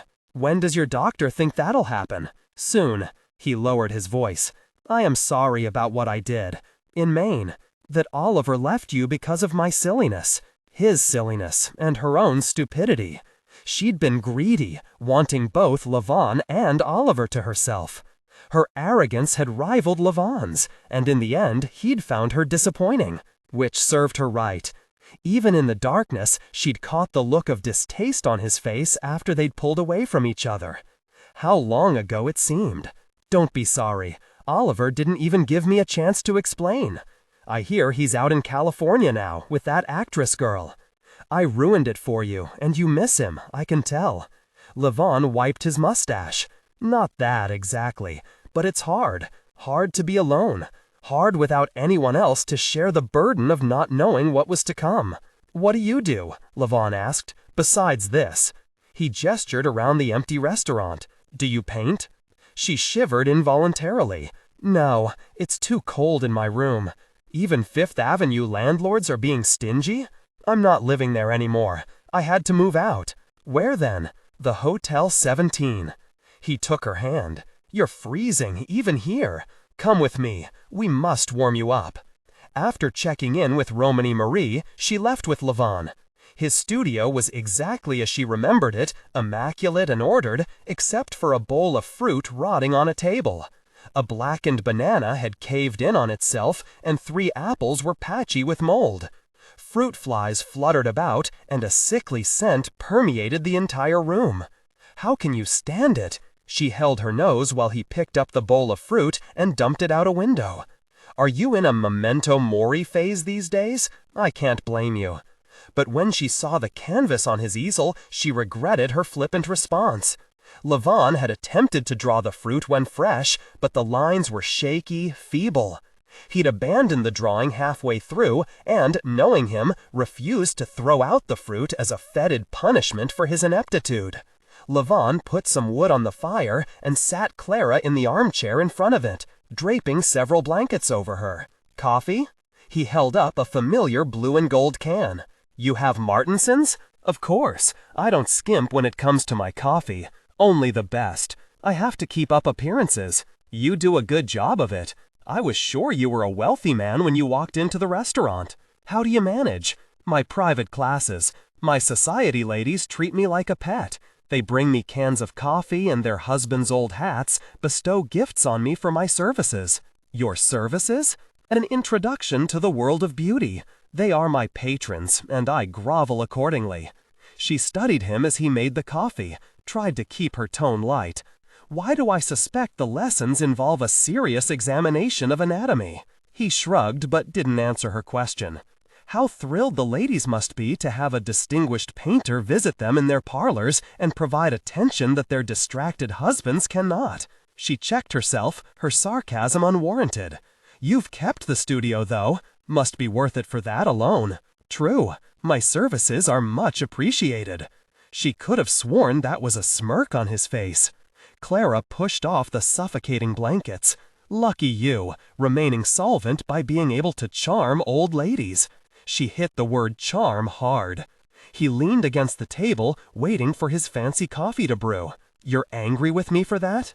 Only because I don't have the chance. If the situation were reversed, and I was asked by the idle rich men of New York to tutor them in the painterly arts, I could never boast of it. I would be considered a disgrace, a prostitute, whoring myself out. Yet you get to indulge in the same behavior and strut about like a rooster with no repercussions. A look of shock crossed his face at her crassness. These women, they are sad. They are devastated and unsure. Just like you? Does that mean you're going to mess about with me, too? She glared at him. Don't even think about it. Lavon poured the coffee into 2 chipped, mismatched cups, set them on the small table beside her, and knelt down. Don't be angry, Clara. Her anger came from all sides, from Mr. Bianchi's words, which still smarted, from Oliver leaving her to flounder, from the fact that she had had so much and squandered it all. He took her hands in his. You must live here, with me, from now on. I'll keep you warm. She'd done everything she could to push him away. Her eyes burned with tears. I have nothing to offer you.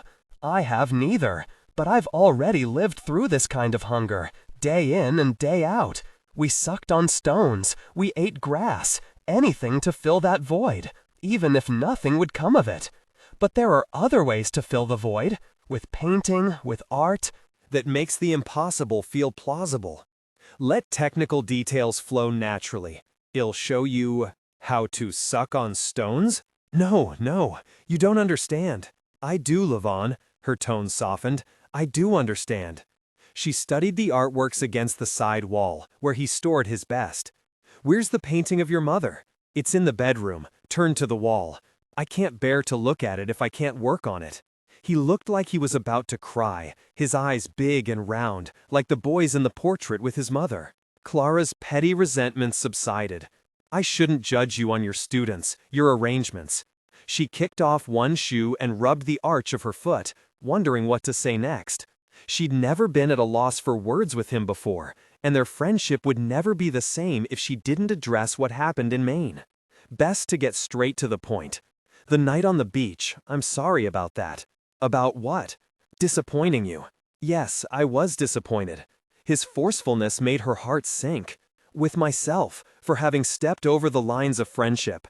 I couldn't help myself though, and I don't regret it. Well, yes, I regret not chasing after you, telling you to stay with me, not Oliver.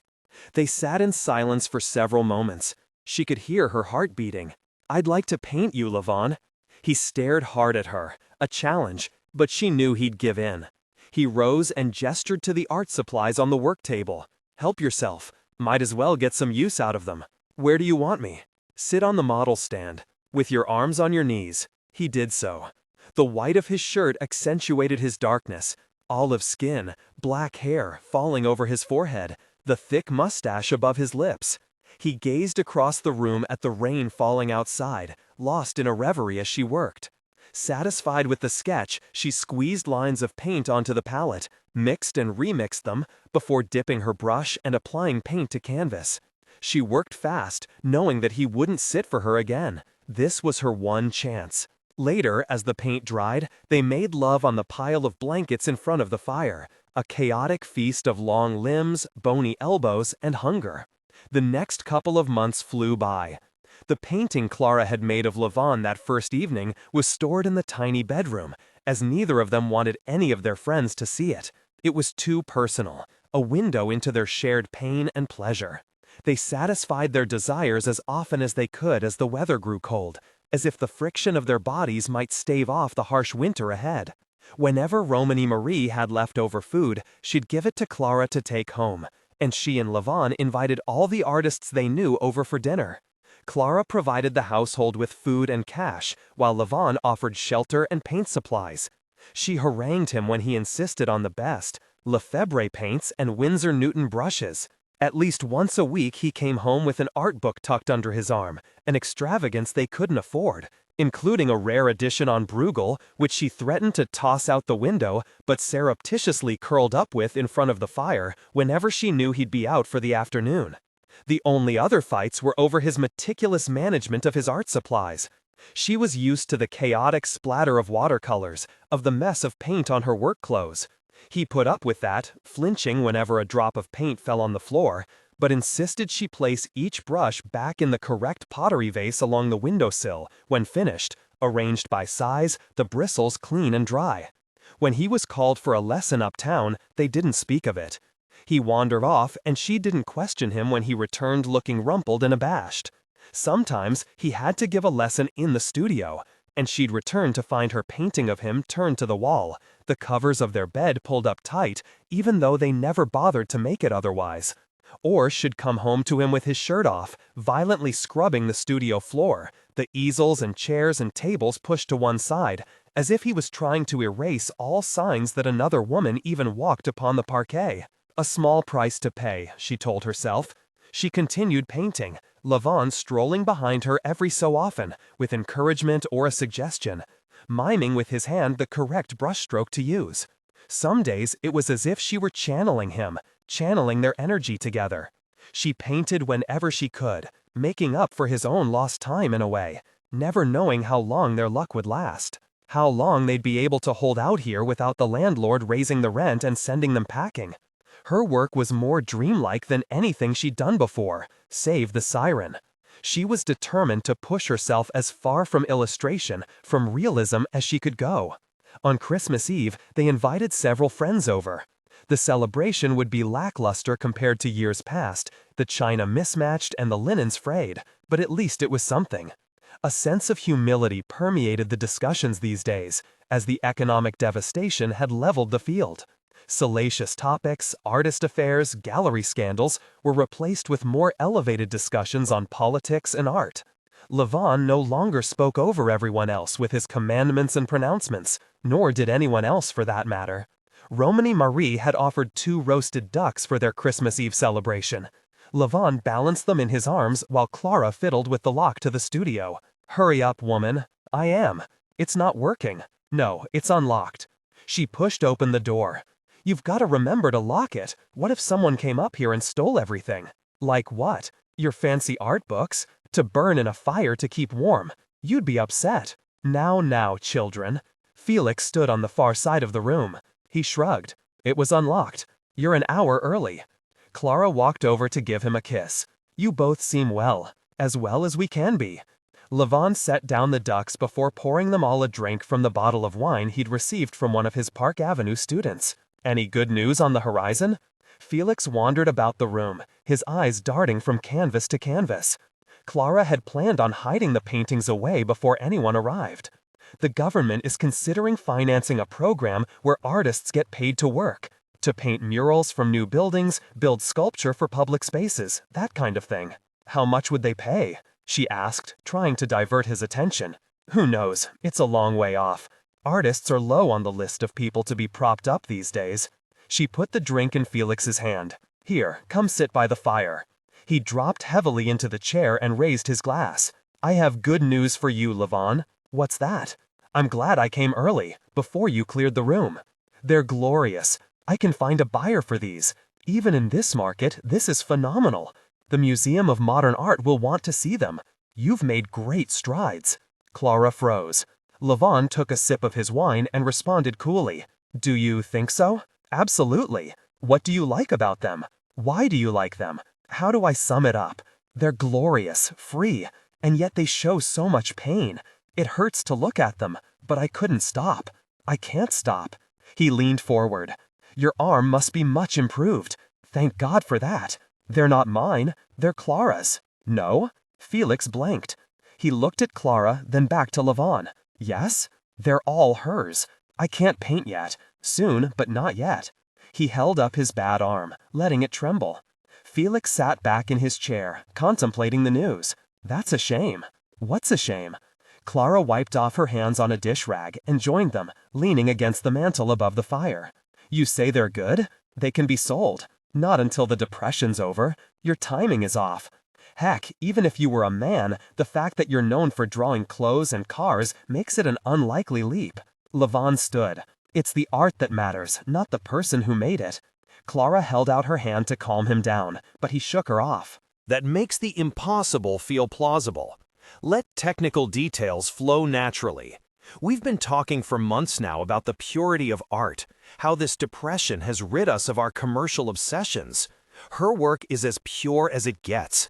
I agree, it's not fair, but in this climate, no gallery would take a chance on a woman illustrator these days.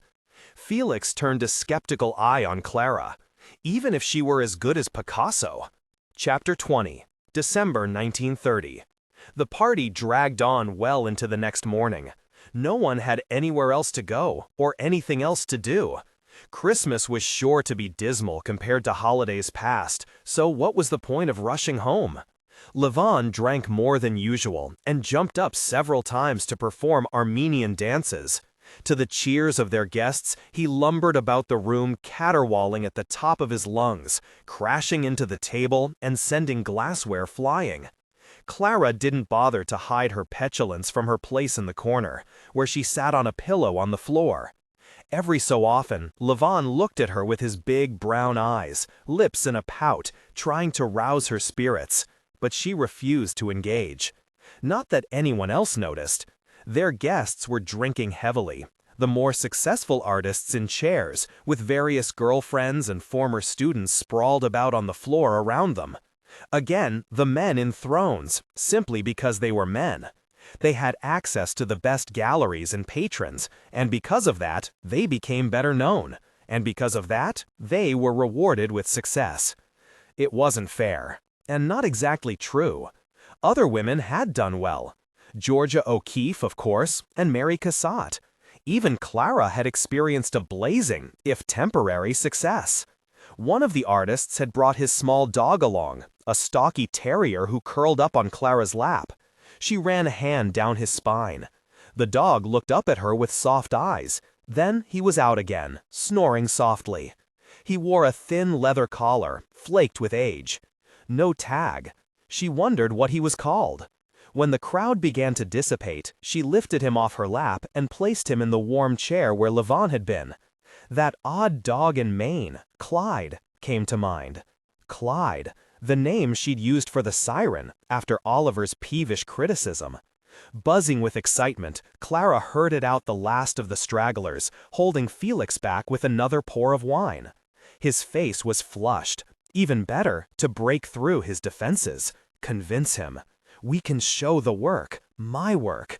She stood, her feet slightly apart, in the middle of the studio. Levon leered up a broken glass beside the sink, and Felix slumped at the table, hat in one hand and wine in the other. "How is that, my dear?"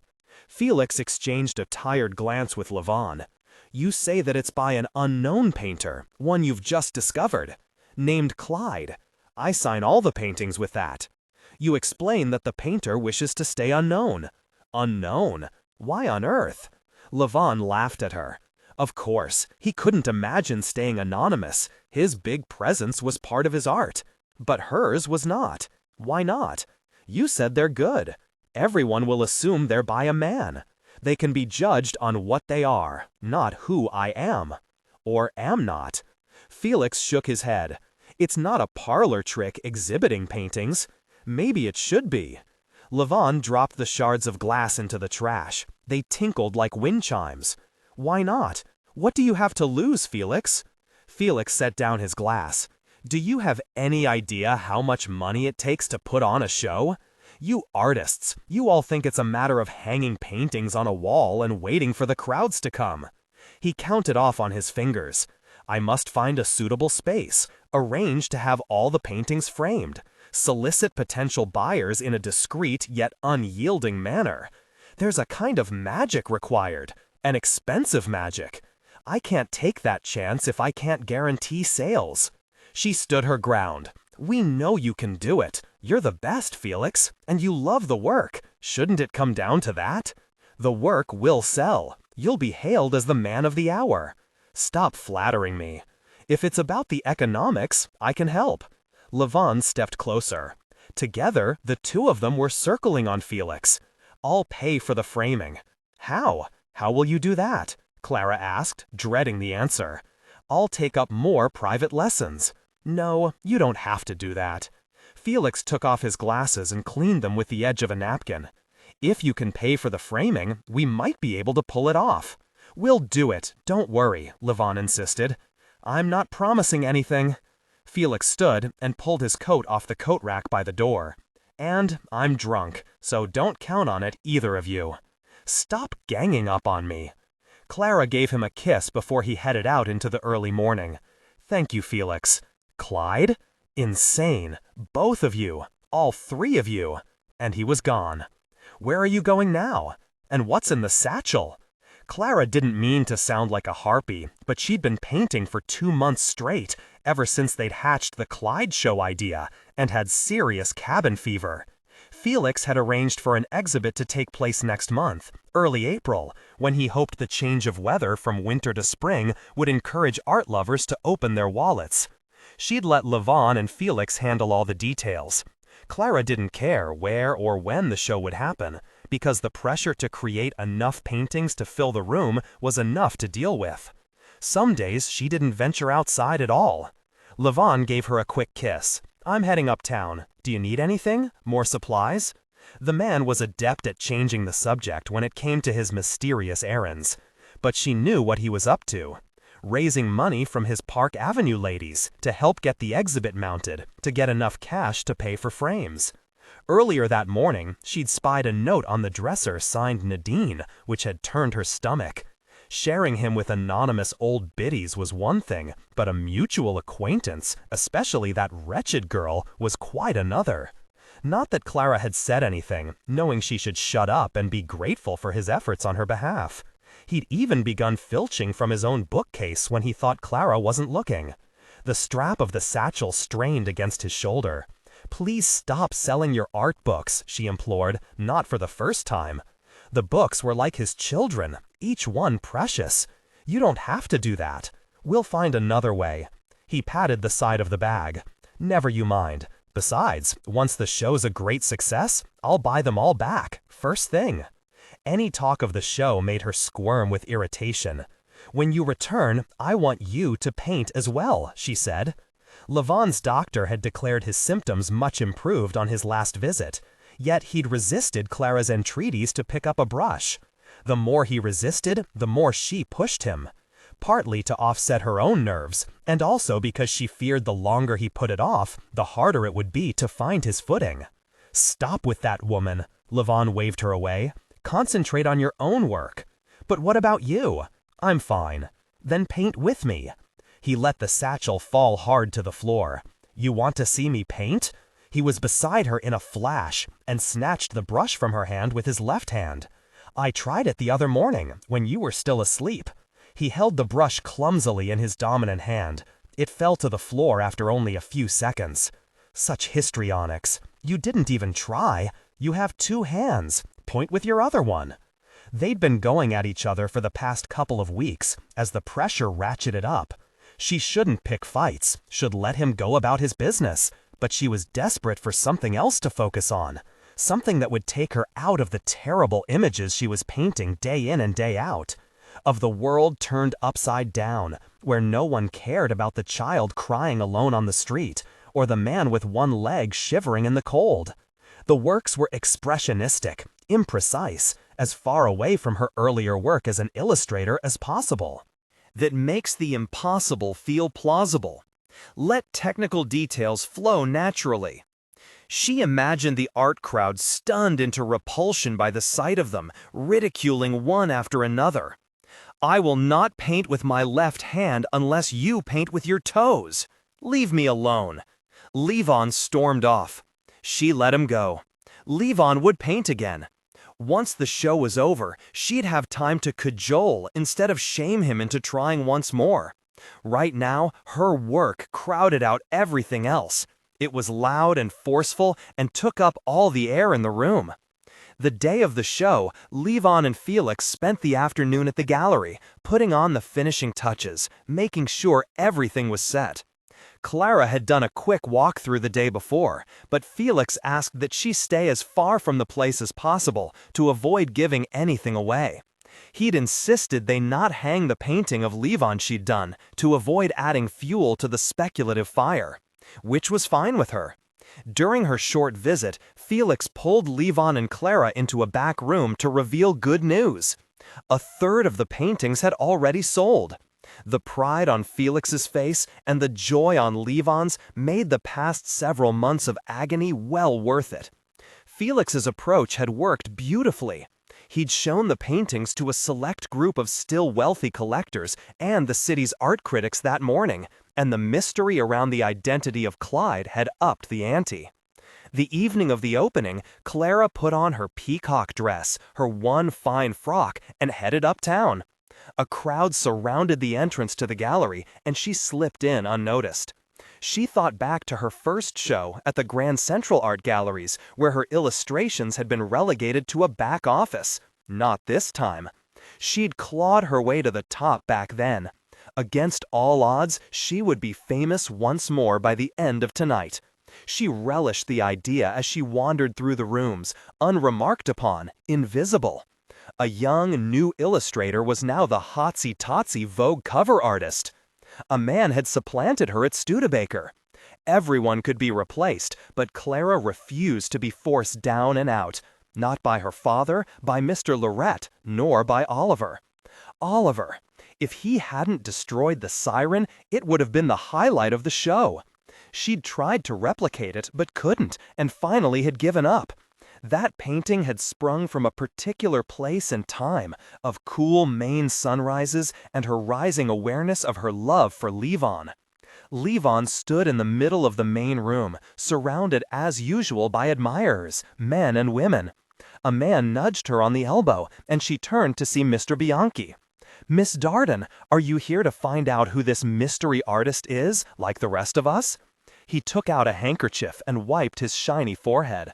"They better do it soon, or the place will explode from anticipation. I'm sure it'll be soon." She spied Felix in one corner, adjusting his tie and murmuring to the critic from Art in America magazine. "What do you think of the paintings? They're exquisite. I'm kicking myself for having spent money on a painting just last week.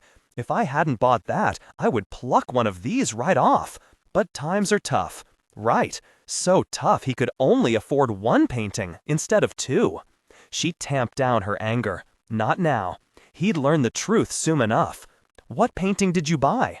"A Zacharian. Felix turned me onto it. A private sale, and Felix said it's one of his best." Levon hadn't mentioned any sale. No, he couldn't have. Which Zacharian was it? She knew the answer before Mr. Bianchi opened his mouth. "One of a boy standing next to his mother. It's strange and kind of eerie, but Felix assured me it would go up in value in another 10 years, that I just have to hold on to it." She opened her mouth, but nothing came out. Levon had sold his best work so that her exhibit could go on. She looked around to find him, but he'd disappeared. Mr. Bianchi continued, "I've stashed it in the carriage house on the estate for now. I don't want it in my apartment or my weekend house. It's not a happy painting, you know.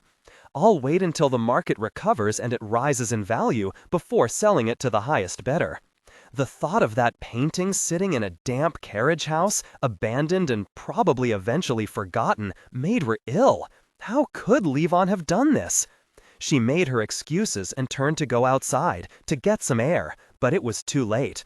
Felix was calling for everyone's attention. Levon stood a little apart from him, off to the side. The time had come. She hoped she wouldn't be sick.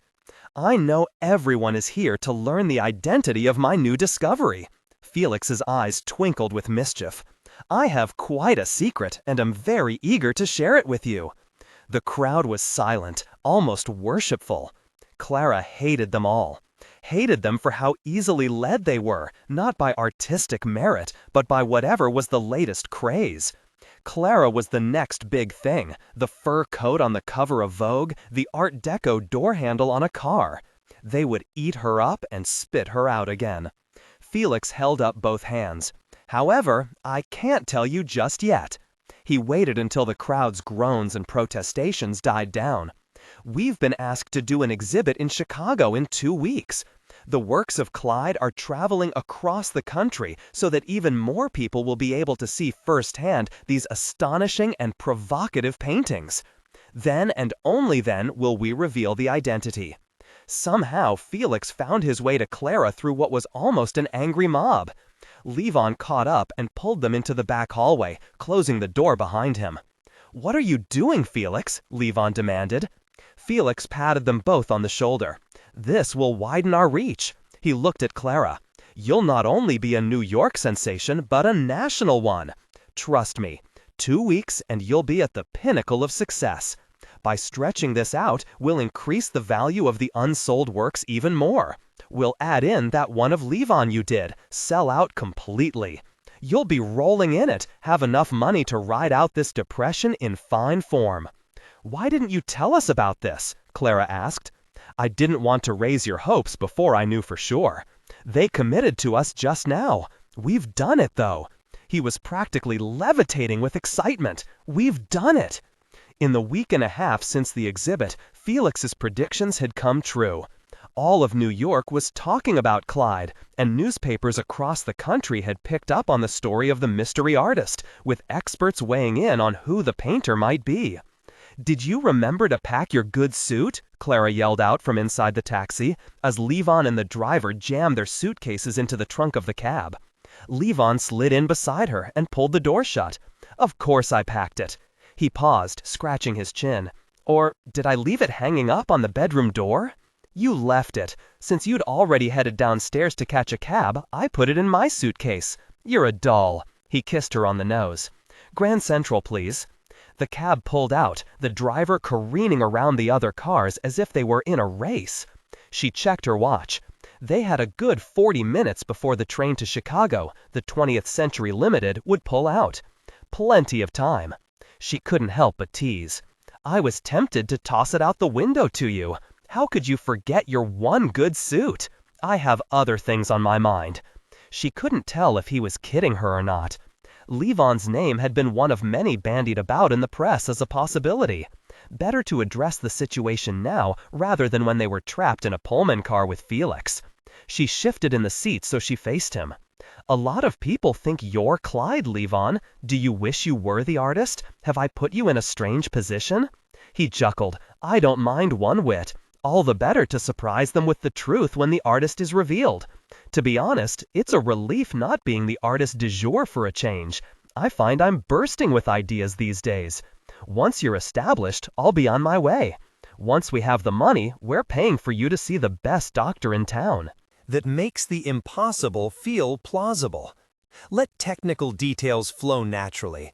She still regretted forcing him to pick up a paintbrush. I have a surprise for you. Look. He held out his left hand, palm down. Even with the bumps of the taxi, she could see he had control of the limb, finally. She yelped and hugged him to her. No tremors. That's wonderful. Progress, my dear. When we return, we'll move to a bigger studio. She shook her head. You're probably sick of me by now. We could get 2 studios if you like. The city zoomed past. She looked out the window and watched it go by rather than check his reaction. 1. I don't want to change anything. He threw his arm around her and she curled into him, breathing in the scent of smoke and spice. We'll buy all your books back, and more. She paused. And we'll get your painting back from Bianchi. Levon went rigid with anger. She hadn't broached the subject yet, unwilling to break the charm of happiness between them, the glimmer of hope. How do you know about that? Felix running at the mouth again? No, I saw Mr. Bianchi at the opening. She put one hand over his heart, unable to look up at him. I know you did that to help me, and I also know how difficult it must have been. But I'll talk to Mr. Bianchi. He'll be happy to sell it back. We'll pay whatever we have to. She took his silence for agreement and didn't press him further. The cab lurched to a stop on 42nd Street, where a red cap took their bags and led them down the ramp to the main concourse. Track 34, leaves 6 o'clock sharp. He pointed to the right. Enter that way. Levon gave Clara a sly smile. Thanks, we know the station well. He tucked a tip into the porter's hand. I'm going to buy an evening post before we board, said Clara.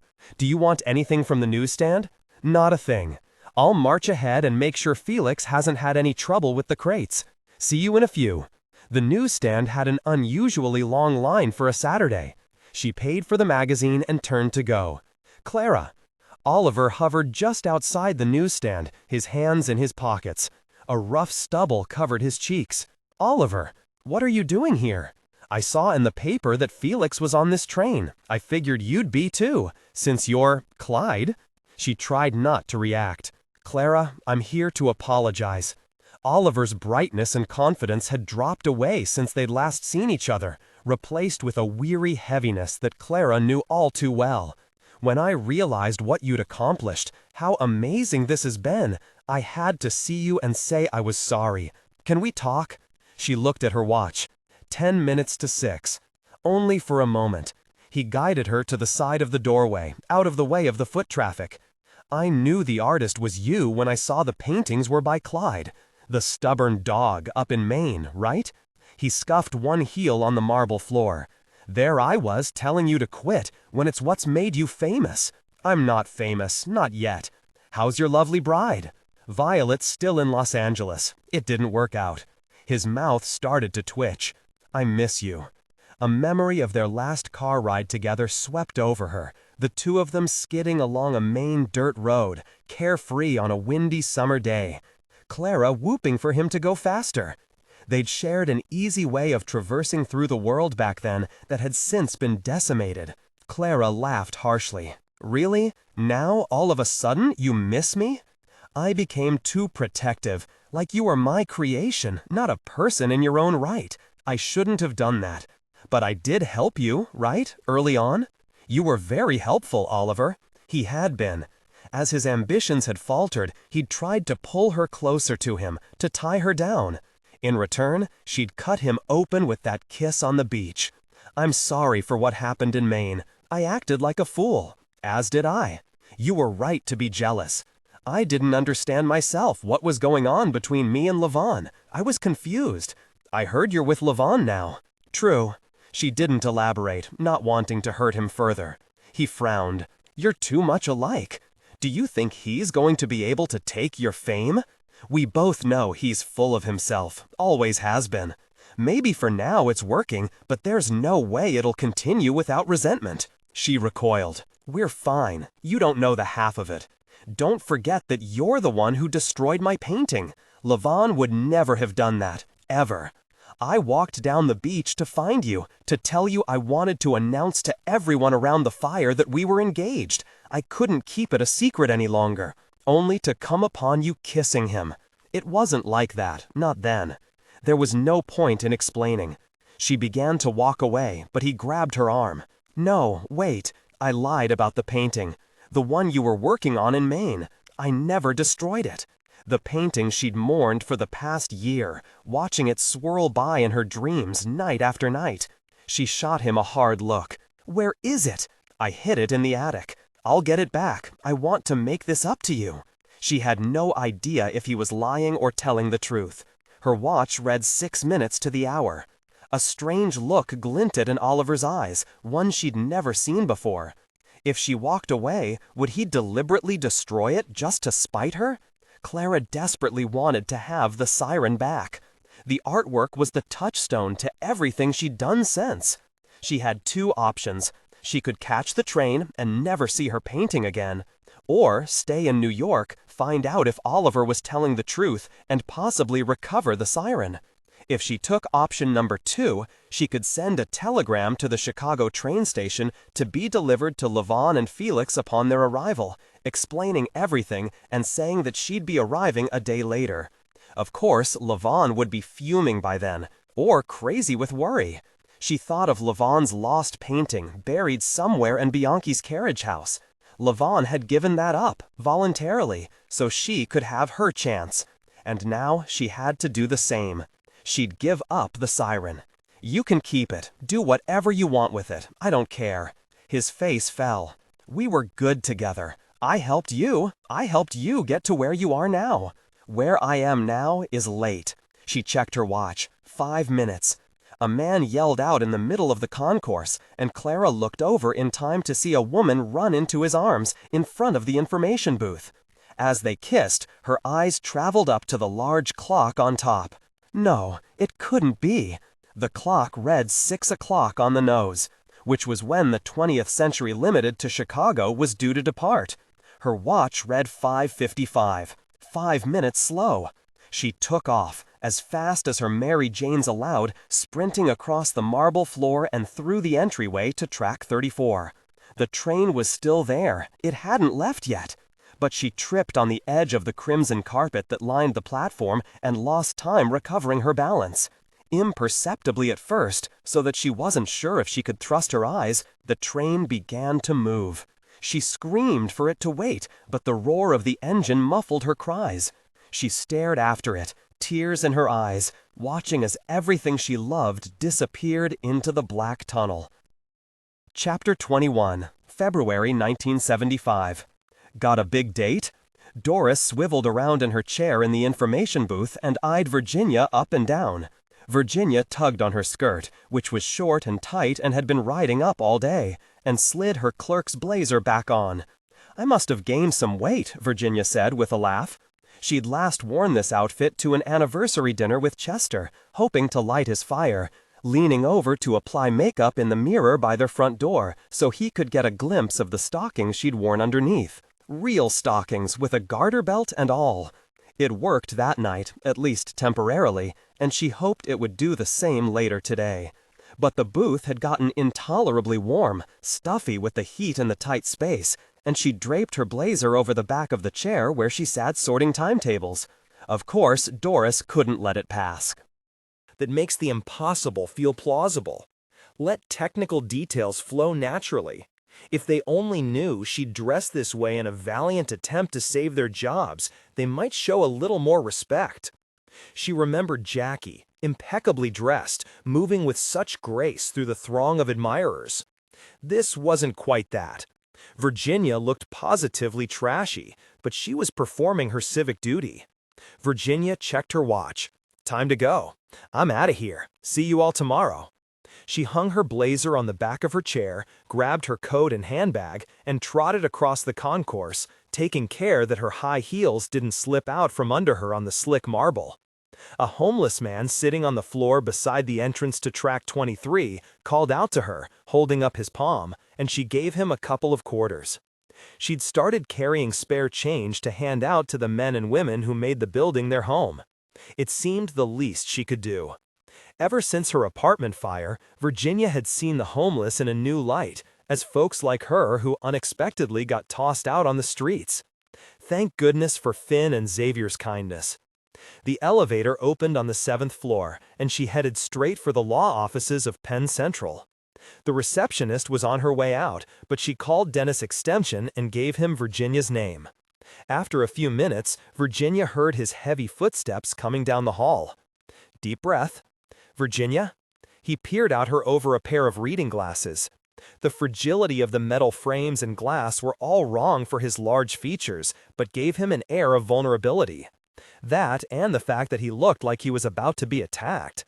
She could almost see his mind whirling, wondering if this was a trap, if that was indeed Virginia who'd called on Thanksgiving and spoken to his wife, and if so, why was she here?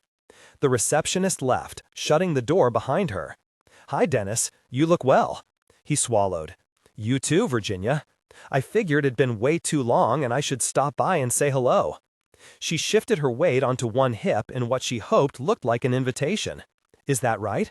I missed you. His shoulders dropped an inch or two. Right. I'm sorry. I've been swamped with the court case. I heard the city's fighting back and figured you might need a little distraction. She walked closer and offered up a winsome smile. What do you think? You want to go to the art school? Now? She pretended to think it over. No, it's too dusty there. But it's been a long day, and I really need to relax. Let's go to your office, and maybe we can figure something out. My office? Sure, why not? You have a door, right? She lowered her voice. I'll be very quiet. And that was that. He took her gently by the arm, and they walked back down to his office. She wandered over to the desk while he shut and locked the door. Placing both hands on the desktop, she leaned over and scanned the files and papers on top while giving him a nice view of her backside. Wow, you look amazing. I wasn't sure. He trailed off, distracted. Do you have something to drink here? He walked over and opened a drawer in his desk, took out a bottle of whiskey and 2 glasses, and poured a couple of fingers. She took hers and sashayed over to the couch where a stack of red weld folders were piled up. Dennis stumbled over and began to set them on the floor. She helped, flashing an inch of skin above her stocking while eyeing the folders inside the red welds. Penn Central Transportation Company v. City of New York. Appeals, landmark status, memoranda, correspondence, all manila files. Not the yellow one he'd padded that day in the Whispering Gallery, which showed the terminal's actual expenses. Not what she was looking for. She kissed him, drawing him in, leaning back and letting his weight settle on her. He tried to touch her breasts, but she pushed his hand away, told him to unbuckle his pants, ordering him about until they were going at it. Virginia had rarely been the initiator when it came to sex. It just wasn't what girls of her era were supposed to do. But being the one in power exhilarated her. The arm of the sofa crimped her neck, but she didn't care. The pain and the pleasure were all wrapped up together. When they finished, she shifted closer to the edge of the couch so he could lie down next to her. They both were panting, and he laughed. This was amazing. You're amazing. Shh, that's enough talking. Close your eyes and relax. She ran a finger up and down his forearm until he had drifted off, and the snores were regular and loud. She slid off the couch to the floor in a way that brought to mind the Salvador Dalí painting of the clock. Once there, she scanned the folders, one after another, keeping her back to Dennis in case he woke up. She probably had 10 minutes, if his past slumber was any indication. No yellow folder. She tried his briefcase, but it wasn't in the outside pocket or any of the interior ones. She crawled over to the desk, staying low. The drawer where he'd stored the liquor held more files, including a lone yellow one marked Private and Confidential, Original Terminal Balance Sheet. Bingo. Mata Hari had nothing on her. What are you doing? Dennis sat up on the couch, rubbing his face. Virginia dropped the file to the floor and lifted out the whiskey bottle. Looking to see if you had any other booze. Whiskey isn't really my drink. As he got to his feet, she did the same, sliding the file out of his field of vision with her foot. What would you like instead? He asked. How about some water? You really wore me out there. It worked. Dennis strutted out of his office like a rooster, off to the water cooler.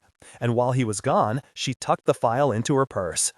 A few days later, Virginia found herself seated across from Adelaide in the sunny Midtown offices of the Municipal Art Society. We're thrilled to have more volunteers. Adelaide picked up a pen. What kind of work would you like to do for us? We have several options, including helping stuff envelopes for our mailings, inputting data, or assisting with outreach. Whatever I can do to save Grand Central. All three if necessary. You're enthusiastic. I'm not surprised. After seeing your daughter's remarkable photos, she really captured it. Since I work there, I see firsthand the beauty of the place. I wish there were more people like you in this city, ready to step up. I was at the press conference. It sure feels like there's a groundswell of support. We can only hope the appellate judge in the case take that into account. Adelaide checked her calendar. Can you start on Saturday? We're planning to hold a couple of demonstrations outside the terminal over the new few months, and it'll be a brainstorming meeting. You bet. Out in the reception area, they shook hands. Oh no, I forgot my umbrella. Virginia held up one hand. I'll grab it and be right back. She popped back into Adela's office, pulled out a large, unmarked envelope from her purse, and laid it on Adela's chair where she couldn't miss it. Sealed inside was the yellow manila folder, proof of Penn Central's creative accounting. She could only hope that Adelaide understood the significance of the figures. Virginia plucked her umbrella from the floor and left, closing the door softly behind her. The 1st of March came in like a lamb, the sky a bright winter blue. Slightly buzzed after sharing a farewell mimosa with Xavier and Finn at Bemelman's, Virginia considered what to do next, the whole Saturday wide open in front of her. Ruby had served them, proud of her skill behind the bar, and they'd all hugged and kissed goodbye. Xavier and Finn were off to Europe and their next adventure, and Virginia was sorry to see them go. Even though Finn was due back in the summer for another long gig at the Carlisle, she'd miss her daily dose of her brother's silly wit and quiet strength. After that dismal meeting in the oyster bar, Chester had surprised Virginia by writing to her upstairs neighbors on his fern letterhead, requesting any and all receipts relating to the fire damage. That makes the impossible feel plausible. Let technical details flow naturally. In response, they dropped their demands considerably, and Virginia and Ruby had moved back into their apartment a couple of weeks ago. Virginia relished every nook and cranny, happy to have a home again, except the blank space on the living room wall, where she'd hoped to hang the watercolor. Hey, Virginia! Virginia turned to see Ryan standing beside her on the sidewalk. He squinted in the bright morning light. That scarf looks grand on you. She pulled it closer around her neck, surprised by the compliment. Thanks. What way are you going?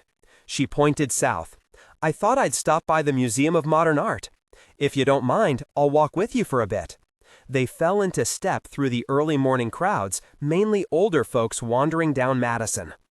A bike zinged past her on the sidewalk, and Ryan took her by the elbow and pulled her a little closer to him. Careful there. Thanks. I'm glad we have some time like this. I'd been hoping to talk with you. He shoved his hands into his coat pockets. She frowned, thinking of Ruby, who was relying on the bar income to pay for her photography classes. Is something wrong? No, not at all. But something was off. She couldn't tell what. Ryan buzzed with a nervous energy and had a spring to a step that she hadn't seen before. "How's Ruby doing?" she asked. "Great, really good. I wish her father would give her a break. Chester seems to think that she's slumming it by working in a bar." She turned to Ryan. "I don't think that, of course. I'm thrilled she's working and happy. I understand his concern. I come from a proud line of publicans, so to me it's about carrying on a tradition. America needs more gathering places, like pubs. It offers a sense of community that otherwise we don't have, wandering about in our own little worlds, disappearing into our flats at night. I like that. A very refreshing take. My father would have certainly agreed. Of course, there's always a group of drunks getting plastered in one corner, as long as they pay." Ryan laughed. "That's right, as long as they pay." They wandered along, chatting about the neighborhood and what the city had been like when Virginia was young. She pointed up at the skyscrapers of Rockefeller Center as they turned west. Her volunteer work at the Municipal Art Society had given her a new appreciation of the city's skyline. Those were built during the worst years of the Depression and put 40,000 people to work. They hired out-of-work artists to decorate the lobbies. Imagine all those families who had enough to eat because of this. "A first-class piece of architecture," agreed Ryan. "What do you think about this fight for Grand Central?" He shrugged. "I haven't thought much about it, to be honest. Time for the soapbox. Grand Central has to be saved. It's an important part of old New York. I'm involved with the Municipal Art Society to do whatever I can to help." "What are you doing for them?" Probably best not to mention that she'd slept with the enemy in order to steal financial documents. Adelaide had never asked about the envelope Virginia left behind after her interview. Maybe she knew it was smart to be circumspect. Or perhaps Virginia had overestimated the document's importance. In any event, the subject had never come up. "I'm handing out flyers, mailing out press releases. Jackie O's involved as well, you know." "Jackie, right. You two good friends?" She batted at his arm. "You're teasing me. I like the way you light up when you talk about this. It's good to have a passion." "True." When they reached the Museum of Modern Art, Virginia stopped. "Here's my destination. Where did you say you were going?" "I didn't exactly." He shoved his hands into his pockets. "What are you seeing?" "The Georgia O'Keeffe exhibit." She paused. He seemed a little lost, like he needed company. "Do you want to come in?" "I don't want to intrude." "Not at all." Ryan followed after her, insisting on paying for her ticket.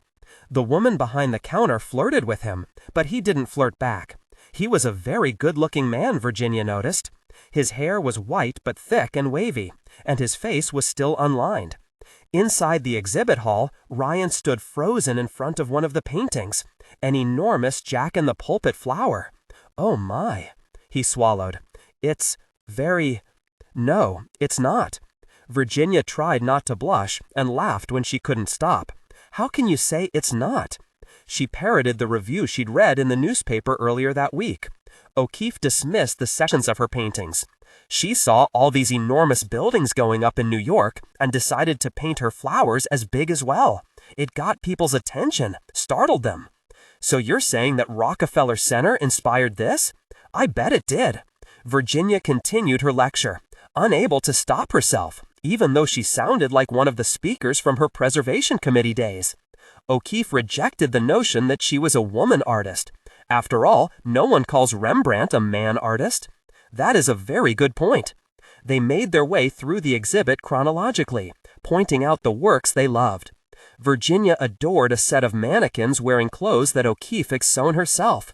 Loosely draped wrap dresses, paper-thin white linen shirts, and austere wool suits. Comfortable and elegant. They reached the end of the exhibit, where a few old books were splayed open in a glass case. "Virginia, I did want to ask you something today." Was he going to ask her on a date? Was that what this was? She still hadn't been able to determine how old he was. The white hair made it difficult to ascertain. But did it matter in the end? He seemed like a nice enough boy. Ugh, boy. No doubt about it. Ryan had a boyish air to him that made her want to reach over and fix his collar, which was sticking up on one side, rather than toss him over a couch like she had with Dennis. She shifted her weight from one foot to the other, defensive. "What's that?" "I'd like to date Ruby." Not what she was expecting. She rested one hand on the display case to steady herself. "What? I know this is strange and possibly uncomfortable for you, with my being older than she is. If he knew the least of it.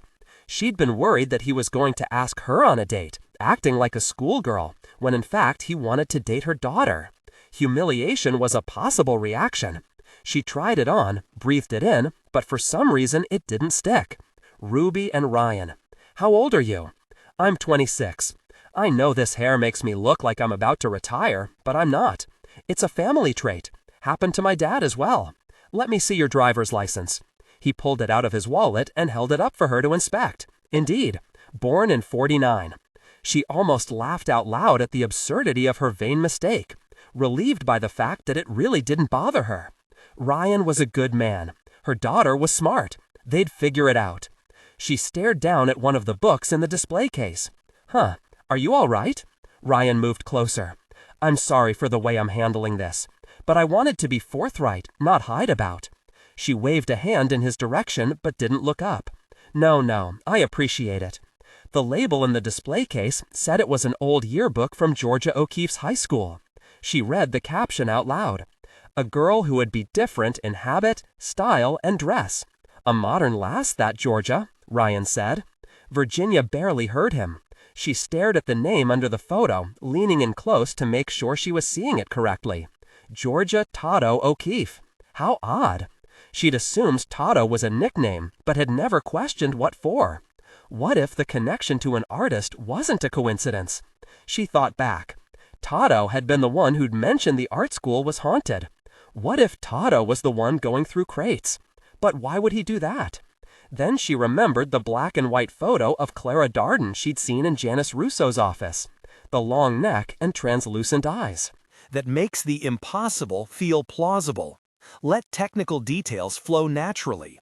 The two could be brother and sister, easily. And Toto was the right age to have been Clara's sibling, or some kind of relation. Confusion and elation ran up Virginia's spine.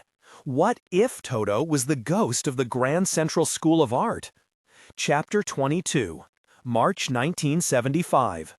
Virginia showed up early to work on Monday, greeted the evening shift, and offered to take over for the supervisor. The early morning commuters knew where they were headed, for the most part, so she busied herself by climbing up through one of the missing glass panels in the ceiling and up onto the very top of the information booth, not caring who saw her. From there, she had easy access to the four-sided clock. Taking great care not to disturb the face of the clock, she rubbed the brass sides with cleaner until they shone, before climbing back down and stowing away her cleaning supplies. But even this didn't help alleviate her nervous exhaustion. Last night, she'd hardly been able to sleep, not only because of what she was about to do, but also because Ruby had wanted to talk about Ryan into the wee hours, after the bar had closed for the night. Virginia supported her daughter's decision to date him, but entreated her to stay independent for a while longer, not to rush into anything. Sure, Ryan seemed like a lovely man, but she had her whole life ahead of her. That morning, Virginia left before Ruby woke up, eager to get to work. Terrence arrived first, arching one eyebrow at her promptness. Usually no one was in before Terrence. Soon after, Doris and Winston sidled through the door, arguing whether the Stepford Wives was boring or brilliant. Finally, Toto showed up, balancing 2 coffees, handing one to Terrence. Virginia tried to stay cool, as Ruby would say, and not stare, but she couldn't help it. His hair was messy, as if he'd just rolled out of bed. She'd assumed early on that he and Terrence were brothers, as they shared the same slim builds, gray hair, and height. They bickered all the time. She'd been corrected by Terrence, but hadn't considered the matter further. Toto's back was to Virginia as he settled in, adjusting his timetables, lining up his pencils just so. Imperceptibly, his shoulders stiffened. He straightened up and looked about, one hand covering the O'Keeffe exhibit brochure that Virginia had left there. They locked eyes. "What's this?" Toto's voice trembled, but he covered it with a cough. "I went to a fascinating exhibit this weekend." Virginia spoke louder than necessary, so her voice traveled across the booth. "I learned a lot." "Is that so?" Yes, for example, I learned what Georgia O'Keeffe's middle name is. Doris tore off a bite of her egg sandwich. Georgia O'Keeffe, love her. Winston's eyes gleamed with mischief. She's the one that draws enormous lady parts, right? That's enough, everyone, said Terence. Virginia made her way past Doris until she was right behind Toto. Toto is her middle name, she whispered. Toto tried to ignore her, but she pressed in closer. Right? What about it? We should talk. Toto stood. Terence, I'm going to help Virginia with some boxes. Toto led the way to the elevator at track 23. Virginia's heart pounded as loudly as her footsteps as they walked toward the art school without speaking. Her hunch had been right. Toto pulled out a keyring, fiddled with it, and then opened the door. She'd found her ghost. Inside, Toto headed to the back storage room, the one with all the crates. He stood in the middle of it, his hands on his hips, surveying the mess of crates, some opened, some shoved to one side, the assortment of artwork pinned haphazardly on the walls. He plonked down on one of the crates and let out a harsh laugh before putting his head in his hands, overcome. Virginia perched on an old wooden chair. I'm sorry, I didn't mean to upset you. Maybe we can help each other. I don't need your help. I think you do. Who are you really, Toto? You don't know? You're related to Clara Darden. Toto threw back his head and laughed. Something about the movement caused all the pieces to finally shift into place. The smooth white neck, no Adam's apple. Toto wasn't Clara Darden's brother. Virginia studied Toto with new eyes. A woman, not a man. The suit did a lot to conceal her shape, but the hands and neck should have given it away weeks ago. Her wrinkled, mottled skin masked the delicate bone structure of her face. You're Clara Darden. I am. She raised her head, glaring. Where's my watercolor? Virginia sidestepped the question.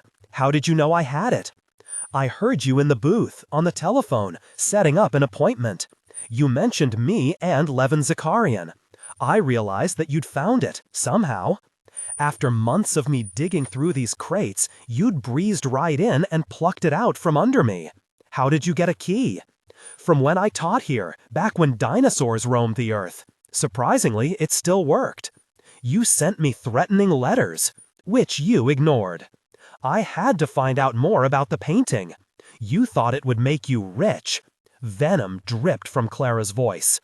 This wasn't going the way Virginia had imagined. She'd lost the upper hand. How do I know it's really yours? Levin Zakarian is the painter, according to the rest of the world. Do you have proof? Clara turned to Virginia, hate in her eyes. One of my illustrations is on the back of the watercolor, signed and dated at the bottom. The illustration is the basis for the watercolor, which was a study for the oil painting. Follow the clues, Sherlock. Why didn't you just sign the oil painting with your own name? She leaned back on the crate, her arms braced behind her, head cocked. We decided to keep it anonymous at first. Me, Felix, my art dealer, and Levin. The depression was in full force. No one was buying, especially from a woman illustrator.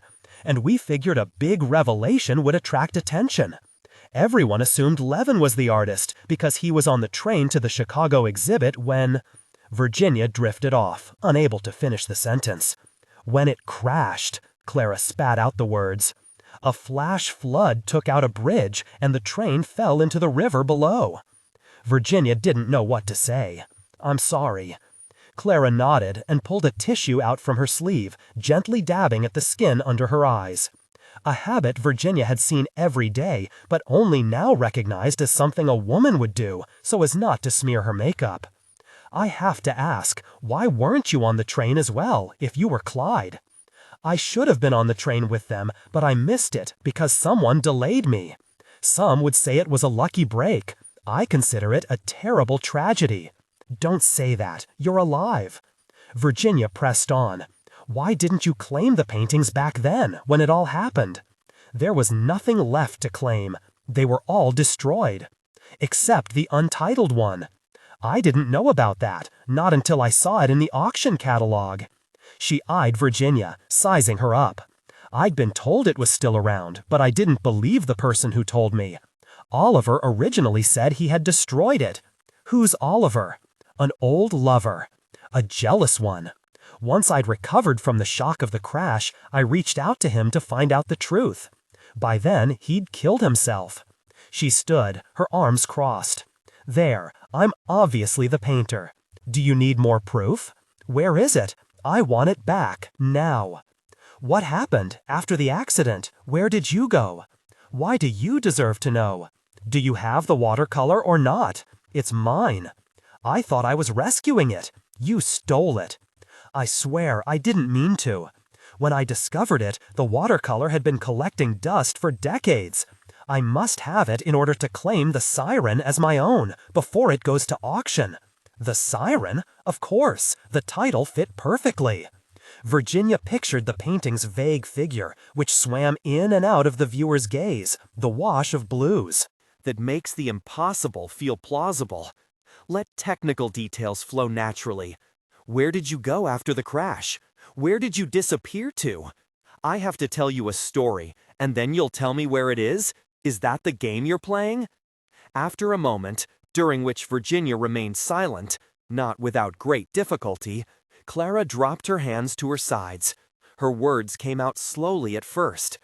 After Oliver made me miss the train, I exchanged my ticket and had a telegram sent to Chicago, saying I'd be there a day late. I went back to the studio Levon and I shared, livid with myself, and with Oliver. A friend came by the next morning and knocked on the door. He said there had been an accident, and he'd come around praying we hadn't taken the 20th Century Limited. Showed me a copy of the newspaper saying it had crashed, fallen into a river, many killed. No mention of Felix or Levon. A few days later, I got word that the paintings were all gone, that Levon and Felix were dead. She paused. Everything I loved was lost. What did you do? I wandered about, out of my mind with grief, blaming myself. They had done so much for me, taken risks, and paid with their lives.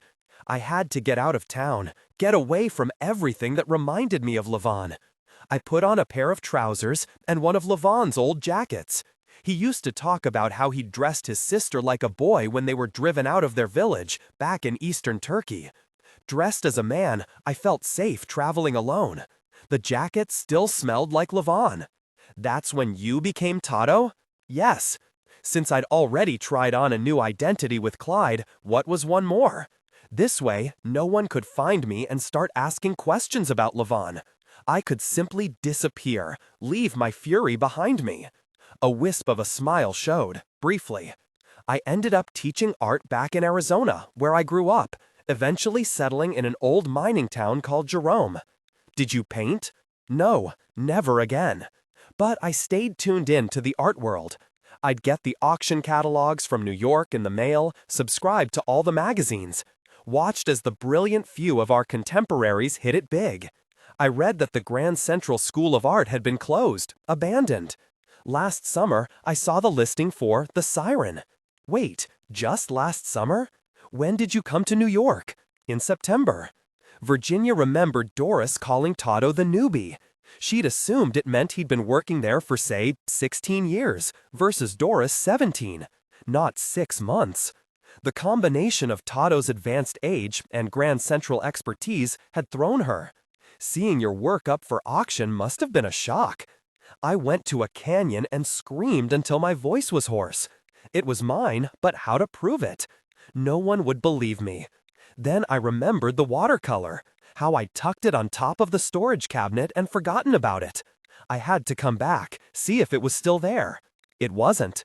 When I saw the crates, I figured maybe it had been put away, and began working my way through them on my lunch hour. I wasn't going to give up until I'd scoured every one. Why did you leave it up on top of the cabinet in the first place? That was where I stored most of my work, after the students had cleared out for the day. I didn't want the director to know I was painting for myself during class. At the time, I didn't think anything of it. The oil was painted later, away from the school. Where did you find the watercolor? Behind the storage cabinet. One corner was sticking out. We must have knocked it from its hiding place when we... What? Virginia was certain she was turning the color of rhubarb. I was up here with a man. I see, Clara muttered under her breath. The type of woman who's only good when she's on her back. It was from behind, actually. She couldn't believe she just said that. One corner of Clara's mouth lifted, a dint of humor. Anyway, that blue color caught my eye. Why didn't you just look behind the cabinet in the first place? I tried. Damn thing is anchored to the wall. There's no light, no way to tell.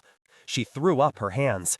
For God's sake, have I proven to you that I'm the artist? That I'm Clyde or Clara Darden or whoever else you want me to be? She had no doubt of Clara's story.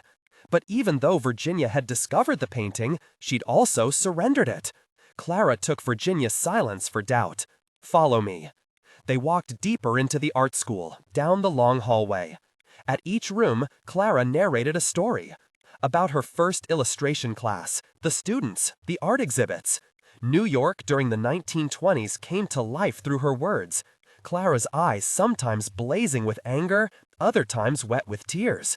The school truly was full of ghosts.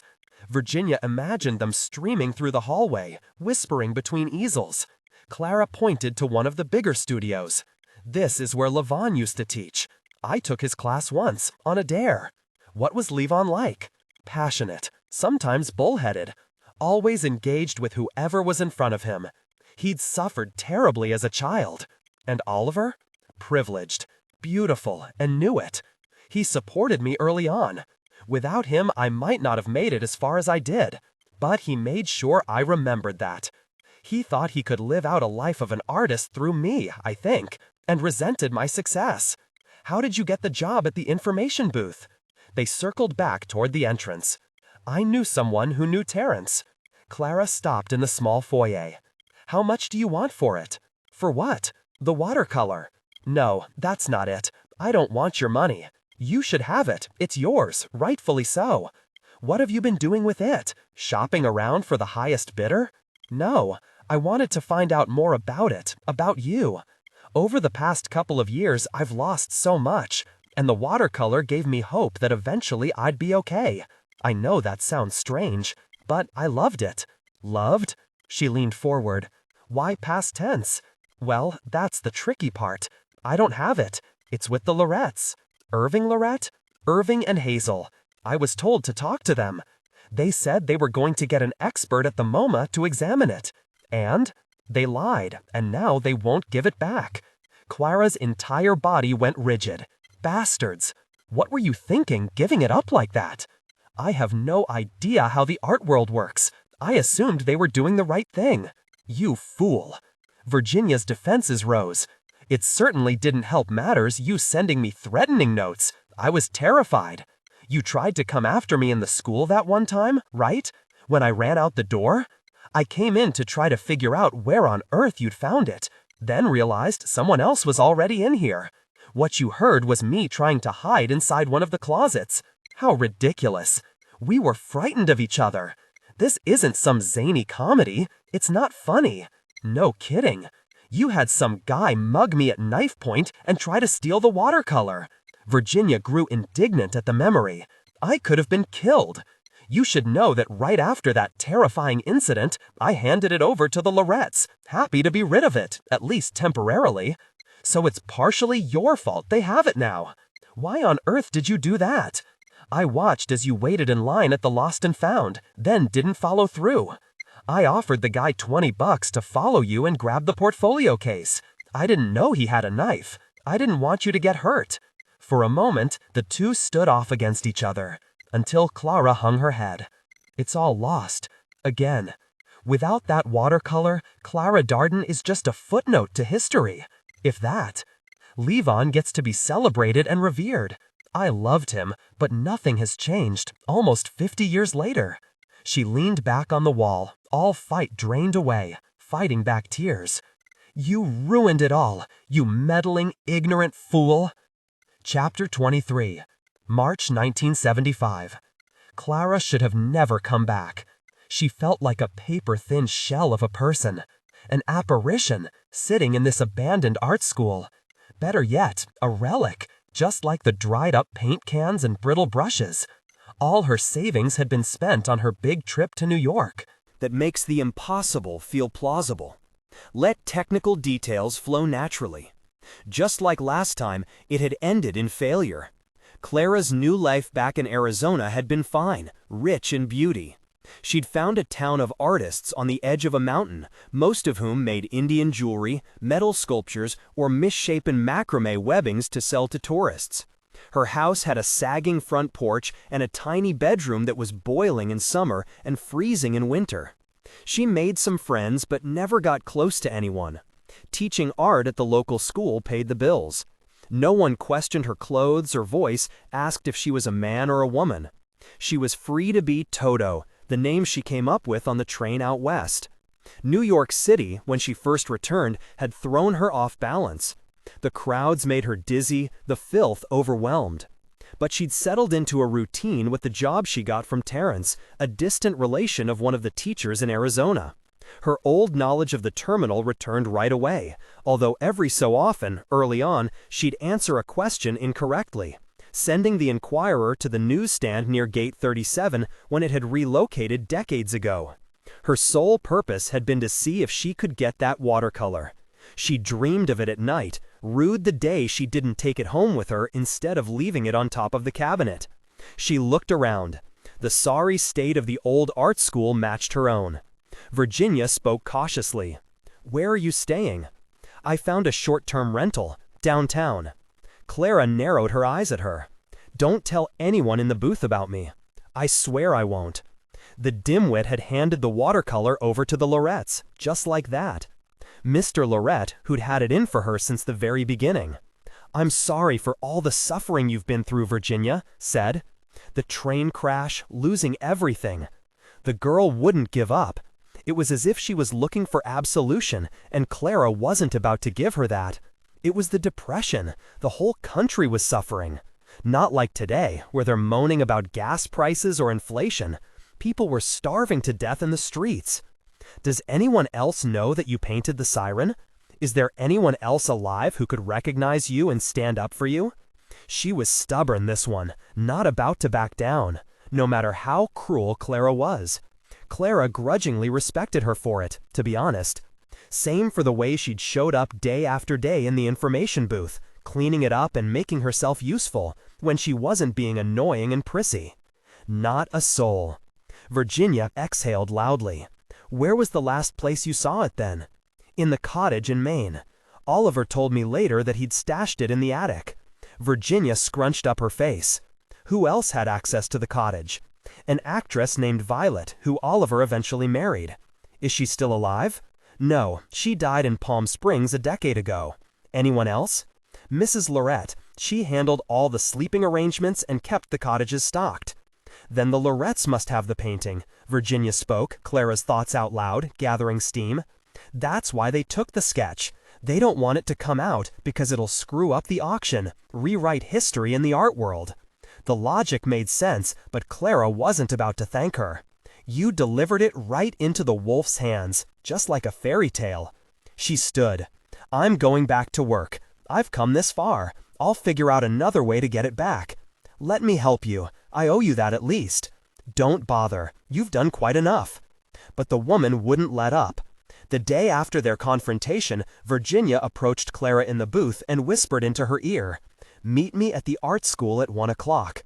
Clara ignored her, shoving a timetable through the window at an impatient young man with too long hair who was carrying a backpack. She turned to face Virginia, crackling with bitterness. Yesterday, Clara had stomped over to the Lorette's townhouse. By the time she got there, she'd been ready to storm the ramparts. But her fury dissipated when a maid answered the door and said the couple was out of town. Her bored demeanor indicated she was telling the truth, that the Lorettes weren't hovering on the other side of the door. Clara had tried, lamely, to get inside, but she was rebuffed. This morning, she'd awoken to the sound of the garbage trucks grinding away outside her window, and decided she was done. New York had lost all the mystique that she'd constructed around it during her decades away.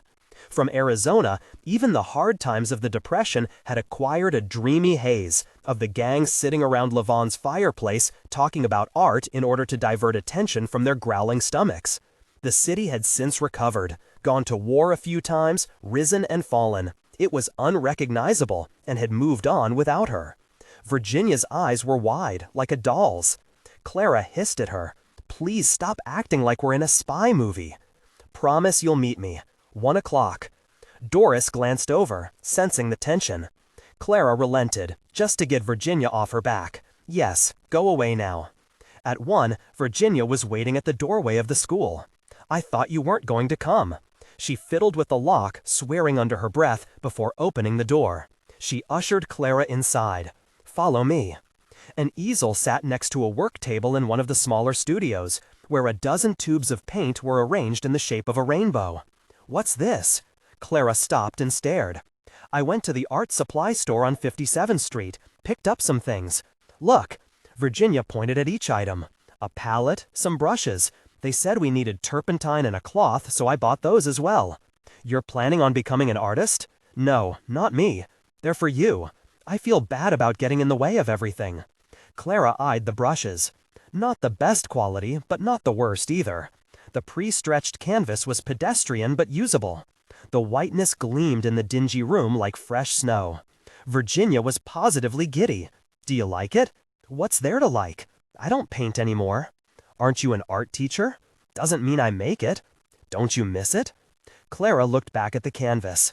She remembered the way Levon struggled to hold the brush the last few months of his life. Levon couldn't paint near the end. Lead poisoning made his arm go weak. Funny how regret never let up, even years later. Certain memories still carved out her insides. The look on Oliver's face when she'd betrayed him on the beach in Maine. How she'd tortured Levon for not trying harder to paint. Learning that her parents had both gotten sick and died a few months before her return to Arizona. Virginia was looking at her strangely. "Did you and Levon ever consider getting married, having kids, that kind of thing?" Clara picked up one of the brushes and ran her finger over the tip. "No. Back then we were more like the hippies of today. There was no rush to make things official. And the last thing we needed was another mouth to feed." She pursed her lips. She didn't want to let Virginia in, the busybody. "My daughter, Ruby, had a brief hippie phase when she was 14. She was into tie-dye and swiped all her father's white t-shirts, turning them into these wild, swirly designs. Her plan was to sell them and buy a camera with the money." She shrugged. "My ex-husband yelled at her, but then ended up buying her a camera anyway. If the girl was going to jabber on, Clara might as well investigate the paints." She opened one, a sunflower yellow, and squeezed it out onto the palette in a brightly colored worm. Virginia showed no signs of letting up. "Ruby was a lovely girl, but so shy. After I got divorced, she really lost her way, which maybe would have happened anyway at that age. Kids want to find their own space, and I was crowding her, telling her what to do with her life, which made her resent me, which made me crowd her more, you know?" Clara didn't reply. The chemical scent from the paint brought memories flooding back. Sure, she'd been around paints for the past many years, but not in this room, where it all began. That makes the impossible feel plausible. Let technical details flow naturally. She dipped a thick brush into the paint and drew a slash on the canvas, wanting to mark it up, to defile its brightness. How much did all this cost? No bother. Well, actually, Ruby lent me the money, just until we get paid on Friday. She's making lots of cash in tips, working in a hotel bar. Now she's focused, gets to work early and stays late, takes photography classes in her free time. She's energized, kind of like I was when I found the watercolor. Clara mixed in some white to soften the color, tried a different brush. The quality of the canvas was terrible, fighting against the oil instead of supporting it. Ryan, one of the other bartenders, was at the O'Keefe exhibit with me when I figured out who you were. Funny thing was, I thought he was there with me on a date, sort of, when in fact he wanted to ask my permission to date Ruby. You can imagine my shock. I laughed at myself. I do that a lot lately. Clara shot her a look. "Did you tell anyone else about me? Who I am?" "No, of course not. That's my secret, not yours." "I understand. I doubt you do. You're not the type to have secrets. You prattle away in the information booth all day, getting into everyone's business." "That's not true. I have secrets." "Name one." Virginia placed her right hand on her left shoulder diagonally across her torso, like the sash of a beauty queen. Clara had noticed she did it whenever she was nervous, like when the station master stopped into the booth or when Doris mocked her. Virginia's voice quivered.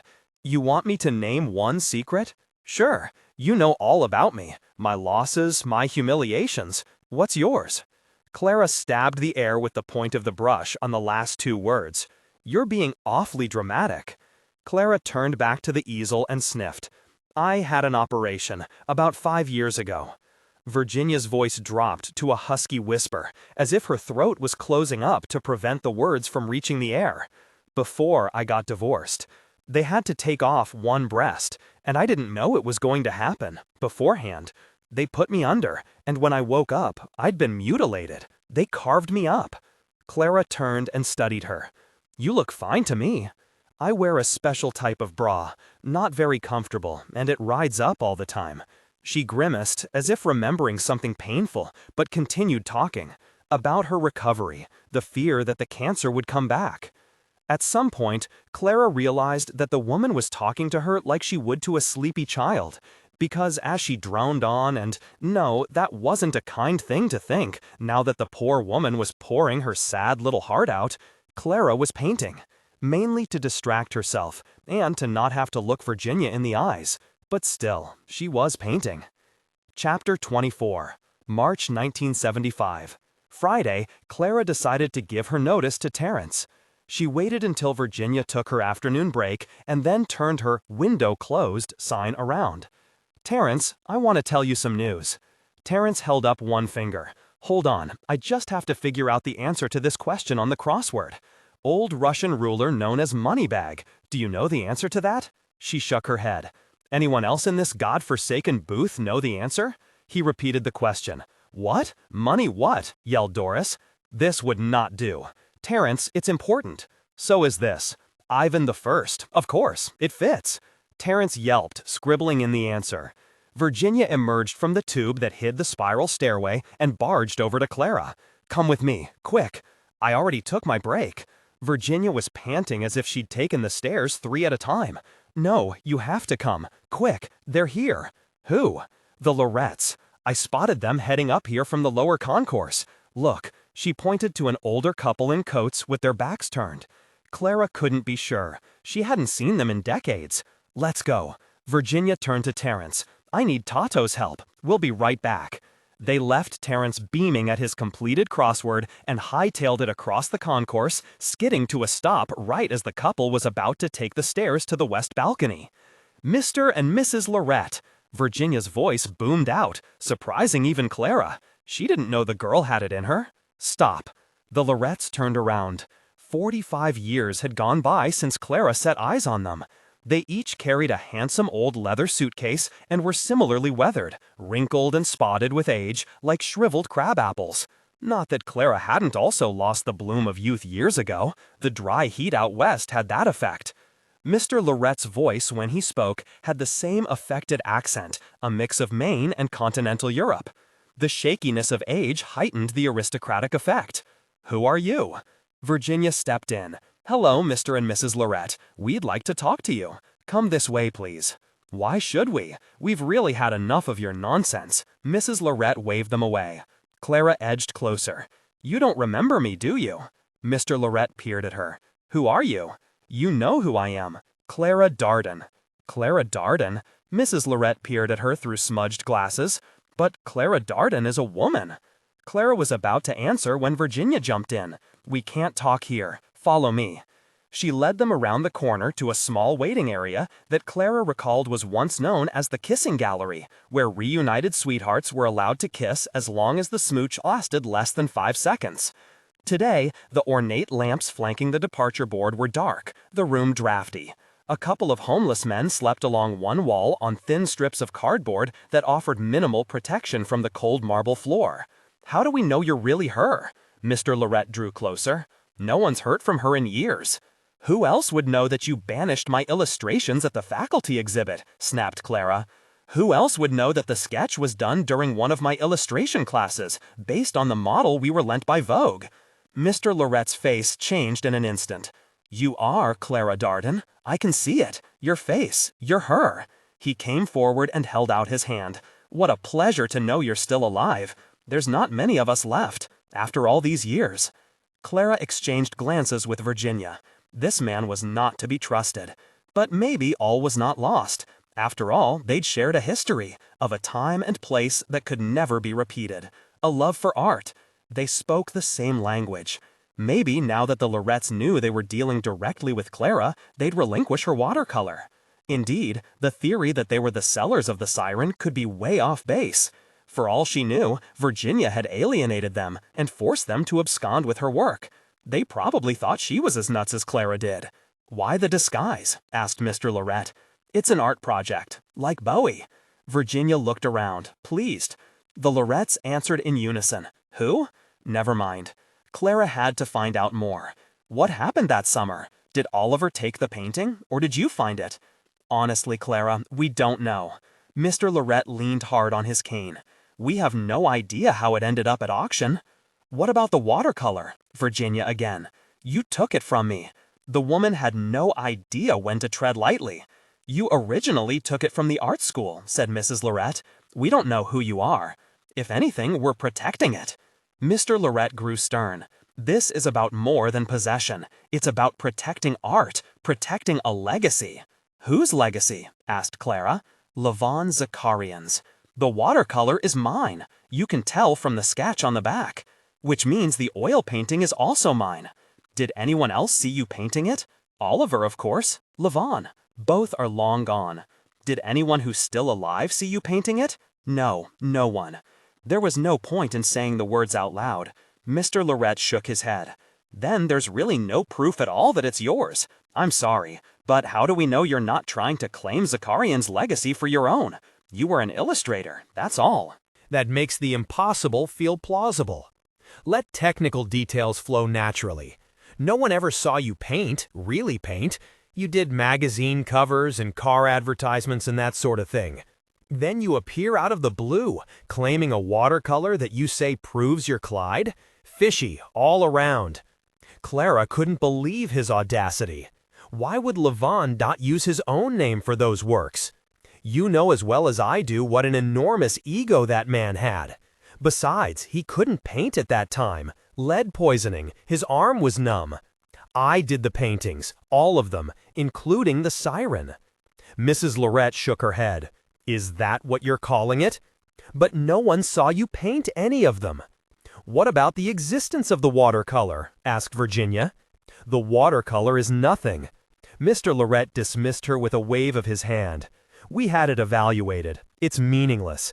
Artists copy each other all the time. Levon was copying Picasso for ages until he hit his stride. For all we know, you were copying Levon." A policeman peered in on them. "Everything all right in here?" Mr. Lorette continued, emboldened. "You were a second-rate illustrator, selling your name and your work for the masses. Not like Levon, who was a genius. Then you show up decades later, trying to ruin him?" He drew Mrs. Lorette closer to him and started edging in the direction of the policeman. "We are the protectors of his legacy, and will do everything we can to keep you from meddling, including calling lawyers. I know lawyers." Virginia, barging in again. "I have friends who will take up our case. We'll track down the watercolor and get it back and prove to everyone that Clara is Clyde. Don't think we won't." But her voice trailed off as the policeman offered to escort Mrs. Lorette up to the street. The Lorettes were right. The last thing the art world wanted was someone coming in and upending what would be a deliciously rich sale of a work by a master. How Levon would have loved this, being called a genius, selling a painting for gobs of money. That afternoon, Clara gave her notice to Terence. He pleaded with her to stay on past the Easter rush, and she relented. On top of not wanting to let down a friend, she also wanted to prove to herself that she wasn't running blindly away like she had the last time. 4 weeks, and then she could leave all this behind her. It was time to seek solace out west, just as she'd done before. Chapter 25. March 1975. As the weekend crawled by, Virginia replayed the confrontation with the Lorettes in her head, kicking herself for how stupid she'd sounded. When she'd spotted the couple on the lower concourse, she'd been sure it was a sign, that this was their chance to shock them with Clara's existence and force their hand. Now she was even more convinced that they were the sellers of the siren. Their excuses for hanging on to the watercolor were thin. It had to be because they didn't want the auction interfered with. On Sunday morning, as Virginia was drying dishes at the sink in her apartment, Ruby touched her arm and made her jump. "Mom? Hello? I said your name 3 times." Ruby looked more confused than exasperated. Virginia picked up the spoon she'd dropped into the sink. "Sorry, darling. What's up?" "Nothing." Ruby perched up on the counter. "Ryan and I are going out for a bite before we open up for the day. Want to come? You've been holed up in the apartment all weekend." "No, I'm fine here. You go. Enjoy yourself." "You seem weird. Is something going on?" Even though Virginia had promised not to reveal Clara's identity, Ruby had been by Virginia's side through some difficult months and deserved to hear the story. She could be trusted to keep the secret. Virginia threw the tea towel over her shoulder. "I found the artist, the one who did the Clyde sketch. Clara Darden." "Exactly!" Ruby squealed. "That's wild. What's she like? Where was she?" "She was dressed as a he and was working in the information booth with me. Right under my nose the entire time. She was also trying to track down the watercolor, but I got to it before she did." "Fantastic! Then she can claim it back." Virginia sighed. "We tried that. The Lorettes won't budge. So now I've ruined her life." "Come on, Mom, you're being dramatic." She gave a rueful smile. "You're right. Here I thought you were the dramatic one. But still, I feel really bad. Can we go to the police?" "Unfortunately, it's not really an option. No New York cop is going to stop fighting crime long enough to mediate an art dispute between a bunch of old folks. And neither she nor Clara had the money to hire lawyers. Her empty threat to the Lorettes was just that. Empty. Dead ends all around. But it helped, having talked it through, and by Monday morning, Virginia was eager to try to apologize again, let Clara know that she was truly sorry for having mucked it all up. But Clara ignored her, turning away when she approached.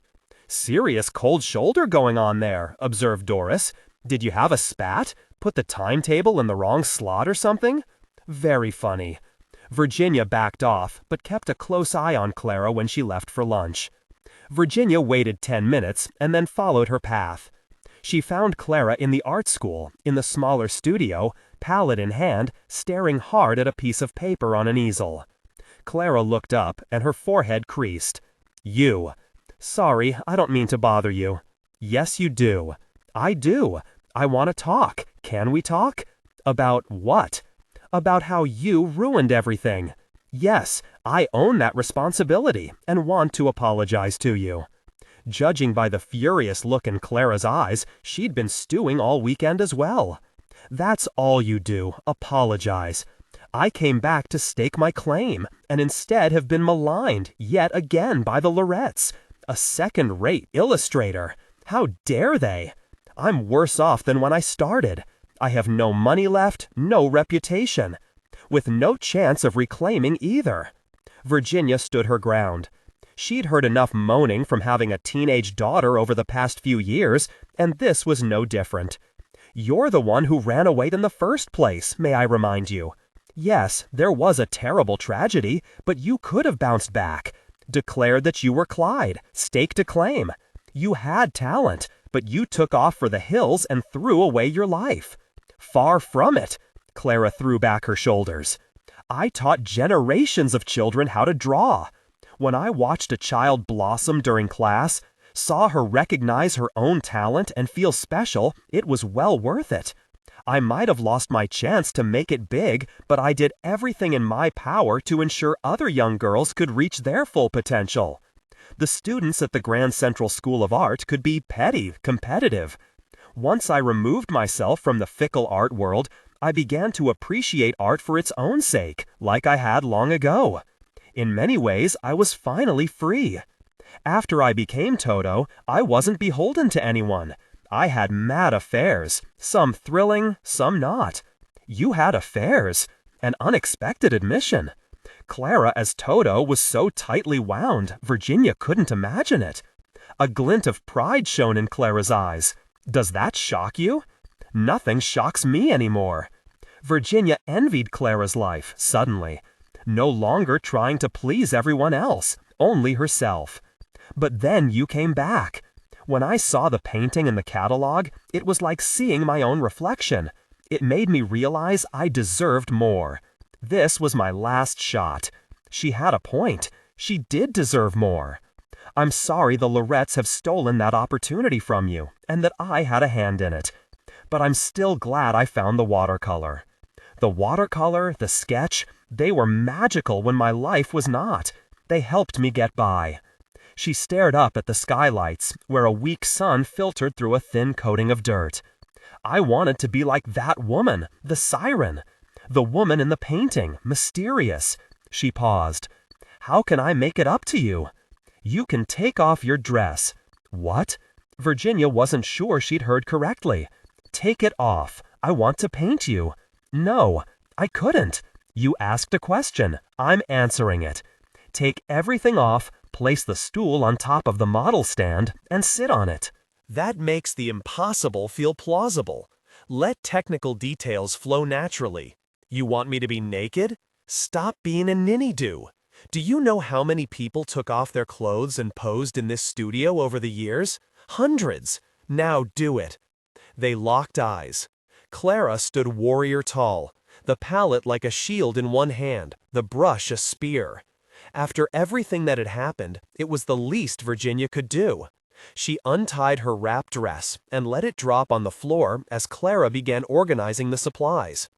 After taking a deep breath, Virginia took off her bra, the air cold on her skin, but not on the thick scar tissue where she had no feeling, only numbness. Sit down. I'm really not sure about this. She covered her chest with both arms. You want me to paint? Well, I've found my subject.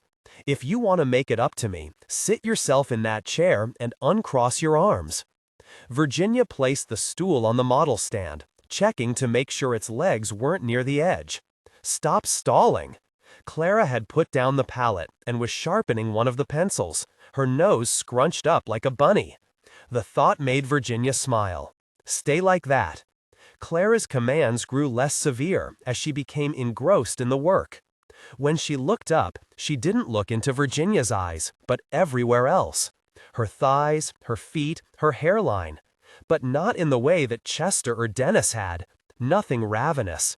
More an intellectual examination of her muscles and skin, hair and bones. To her surprise, Virginia fell into a quiet meditation.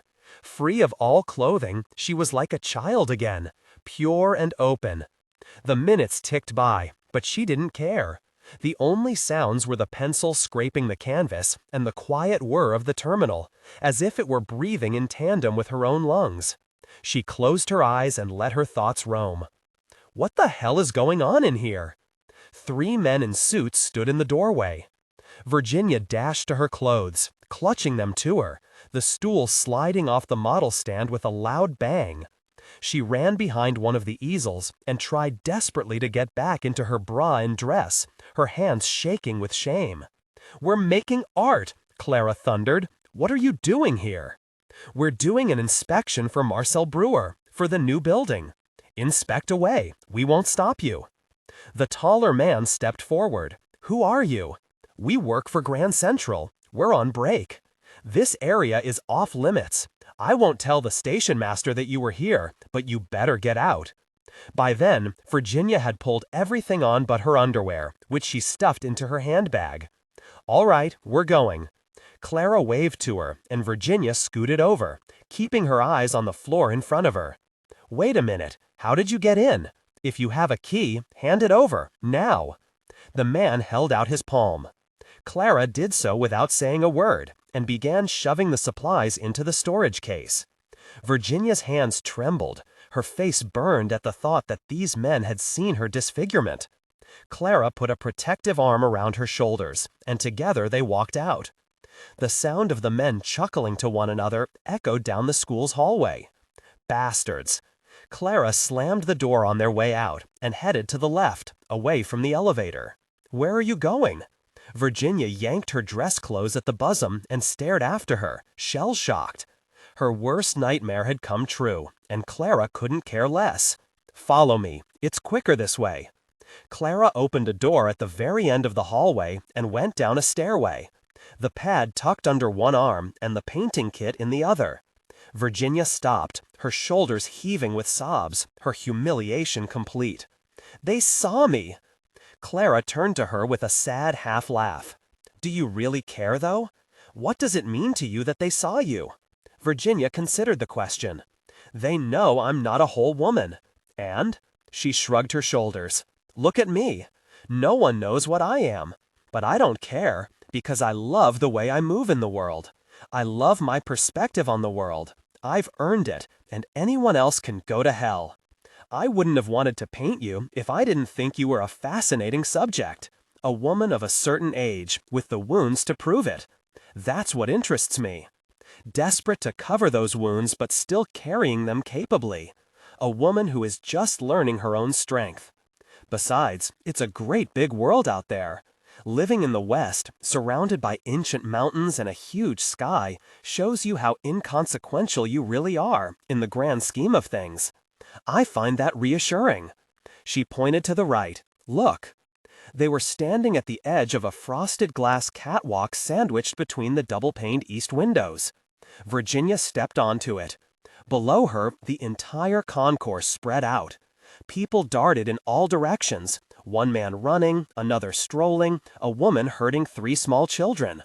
All were miniature figures of themselves. The clock above the information booth glowed like a lighthouse beacon. Virginia's tears had dried. It's magnificent. If you wanted to see magnificent, you should have seen it in the 1920s, like a European cathedral. That's what they said at the press conference. A dull roar thundered through the passageway. What was that? Asked Virginia. No, it came from 42nd Street. Let's see. Clara walked away, leaving Virginia to hurry after her retreating back. They turned another corner, back up the stairs, and into a tiny room where a ladder rose up through the ceiling. Leave all your things here. We're going up. Leave them? Yes. This way. Levon and I used to sneak up here on breaks to get away from the students. After ducking under a low beam, Virginia followed Clara up a narrow metal ladder, then another, until she finally stepped out onto a tiny platform. Looming above them was the reverse side of the massive Tiffany clock that adorns the very top of the terminal's south face. Clara clicked a latch at the base of the clock, and the oval containing the Roman numeral V opened inward. Another roar! They poked their heads out. Below, on the elevated roadway that encircled Grand Central like a belt, stood a rabid crowd. Normally, taxis would careen by in a yellow blur, but today the street had been blocked off.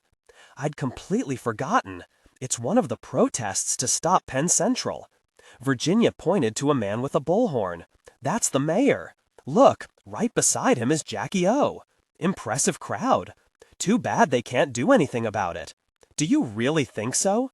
You think that the collective voice of all these people doesn't count? Virginia stuck her head out farther. There must be hundreds, thousands. If enough of us protest, then they have to do something about it. It's our city, after all. Then you ought to be out there protesting.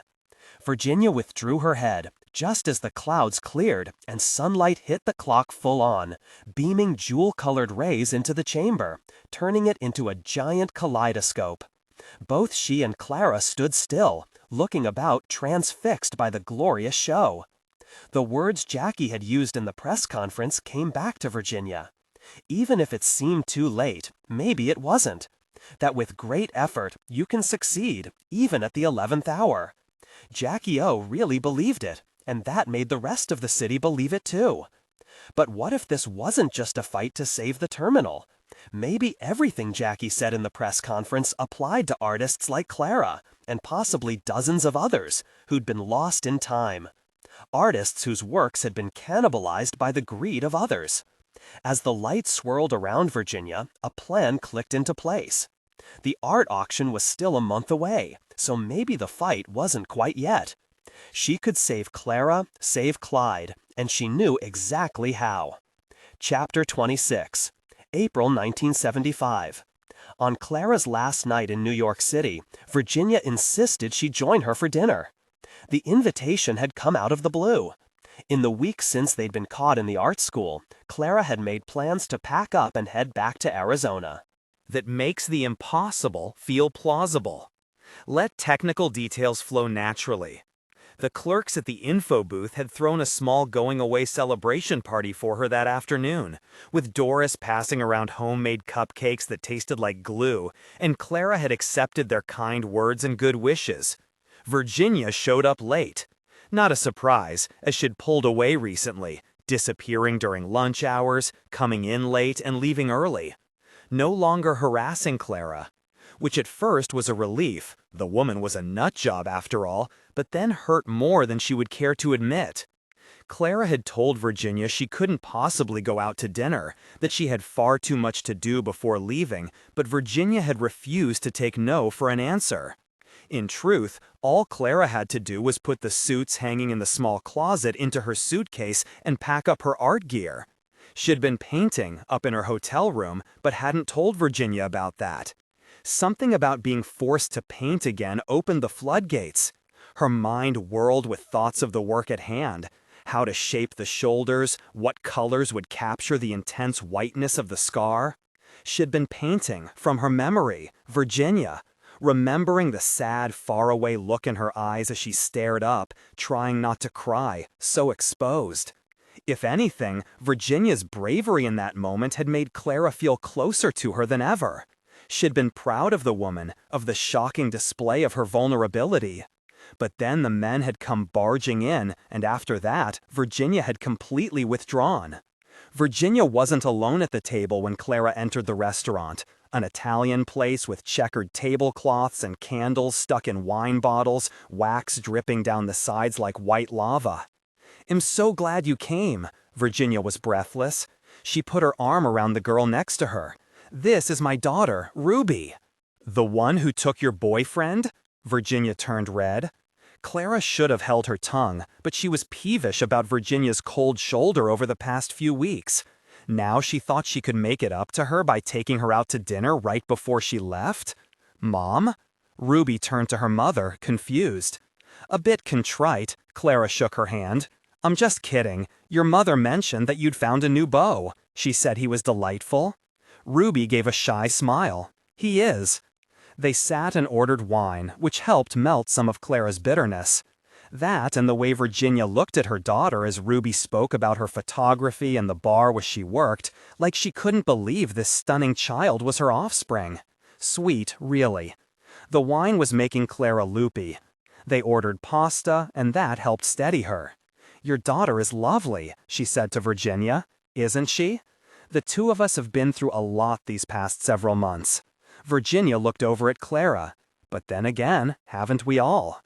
Virginia carried on, telling Ruby about the going-away party, how Clara had returned from her lunch break to find her seat decorated with ribbons and balloons, a ridiculous idea in that small space, in Clara's opinion, and how excited they'd been to surprise her. As if Virginia was there the entire time and hadn't blown in late, gasping her apologies. When dinner was over, Virginia insisted that Clara join them in a taxi. "I'm not going your way. I'm downtown. You're up." Ruby and Virginia exchanged a strange look. Ruby spoke up. "We insist. Come on, it's your last cab in New York. We want to treat you." The girl's sweet smile was hard to turn down. Once in, with Clara squashed between Ruby and Virginia, the cab headed north. "Where are you taking me?" "Just one stop, and then we'll drop you off." Virginia stared straight ahead. In fact, all during dinner, Virginia had seemed out of sorts.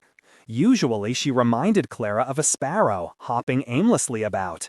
Tonight, her energy was more like that of a woodpecker, noisy yet focused.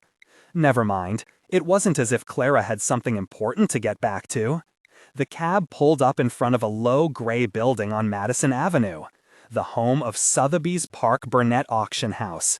Clara's stomach flipped when she remembered what day it was. April 3rd, the day the Clyde painting was going to auction. No, I'm not going in there. She braced one hand against the front seat of the cab as if expecting them to yank her out. Please, Virginia pleaded, we've come this far. She and her daughter held both doors open. Clara got out only because she was worried Ruby would be run down by a passing bus like that, standing in the middle of the street like that. She'd catch another cab home, and silently cursed Virginia for the additional expense. Now that we're all here, why don't we pop inside? Ruby took Clara's arm. Clara resisted. Unless you have the money saved up to buy the painting, what's the point? Virginia stepped close, her face serious. I know you don't trust me, and that I've disappointed you at every turn, but I sat for you when you asked. You know how hard that was for me. I'm asking you to do something that's just as hard for you. Clara looked over at Ruby, who was biting her lip. God only knew what was really going on. Fine. Inside, they took the elevator up to a cavernous room, at the front of which stood a dais and a large easel. Smartly dressed men and women filled most of the seats, but Virginia nabs 3 near the back. Clara began to leaf through the auction catalog that had been placed on her seat as a prim-looking man with a mustache spoke out from the lectern. Ladies and gentlemen, thank you for joining us today for Sotheby's Park Burnett's American Art Spring Auction. Our first artwork is Edward Hopper's remarkable watercolor House on the Shore, signed by Hopper, dated 1924, and inscribed Gloucester. I'm going to start the bidding at $65,000. The auctioneer spoke with an English accent. As he motioned with his hands, he kept his fingers together, so they resembled fins. He indicated to each bidder as they raised their paddles, left fin, then right. He looks like a robot, said Clara under her breath. But the man's mastery of the room impressed her. When the bidding paused, he didn't rush to fill in the space, but left them all hanging until another potential buyer jumped in to relieve the tension. A de Kooning pastel went for $40,000. Seeing it was like seeing an old friend again. She remembered drinking and laughing with him around Levant's fireplace. Next up was a Stuart Davis squash. He'd been working on that for ages, complaining to Levant that he couldn't find the right perspective. The memories brought tears to her eyes, and she wiped them away. This was torture. She started to rise. No, not yet. Virginia's words were a command, not a request. Clara sat back down. Only then did she notice that Virginia was quietly communicating with the other people seated nearby. She exchanged a whisper with a woman with long braids sitting in the row in front of them, while Ruby nodded to the man on her right. In between auction items, the people in the rows behind murmured to one another, leaning forward to check in with Virginia. How do you know all these people? Clara asked Virginia. What people? 2 art handlers wearing white gloves lifted the next work onto the easel. The siren. Clara sucked in her breath. She hadn't laid eyes on it in 46 years and analyzed it with a fresh perspective. Even from this distance, the strength of the composition was evident, as was the power of the colors, the blues and the blacks. It had been her best work. Now a packed room of strangers ogled her painting as if it were just another item on the auction block, not an open wound. She suddenly understood, viscerally, Virginia's reaction to those men barging in on their session together. She wanted to snatch it off the easel and run off into the night. The auctioneer piped up. Next, we have an untitled painting attributed to Levant Zakarian, signed as Clyde, the only such work to survive. Clara tried to swallow, but her mouth had gone dry. Virginia stood and held something up above her head. That makes the impossible feel plausible. Let technical details flow naturally. The auctioneer blinked a couple of times and opened his mouth to speak, but Virginia cut in. My name is Virginia Clay, and I am here to protest the sale of this painting. First off, it has a name. It's called The Siren. I believe the siren was stolen from the painter by the anonymous seller. What on earth was she thinking? This was mad. No one interrupted an auction. Already, the auctioneer was waving to the security guards in the back. Virginia continued, her voice loud. I believe the sellers, Irving and Hazel Lorette, stole this painting from the artist." Clara stared up at Virginia. She was taking a huge chance here. No one had confirmed that the Lorettes were the sellers. Stupid girl, how dare you? A man in the very front row stood, Mr. Lorette. The auctioneer asked for everyone to please take their seats as Mr. Lorette and Virginia glared at each other across the crowd. Clara made out Mrs. Lorette next to him, straining her next to him. "Mr. Lorette," said Virginia, "I'm here with dozens of family members of alumni of the Grand Central School of Art, all of whom accuse you of theft." People in the 3 rows around them also stood, many clutching large posters in their hands, which they raised high above their heads, just as Virginia had done. Clara glanced about. They portrayed images of artworks with the artist's name in block letters at the top. Several press photographers snapped photos as the crowd rumbled with unease. Virginia's voice rang out, louder now, clearer. These 12 paintings were stolen from students at the Grand Central School of Art during the 1920s, 30s, and 40s. After the artists' deaths, they were all put up for auction by an anonymous seller, Irving and Hazel Lorette. Clara looked back at the auctioneer, who glanced down at the Lorettes with a raised eyebrow, his face ashen. Virginia had called it correctly. The Lorettes pilfered the work of the top students over the 20 years the school was in session and have been living off the proceeds ever since. Virginia yanked Clara to her feet. The flashes from the cameras blinded her. "This is Clyde. The artist of the siren was not Levon Zakarian, but Clara Darden, the famed illustrator and industrial designer. She's alive and well, which is the only reason this fraudulent scheme was discovered." Clara looked around, stunned. The Grand Central School of Art had a long list of distinguished students. How had Virginia tracked these people down? The woman with braids stepped into the aisle. "My name is Janice Russo, the curator of the Art Students League. The past several weeks, we've been accumulating the proof to show that these allegations are true and should be taken seriously. We are asking for the opportunity to present our documentation to the auction house before this work is sold."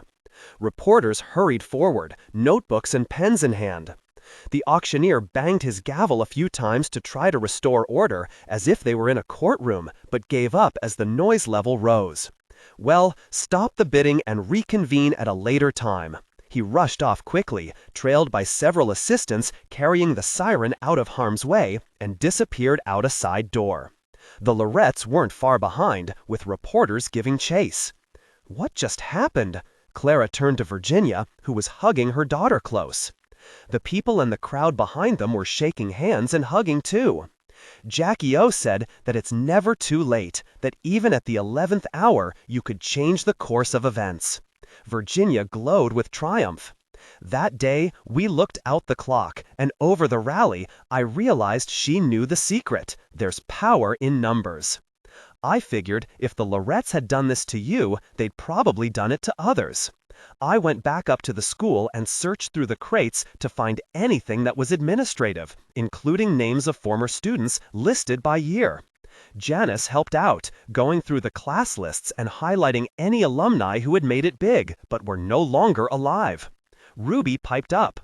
Then we went through old Sotheby's Park Burnett auction catalogs and cross-checked our list of names against any lots by anonymous sellers.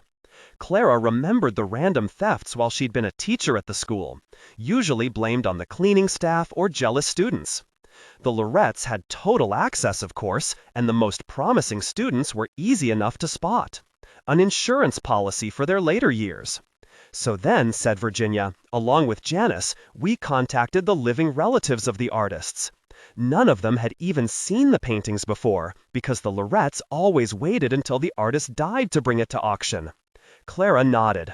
They'd assumed that I probably died by now, or disappeared into the ether. How did you get all this done so fast, in time for the auction? It wasn't easy. All hands on deck. Janice even enlisted some of the students from the Art Students League to help out.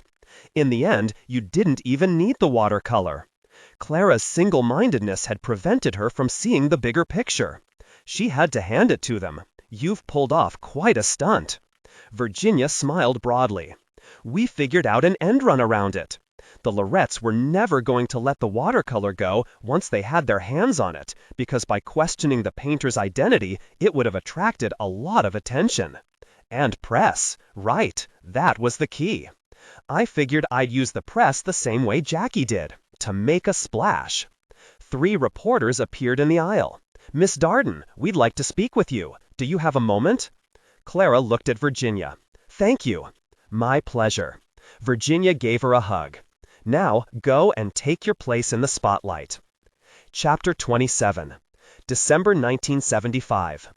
Virginia's legs shook as she maneuvered her way through the revolving door of the Museum of Modern Art. She gave her name to the woman at the desk, who directed her to a third-floor gallery where a sign outside read, "Closed to the public." She pushed through and stood still, unsure of where to begin. Clara stood at the far end of the room, towering above the art handlers and gallerists in her dark suit and shock of gray hair. Even from far away, Virginia could see Clara's face was animated, her words coming out in a rapid clip. In the 8 months since they'd stormed the auction house, Clara had garnered lots of press about her history, her legacy, and her artwork.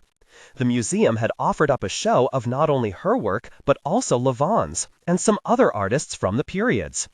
But Clara was the only woman and had the starring role, as she deserved. She'd invited Virginia to stop by in the afternoon before the official opening, a chance to see the show before the public swarmed in. Virginia worked her way around the room, unnoticed and unobserved. The exhibit began with some of Clara's early illustrations, and of course, the siren. Nearby, in a display case that allowed both sides to be exhibited, hung the watercolor for the siren, the link between Clara's early work and her turn to oils. The piece had been recovered from the Lorette's possession after a police investigation into the sale of stolen paintings that electrified the art world. Soon after being arrested, Mrs. Lorette admitted she'd discovered the siren in the attic of the main cottage while putting away bed linens at the end of the summer term. The cleaning lady had told her it was by the tall, skinny lady painter, and she and Mr. Lorette had held on to it in case the value rose, just as they'd done with the other works of art that had disappeared at the school over the years. Due to their advanced ages, they were each sentenced to only 26 months in prison. Virginia, emboldened, had applied to the part-time master's degree program in art history at New York University, and, to her shock, was awarded a full scholarship. She still worked a few days a week at the information booth and was even more involved with the Municipal Art Society. That makes the impossible feel plausible. Let technical details flow naturally. In fact, just before coming to the MoMA, Shed presented some of the raw materials for her thesis to Adelaide and the board of the Municipal Art Society, a slideshow she called Grand Central Terminal, Past, Present, and Future. It began with photos of the interior and exteriors when it was first built, followed by Ruby's powerful shots to show what it was like now. For the big finish, Clara had created renderings of what it might become with a little TLC. Or a lot, to be honest. A new roof that wouldn't leak, windows scraped of paint and dirt, the marble walls cleaned, and, most spectacularly, the celestial ceiling restored to its original turquoise. The board had gasped out loud at the renderings, exactly the effect Virginia had hoped to achieve. Now, though, her elation was ebbing fast. Virginia stiffened her spine before moving deeper into the exhibit, knowing what lay ahead. Clara's exhibit included 3 nudes Clara had painted of Virginia, including the one begun in the Grand Central School of Art. Together, they formed a fleshy, bold triptych. The figure in the paintings was definitely her, with her pixie haircut and wide eyes, but the look on her face was otherworldly, as though she were a seraph. The scar was just that, a scar. To think that her big secret, the one she'd been ashamed of these past 5 years, was out in the world for everyone to see. Fine, it was a part of her body, and she wasn't going to pretend anymore. She'd been sliced open and put back together in a different way, and it had made her wise. A woman who'd fought her own wars, and survived. Virginia! Adelaide came careening toward her, holding the afternoon paper in her hand, her face flushed. "Adelaide, what are you doing here? Is something wrong? I remember you said you were coming here. I had to find you. Have you heard the news?" "No. What news? Is it about the presentation?" "No." "Well, yes, in a way. It's been saved." Adelaide had attracted the attention of several people nearby. "What has?" asked one of the gallerists. "Grand Central," Adelaide read aloud. "The landmark status of Grand Central Terminal was reinstated earlier today, when the appellate division voted 3-2 to reverse the trial court's decision. In his ruling, the judge challenged Penn Central's accounting methods, saying the company wrongly assigned railroad expenses to the terminal operating costs instead of the railway business, in an attempt to demonstrate economic hardship. Specifically, Penn Central's claim that it was losing millions of dollars a year was found to be unsubstantiated. The decision is sure to advance to the New York Court of Appeals and perhaps the Supreme Court, but is a victory for the Municipal Art Society in its crusade to stop the construction of a 55-story tower atop the terminal."